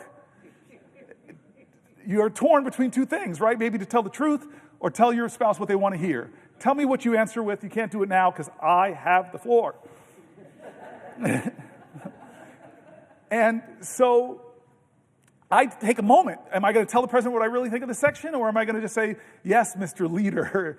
So I decided, he called me up hour before speech. He must really want my advice, and I gave some hard input. Turn this dial down more, turn this one, whatever. And he said, okay, Cory. Abruptly, he's gone. I go home to the office, back to the office. I tell my chief of staff, I just got a call from the President of the United States. He asked for help with a speech. What a crazy life moment while I stood on the steps, like the bill. I'm just a bill. Anyway, we get back here, and it's a wonderful moment in the Senate. I don't know if anybody has the privilege of seeing what we do. We all gaggle around those doors. We talk to each other. People think we always fight and yell. That's not the case. Democrat, Republican merge into this ball of senatorial humanity, and then when those doors open, I love it. Because you walk out. You walk past Thune's office, which used to be the Library of Congress. You walk past the old Senate chamber, where some of the greatest debates in American history and violence on that Senate floor with the caning of Sumter. You walk through the dome, the statue by an 18-year-old woman named Reams of Lincoln, the suffrage leaders, Martin Luther King, presidents, extraordinary presidents. Then you walk past where the old House used to meet. And you love this, I love this, those little gold plates on the floor where presidents had their desks, exactly where the presidents have their desks. Most people go in right under Junipero Serra, California's statue. Under that cross is Lincoln's gold plank, people that were in the House and served in the presidency. That's not my favorite one, though. It's John Quincy Adams. Why? You know this. The only person in American history ever, it'll probably never happen again, where somebody went from the presidency and came back to the House, ran for a House seat, worked at that spot where that desk was till he collapsed, was carried off the floor. He would soon later die. Amazing. Maybe a future president will. Maybe Obama's going to get, and I got to run for House. Then you get into that old chamber. And we sit down, we find our seats, and that great moment, I don't care if you're Republican or Democrat, when that person walks in and says, the President of the United States of America, I still get that feeling. Joe Biden comes in, and I think he sets a record for the longest it would take to get from those doors all the way down. Everybody he's talking to, Marjorie Taylor Greene, what's up? He's just touching everybody. He gets up there, he gives a speech. Now, you know that this is an aerobic event. You stand up, you sit down, you stand up, you sit down. You got to get your squats in when you're doing it. Get the exercise for a little while. Well, this part of the speech he called me on is, and I'm sitting down, and I hear my input in the speech. I don't know if you all noticed it, my colleagues, but I was the first person to stand up for that section. And I was looking at shots. Get up, man. This is the best speech ever given. It was amazing. I go home. I'm kind of buzzing about the whole experience. And then I'm lying in bed, and I unfortunately have my phone on my nightstand. It goes off, and I see a number I don't recognize. I open it up, and it says, Senator Booker, this is John Meacham, the great historian. Thank you for helping the President of the United States with this speech. You made more of a difference than you'll ever know. And my first thought was, how do I print this out? How do you print out a text? So he gave me his cell phone number, and now I'm going to troll him. I'm going to keep calling him until this historian comes to my office, and finally he relents, and he comes. And now he steps into your domain, my brilliant friend of history. I express worry, fear, concern, demagoguery in our land, rising of tribalism. I dump on him. I'm normally a prisoner of hope. I'm normally a purveyor of finding your joy, even in the toughest of times. And he listens for a while, and then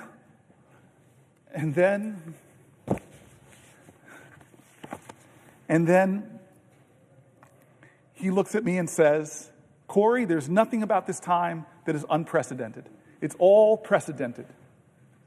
You want to talk about demagoguery? And he goes through every generation of Americans having extraordinary demagogues. I read Margaret Chase Smith's incredible speech on this floor against the demagogue and the demagoguery within our own party. He talks about the number one radio show in all of America. The majority of Americans listen to his anti-Semitic screeds. Father Coughlin. He went through them all. And he said, you want to think worry? He said that there was an American general in the Depression he said his name, I'm forgetting it now, I'm not at my best, and said that this guy was calling for a military takeover of our democracy. You want to talk about authoritarianism? He talked about a senator here on the left, Huey Long, who was calling for the people to storm the Capitol. He went through this all, and he said every single time Nazis in Manhattan at Madison Square Garden, I couldn't believe it. It was unbelievable. I wish people were there listening to this guy as he went through all these times when America was at a crossroads, when we came upon a moral moment. And he said, what happened, how we chose the right path, when people were trashing this document or treading on it or undermining it, when demagogues rose to the highest points of popularity in our land, how did we stop it? Well, he looked at me with some sympathy and said, not you guys, not a senator. It was that the better majority of American people said enough. They chose to define the soul of our country. He gave that phraseology to our president. And he said the soul of America is not the people in office, it is the everyday citizens who choose the better angels of their nature, who choose right over wrong, who recognize a moral moment and know that they have to stand up and bend the arc of the moral universe, or more importantly, steer the ship of our state out of the troubled waters into the clear, open sea. I rose here, and I've gotten into lots of questions with my colleagues, but I rose hoping to read more and more of the stories as many Americans as I could. And during the night, my friend Chris Murphy and I read a lot of them. You know me well, my friend. You know the truth of all of us in this place. You know the truth of everybody. We're all mountain ranges. We all have peaks and we all have valleys. You, my friend, have seen my valleys, me at my worst. I've failed as a leader at times, or at least come up short from my own personal expectations. You've seen me at some of my better moments. I know we have obligations. I know people are right to be upset or demanding of us right now. Please help us. What are you doing in the face of people that might make it so that that we might not have elections, or might make it so that we do break things in this government that can never be fixed? As one of the speakers that came into our caucus, the people that wrote the book, How Democracies Die. Great nations, great civilizations, forget democracies, don't necessarily die from external threats. They die from internal corruption. Look, think of the Roman Empire. Think of the Soviet Empire, crumbled from its own corruption, failure to live up to its promises and ideals. We are at this moment. I am here to tell you, America, to tell my friends and colleagues and anybody who cares to listen to a senator from New Jersey, that we are at that moment. We're past that moment. Every day things are happening. The 72 days of this administration, God, if there's not enough to upset you, to ignite you, to realize that maybe you and your family are not getting hurt, but other Americans are, our veterans are, our seniors are. We've told their stories here over these last 21 hours, 22 hours. We've told their stories. People are getting hurt. People are afraid. People are worried. And people I don't even agree with are getting disappeared. Law firms that I've known for my entire career, are being forced to kowtow to this president. Universities that should be the bastions of free speech, free thought, free enterprise, intellectual research, academic research, scientific research, are getting torn up by cutting indirect costs. I read stories of PhD programs that are virtually being canceled from the best scientific minds, not being able to build the state-of-the-art labs. The country that has led humanity in scientific invention is taking a blow. And Fareed Zakaria, I read his article here, and he's saying that China is doubling down on investments on the universities as this president is cutting them, unless, of course, you come to the leader and make all these commitments, meet all of these demands. There should be enough already. It should be enough already. And so this is that moment John Meacham told me about. I want us to try in the Senate. I know my colleagues. I see Tammy Bowles. I see Chris Murphy. I see Angela Osmos. I love you guys. I've served side by side with you. I know your passion. I've heard your anger. I've heard your fear. I've heard how you want to fight for this country. But we are not enough. We can do demonstrations. We can do demands. We can try to do things differently. In fact, we must. I will definitely yield to Tammy Baldwin, my friend and my colleague. To another question. Thank you very much. I don't have that much gas in the tank, but hold on, let me say it right. I yield for a question while retaining the floor. So noted. Thank you. Senator, since you have taken the floor, which I suppose is nearly a full day now, there have been new breaking news of mass firings. Perhaps others have come to the floor to talk about it, but you were just talking about how great democracies are shredded, sometimes from within. Look, one of the pieces of breaking news today was the mass firing of our nation's public health agency within it. Today it was reported that the Health and Human Services Department began firing up to 10,000 more people. It's more than the previous firings, including researchers, scientists, support staff, and senior leaders. These are people who are doing work to keep our children safe from preventable illnesses, and researchers who are searching for cures and treatments for diseases that plague our families, like cancer and diabetes and Alzheimer's. And look, we can all agree that government could be and should be more efficient. But here is where I disagree with the unelected Elon Musk and people like our president. People stopping the spread of measles. Yes. Researchers finding cures for Alzheimer's disease are not waste, fraud, or abuse. The slash and burn that is being led by Elon Musk's DOGE will make Americans less healthy, less safe. And Elon Musk's DOGE and Donald Trump are callously ripping away treatments, cures from millions of Americans suffering from Alzheimer's disease, cancer, ALS, and other devastating diseases. Behind these cures are, of course, workers. And they are some of our nation's brightest and best and most devoted. They keep our nation healthy and our economies running. But this administration is not respecting their work, their mission. And I have to point out the why.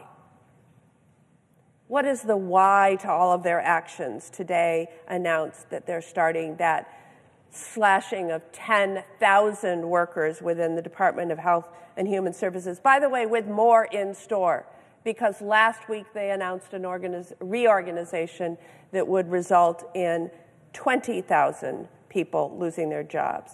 But what is the why? Ripping the rug out from under cancer and Alzheimer's disease and ALS patients is all in service of finding the money that Elon Musk and Donald Trump need to cut taxes for themselves and billionaires like them. And yes, big corporate tax breaks. They are cutting cancer cures for corporate tax breaks. Senator Booker, these cuts to health and human services are going to crush families in Wisconsin, whether it be people not having hope for a cure for a disease, or to the workers who are doing this groundbreaking research all across the United States who are going to be fired. In New Jersey, what will these firings mean for the people who you represent? I'm so grateful for the question, because that's what we said we were here about. We're here to try to elevate the voices of people affected by what they're doing to our government. And frankly, as they cut the Department of Education completely, or the Consumer Finance Protection Bureau, they're getting rid of agencies that were created by Congress, and many people are right to believe that can't be eliminated without congressional action. And we were talking before with people here that the biggest plurality of people being laid off from all of these departments are our veterans. And again, I'm going to be back in New Jersey this weekend. I'm going to try to be at a rally, a town hall. I know everywhere I go in my state, I'm going to hear from people who are rightfully angry, who are rightfully afraid, who are affected by this, who are fearful of what's to come. These are such important human emotions. But the question then is going to be for all of us, and I know people will be questioning me, what are we going to do? What can I do? What are you going to do, Senator? And so I don't have a brilliant response. I don't have some prescient idea that we are going to be able to change the course of this, but I know we're going to fight. And I want to be honest with you. I wasn't sure we could stop Donald Trump when he tried to take down the ACA. I just wasn't sure. I really wasn't. I did not know how that would end. People gasped. Do you remember that in this room? I remember that. People gasped. We did not know. It was really, this room usually has very predictable actions. That's why I'm still standing here, because I didn't want the predictable. I didn't want business as usual to happen.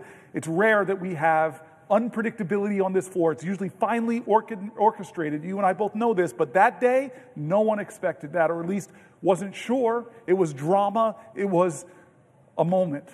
And we won. And I want to tell you this. I said this earlier.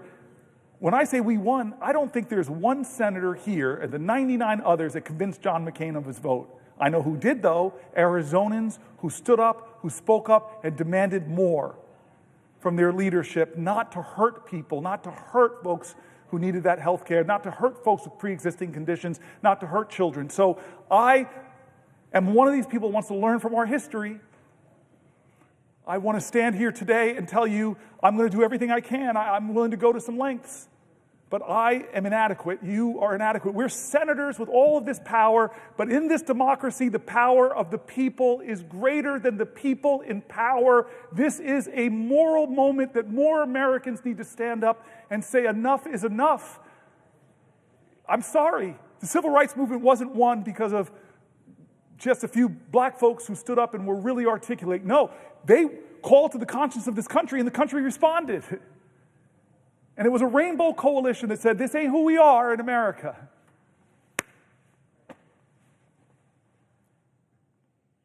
So I know New Jerseyans are hurting. I know I've been to your state. I love your state. I love sitting side, but we had some fun in your state together. We've saw young artists, business people. You are this person that says this word over and over again, more than any Republican or Democrat, buy American, and created so many jobs in your state. We were in some packed restaurant. People packed, not to see me as a special guest, but to listen to your story. You are a trailblazer too in this Senate. You are doing things that our founders did not expect, and you know that. And you want to stand up. I heard you in our caucus.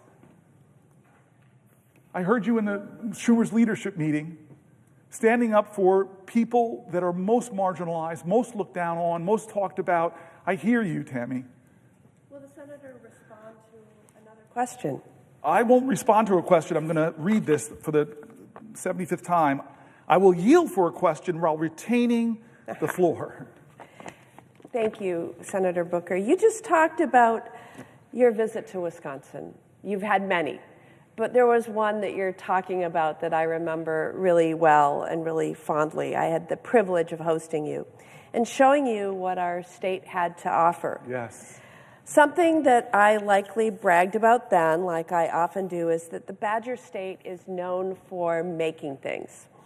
While I know you don't indulge in all of the things that we do make, because, of course, we have our iconic products like beer and brats and cheese, but we also build motorcycles and big industrial ships and engines that power our Navy, and so much more.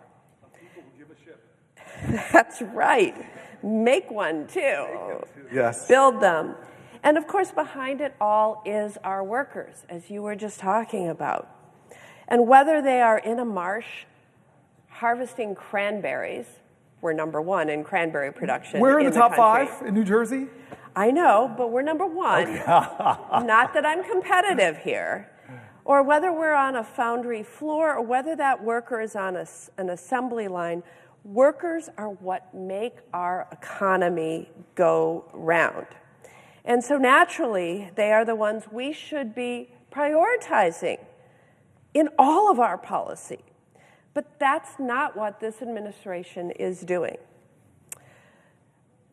They are going to get a slap across the face when the administration slaps across the board tariffs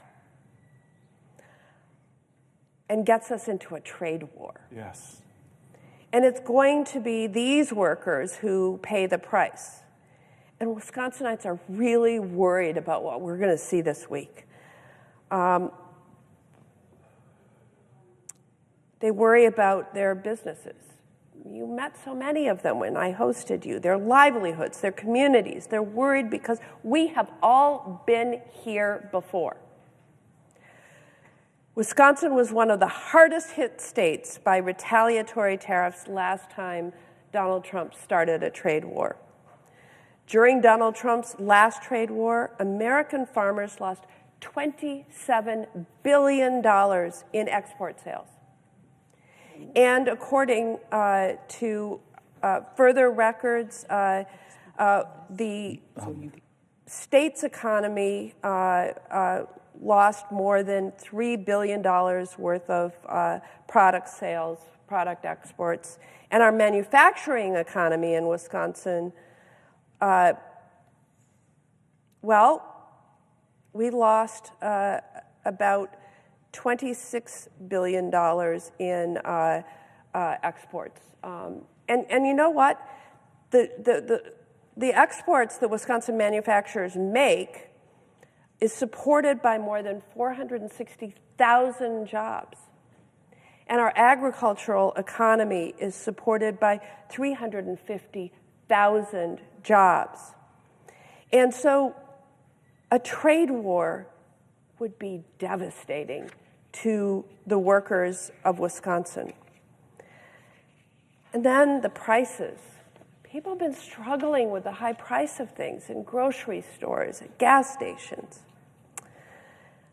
A number of our business leaders have spoken out about the impending tariffs. Arian's company in Brillion, Wisconsin, which makes outdoor power equipment like snow blowers, told Reuters News that policy whiplash in this arena is making it difficult to plan, especially as price hikes are likely in the works. And Roden Echo Valley in West Bend told one of our media outlets, WTMJ4, that, and I quote, "I don't like this tariff business. It's going to be on the backs of farmers because we have to depend on the world to export our commodities." He highlighted the dependency of the dairy industry on global trade, noting that 15 to 20% of dairy products are exported. And if we lose, I quote again, 15% of our markets for dairy, it's going to be absolutely devastating. We've seen this before. Again, in service to a big tax break for billionaires and corporations. But to my esteemed colleague from New Jersey, thank you for visiting the state of Wisconsin. And I want to ask what the impact would be in New Jersey. What would President Trump's tariffs mean for the workers of the Garden State? I love that you focus it there because that's who President Trump made promises to in my state. That things are bad with this economy because it's not serving people who are working every day. Promised that he would make things better.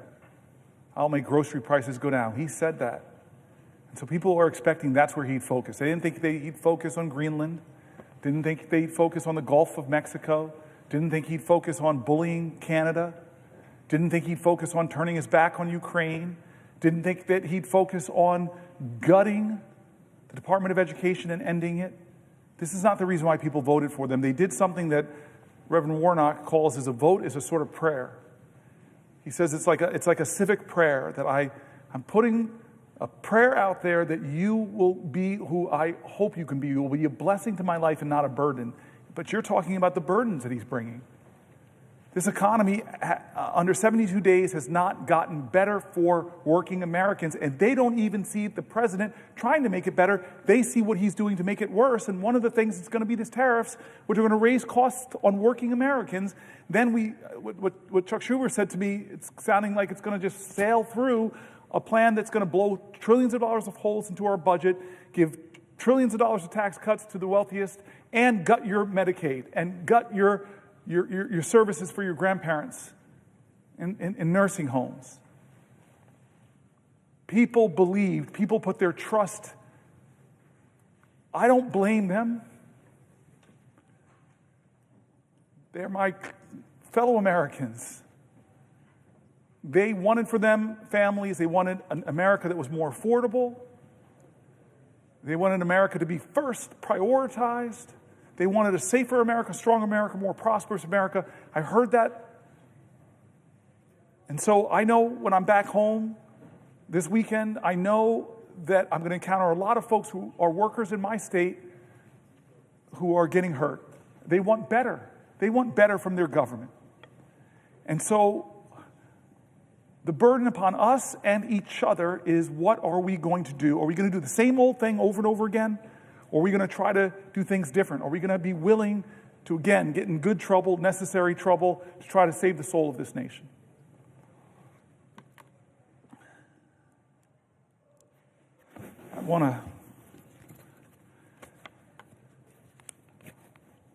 I think my colleague, my dear sister, my prayer partner, my soul lifter, I thought I heard you say something? Yes. Will the senator yield for a question? Yes. I yield for a question while retaining the floor.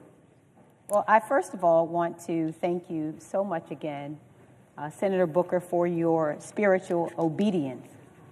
And I think it's necessary for me to say as well today to you, on behalf of so many of us who are watching right now, how extraordinarily proud we are of you. I would dare say that you are, in so many ways, our ancestors' dream. And how powerful it is for all of us who are watching to recognize that in this very chamber you are standing today, 67 years after this podium was used, for the 24 hours that you have used the podium that was used to block the passage of the Civil Rights Act of 1957, and today you have taken over the podium, sacrificed your own comforts. You have suffered over 22 hours to stand here today to talk instead about the greatness of America and to speak about it in such a way that reveals the love you feel for our country, and we thank you for that. This country needs right now bravery.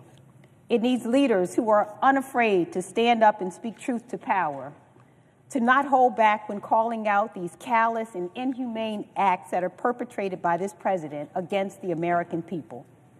And when I talk about the American people, we know who we're talking about, against our veterans, against our seniors, against our children from every corner of our country. And I want to talk specifically today about our children. Mahatma Gandhi noted that the true measure of any society can be found in how it treats its most vulnerable members. This president is failing America's children, and he's doing so by harming our education system. We remember as well very fondly when Nelson Mandela said, "Education is the most powerful weapon which you can use to change the world."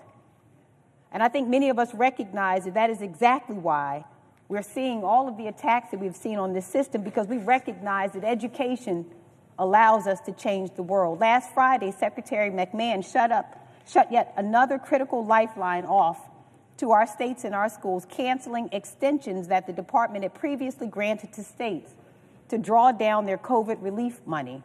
States like Maryland originally got extensions to finish spending the remainder of these critical dollars on long-term projects, like teacher recruitment, tutoring, and other services for students. We know in particular Anne Arundel Public Schools brought Chromebooks for students with their funds, but Maryland still has a remaining ESSER balance of nearly $150 million. $150 million, that's on top of the millions that have already been clawed back, frozen, or withheld from the state by this administration. These are funds that districts like ours from all across the country were using for school construction projects and mental health supports for students. This administration is refusing to acknowledge the lasting effects of the pandemic on our nation's students, cruelly stripping educational opportunities from our students and leaving our states and our districts on the hook. So let me be clear that these are dollars that Congress authorized, dollars that have already been allocated, dollars that have already been earmarked by Maryland and our local districts for projects that will help all of our students. Our schools planned and committed these funds in good faith. In good faith. Our states have acted in good faith, and this administration is acting in bad faith, pulling the rug out from underneath them, blowing a hole in their education budgets. Our governor had this to say, and I quote, "The clawback of these previously committed funds would place an undue burden on our school systems and undermine our collective efforts to strengthen education across the state." And this is only the latest attack on public education by this administration, the latest attack on our schools and our students, the latest attack on our teachers. And we saw this administration attack HBCUs by freezing funds for the 1890 School Scholars Program, which provides tuition for students at our land-grant institutions. We saw this administration and Secretary McMahon slash teacher training grants, which help prepare our educators to serve our communities. We saw this administration proposing to move the student loan program to the Small Business Administration, threatening students' access to aid and the promise of higher education. We saw this secretary and this administration lay off half of the staff at the Department of Education several weeks ago, firing over 1,300 staffers. And I want to talk for a minute about who the department fired. And by the way, these are people who are not incompetent. These are people who are not DEI. These are professionals, well-educated. The administration fired civil servants at the department's Office of Civil Rights and shuttered Office of Civil Rights regional offices, including the regional office that handles discrimination cases. And I want to make really clear, and I want the American people to hear this, that what decimating the Department of Education and the Office for Civil Rights means, it means that attorneys who intervene when schools ignore complaints from students who are repeatedly called racial slurs or who are subjected to hateful speech or imagery like swastikas on campus. It provides the technical assistance that schools need to train staff on anti-harassment practices, combat harmful behaviors, and build welcoming environments. And it holds K-12 schools and colleges that fail to keep students safe accountable. It ensures that families have recourse if their child with a disability is not being served appropriately by their district, that if a child is not getting the speech therapy or other services outlined in their individualized education program, that they will have an advocate to help them. And at the time that this administration took over, there were over 270 open Office for Civil Rights cases impacting 1.3 million students in my state alone. Without enough OCR staff to do the job, investigators' caseloads will grow to an untenable level. So we spoke to some of the lawyers that work in the division that serves Maryland schools, and all of these patriotic civil servants, all they want to do is to do their jobs. They want to combat discrimination in our schools.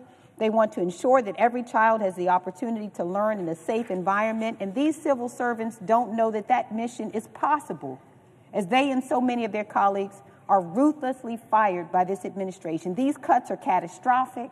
I dare say that they, like so many other decisions by this administration, are wicked. And so, Senator Booker, here is my question. What are you hearing from families in the state of New Jersey as this administration dismantles the Department of Education and slashes opportunities for students and families? I'm so grateful for the question from my friend, and that's the centering that we've been trying to do, which is what are families in New Jersey and around America thinking? As you said, the Department of Education, and we read that earlier today, it doesn't dictate or educational policy to states, but it does do a lot to do funding for special needs kids in the states. And so I'm already hearing from parents of kids with special needs and what the impact it will have if those resources are cut. Everything from the programs that help young people afford college, to programs that I've worked with people that help schools afford advanced scientific equipment so the bright minds, the geniuses of our state and the country can have the equipment they need. This administration is cutting things that are hurting families, and we are hearing from them. We're hearing from veterans. We're hearing from the elderly. We're hearing from people that are taking care of the elderly. We're hearing from people who run our hospitals. We're hearing from people that run our universities and who talk about the science funding and the cutting of PhDs. We're hearing from people who rely on Medicare and Medicaid, who rely on Social Security. We're hearing from people that are appalled that their nation bullies smaller nations like Canada or Greenland. We're hearing from people that are shocked at what they're doing to the most vulnerable people who come to our nation, who have American children, who have American spouse, or being disappeared off of our streets, that have no criminal record. We're hearing from people that don't think it's right that a president should have a meme coin that allows him to enrich himself, to hawk his power and position for even greater wealth. And so I've done everything I can, and I'm going to do more. I've still got a little gas in the tank to elevate those voices. Will the senator yield for a question?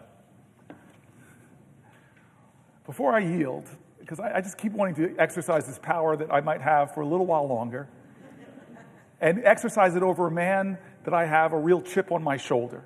He's a senator from Arizona.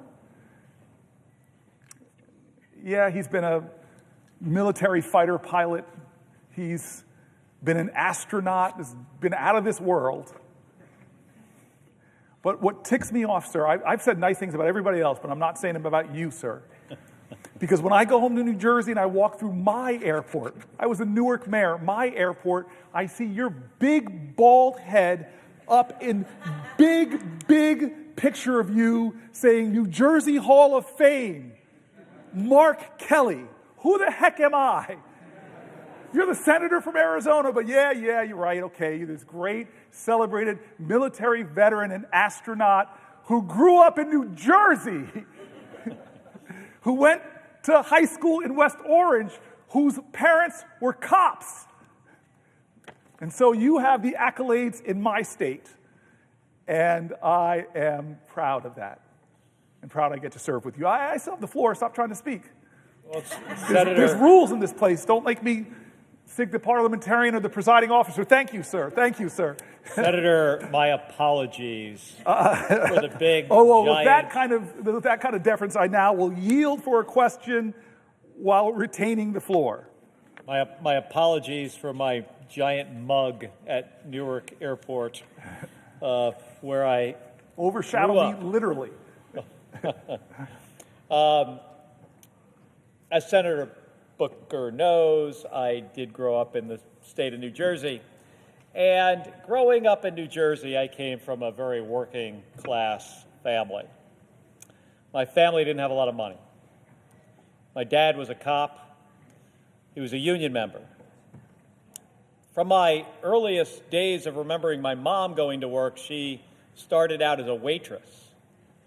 And I remember those days after working these night shifts at these banquets, how tired she was. She would work some long hours. And then she became a secretary, but she also would work as a waitress at the same time. And this was just to make ends meet. Eventually, my mother decided that she wanted to become a police officer like my dad. But this was New Jersey in the 1970s. And for a woman to become a cop, it was really, really hard. It was practically unprecedented.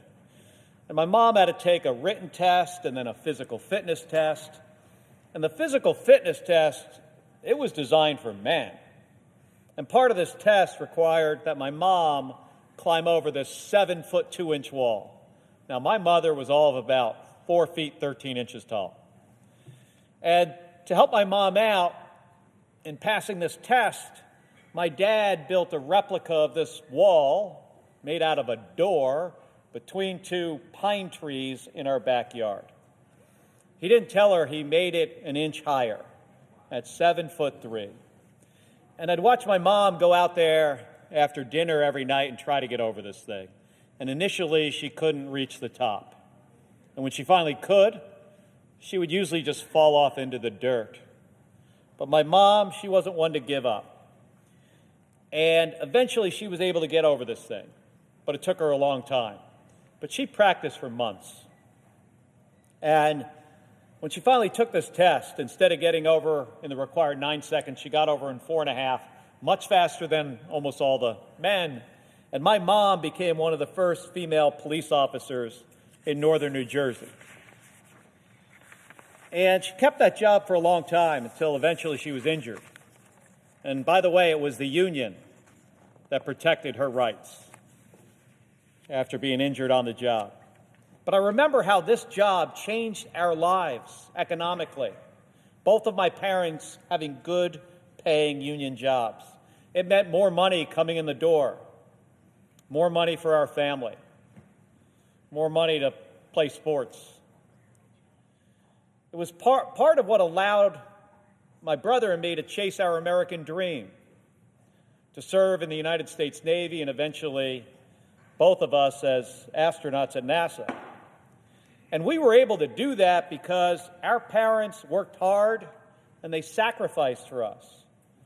And because of the support we had, including some really good public schools.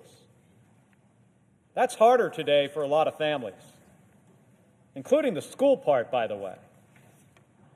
I hear from so many folks in Arizona who feel like they're working harder and harder, and they just are not getting ahead. The cost of groceries and gas and housing, especially housing, makes these folks feel like they're just running in place. It shouldn't be that way. And Elon Musk and Donald Trump, they are making it worse. Trump's tariffs are going to jack up prices on nearly everything that families rely on. Groceries, rent, cars, housing. They're even trying to do away with the Department of Education. Now, how is that going to help kids get a good education? And if they're successful, their plan to gut Medicaid in order to pay for a giant tax cut for rich people, it's going to be even tougher for hardworking Americans, hardworking New Jerseyans and Arizonans to get ahead and achieve their American dream. So as a fellow kid from New Jersey, man, I never expected that tax cuts for rich people would potentially kill the American dream of kids all over this country. But it could. And as a kid, you, Senator Booker, growing up in New Jersey, I'm interested to hear what was your American dream and why would these giant tax cuts make that kind of dream harder? I appreciate the New Jersey Hall of Fame member, the only one in the United States Senate, and I appreciate his question. I appreciate the service of his parents out there every day putting their heart and soul in serving the community in a dangerous job where you often see people at their worst. I said this earlier, James Baldwin said, children are never good at listening to their elders, but they never fail to imitate them. You are living up to the example your parents set in so many ways. And then you go and pull something off that really makes me jealous is you're one of the guys in the Senate that probably most married up. We're both Jersey boys. We both grew up there in grade schools and high schools. We both know those teachers that did so much for us. They coached sports. They taught us. I'm going back for a funeral for a great man in New Jersey named Ed Kohler this weekend, who was one of the greater influences in my life in high school. And you know how much people invested themselves. I remember learning Little League from a guy that would come back from working at a gas station, a parent of another kid.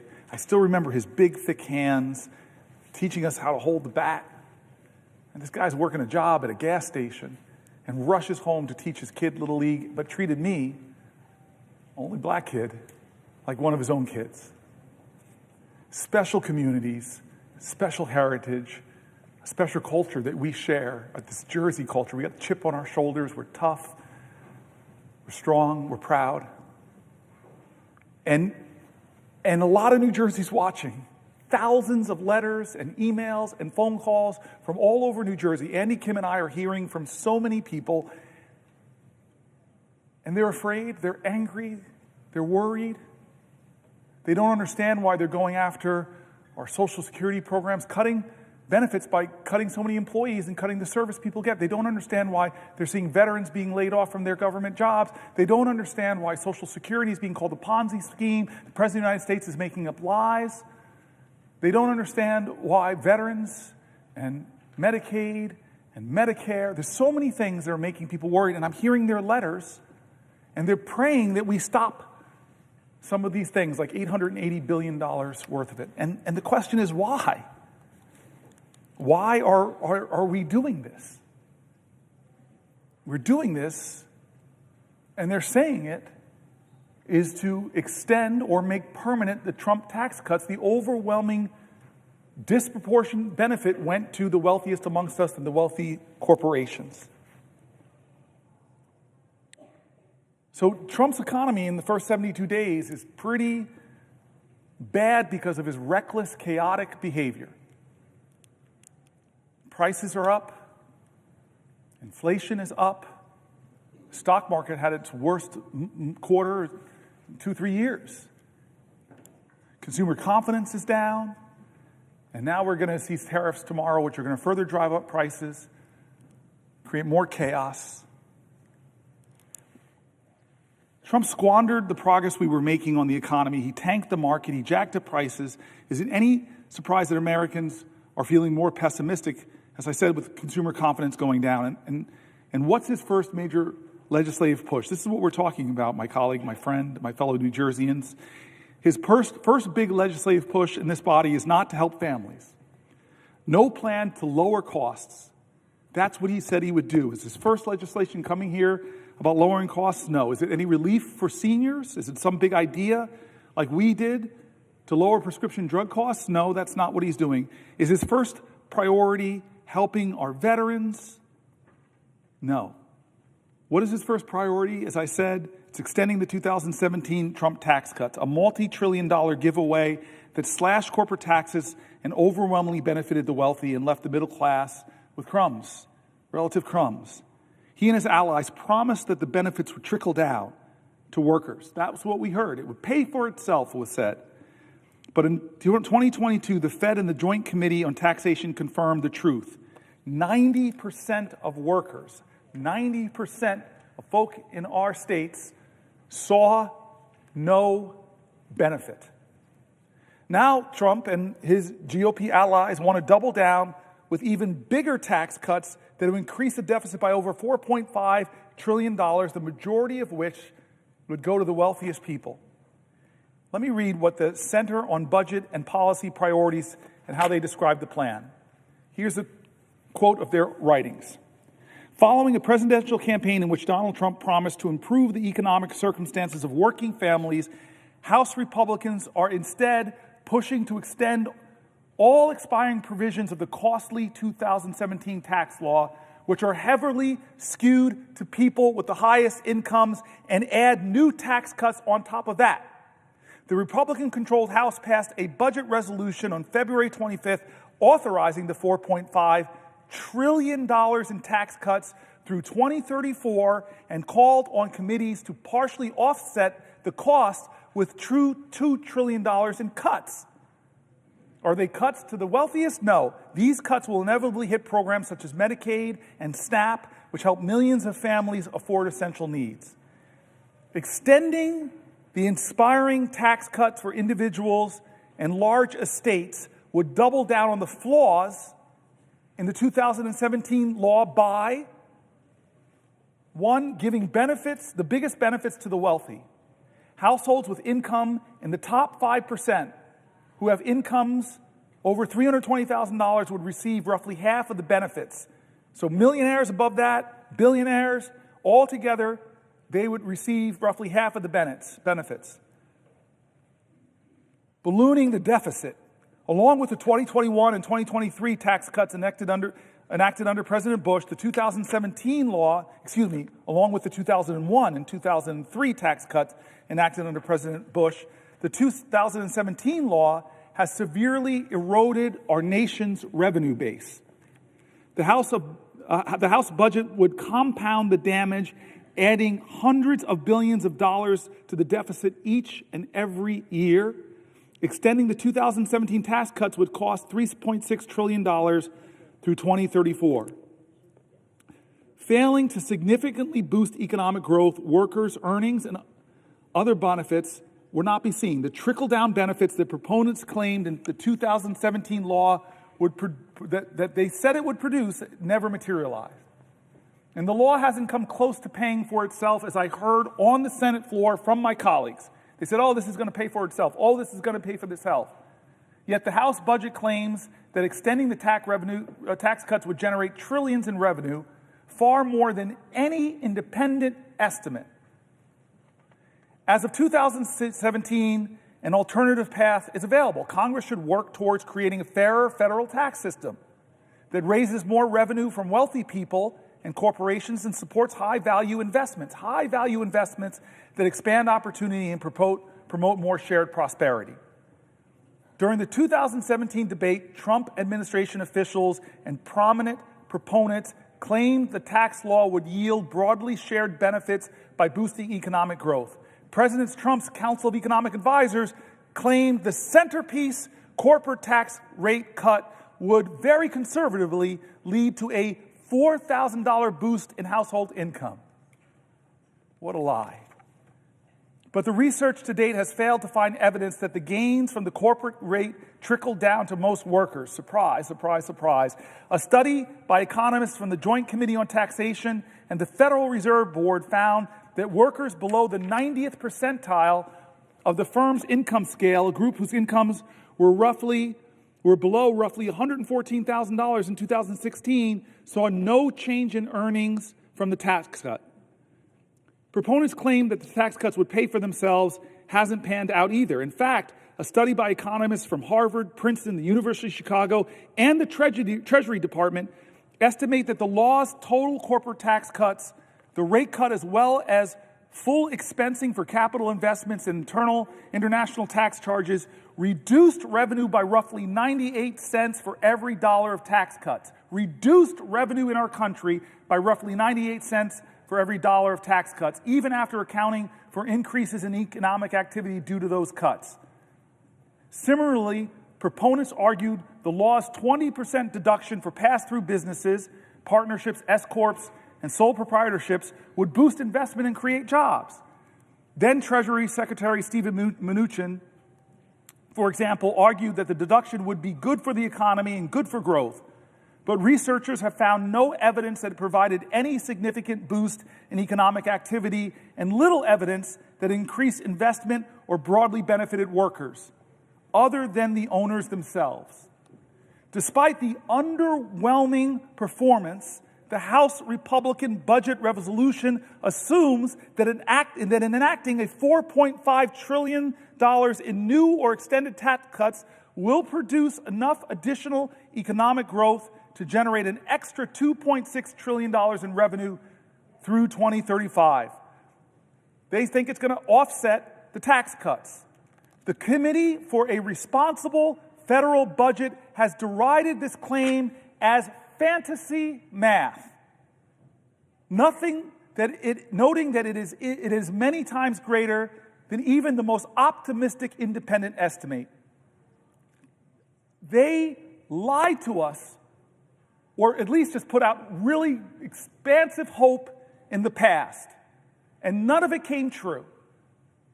Fool me once, shame on you. Fool the American people twice, well, we should not let it happen. This idea in this country that if you make the wealthiest more wealthy by giving them more tax cuts and deny services to our veterans, deny health care to our seniors, cut Social Security benefits, cut scientific research, cut programs that protect people's safety and security, that is going to somehow help our nation to prosper as a whole. You're kidding yourselves. We have the evidence. We have the analysis. And this is the crazy thing. As I heard from Chuck Schumer, that Republicans are now trying to hide the true cost of their billionaire tax cuts with accounting gimmicks. The New York Times interviewed budget experts from across the political spectrum to shed light on the Republicans' trickery. And this is the article I want to read. I know some people have questions. I want to read this article because Schumer shook me. So here's the New York Times. The title of the article is "The Budget Trick the GOP Might Use to Make $4 Trillion Tax Cuts Look Like They're Free." How much does a tax cut cost? It depends on what you compare it to.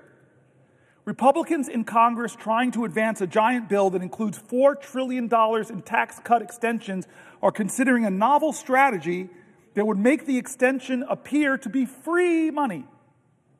The trick, budgeting with the assumption that current policies extended indefinitely into the future, even those with an expiration date like the 2017 tax cuts, set to end next year, it's the difference between making the extension appear to cost $4 trillion, which is the true cost, or hiding it and say it costs nothing. Using this, quote, current policy baseline wouldn't change the bill's real effect on our deficits or debt, but it would make it easier to actually make the tax cuts lasting by sidestepping a rule governing budget reconciliation, the process Republicans are using to pass the bill. Yes, this sounds technical. That's why we've enlisted some of our Washington's top budget veterans to explain this maneuver using a metaphor. Across the ideological spectrum, nearly all of the more than 20 experts we heard from disliked changing the baseline that Chuck Schumer just came in here and said the Republicans have already decided that they're going to do it. This is outrageous. But here are the New York Times interviewed across the ideological spectrum, a whole bunch of experts from the center, from the right, from the left, and let's hear what they're saying about this gimmick. If budget reconciliation is like taking the express lanes on a highway, there's extra rules and tolls, limited stops, but it gets you where you want to go faster, using a, quote, current policy baseline for taxes is like slapping a fake license plate on your car, says Zach Moeller, director of the economic program at Third Way, which describes itself as a center-left research group. They don't like this gimmick. They think it's fakery. Here's another person using an analogy. It's like taking an expensive week-long vacation and then assuming you can spend an extra $1,000 per day forever since you are no longer staying at the plaza. That's Goldwyn, Senior Vice President and Senior Policy Director for the Committee for a Responsible Federal Budget, a nonpartisan group that tends to be hawkish on deficits. Here's another person, Jessica Riedel, Senior Fellow at the Manhattan Institute. I've worked with them in the past, a conservative research group, and the chief economist for the former Republican Senator Ron Portman of Ohio. Last year, despite being deeply in debt, I bought a $100,000 sports car. So next year, buying another $100,000 sports car is not irresponsible because I'm merely spending the same amount of money as the year before. And if I purchase only a $70,000 car, then I should be congratulated for reducing my annual spending by $30,000. A conservative think tank is basically calling this a hoax and a lie. Lying to yourself. That if I keep spending the same amount I've kept spending to drive up the costs, then I'm just doing the same thing I've done before, so it's not adding. Well, it is adding. There's no way to not call what the Republicans are trying to do a gimmick that's trying to hide the truth that they're going to add trillions of dollars to the deficits that our children, that our children's children are going to have to pay for. The debt payments alone to service the debt are going to be bigger than any of the programs we think we should be investing in, like science research or education or affordable child care or lowering prescription drug costs or expanding the child tax credit, things that we know if we invest in, we'll get some returns. But no, what they're investing in is bigger tax cuts for the wealthiest. Conservatives, independents, left-leaning folks all come to the same conclusion. Pretending $4 trillion in tax cuts will cost nothing may not be easy math. Many Republican lawmakers who are concerned about the deficit are well aware that the bill will increase the deficit by a lot. Here's the integrity call. One Republican in the House showed his integrity. One budget hawk named Massey said, I can't vote for this stuff. I'm a budget hawk. I do not want to see increased deficits. He called it what it was. I saw him in an interview say, hey, wait a minute. By your own numbers, Republican colleagues, you're driving up the deficit by trillions of dollars, and you're making the rich richer, and you're leaving future generations more bankrupt. So this article assumes that this was all going to be decided by the Senate parliamentarian who advises legislators on chamber rules. This parliamentarian, I thought, could rule that the current policy baseline isn't allowed, forcing the Republicans to have to make a choice, overruling or replacing my friend, parliamentarian, somebody that on both sides of the aisle we respect. It's very rarely done. I've been here for 13 years. We've had the same parliamentarian. But that doesn't mean Republicans won't try, this article assumes, and I guess they did try. They found a way around the parliamentarian. They found a way around the rules of the Senate. They found a way around the ideals of reconciliation and the Byrd rule. They are deciding that the way we're going to do this is break the Senate and make up our own rules. This is how they're going to get a bill through that gives $1 trillion of tax cuts to the wealthiest in our country who are doing very well. Let's not hate on other Americans. I celebrate success. God bless you. But you don't need tax cuts, especially not that are going to be given to you on the backs of the poor, on the backs of our elders, on the backs of our children, on the backs of expectant mothers, on the backs of my mom's, your mom's Social Security. What does it say about our values and our priorities to allow that to happen? Who are we, America, if you don't think this is a moral moment where the character of our country is being tested?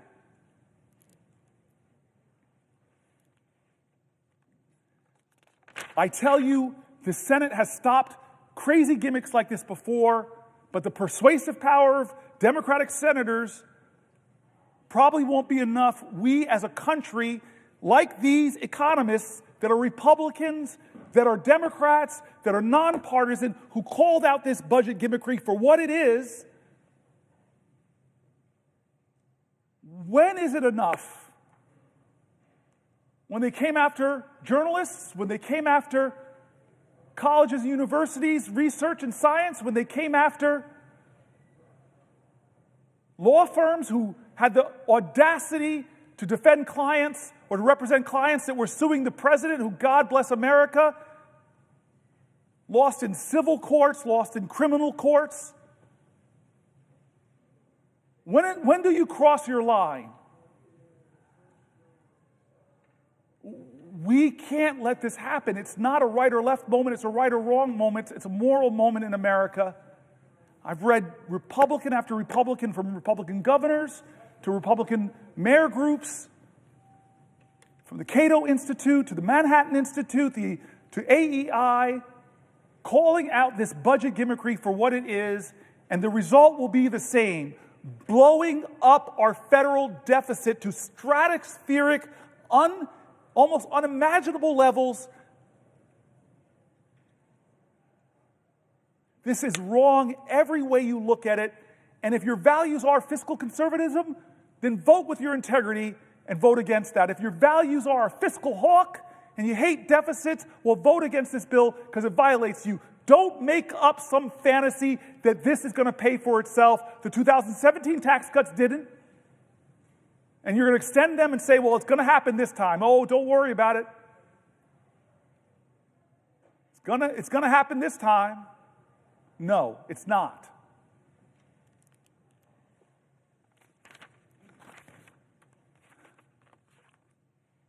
Here's an article. Donald Trump built a national debt so big that it'll weigh down the economy for years. One of President Trump's lesser-known but profoundly damaging legacies will be the explosive rise in the national debt that occurred on his watch. The financial burden that he's inflicted on our government will wreak havoc for decades, saddling our kids and grandkids with debt. The national debt has risen by almost $7.8 trillion during Trump's term in office.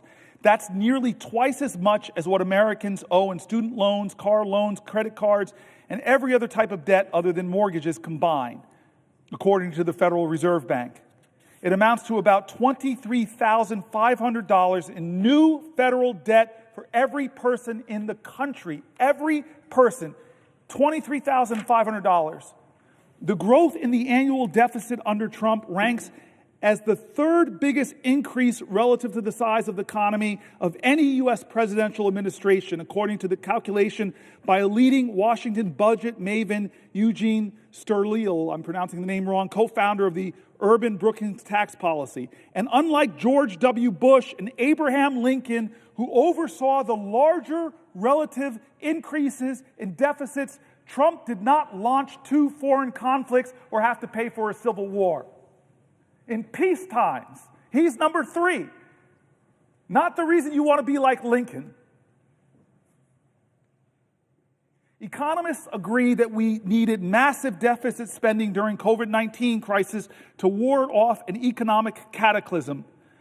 But federal finances under Trump had become dire even before the pandemic. That happened even though the economy was booming and unemployment was at historically low levels. By the Trump administration's own description, the pre-pandemic national debt level was already a crisis and, quote, a grave threat to our nation. The combination of Trump's 2017 tax cut and the lack of any serious spending restraint helped both the deficit and the debt soar. So when the once-in-a-lifetime viral disaster slammed our country and we threw more than $1 trillion into COVID-19-related stimulus, there was no longer any margin for error.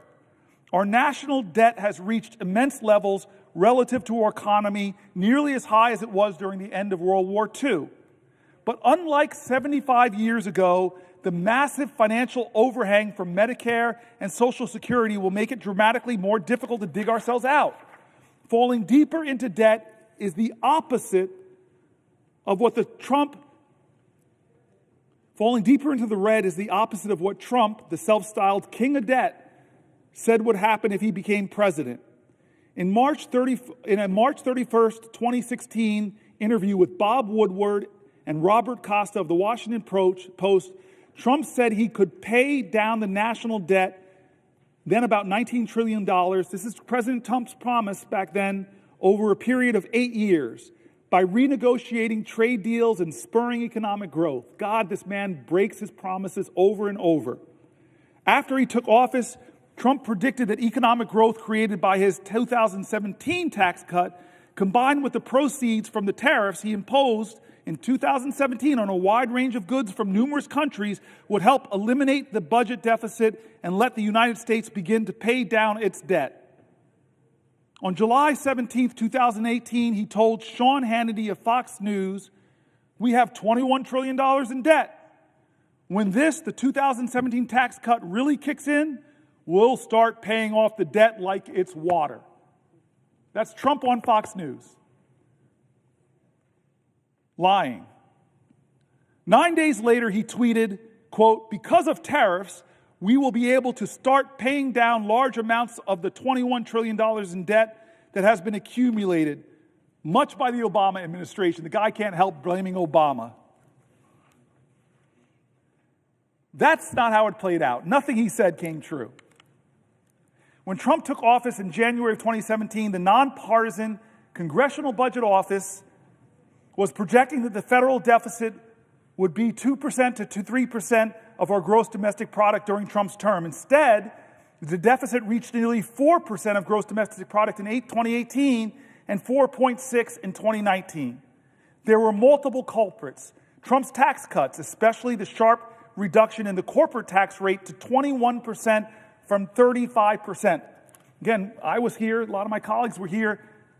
The big business groups were coming in asking for 25% from 35%. And Trump said, "Nah, you're asking me for 25, I'm going to give you 21%. Cut your taxes even more."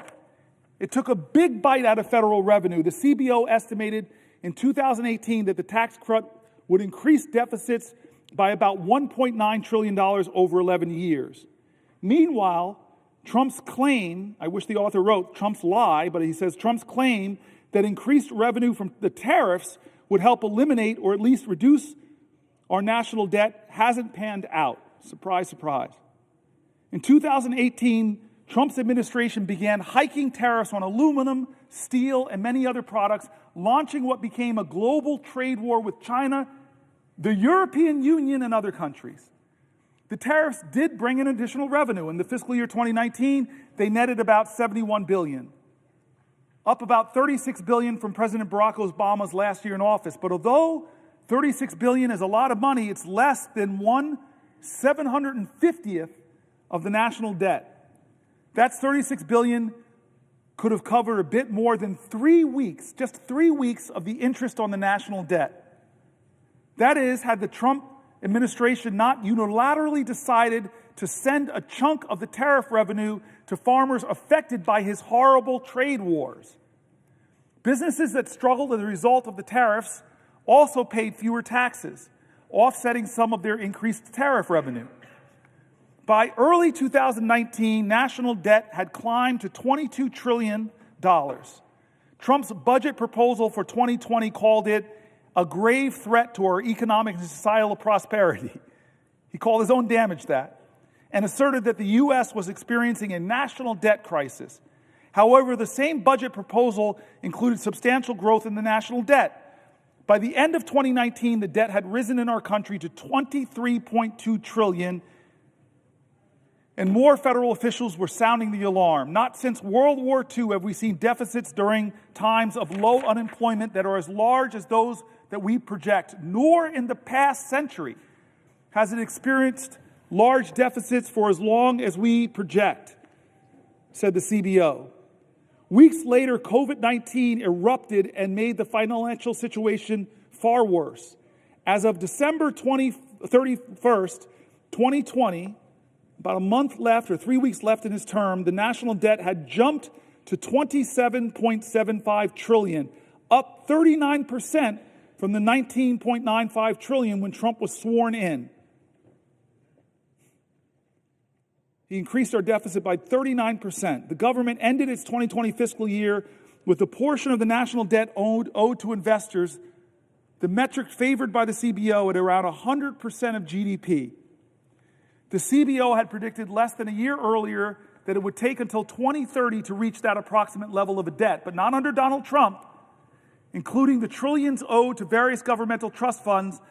Under his leadership, the total debt grew and grew and grew. It's now at about 130% of GDP. Where are the fiscal hawks? Normally, this is where you give Trump's versions of events, but we couldn't get anyone to give us Trump's side. Judd Deere, a White House spokesman, referred us to the Office of Management and Budget, which is a branch of the White House. OMB didn't respond to our requests. The Treasury directed us to comments made by the OMB director, Russell Vought, in October, in which he predicted that as the pandemic eases, the economic growth rebounds. The fiscal picture will improve, he said. The OMB blamed legislators for deficits when Trump submitted his proposed 2021 budget. Unfortunately, the Congress continues to reject any efforts to restrain spending. It ain't me, he's saying, it's them. Instead, they have greatly contributed to the continued ballooning of the federal deficits and debt, putting the nation's fiscal future at risk. Still, the deficit growth under Trump has been historic. The Tax Policy Center has said that a comparison of every American president using a metric called the primary deficit, they are saying Trump had the third biggest primary deficit growth, 5.2% of GDP. He's our biggest debt man.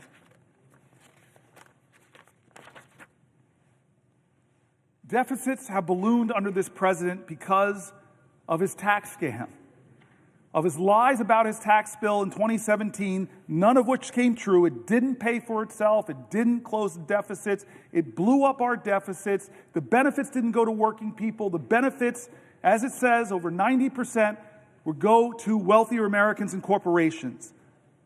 Even some Republicans have been calling out the hypocrisy. One of our colleagues, Rand Paul, in 2018, I can't, in all honesty, Rand Paul says, in all good faith, just look the other way because my party is now complicit in these deficits. The other thing is there's a huge hypocrisy factor. Republicans lambasted President Obama to no end for trillion-dollar deficits, and now they have to put forward a multi-trillion-dollar deficit. Mick Mulvaney, Trump's former chief of staff, said in 2020, my party is very interested in deficits when there is a Democrat in the White House. The worst thing in the whole world is deficits when Barack Obama was president. Then Donald Trump became president, and we're a lot less interested in deficits as a party. We don't care at this point. And here's a guy I've mentioned numerous times, Thomas Massie, a Republican member of the House, said earlier this year about Republicans, we have no plan whatsoever to balance the budget other than growth. But what they're proposing is going to make deficits worse. This is what our president is trying to do with the complicity of a lot of people who call themselves deficit hawks, who call themselves fiscal conservatives. They're going to try to blow it through here, gaming the system, creating some kind of scam to obscure the real cost of this when we all know them on the Republican side, us on the Democratic side, we all know the truth about these tax increases and what they're going to do, how much they're going to cost. But we're going to play a game, it looks like, here, unless more Americans speak up. Republican and Democrat, people who know numbers, who know what we're doing to future generations in this country. This is wrong, and I say again, this is not right or left. It is right or wrong. This is a moral moment in America. What are we going to do? I'm so glad my friend, the senator from Hawaii, is here.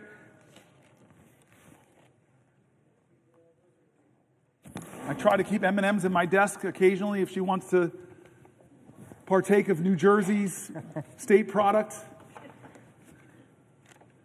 The M&M was invented in Newark.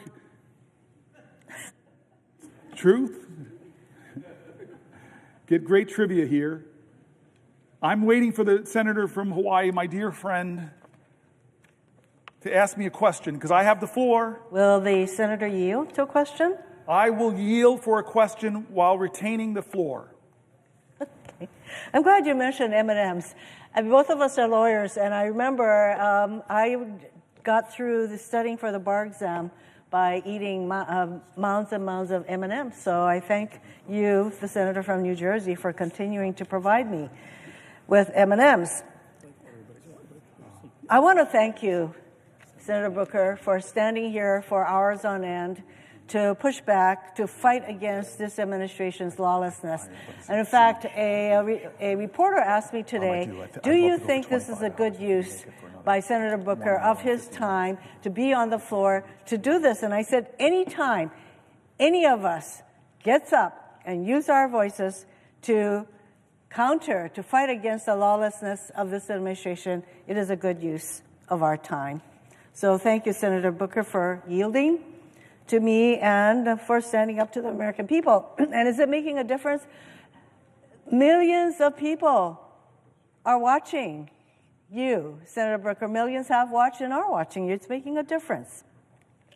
So I want to ask you a question about the lawlessness of this administration.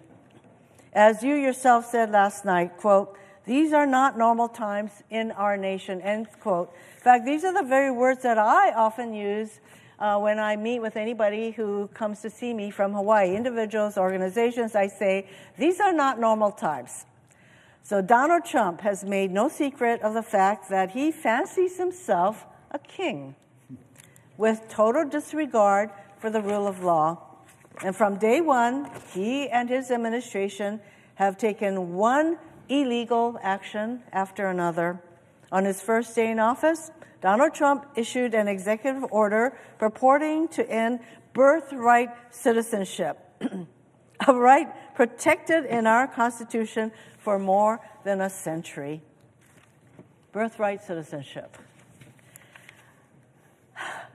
He tried to unilaterally freeze federal funding for everything from cancer research to disaster aid, funding that had already been appropriated by Congress and that the executive branch is required by law to spend. It is not as though it's up to the president to decide what programs he's going to release money for.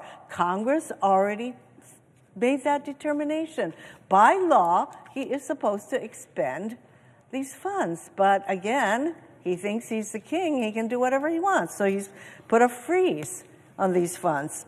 He's enabled Elon Musk, an unelected billionaire, the richest person in the world, whose only qualification is the more than $200 million he spent to get Trump elected, to run roughshod through our government.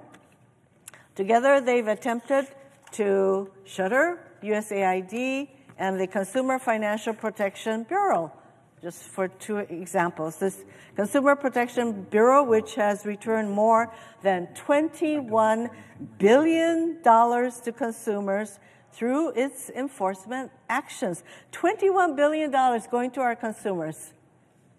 And apparently King Trump can't stand that, and neither can Elon Musk.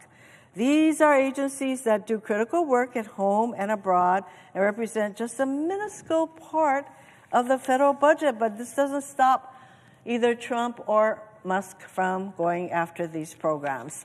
And Musk's so-called DOGE team has gained access to sensitive databases and payment systems across our government containing the personal information of millions of Americans. So he has access to the Treasury Department database, all our Social Security numbers, our tax payments, all of that. He is running roughshod until stopped by a court on these databases. And they've done all this without any transparency or accountability whatsoever, meaning we still don't know the full extent of where DOGE has been or what they've done. Trump has launched an all-out assault on our federal workforce. He attempted to fire tens of thousands. He actually fired them who are on probationary status overnight, and only for courts to order them, these thousands and thousands of federal employees in probationary status, to be reinstated weeks later. Talk about chaos. Talk about sowing fear.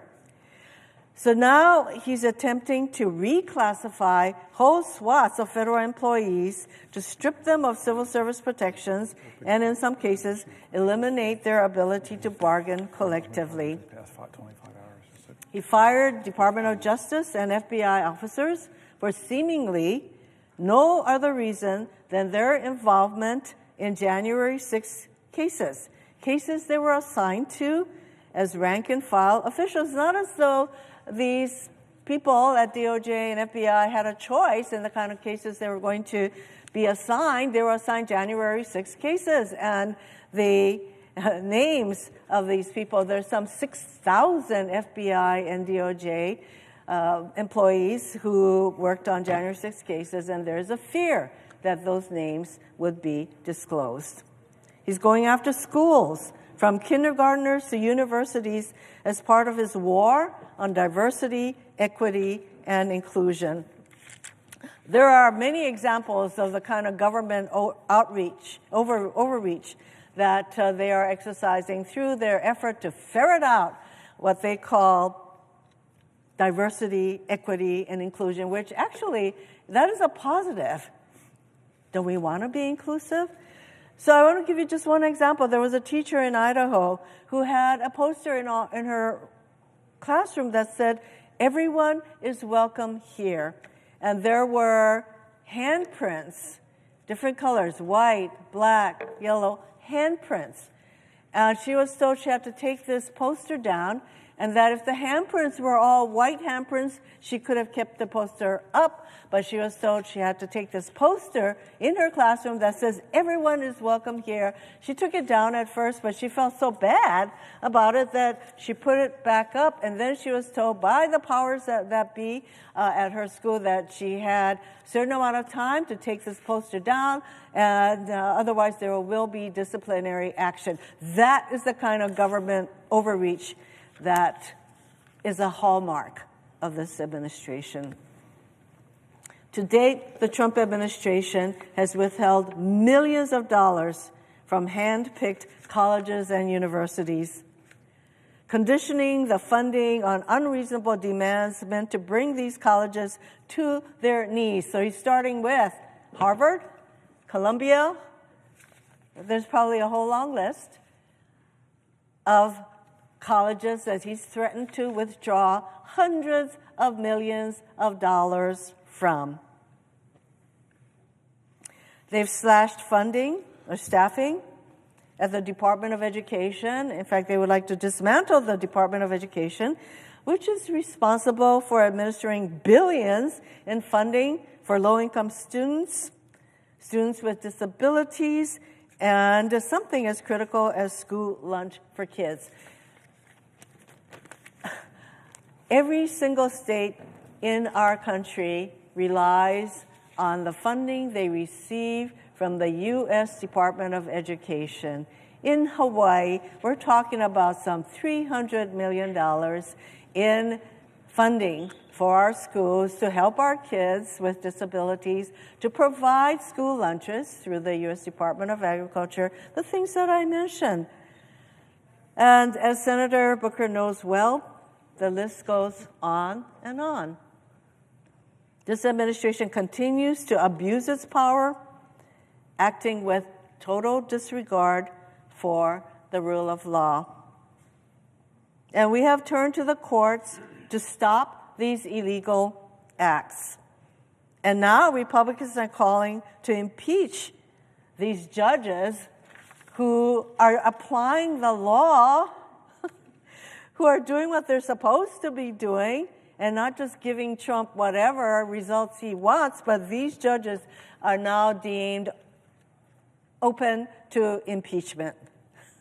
It's clear Trump and his cronies will keep on doing whatever they want, regardless of the Constitution or the law.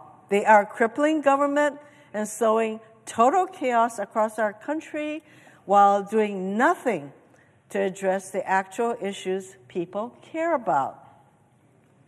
I know my colleague from New Jersey is just as concerned about lawlessness as I am. We both sit on the Judiciary Committee. We know how important adherence to the rule of law is. And in fact, I have said many times that it's the rule of law that separates the democracy from all other forms of government. And we now have a president who does not think that the rule of law applies to him.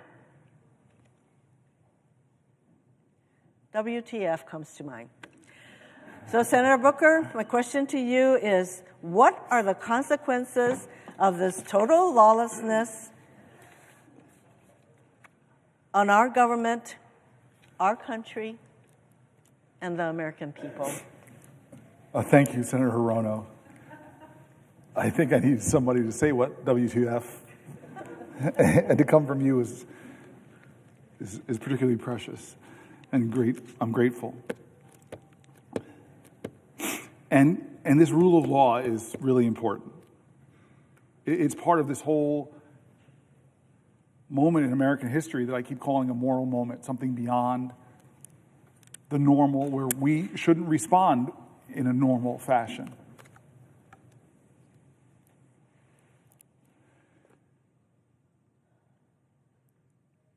This is a moment where judges rule in his favor, and he praises them. They just don't rule for him. He drags them and threatens them, so much so that Chief Justice of the Supreme Court has to tell them to back up. When elected officials, speak up, many of them fear what the consequences would be for them or their reelection if they speak against him. Lawyers decline, possibly, to represent people because they're worried that this president has already showed that if you represent the wrong people or represent, God forbid, people against him, he's going to try to shut down your law firm in ways that are against the rules of law that this country believes in. Journalists and media organizations, they don't report in a way that he likes or confirm his arbitrary name changes of the Gulf of Mexico. There's a punishment that he dishes out to try to make them succumb to submission. State and local governments literally could get extorted for their funding if they don't carry out his demands. Schools and universities who are starving for dollars, trying to invest them in research and science that will propel humanity to new heights, well, they could get targeted by this president if you don't do what he says. It feels like his ultimate goal is to create a country where you cannot trust the outcome of elections that he loses, because he's going to tell you if he lost that election, it's the big lie. It's wrong. I won. I don't care what judge after judge, court after court says. I won. And if you don't believe me, if you don't say that the election I won, well, there'll be consequences for that too. This is a president who, even as we've read, people on both sides of the aisle, isn't respecting the Constitution, the separation of powers, isn't respecting the rights that we hold precious, isn't honoring what you call the rule of law. I want to go a little bit into this for a second. Let's talk about the separation of powers. There's many, many different cases right now.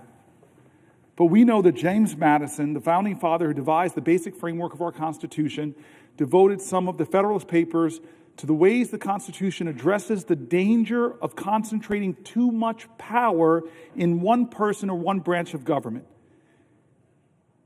Written in 1788, Madison's words still have resonance today. This is what he wrote in Federalist 487. The accumulation of all powers, legislative, executive, and judiciary, in the same hands, whether of one, a few, or many, and whether hereditary, self-appointed, or elective, may justly be pronounced the very definition of tyranny. And so what is this president trying to do? He's trying to jam any court decision that's not in his favor, and either the judge is corrupt and should be impeached, or he's just going to deny the ruling or not follow it. Madison explained that the Constitution set up the executive, legislative, and judiciary branches to be separate and distinct and equal and bound together by checks and balances. Quote, "It is agreed on all sides that the powers properly belonging to one of the branches ought not to be directly and completely administered by either of the other branches. It is equally evident that none of them ought to possess directly or indirectly an overruling influence over the others in the administration of their executive respective powers." That's Federalist 48. I'm nerdy enough to have a favorite Federalist paper. I'm going to read from my favorite one, Federalist 51. In order to lay a due foundation for the separate and distinct exercise of the different powers of government essential to the preservation of liberty, it is evident that each department should have a will of its own, so constituted that each should have as little agency as possible in the appointment of the members of the others. But the great security against a gradual concentration of the several powers in the same department consists in giving to those who administer each department the necessary constitutional means to resist the encroachments of the others. To resist the encroachments of the others. We're not doing that in the Senate or in the House. It may, Federalist 51 continues, it may be a reflection on human nature that such devices should be necessary to control the abuses of government. And here's the quote, folks. Here's the quote from our founders. If men were angels, no government would be necessary. If angels were to govern men, neither external nor internal controls on government would be necessary. But our president is no angel. In framing a government, this is 51 continuing, in framing a government which is to be administered by men over men, the great difficulty lies in this. You must first enable the government to control the government, and in the next place, oblige it to control itself. They are talking about at great length, our founders, in the separation of powers and the checks and balances of these institutions, and yet for 72 days of this administration has the Congress, Article 1, the People's House, the Senate, the deliberative body, have we once held this president to account? The most powerful man in the world and the richest man in the world have taken a battle axe to the Veterans Association, a battle axe to the Department of Education, a battle axe to the only agency solely focused on protecting consumers against big banks and other factors that might abuse them, bringing it down. Congress established the Department of Education. Congress established the Consumer Finance Bureau. Congress. But the president doesn't care. He's going to push as hard as he can against the principles of our founders. And what will we do in this body? What will we do in the House of Representatives? Right now, the answer is nothing. Has Elon Musk, the unelected, un-Senate confirmed, billionaire, #1 campaign contributor of Donald Trump, who has admitted he's made mistakes. Heck, his website, he keeps taking down the mistakes, keeps getting called out from them, fires people from the FAA, then begs them to come back, fires the people that protect us from nuclear accidents. Oh, wait, come back. Has we ever in the Senate or the House called him in for one oversight hearing to account for what he's doing, to address the fears of a nation? No. Separation of powers. Hey, we have hearings here all the time, but not Elon Musk. You know why? You know why I think why? Tell me I'm a conspiracy theorist. Because what Elon Musk is doing to some of my colleagues on the other side of the aisle is threatening them. Threatening to run primaries with what to me would be a quarter, but to him is $100 million. I'm going to drop $100 million against you in a primary if you step out of line. Or if you dare to say Hegseth is not qualified to be the Secretary of Defense, we're going to drag you through X. We're going to awaken a mob to threaten you. Our founders spoke so eloquently to protect against that kind of corruption, to protect against that kind of egregious tyrannical power that says, only I can save this country. Give me all power. Let me be the strong man. And we know who he respects on the global stage. I was stunned. I thought it was a joke during the election when he said his favorite leader is Viktor Orban, whose rollback democratic principles, whose concentrated power. I see, who does he choose to call a dictator? The man who was trying desperately to lead his country in defense against the authoritarian dictator and preserve his democracy? Or does he call the dictator a dictator? No. Simple test. Most high school students would simply pass it, but no, he calls a hero a dictator. Do we have any conversations about that in informal capacity?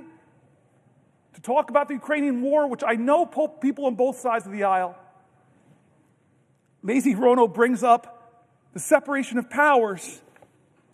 Why is history's lesson so relevant today? Why do we study history? Why did I learn that in high school, that you study history so you don't repeat the mistakes of the past? You study history to gain inspiration and insight and courage against tough times. You study history to be inspired by heroes who stood up against despots, who sacrificed themselves. What is the lesson in history? How is it relevant to us today? Because the separation of powers between the branches of government has allowed our democracy to thrive for nearly 250 years.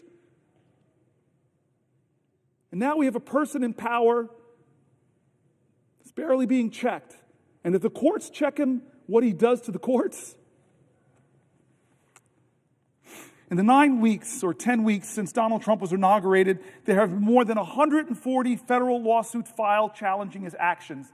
I don't know if another president has, in my lifetime, ever has had 140 federal lawsuits in about 9 weeks. It's a staggering figure. We should consider it a staggering figure. He must be the most sued president in U.S. history. Somebody should fact check that. But at least in my lifetime, I don't remember Reagan, don't remember Bush, don't remember Obama or Clinton or Biden being dragged into court in the first 9 weeks so many times and losing case after case.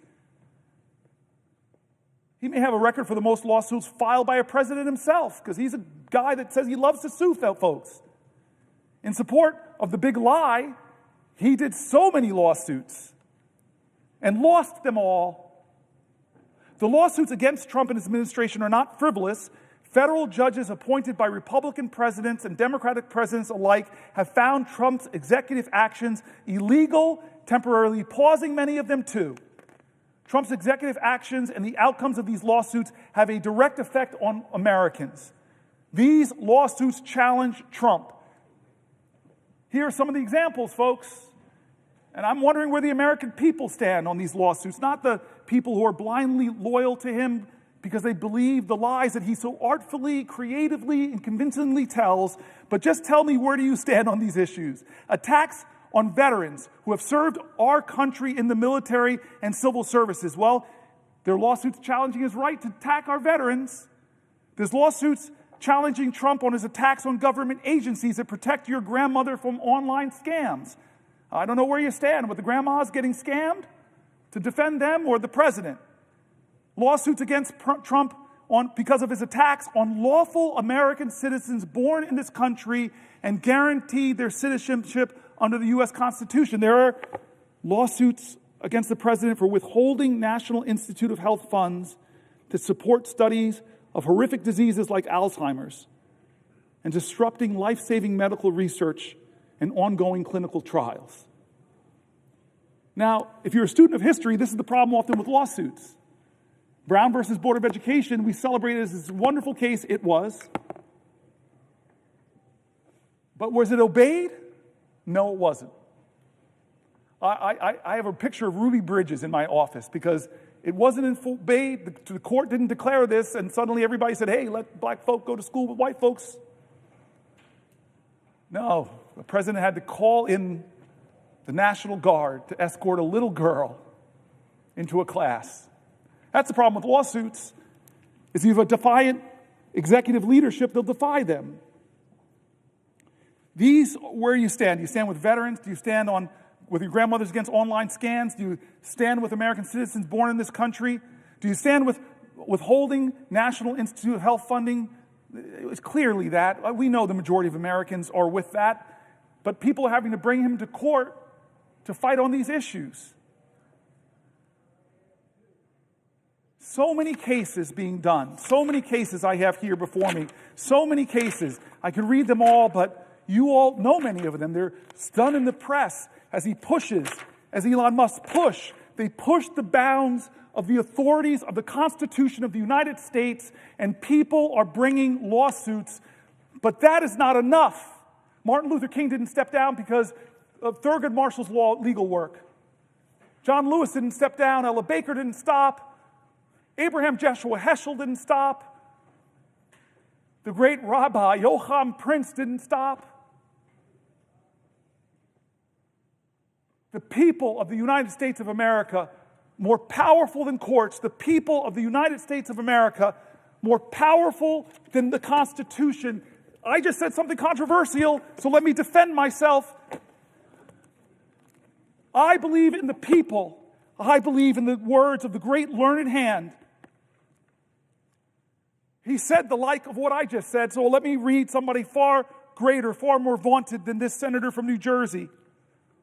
Learned Hand serves as a federal judge from 1909 to 1951. He was nicknamed the 10th Justice of the Supreme Court for his many influential decisions. And he wrote this speech about our Constitution, about our liberties, about the tyrants in every generation who have tried to subvert our democracy. Some of them from this body, like the Red Scare that had so many Americans being unjustly fired, unjustly deported, unjustly jailed, that infringed on freedom of speech, freedom of expression. I'm sorry, every generation of Americans have seen demagogues rise to try to undermine what American stands for. And Learned Hand knew that. He had so much wisdom about our Constitution. We are gathered here to affirm a faith in a common purpose, a common conviction, a common devotion. Some of us have chosen America as the land of our adoption. The rest have come from those who did the same. For this reason, we have some right to consider ourselves a picked group, a group of those who had the courage to break from the past and brave the dangers and the loneliness of a strange land. What was the object that so nerved us, or those who went before us, to this choice? We sought liberty, freedom from oppression, freedom from want, freedom to be ourselves. This is what we sought. This we now believe that we are by way of winning. What do we mean when we say that first of all we seek liberty? I often wonder whether we do not rest our hopes too much upon constitutions, upon laws, and upon our courts. These are false hopes. Believe me, these are false hopes.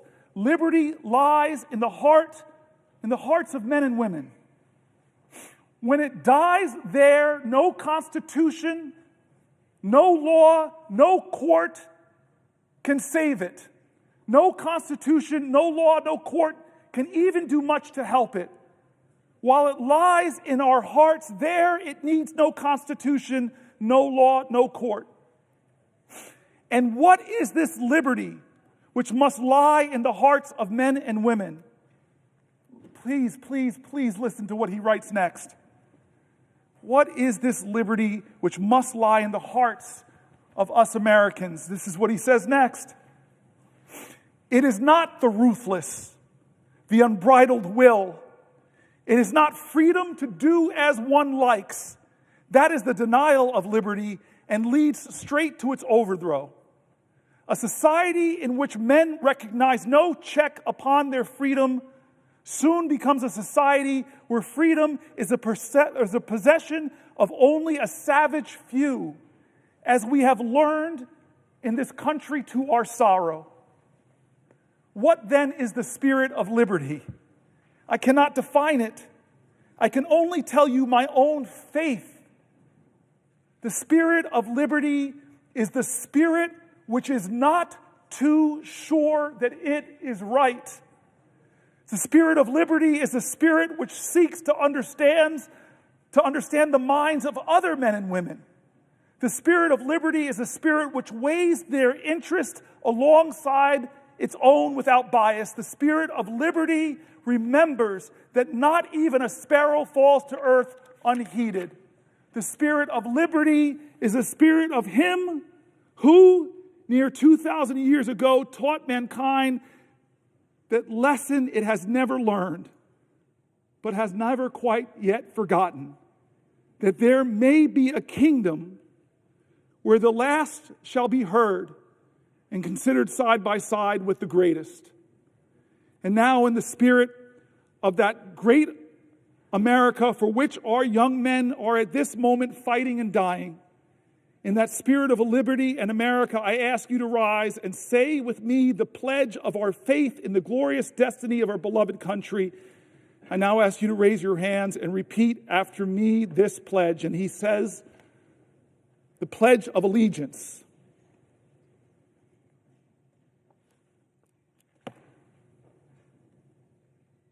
He believed that the Constitution dies if the spirit of it dies in the hearts of men and women.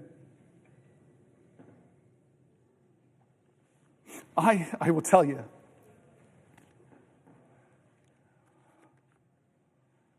this Constitution has saved my life. It made my life because people marched to make real on the promise of our democracy. People bled to make real on this democracy. When some people told us that this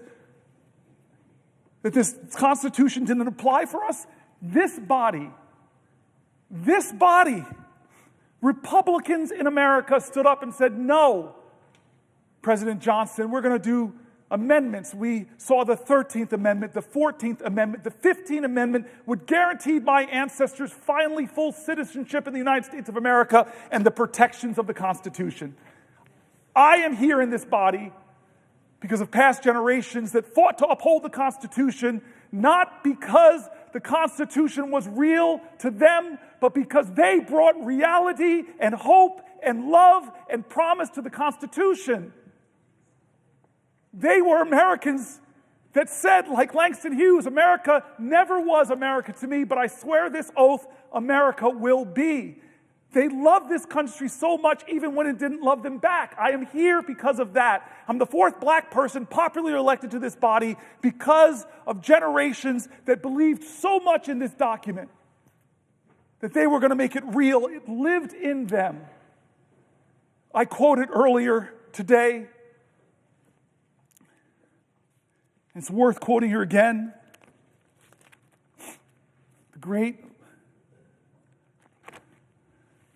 Margaret Chase Smith, a U.S. Senator from Maine, a Republican, in her famous Declaration of Conscience speech, delivered on June 1st, 1950. Thank you, my good Senator friend Whitehouse, because Lord knows I would have slipped and fallen on my tuchus and have ended this long filibuster because I fell to the floor. That's what you mean when the brother has your back. What did this Republican say in a time of tyranny in her times, in a time where the Constitution stopped living in people's hearts, where people believed that whipped up fears of others by demagogues, where people believed the fear that they heard again and again on the radio, that we should fear other Americans, when people believed their fear justified them inhibiting the greatness of the Constitution. What's that old saying from one of our great leaders of the past? If you're willing to give up your liberty in order to ensure your security, you will lose them both. And so here was this courageous Republican who, in a time that demagogues were whipping up fear, where First Amendment rights were being trampled, where people were being intimidated into silence, where people were afraid to go up against the big and the powerful and the rich, where people were being deported from our country, where Jews were being deported and accused of being communists as justification to take them out of the country because they didn't have permanent legal status. Yeah, that's our history. What did she stand up and say in the Senate? This Republican putting her own career at risk to call out Senator McCarthy. She said, I don't believe the Republican Party is in any sense a party of fear. I do believe that the Republican Party has made an alliance, though, with the four horsemen of fear. The fear of communists, the fear of labor unions, the fear of the future, and the fear of progress. There are people fear-mongering now There are people trying to tell Americans to hate Americans, either with the great dear leader or you're a danger and an enemy. And it's not just Democrats that are being drugged. There are being other Republicans. I saw it happen.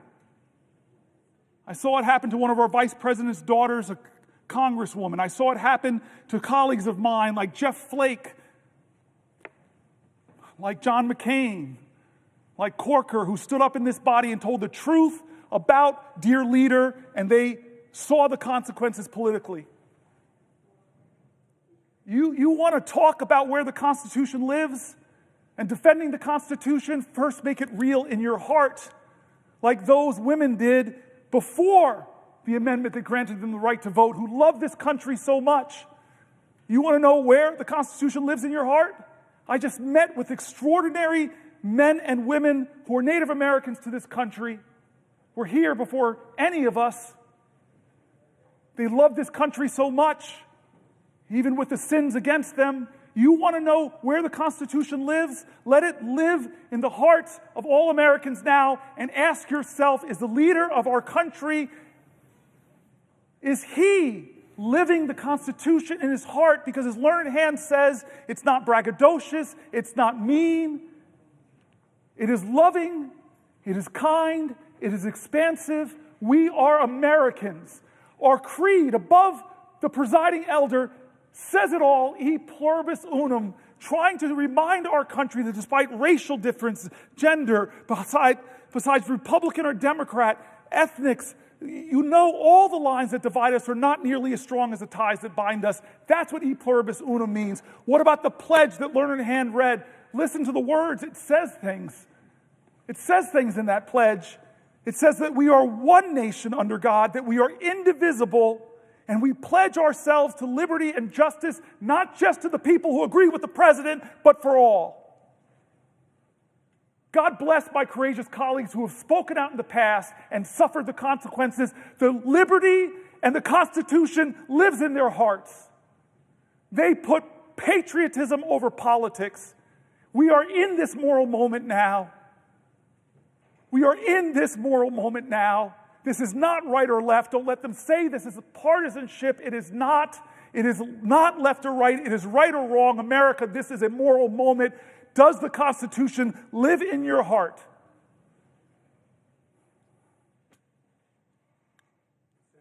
A question. Before I yield, I love this power trip. It's the only time in 13 years I've really felt this power. I don't have to let my colleagues speak. And I, first amongst us all, really love to speak. I just want to say thank you to Chris Murphy.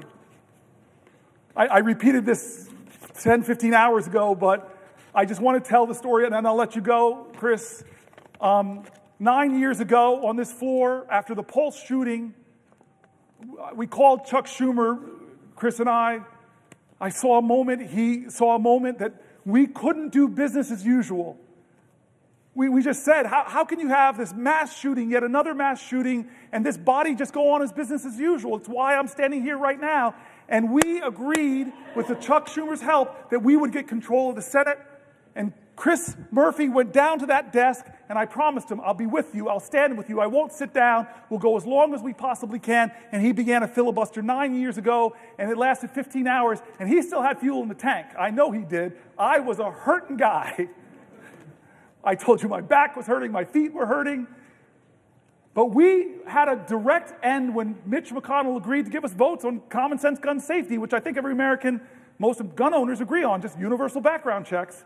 And it failed to get 60 votes in the Senate, but you stood, and I stood with you. And he said to me days ago, if you're going to do this, brother, I will be your aide-de-camp this time, and you've been with me. You have been with me far past 15 hours. You've been with me for 23 hours and 49 minutes.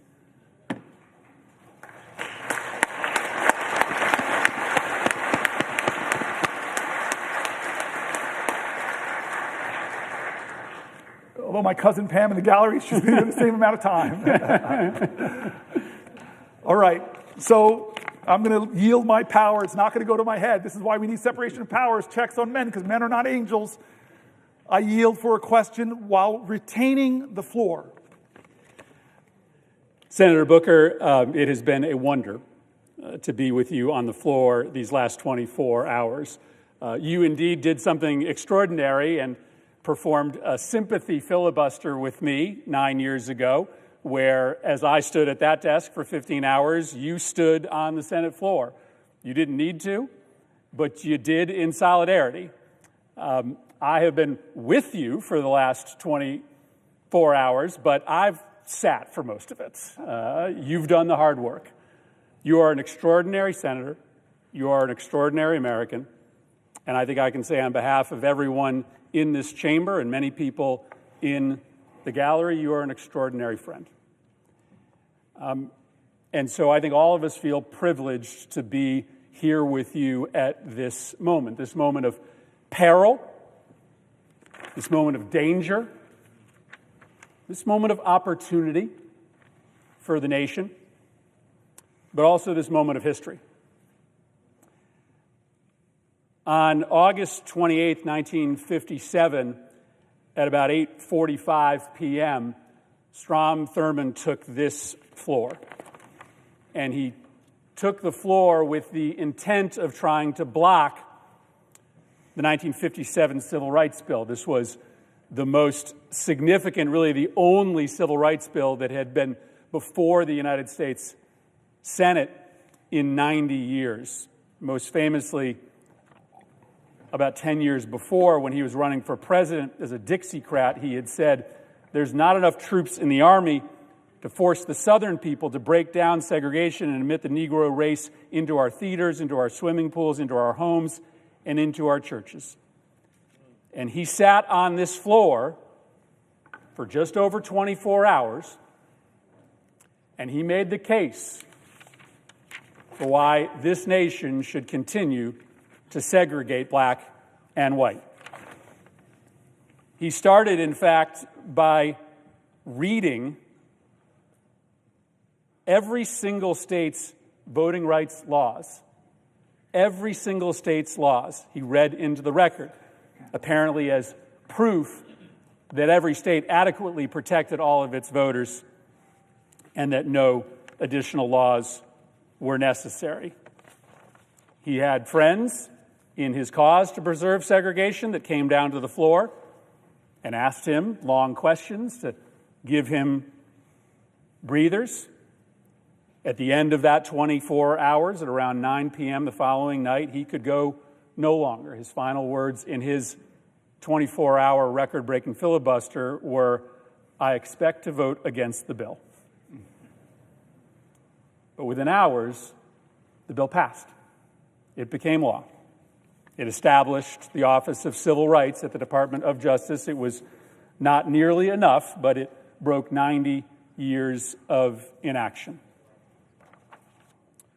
What you have done here today, Senator Booker, couldn't be more different than what occurred on this floor in 1957. Strom Thurmond was standing in the way of inevitable progress towards equal political and economic rights for black Americans. It was inevitable only because the people of this nation were standing up at that moment, the beginning of the civil rights movement, to make clear that progress was inevitable. And I say that that moment is so different from this moment because today you are standing in the way not of progress, but of retreat. You are standing in the way of retreat from the rule of law, retreat from our commitment to provide care to the most vulnerable, retreat from our common cause, at least we used to be in common cause, that we would have zero tolerance from corruption at the highest levels of government.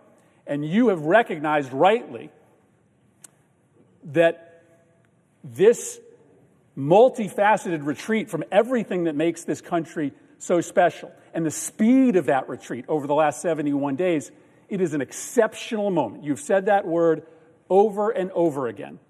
It is not normal what this administration has been doing to rob from us the values that used to unite left and right in this nation.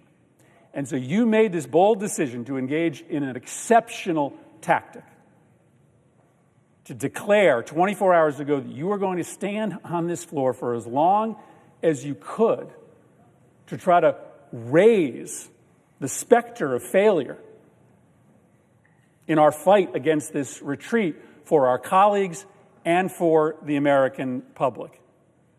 The exceptional nature we have heard so eloquently from you over the course of the last 24 hours, the massive transfer of wealth in this reconciliation bill from the poor and the middle class to the wealthy, the industrial scale harassment of journalists, of universities, of law firms, the destruction of the independence of the Department of Justice, the destruction of the American knowledge economy and the research economy, the use of the White House in violation of the Constitution to make those in power richer.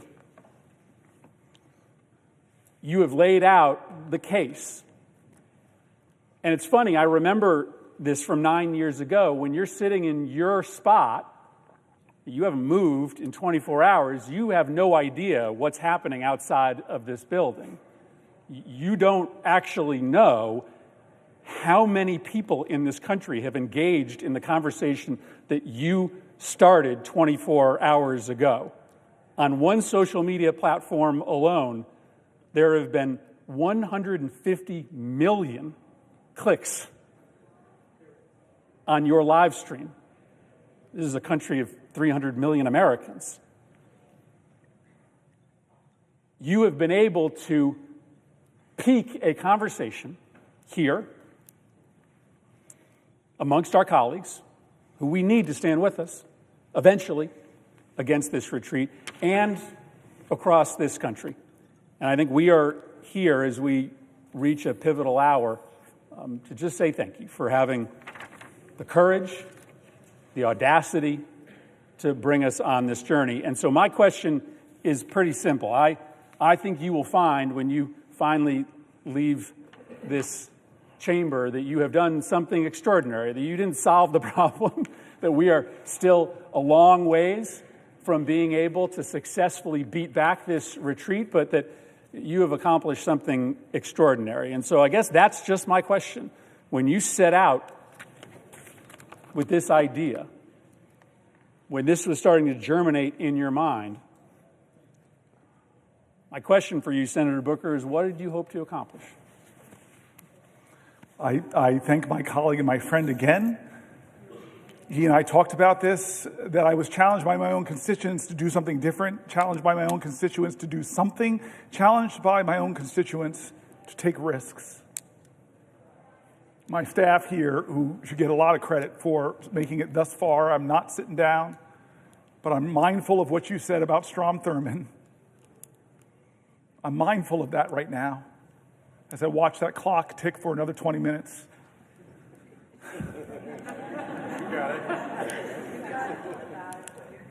I'm grateful for my staff. I'm grateful for the parliamentarians, the clerks. I'm grateful for the Republican presiding officers. I don't know if I want to out Curtis on the note that the good senator on the presiding officer, forgive me, on the note he sent me, but this is the kind of specialness in this place that I love. I want to tell a few connecting stories. I think some of my colleagues know a few of these, but I want to explain why I started this whole 24 hours talking about John Lewis and good trouble. 60 years ago, when he was on the Edmund Pettus Bridge, he shook New Jersey as he shook the nation. When Bloody Sunday happened, there was a white guy on a couch in New Jersey who was watching TV and was so shaken. This lawyer said, I got to go to Alabama. He realized he couldn't afford a plane ticket. So this man slumped back down on his couch, and then he said, at a moral moment in America, I'm not going to let my inability to do everything undermine my determination to do something different.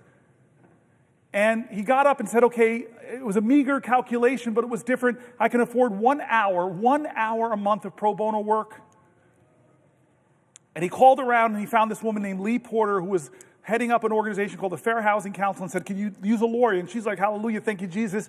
Yeah, we need some help. And they worked together and they designed a sting operation where they would send black families in areas of New Jersey that would not sell homes to black people, where usually the best public schools were. And if they were told the house was sold, they'd send a white couple behind them to expose that the house was still for sale and expose all of this. Well, they had a lot of success getting things written about the severe housing discrimination in my state. And he said that after about 4 years,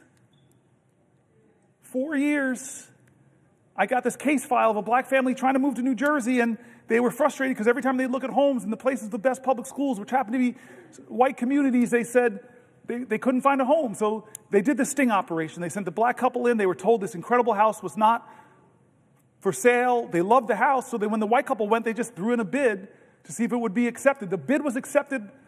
Papers were drawn up on the day of the closing. The white couple did not show up. The black man did. Lawyer Marty Friedman marched in, confronted the real estate agent. You would think 1969, a year after the Fair Housing Act, that he would capitulate, but he didn't. This lawyer gets up so angry, this real estate agent gets up so angry, he punches the lawyer in the face and sings a Doberman Pinscher on the black guy. They get out of there shaken up, and they start writing letters back and forth. The good owners of the home found out what was going on. They were so aghast. They said, let us sell the house directly to the black family. The black family moved in. And 43 years later, the baby from that family became the 4th popularly elected black senator in our country, me. Now, I tell that story because I started with John Lewis 24 hours ago, and it was John Lewis and a bunch of marchers on a bridge that influenced the destiny of my life and my family's life. We're all interconnected. As King says, we're all caught in an inescapable network of mutuality, tied in that common garment of destiny. But I want to tell you the second time John Lewis shook up my life. I was mayor of the city of Newark, and I got called to be on a TV show.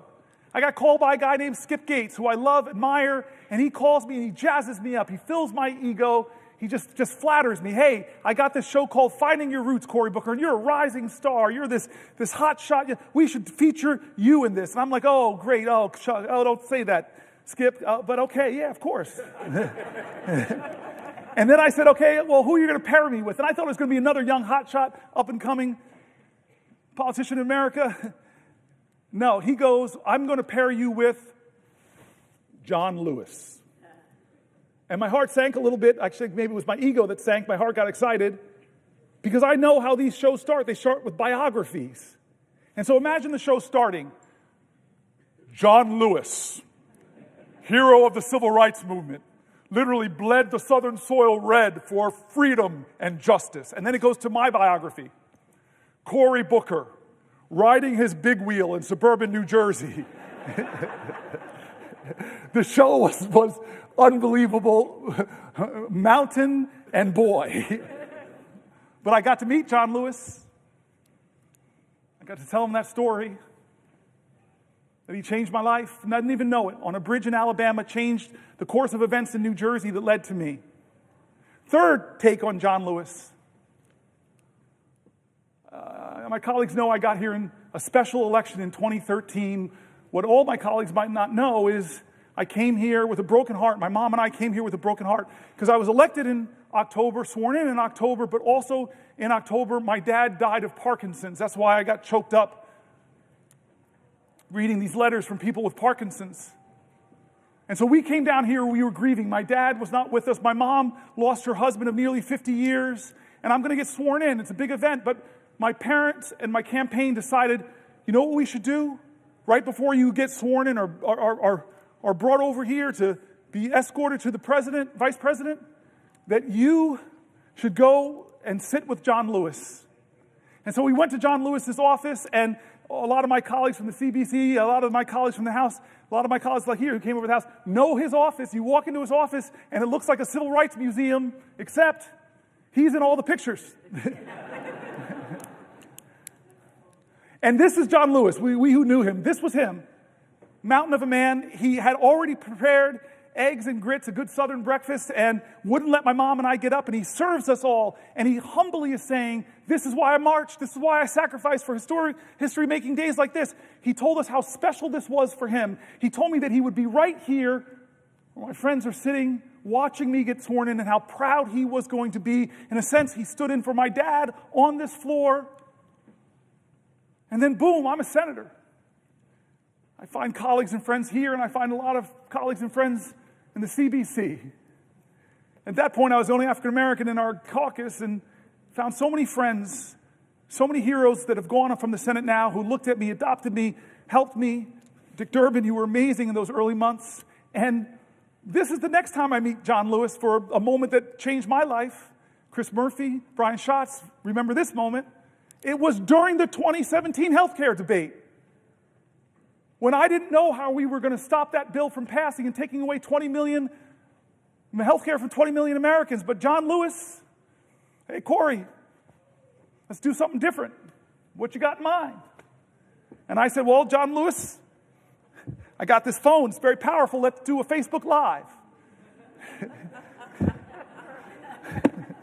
And so I open it up, Facebook Live. We meet in the Capitol, and then he says, hey, where can we go to sit down for a place? And I love it, my favorite place to sit. I watch Schoolhouse Rock so much, it's right on the steps of the Capitol. Let's just sit there and talk. Chris Murphy, Brian Schatz, first people out to sit with us. And the time lapse is amazing. First 2-3 people, then 10 people, then 50 people, then hundreds of people. I have it all. Coming because of the moral magnetism of this man, John Lewis. And he talked to people that night who were looking for, what can I do? I'm just one person. And this guy who in his 20s, who was just one person and caused a heck of a lot of good trouble, he told them, don't lose faith, don't lose hope. Get angry, but let it fuel you. Be afraid, but know that's a necessary precondition to courage. He was amazing that night, and I know my colleagues remember that. And then there was the next time. Oh, Brother Warnock, you're going to love this one. The next time I was with John Lewis, Jimmy Carter had gotten a little sick. But then he got better and went back to teaching Sunday school. And I thought, this man is in his 90s. I need to go to Sunday school. And so who do I know? Because there's a waiting line. It's like people sleep out all night. I might have been a little selfish. How do I know I can get in? Call John Lewis. I say, hey, I got this great idea. Why don't we go to Jimmy Carter to watch him teach Sunday school? So I have the singular greatest road trip. I fly into Atlanta, we get into a car, and we drive all those hours to Plains, Georgia. Indeed, people were waiting outside, but it's John Lewis. Come on in. We sit in the front row. I must be in the front row. And we sit down. And then this marvelous, incredible moment comes. Somebody comes and says, Congressman Lewis, Senator Booker, the President, First Lady would love to see you beforehand. It's my first time meeting President Jimmy Carter. But I walk in, I'm sort of on the sidelines. These two men are hugging each other. He and the First Lady. And the two of them whisper for a second, and Jimmy Carter walks over to me and says, I hear you're thinking about running for President of the United States. And he does something incredible.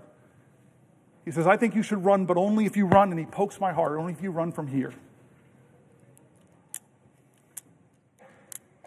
The last time of the powerful moments I've had in my life with that man, that so many of us have had these powerful moments, the last time happened because of a man named Michael Collins. I know there are people in this room that got the same phone call I got, that it won't be long now,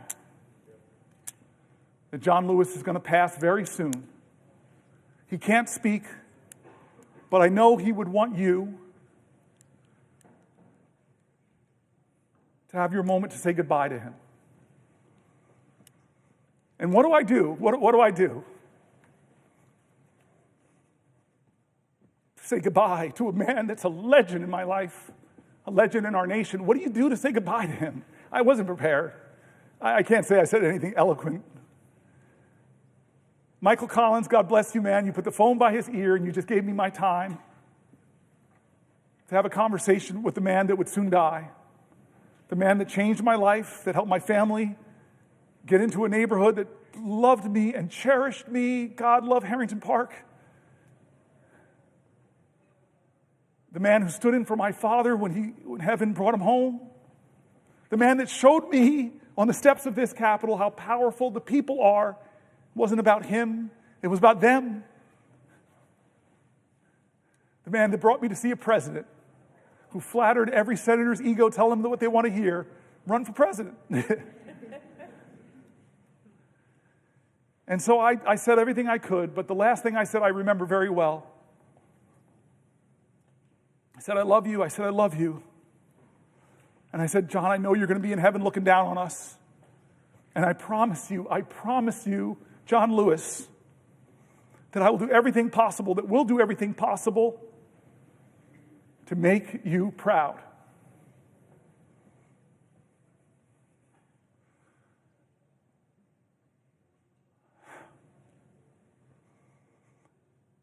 The civil rights generation is starting to be called home. Leaders are leaving us. We in the CBC have lost a lot of greats. And I can't remember forget the promise I made to John Lewis, with all that he gave me, with all that he gave his country, that I said we would make him proud. And so this is one of those moments that John Lewis, he would not be sitting still. He would be calling me up and say, you still got that Facebook thing? I go, no, I don't really use Facebook anymore. But there's a thing called TikTok or... I don't know what John Lewis would say right now. I know what he said in 2017, but I'll be honest with you, I don't know what he would say.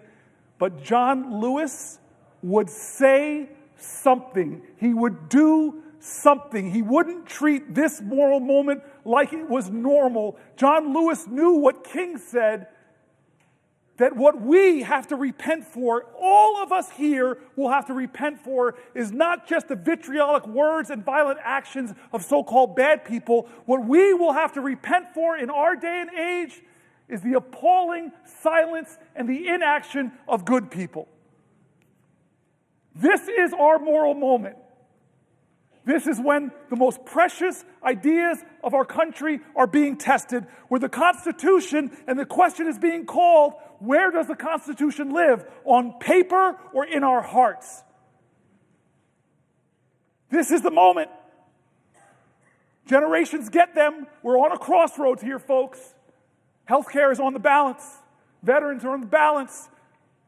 Priorities are on the balance. Where's our priorities, America?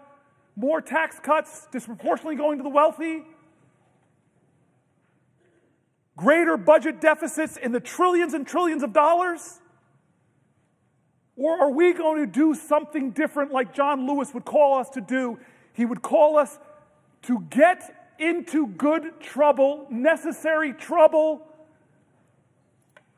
save the soul of America.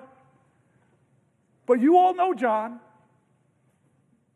Don't hate each other. Don't let anybody pull you so low as to hate them. I said this about the presiding elder. Different parties, but he showed me an act of kindness during this speech. He and I have talked about energy policy. He has amazing ideas. I want to partner with him. Don't hate anybody. Did the folks in Birmingham, did Martin Luther King, Fred Shuttlesworth, Dorothea Cotton, James Bevel, did they bring bigger dogs and bigger fire hoses to match the sheriff's? Bull Connor, thank you. I've been standing here a long time. They didn't do that. They were creative artists of activism.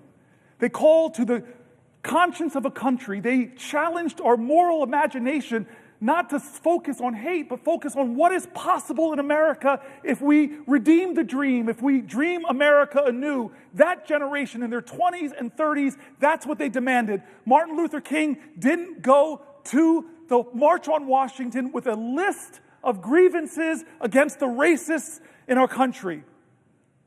He went there and called to the conscience of a country. He said he had a dream. That's what we need in our generation. Vision now. That's what we need in our generation.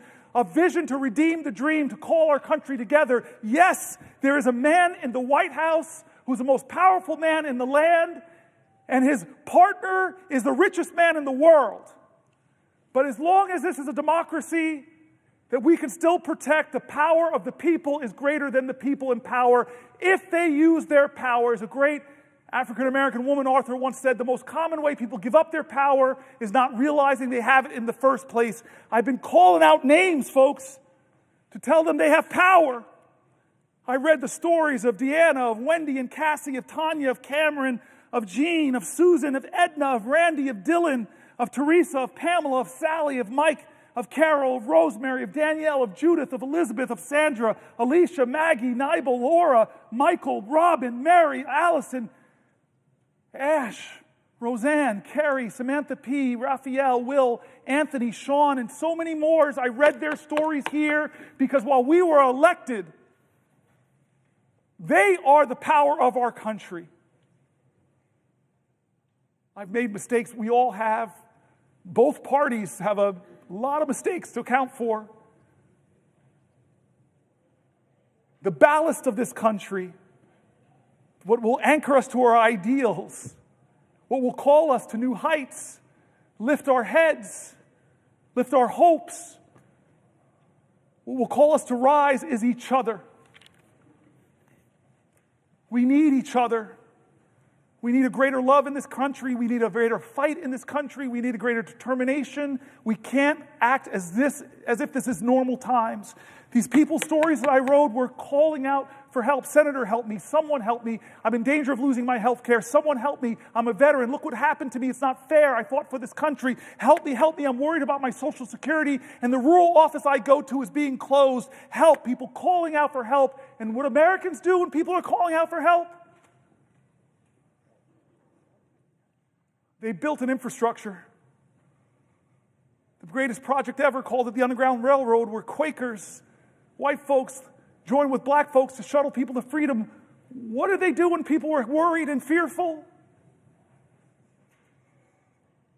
They called people together from across our country. Let's have a conference. Let's go to Seneca Falls. What did they do when they faced violence? Well, look at the people at Stonewall who stood up, who pushed back, who organized, who won. What do they do when the dogs are unleashed on us, the fire hose are unleashed on us? Look at what they did in Selma. I'm getting close to a record, folks, but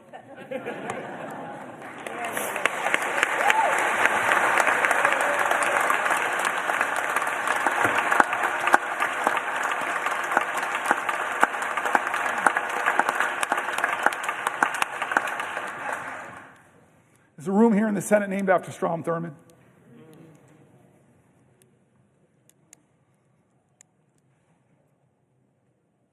To hate him was wrong. And maybe my ego got too caught up that if I stood here, maybe, just maybe I could break this record of the man who tried to stop the rights upon which I stand. I'm not here, though, because of his speech. I'm here despite his speech. I'm here because as powerful as he was, the people were more powerful.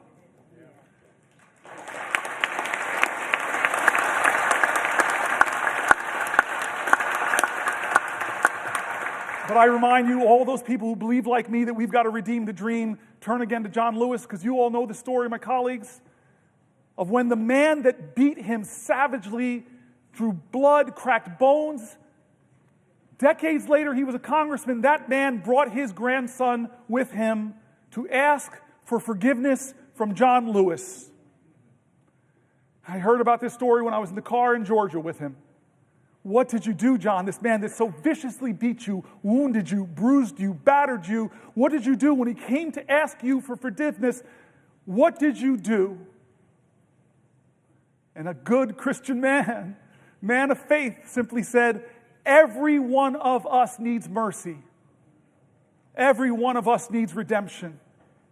I forgave him. I hugged him. We wept. And I looked at the boy. This nation needs you too.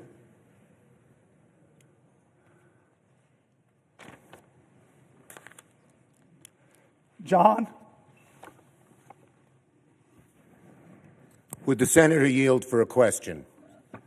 Chuck Schumer, it's the only time in my life I can tell you no. I just want to tell you a question. Do you know you have just broken the record? Do you know how proud this caucus is of you? Do you know how proud America is of you?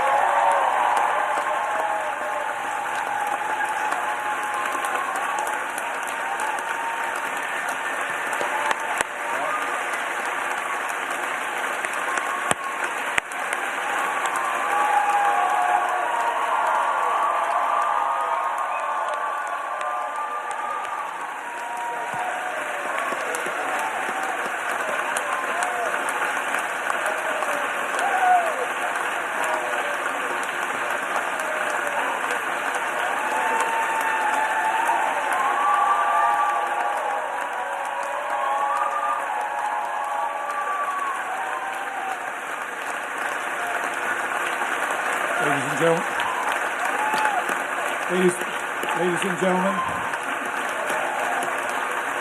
ladies and gentlemen, ladies and gentlemen,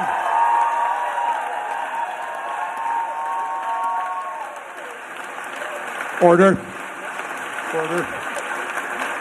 The chair does not wish to take away from this moment, but I think the best way to honor this great accomplishment to our guests in the gallery, to make a rare exception and let you stand to show your appreciation, I will not constrain my fellow senators. Thank you. I'm Chuck Schumer. I have yielded for a question, and you asked me, did I know? I know now.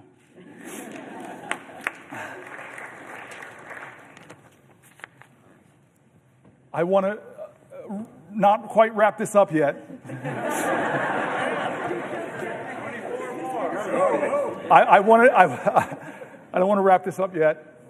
My mom's senator. My mom's been watching. I know Catherine Cortez Masto has a podium in front of her. She can give me a rest. I'd like to go a little further if we can, just a little further.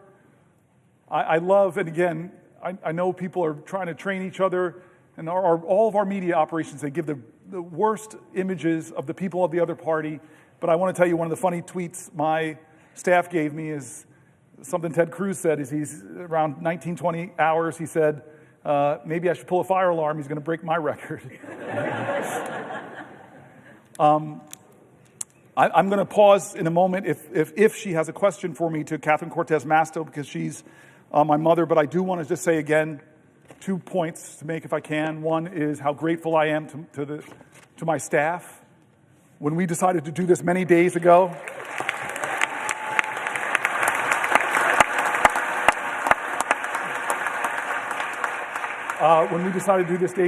they were like, we have to do this. And we started preparing and working on this, and they did an extraordinary job. They were with me late nights, writing. I just feel guilty because they wrote about 10 books, and we didn't use all of them. They were really substantive stuff, pulling from Republicans and Democrats in critique of this moment, pulling from Democrats and Republicans, Republican governors that were saying, do not cut Medicaid. States that know, as my colleagues do, that have a trigger, that if the Medicaid funding goes below 90%, they stop the Medicaid expansion.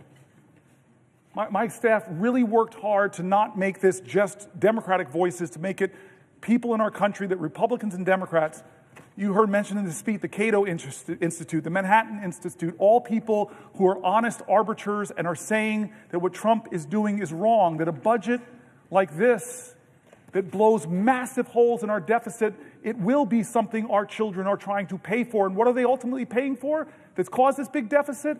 It's trillions of dollars of tax cuts that people like DOGE, multi-billionaire Musk will benefit from, but children won't. They did such a good job bringing together authorities on both sides of the aisle. I just want to thank them. I want to thank my cousin Pam and my family. Cousin Pam, like Chris Murphy, was here for the whole time. I want to thank Chris Murphy again.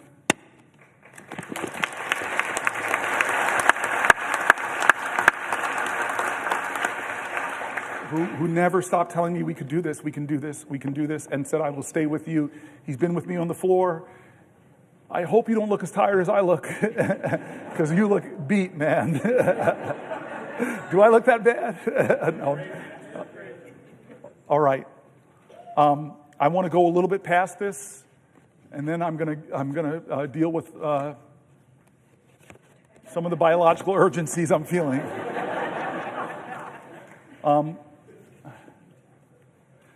But I'm going to wait here because I have the power, I have the floor. Somebody has to ask me, perhaps from my mom's state, the way that's supposed to work.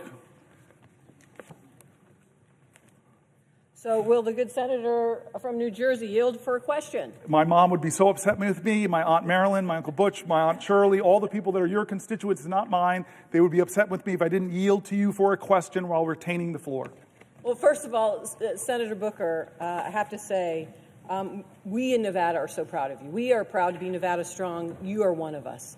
You are definitely New Jersey, Nevada Strong, and so proud of what you have accomplished so far, and willing to stay here as long as it takes to help you get your message across. And I think that's the important moment. We are all here right now. So I want to pose a question to you, actually a couple questions, but I want to start off and set the stage here because you have been here now, for over 24 hours. You are missing some of the national news, things that are happening out there. But one of the things I want to point to that is happening that you may not be aware of, and you've touched on it a little earlier today, is this notion that we have now a president who is actually focused on billionaires and tax cuts for billionaires at the expense of the American public. And one of the things we have watched him do is cut funding for medical research. Now, what you may not know is just today I found out that HHS laid off the entire healthy aging branch of the CDC just today. This office administers Alzheimer's disease programs. Yes. And it oversees the funding from the Bold Infrastructure for Alzheimer's Act, and it is a piece of legislation that I was so proud to partner with Susan Collins on. And she has fought for, and we have fought for, funding for it to support caregivers and their families. And Congress just reauthorized this funding.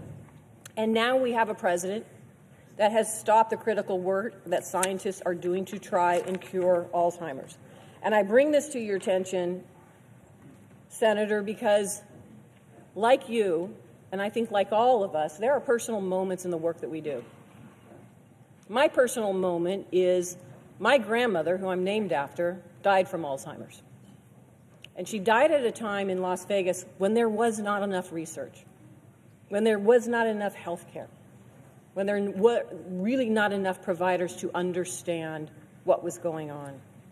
And so for many of us, this fight, not only is it personal, but we recognize the impact that it has outside the Beltway in so many families and lives across the country. And that's what this is about. In Nevada, as of 2023, there are 49,000 people, 65 and older, are living with Alzheimer's. And that's projected to reach 65,000 this year. Not only did we hear that HHS laid off the entire healthy aging branch of the CDC, but Donald Trump also recently terminated a $14,000 NIH research grant that had been supporting Alzheimer's research at the University of Nevada, Las Vegas. And he's continued to cut the grant for essential research for so many reasons.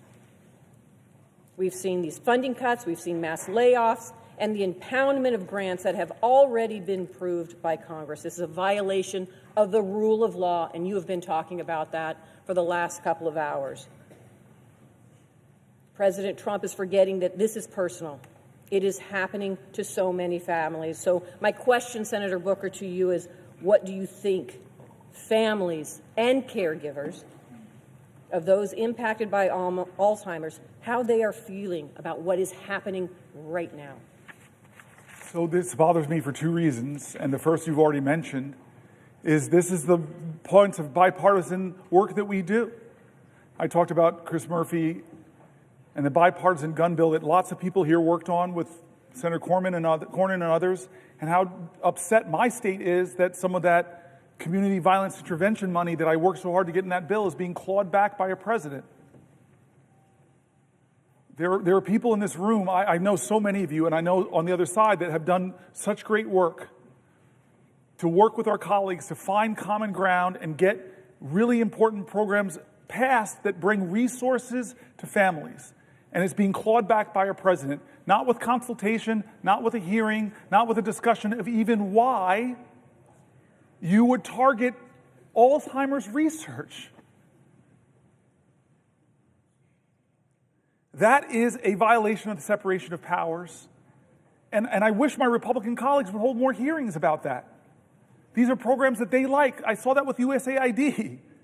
I worked with Marco Rubio on some of that programs and those investments that are now been cut and clawed back. So it's a separation of powers issues. It's an offense to the common goals that we share in this community of leaders. But the second reason it bothers me is an article I read hours ago by Fareed Zakaria.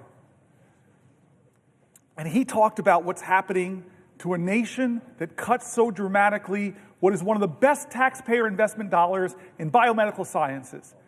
If you're an investor, and I told you there's an investment that every dollar you invest, you would get $5 back for your economy, folks would be invested in that vehicle. Well, that's NIH funding. Every dollar you invest, who would cut a profit center? It's not just a profit center, though. The outcomes, the discoveries, could change the lives of people who are suffering in your nation and around the world. But he's attacking them. I read all these universities from around the country. This shows you how magnanimous I'm trying to be. I even read stories from USC.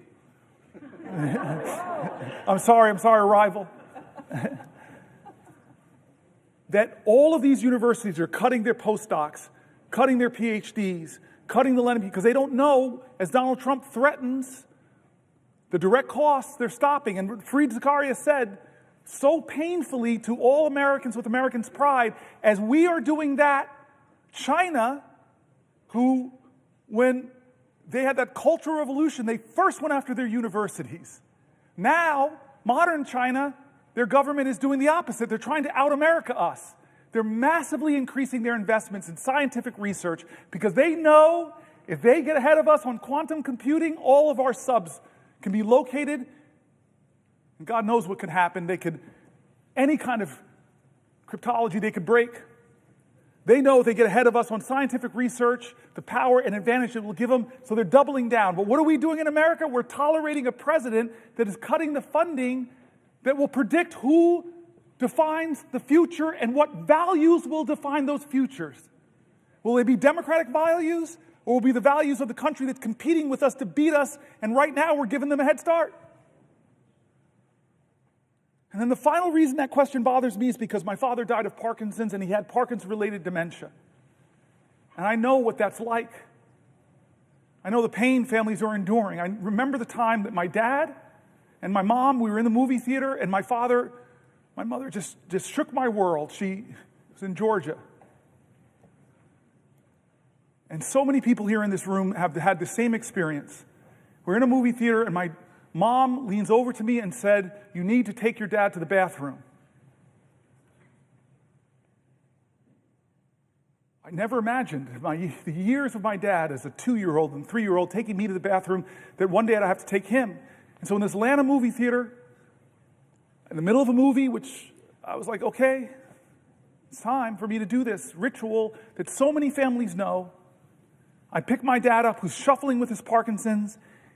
I'm not seeing any light in his eyes that he's there. I'm just letting him hold me, and he's shuffling into the bathroom. And then we get to a public bathroom. His hands are shaking. He's standing in front of the urinal, and then I realize I got to unbuckle this man's pants. So many families know this, and my ego, I'm sorry, I was leaning over and I'm saying, wait a minute, I'm in a public bathroom, leaning over, I'm buckling another man's pants.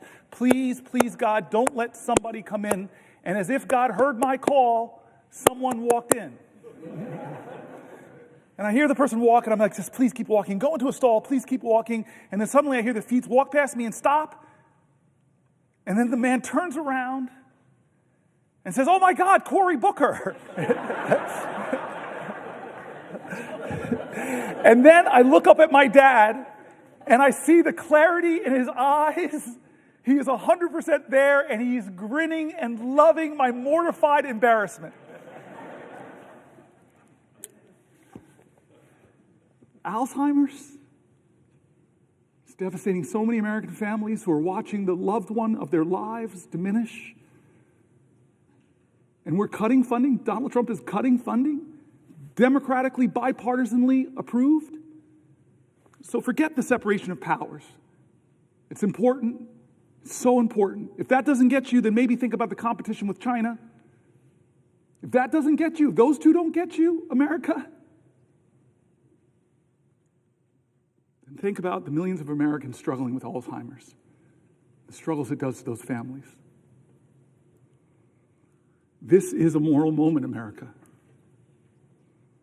This is going to define the character of our country for years and years to come. Has the Senate called a hearing on your bipartisan funding, Senator? No. Have we done our oversight responsibility? Have we checked, as I read from the Federalist Papers, as our founders wanted us to do, is to check the executive, be the check at the executive that balances our governmental powers? No, we're not checking that executive. With Signalgate, I have heard from Republicans that serve in Congress, of the 535 with us, I know other colleagues here have heard, they're mortified. You talked about that. Mortified about that. And again, it's not partisan. The Biden administration made foreign policy mistakes. Obama made foreign policy mistakes. Reagan, when I was growing up, I was hearing about the Iran-Contra scandal. So I'm not going to be one of those people that the pristine, perfect Democrats, we've made mistakes, we've made failings, we've let the public down. We have some reckoning in our own party that we're working on right now.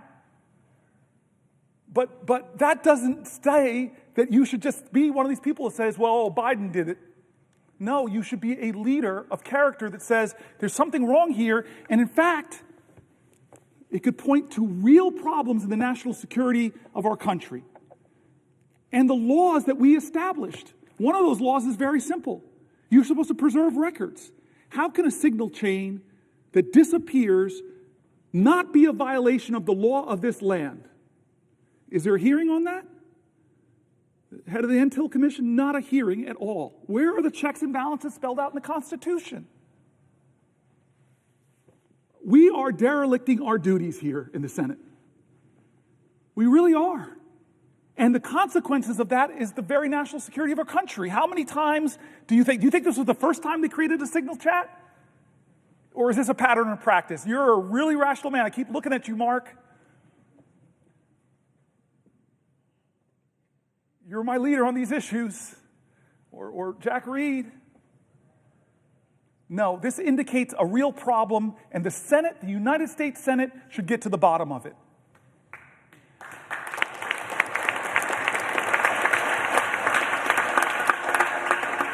This is a moral moment. I keep saying it's a moral moment. Who are we going to be? What's going to define us? And it's time not for the typical tribalism. It's time for leaders to start standing up and saying, you know what? We can go a different way. We can imagine a different country. That's why I pointed out the new leader of the Democratic Party on the House side. We're a different generation. There's a rising generation of people. I've talked about my friend who wrote this great book, Abundance.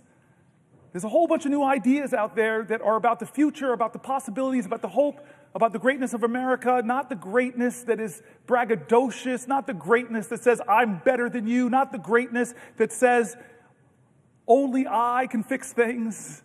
That's not the America we want.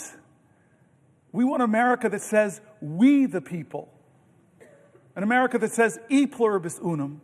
An America says that our history shows that rugged individualism and self-reliance are important values, but rugged individualism didn't beat the Nazis. It didn't take us to the moon. We did that together, America. We need bigger visions that can unite us beyond our narrow partisan divides to get a real mandate. And you know what a real mandate should be? It should be government efficiency. It really should be. God, I have heard from so many of my colleagues on this side of the aisle that have said, if they formed a commission of former executives in this body, I see you, Maggie Hassan, it was hard, but I had to cut 24% of my budget, 1 out of 4 employees. It was really hard, it caused a lot of pain, but we had to reduce my government. There are a lot of people here, there are executives on both sides of the aisle that would have said, pick me, let's form the most exciting team possible. Because Jack Reed knows that the military of the United States of America could do things more efficiently. It's a little bit of waste over there, because they haven't passed an audit. Where's Mary Cantwell? The Commerce Committee. So many ideas about how to create profit centers in the American government. You have talked to me about them. You're brilliant on some of these ideas. I look around here, but I could look to the other side of the aisle. The farmer sitting over there, the guy who's been so good to me, Chuck Grassley. I forced that man to hug me when we passed. I forced him to hug me, sir. I have pictures. Can't deny it. I don't know how you're going to get reelected now, sir. You hug this dude, black dude from New Jersey. You're so sweet to me still. We passed a big bipartisan bill because people like him, like the presiding officer, I've met with you, you still have big ideas. You still have big ideas that aren't partisan. If President Trump, from his inaugural address to his first speech before a joint session of Congress said, enough, there are big ideas in this country, I want the best, I want people to come together. I'm tired of us talking down at each other. It's time for us to come together and imagine ways to create real abundance in America for all Americans. I trust the genius of America, the kindness and the decency, but this president doesn't do that. He violates all of our common senses of decency. And don't say it doesn't happen, folks. Don't say that. I listen to him. I listen to how he talks about people. We have a government now, as I said earlier, that isn't ask not what your country can do for you, but what you can do for your country. We have a country now where a president says, ask not what your country can do for you, ask what you can do for Donald Trump. And you're seeing who gets the special treatment. Some law firms are really threatened right now with being bankrupted by Donald Trump targeting them. Others have decided a different path. I'm not hating on them, but they said we're going to go to Trump and we're going to offer him what he wants. We're going to give him tens of millions of dollars of free pro bono work. I wish they would bring some of that free pro bono work to Newark, New Jersey. A lot of people who need lawyers, folks in my city. What are the standards here of our government? You want a merger? Well, maybe you should put a lot of money in Donald Trump's meme coin. I read the document, there's something word called emoluments. And we sit by and act like, oh, no big deal. He's made millions and millions of dollars from who we don't know. We haven't held one hearing of oversight to know who is giving him millions of dollars to that meme coin. Is it the Turks? Is it the Saudis? Is it the Chinese? Is it the Russian oligarchs? Do we know? Should we know? Yes, America, stop falling into tribal lanes and closing your eyes to things that should not be normalized. Why are we normalizing these things? They're wrong. They're patently, on the face of it, is wrong. If you use signal to discuss a military attack, the time of the attack, the weapons that are going to be used, and you do it on a commercial app and decide to include a reporter, there should be accountability. Am I crazy?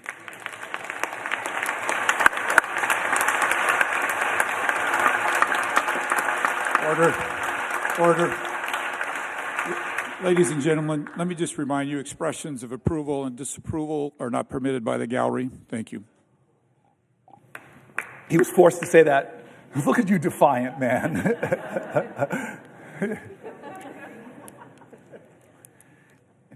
The Senate and the House should be checks and balances on the President of the United States. The Senate and the House should not allow business as usual in this moment when the President is insisting that no one has the power to check and balance him. When a judge does it, when a judge decides on the soundness of his legal observations to have a ruling,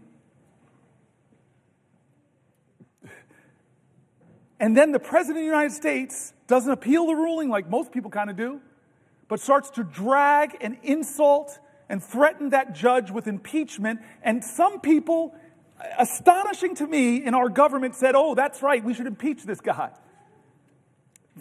That's not a question of left or right, that's a question of right or wrong. We're normalizing this behavior. We're letting him do things that Republicans and Democrats should say together are wrong.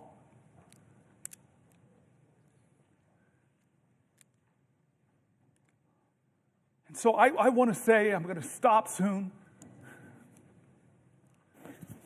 Well, for a question? Oh, yes. God bless you. I will yield for a question while retaining the floor. Thank you. I want to start, before I get to my question, with just saying how proud I am, how proud we all are of you. And I think I'm old enough to remember Strom Thurmond's filibuster. I can remember being in high school and seeing the news every night and the reporters coming from the steps of the Capitol because they were filibustering the Civil Rights Bill. And what I'm proud of is that your focus on democracy and the opportunities of that democracy opens up for all of our rights, in my mind, cancels out what Strom Thurmond did to prevent African Americans and others from getting the rights they deserve in this country. So I'm proud of that.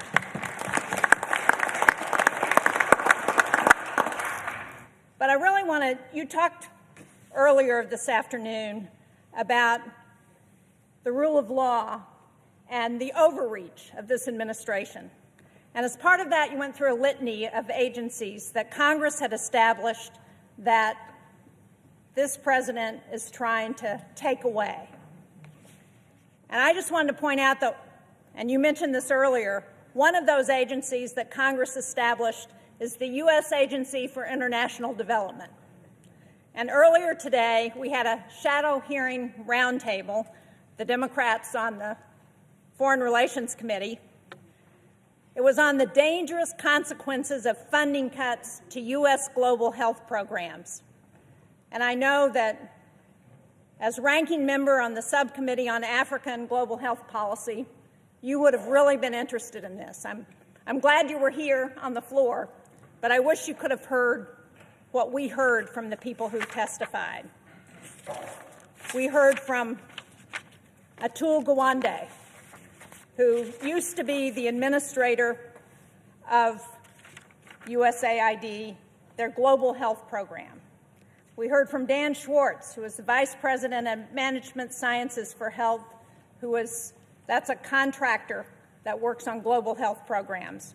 And we heard from Nick Enrich, who's the former Assistant Administrator for Global Health at USAID. And they started out by talking about what global health has accomplished through USAID. PEPFAR has saved more than 26 million lives. It's reversed the spread of HIV/AIDS. They've done malaria prevention and control for over 500 million people. They've eradicated smallpox and eliminated most of polio. They've reduced infant mortality by more than 59% since 1990. They've supported cholera, measles, and Ebola outbreak response. And one of the things Dr. Gawande pointed out is that they took the response to Ebola outbreak from 2 weeks. Many of us remember that during the Obama administration when Ebola was coming to the United States. They took that response from 2 weeks down to 24 to 48 hours to be in there to be responding to the Ebola epidemic. And what has this president done? What has Elon Musk and DOGE done? They've gone in to USAID. They've cut the global health workforce from over 800 to about 60. They've taken the system that was designed to make programs more efficient, and they dismantled it. And when the Inspector General Paul Martin reported on food rotting in ports, he was fired. USAID has been the largest civilian ground force to address global goals. As Dr. Gawande said, what we learned from USAID is that prevention is a whole lot more efficient and a lot cheaper than emergency treatment. He said that what we spend on global health through USAID has been $9 a household in America in a year. $9. Think about what we've done with that $9.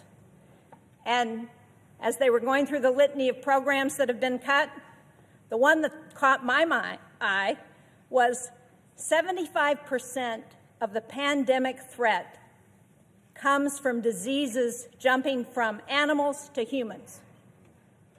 That program has been terminated.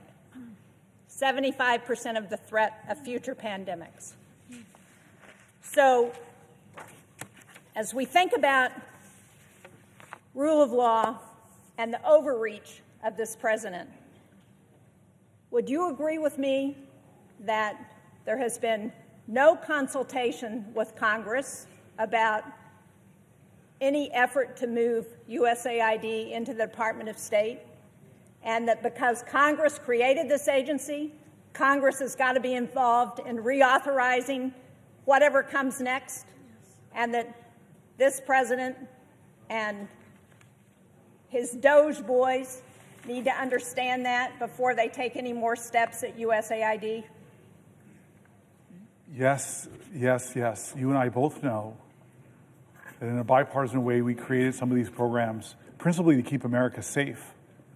Many of us remember that dramatic hearing where Trump's Secretary of Defense, James Mattis, sat before the American people when they were discussing the budgets for USAID and the State Department. And John Mattis knew the power of those programs to keep us safe. You mentioned infectious diseases. Well, we live in a world where an infectious disease anywhere is a threat to public health everywhere.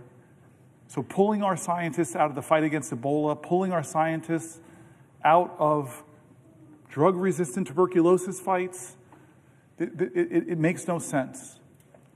And then, in terms of our safety, he just simply said, if you cut these programs, buy me more bullets, because our fight's to spread democracy. There are nations in Africa, for example, where the Chinese are trying to influence a different way of life. That's why so many African countries now won't criticize China for things that the rest of the world say are bad, because they owe them so much debt, they're so engaged, they're so overplaying the fact. Chris Coons said something, I think it was Chris Coons said something painful earlier about Myanmar. This horrific thing. America, the most generous country on the planet, when there's a crisis, we lead the rest. I've sat in meetings in a bipartisan way with ambassadors from other countries where we had the moral authority to tell them, you're not doing enough. And in the Myanmar crisis right now, as Chris Coons said, who's standing there? Not Americans. We don't have the capacity anymore to help in a horrific crisis like that, but the Chinese government's there. Again, it's what defines us. I keep saying this is not a left-right moment. This is a moral moment, and we tell our truth with what we do with our resources. And here's the thing. When you poll people and ask them how much money you spend on USAID, they say, oh, it must be 10% of the American budget. It must be 5% of the American budget. It's around 1% or less. A penny of what tax dollars you send down to Washington goes to help us make sure that around the globe we're countering the hard power of some countries with the power of our light and our soft power. We have been the envy of the world, where people see and know how special America is, because we live the value of every major religion, that we're going to love our neighbors, we're going to be there for you in your times of need. And we all know, with a terrorist group from far away to the most horrific attack, that in a lot of these countries, terrorist groups are trying to counter the democratic governments there. Look in the Sahel region. Look what's happening. When I was in Nigeria, I was shocked to say what they're talking about: instabilities in the north, the threats of terrorism in the north. I'm going to go for 7 more minutes and stop, but I want to use these last 7 minutes to return one more time to the people of my state and actually other states who demanded we do things different, who asked for help. Before I do, I just want to thank Mike Lee today. He's my partner in antitrust, a specialty of my friend Amy Klobuchar. And I don't know if you got my text, but you got it, where I said to you, I'm kind of going to the floor to hold it for as long as I can. And I may not make our first subcommittee together on antitrust where we have a lot of common ground. So I'm sorry I missed it today. I know you'll fill me in, but I know my friend filled in. Thank you.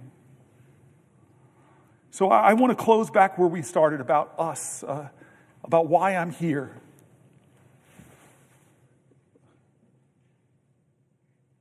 I believe that there is an urgent crisis in our country that we are not talking about. It's not a left-right crisis, it's a right-wrong crisis. It's a moral moment, and again, in America that's going to define our character, about who we are and what we stand for. There's a threat to the bedrock commitments we've made to each other as a country. People are threatening that bedrock commitment of Social Security. They're calling it a Ponzi scheme. They're making up absolute lies about it. When I read American after American who said that that is their lifeline, they told stories that if they don't get their Social Security payment or they get caught up because nobody's answering their calls, if the rural Social Security office, I read states red and blue where they're closing Social Security offices, if I now have to drive not 100 miles but 150 miles at 93 years old, it doesn't quite make sense. One of my colleagues stood up here and said, that's already cutting benefits if you can't access the folks. I stood here because there's a threat to these bedrock commitments. The bedrock commitment we've made in healthcare in this country. We won the defense of the Affordable Care Act, but my colleagues know when you start talking about Medicaid, that's not 20 plus million Americans. It's 70, 80, 90 million Americans. It's our elders and nursing homes. It's our children with disabilities. It's our moms giving birth that are still giving birth in the country with about the highest maternal mortality rates in the industrial world. It's a moral moment. Who do we stand for? Like Schumer shocked me when he said they're going to use some kind of budget gimmick to push this through. He shocked me, Chuck. I thought this was going to come down to the parliamentarian, but it doesn't sound like it. Now it's just going to get done. With the math, and I read from Manhattan Institute criticized it on the right. AEI criticized it on the right. They said, what are you doing? What are you doing, America? You're going to rake up trillions and trillions of dollars in debt that our children and our children's children are going to have to pay for, passing the bucks that will grow. Are you doing that to help people get more access to health care, more access to retirement security, more access to the things we believe in, big ideas like universal child care, paid family leave? No, we're doing that in order to renew the tax cuts that I read conservative budget folks, moderate budget folks, all across the spectrum who said it will blow up our deficit. And the benefits of those tax cuts, not all, let's not use hyperbole, but most will go to the richest people in our country who I promise you, I celebrate people who've brought their ingenuity and their expertise and their grit and their tireless work who've built wealth in this country. Should not be us versus them, but I'm telling you that those folks do not need another tax cut. And the corporations who came here, you all remembered, said we would like a 25% rate. The people I read said that when we kicked it to 21, not even what they were asking for from 35, it exploded. One of the main reasons it exploded our debt. And we read from conservative groups who just said all these promises that we would grow our way out of our deficit, they didn't materialize. All the promises that were made. Trump, for those who don't remember or weren't here when I read it, was going around telling folks that, oh, my tariffs, this is 2017, my tariffs, the money that I get, that will be what we could pay down the debt. The math that they did was that would account for about 1/750th of the debt at that time. But he used that money to try to compensate the farmers that he was hurting with his tariffs. This is a moral moment, and people are getting hurt, and people are afraid because of the threats to Medicaid cuts. There were people writing in and said $880 billion would devastate me, but even small cuts to services, my whole family, fragile architecture of our finances, if you just pull out the transportation money that my disabled child uses, that will crumble my financial world. And so when you talk about the bigger cuts, we know the math. Many states who expanded Medicare have a trigger that if it goes below 90%, all the Medicare expansion goes off in that state and millions of Americans will be hurt. That's not right, guys. That's not right. And so this is the choices we have before us. Our veterans and the VA. I'm mad at you now. You made me get very emotional with your story. We read John McCain's story. We read the stories of the poems of the unknown soldier looking over us and saying, what are you doing to the Gold Star families? What are you doing to the veterans? Are you living up to your promises that you made? Well, right now, with the cuts of tens of thousands, over 80,000 veterans who work for the VA, but even more, because about 20% or so of all federal workers are veterans. And we read stories from veterans in America who are shaken by what's happening, who are losing their jobs but yet all they want to do is serve.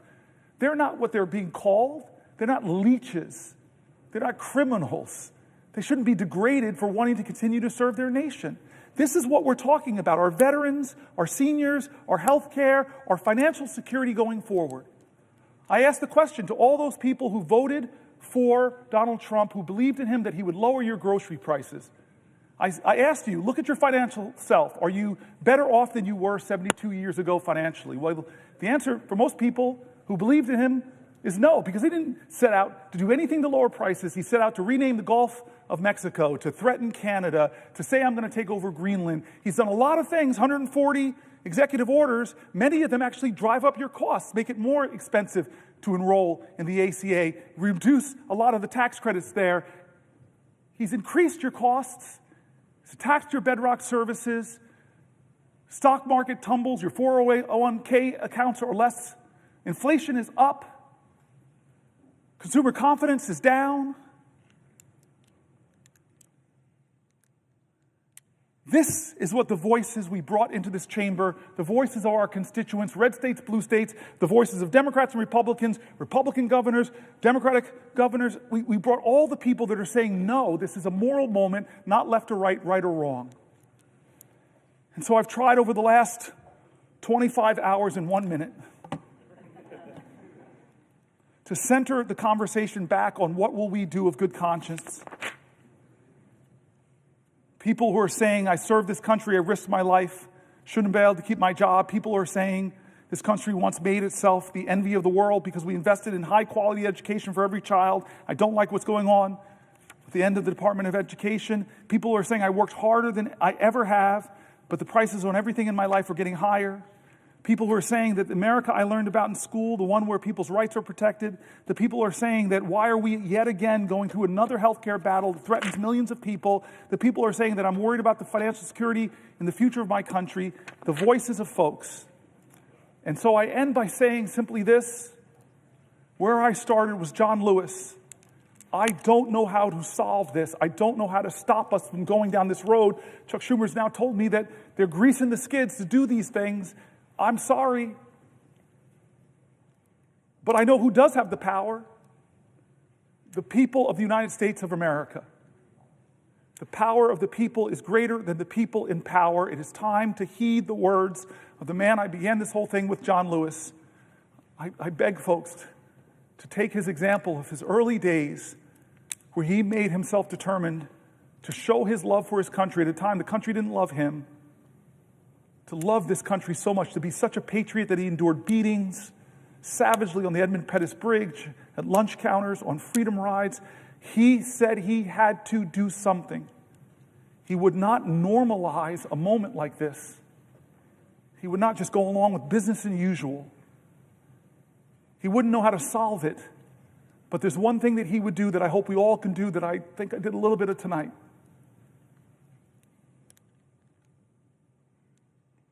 He said for us to go out and cause some good trouble, necessary trouble, to redeem the soul of our nation. I want you to redeem the dream. Let's be bold in America, not demean and degrade Americans, not divide us against each other. Let's be bolder in America with a vision that inspires, with hope that starts with the people of the United States of America. That's how this country started. We, the people. Let's get back to the ideals that others are threatening. Let's get back to our founding documents, that those imperfect geniuses had some very special words at the end of the Declaration of Independence. It was one of the greatest in all of humanity declarations of interdependence. When our founders said we must mutually pledge to each other our lives, our fortunes, and our sacred honor. We need that now from all Americans. This is a moral moment. It's not left or right, it's right or wrong.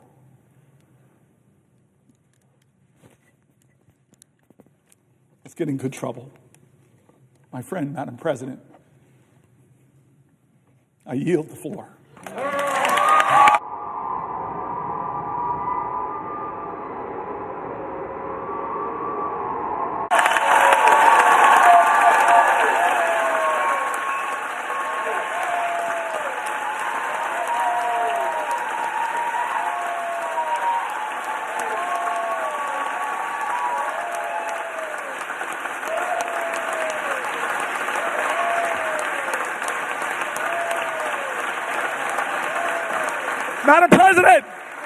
Madam President, thank you to the pages, thank you to the parliamentarian staff, thank you to the clerks, thank you to the doorkeepers. There are so many people that make this place special. I kept you up all night, kept you up 24 hours. I just want to say thank you. Thank you, everybody.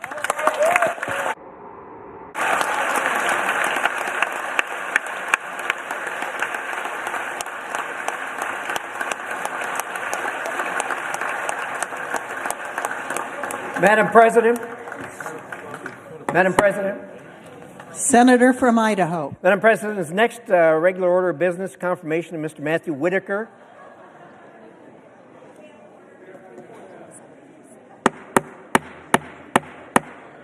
Order in the Senate, please. Order in the galleries. Madam President, is the next regular order of business confirmation of Mr. Matthew Whitaker to be ambassador to NATO? So that's the next order of business up.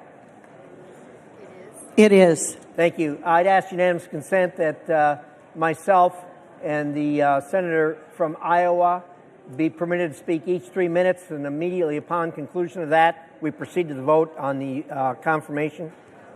Without objection. I yield the floor to the senator from Iowa. There will be order in the Senate.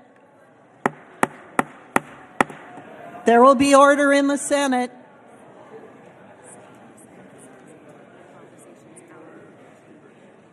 Senators and visitors will take their conversations out of the chamber.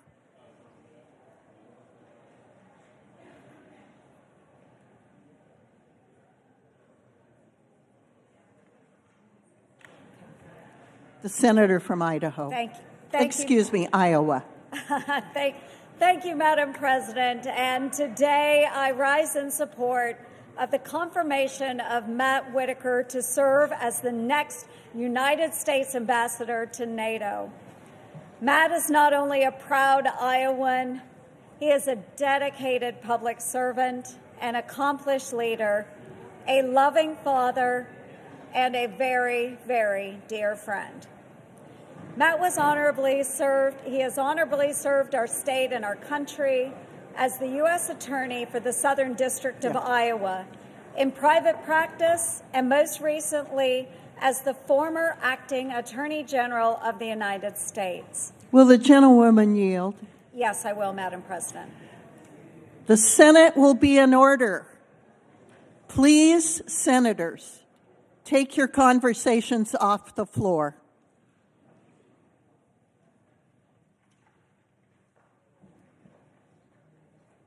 The gentlewoman from Iowa may proceed. Thank you, Madam President.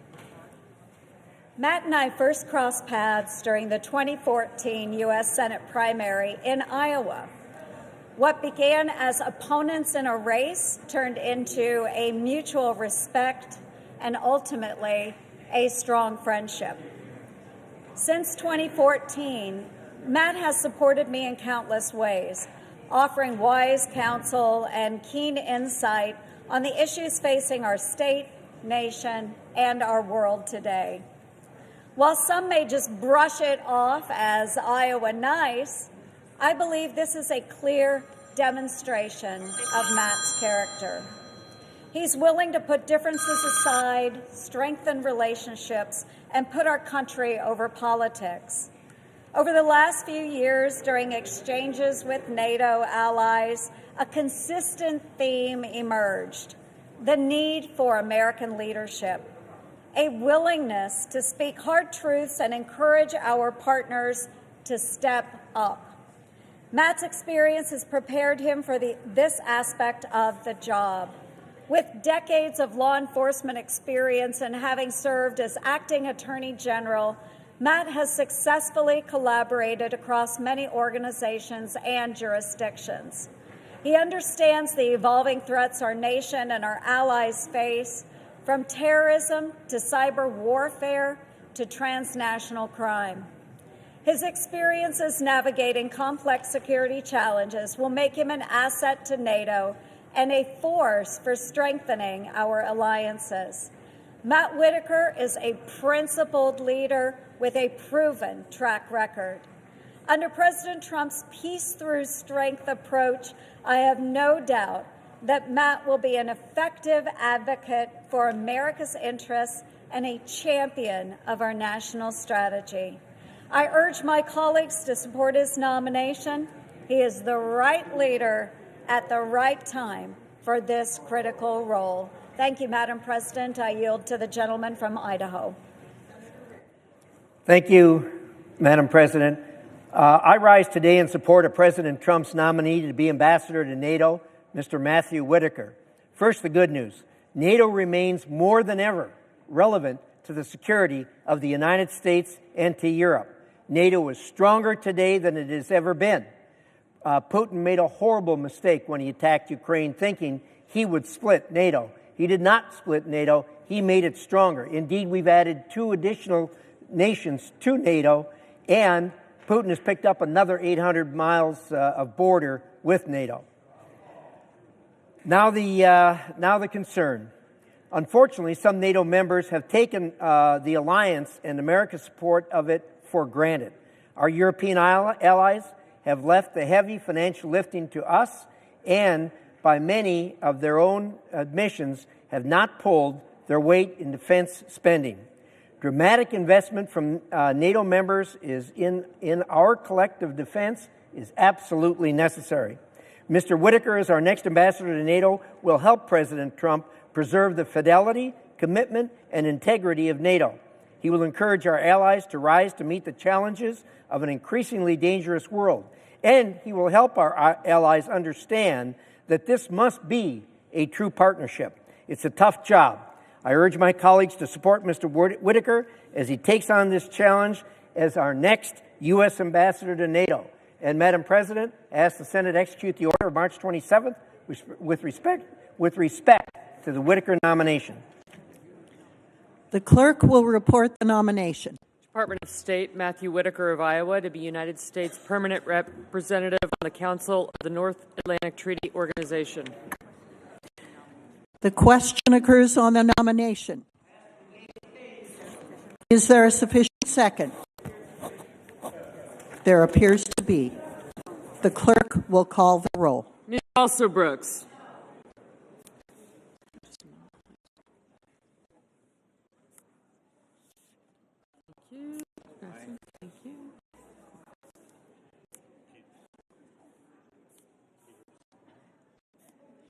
Thank you. Thank you. Thank you.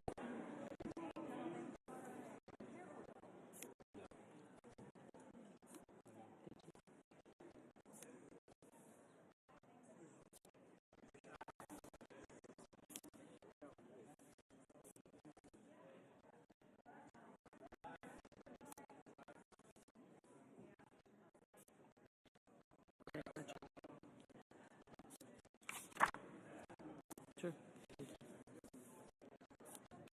Thank you. Got you. Baldwin. Mr. Banks. Thank you.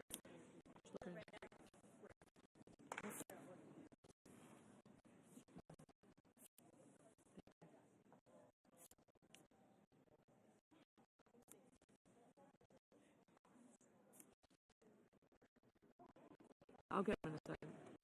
Mr. Barrasso, Mr. Bennett, Mrs. Blackburn. Integrity, Scott, thank you.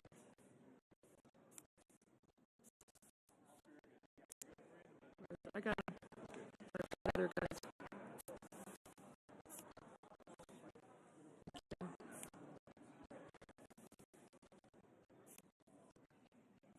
Thank you.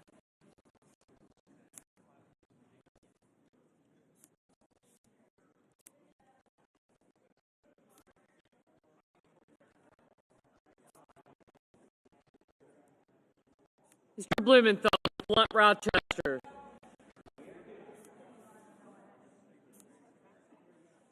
Just a second. Thank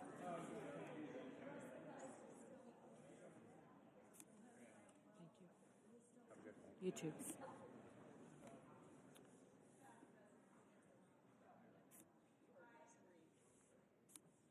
I did, thank you.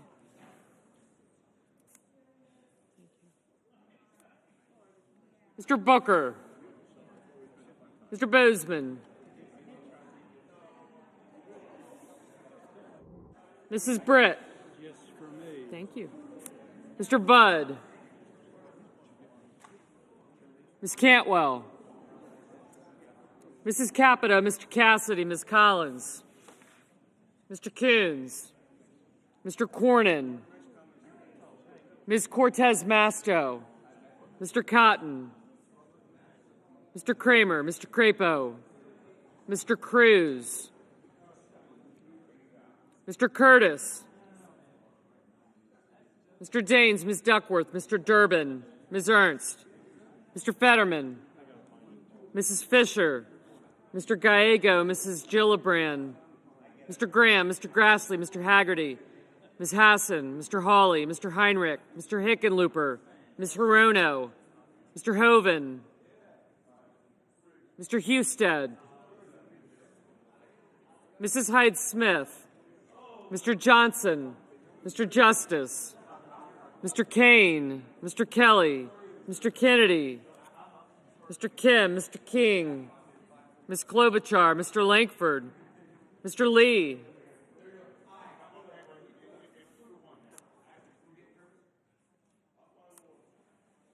Mr. Lujan, Ms. Lummis, Mr. Markey, Mr. Marshall, Mr. McConnell, Mr. McCormick, Mr. Merkley, Mrs. Moody. Thank you. Thank you.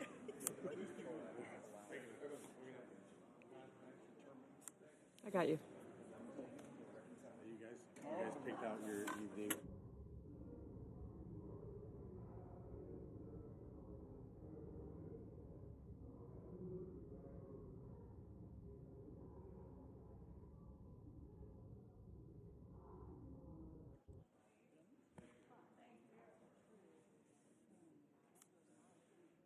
Mr. Moran.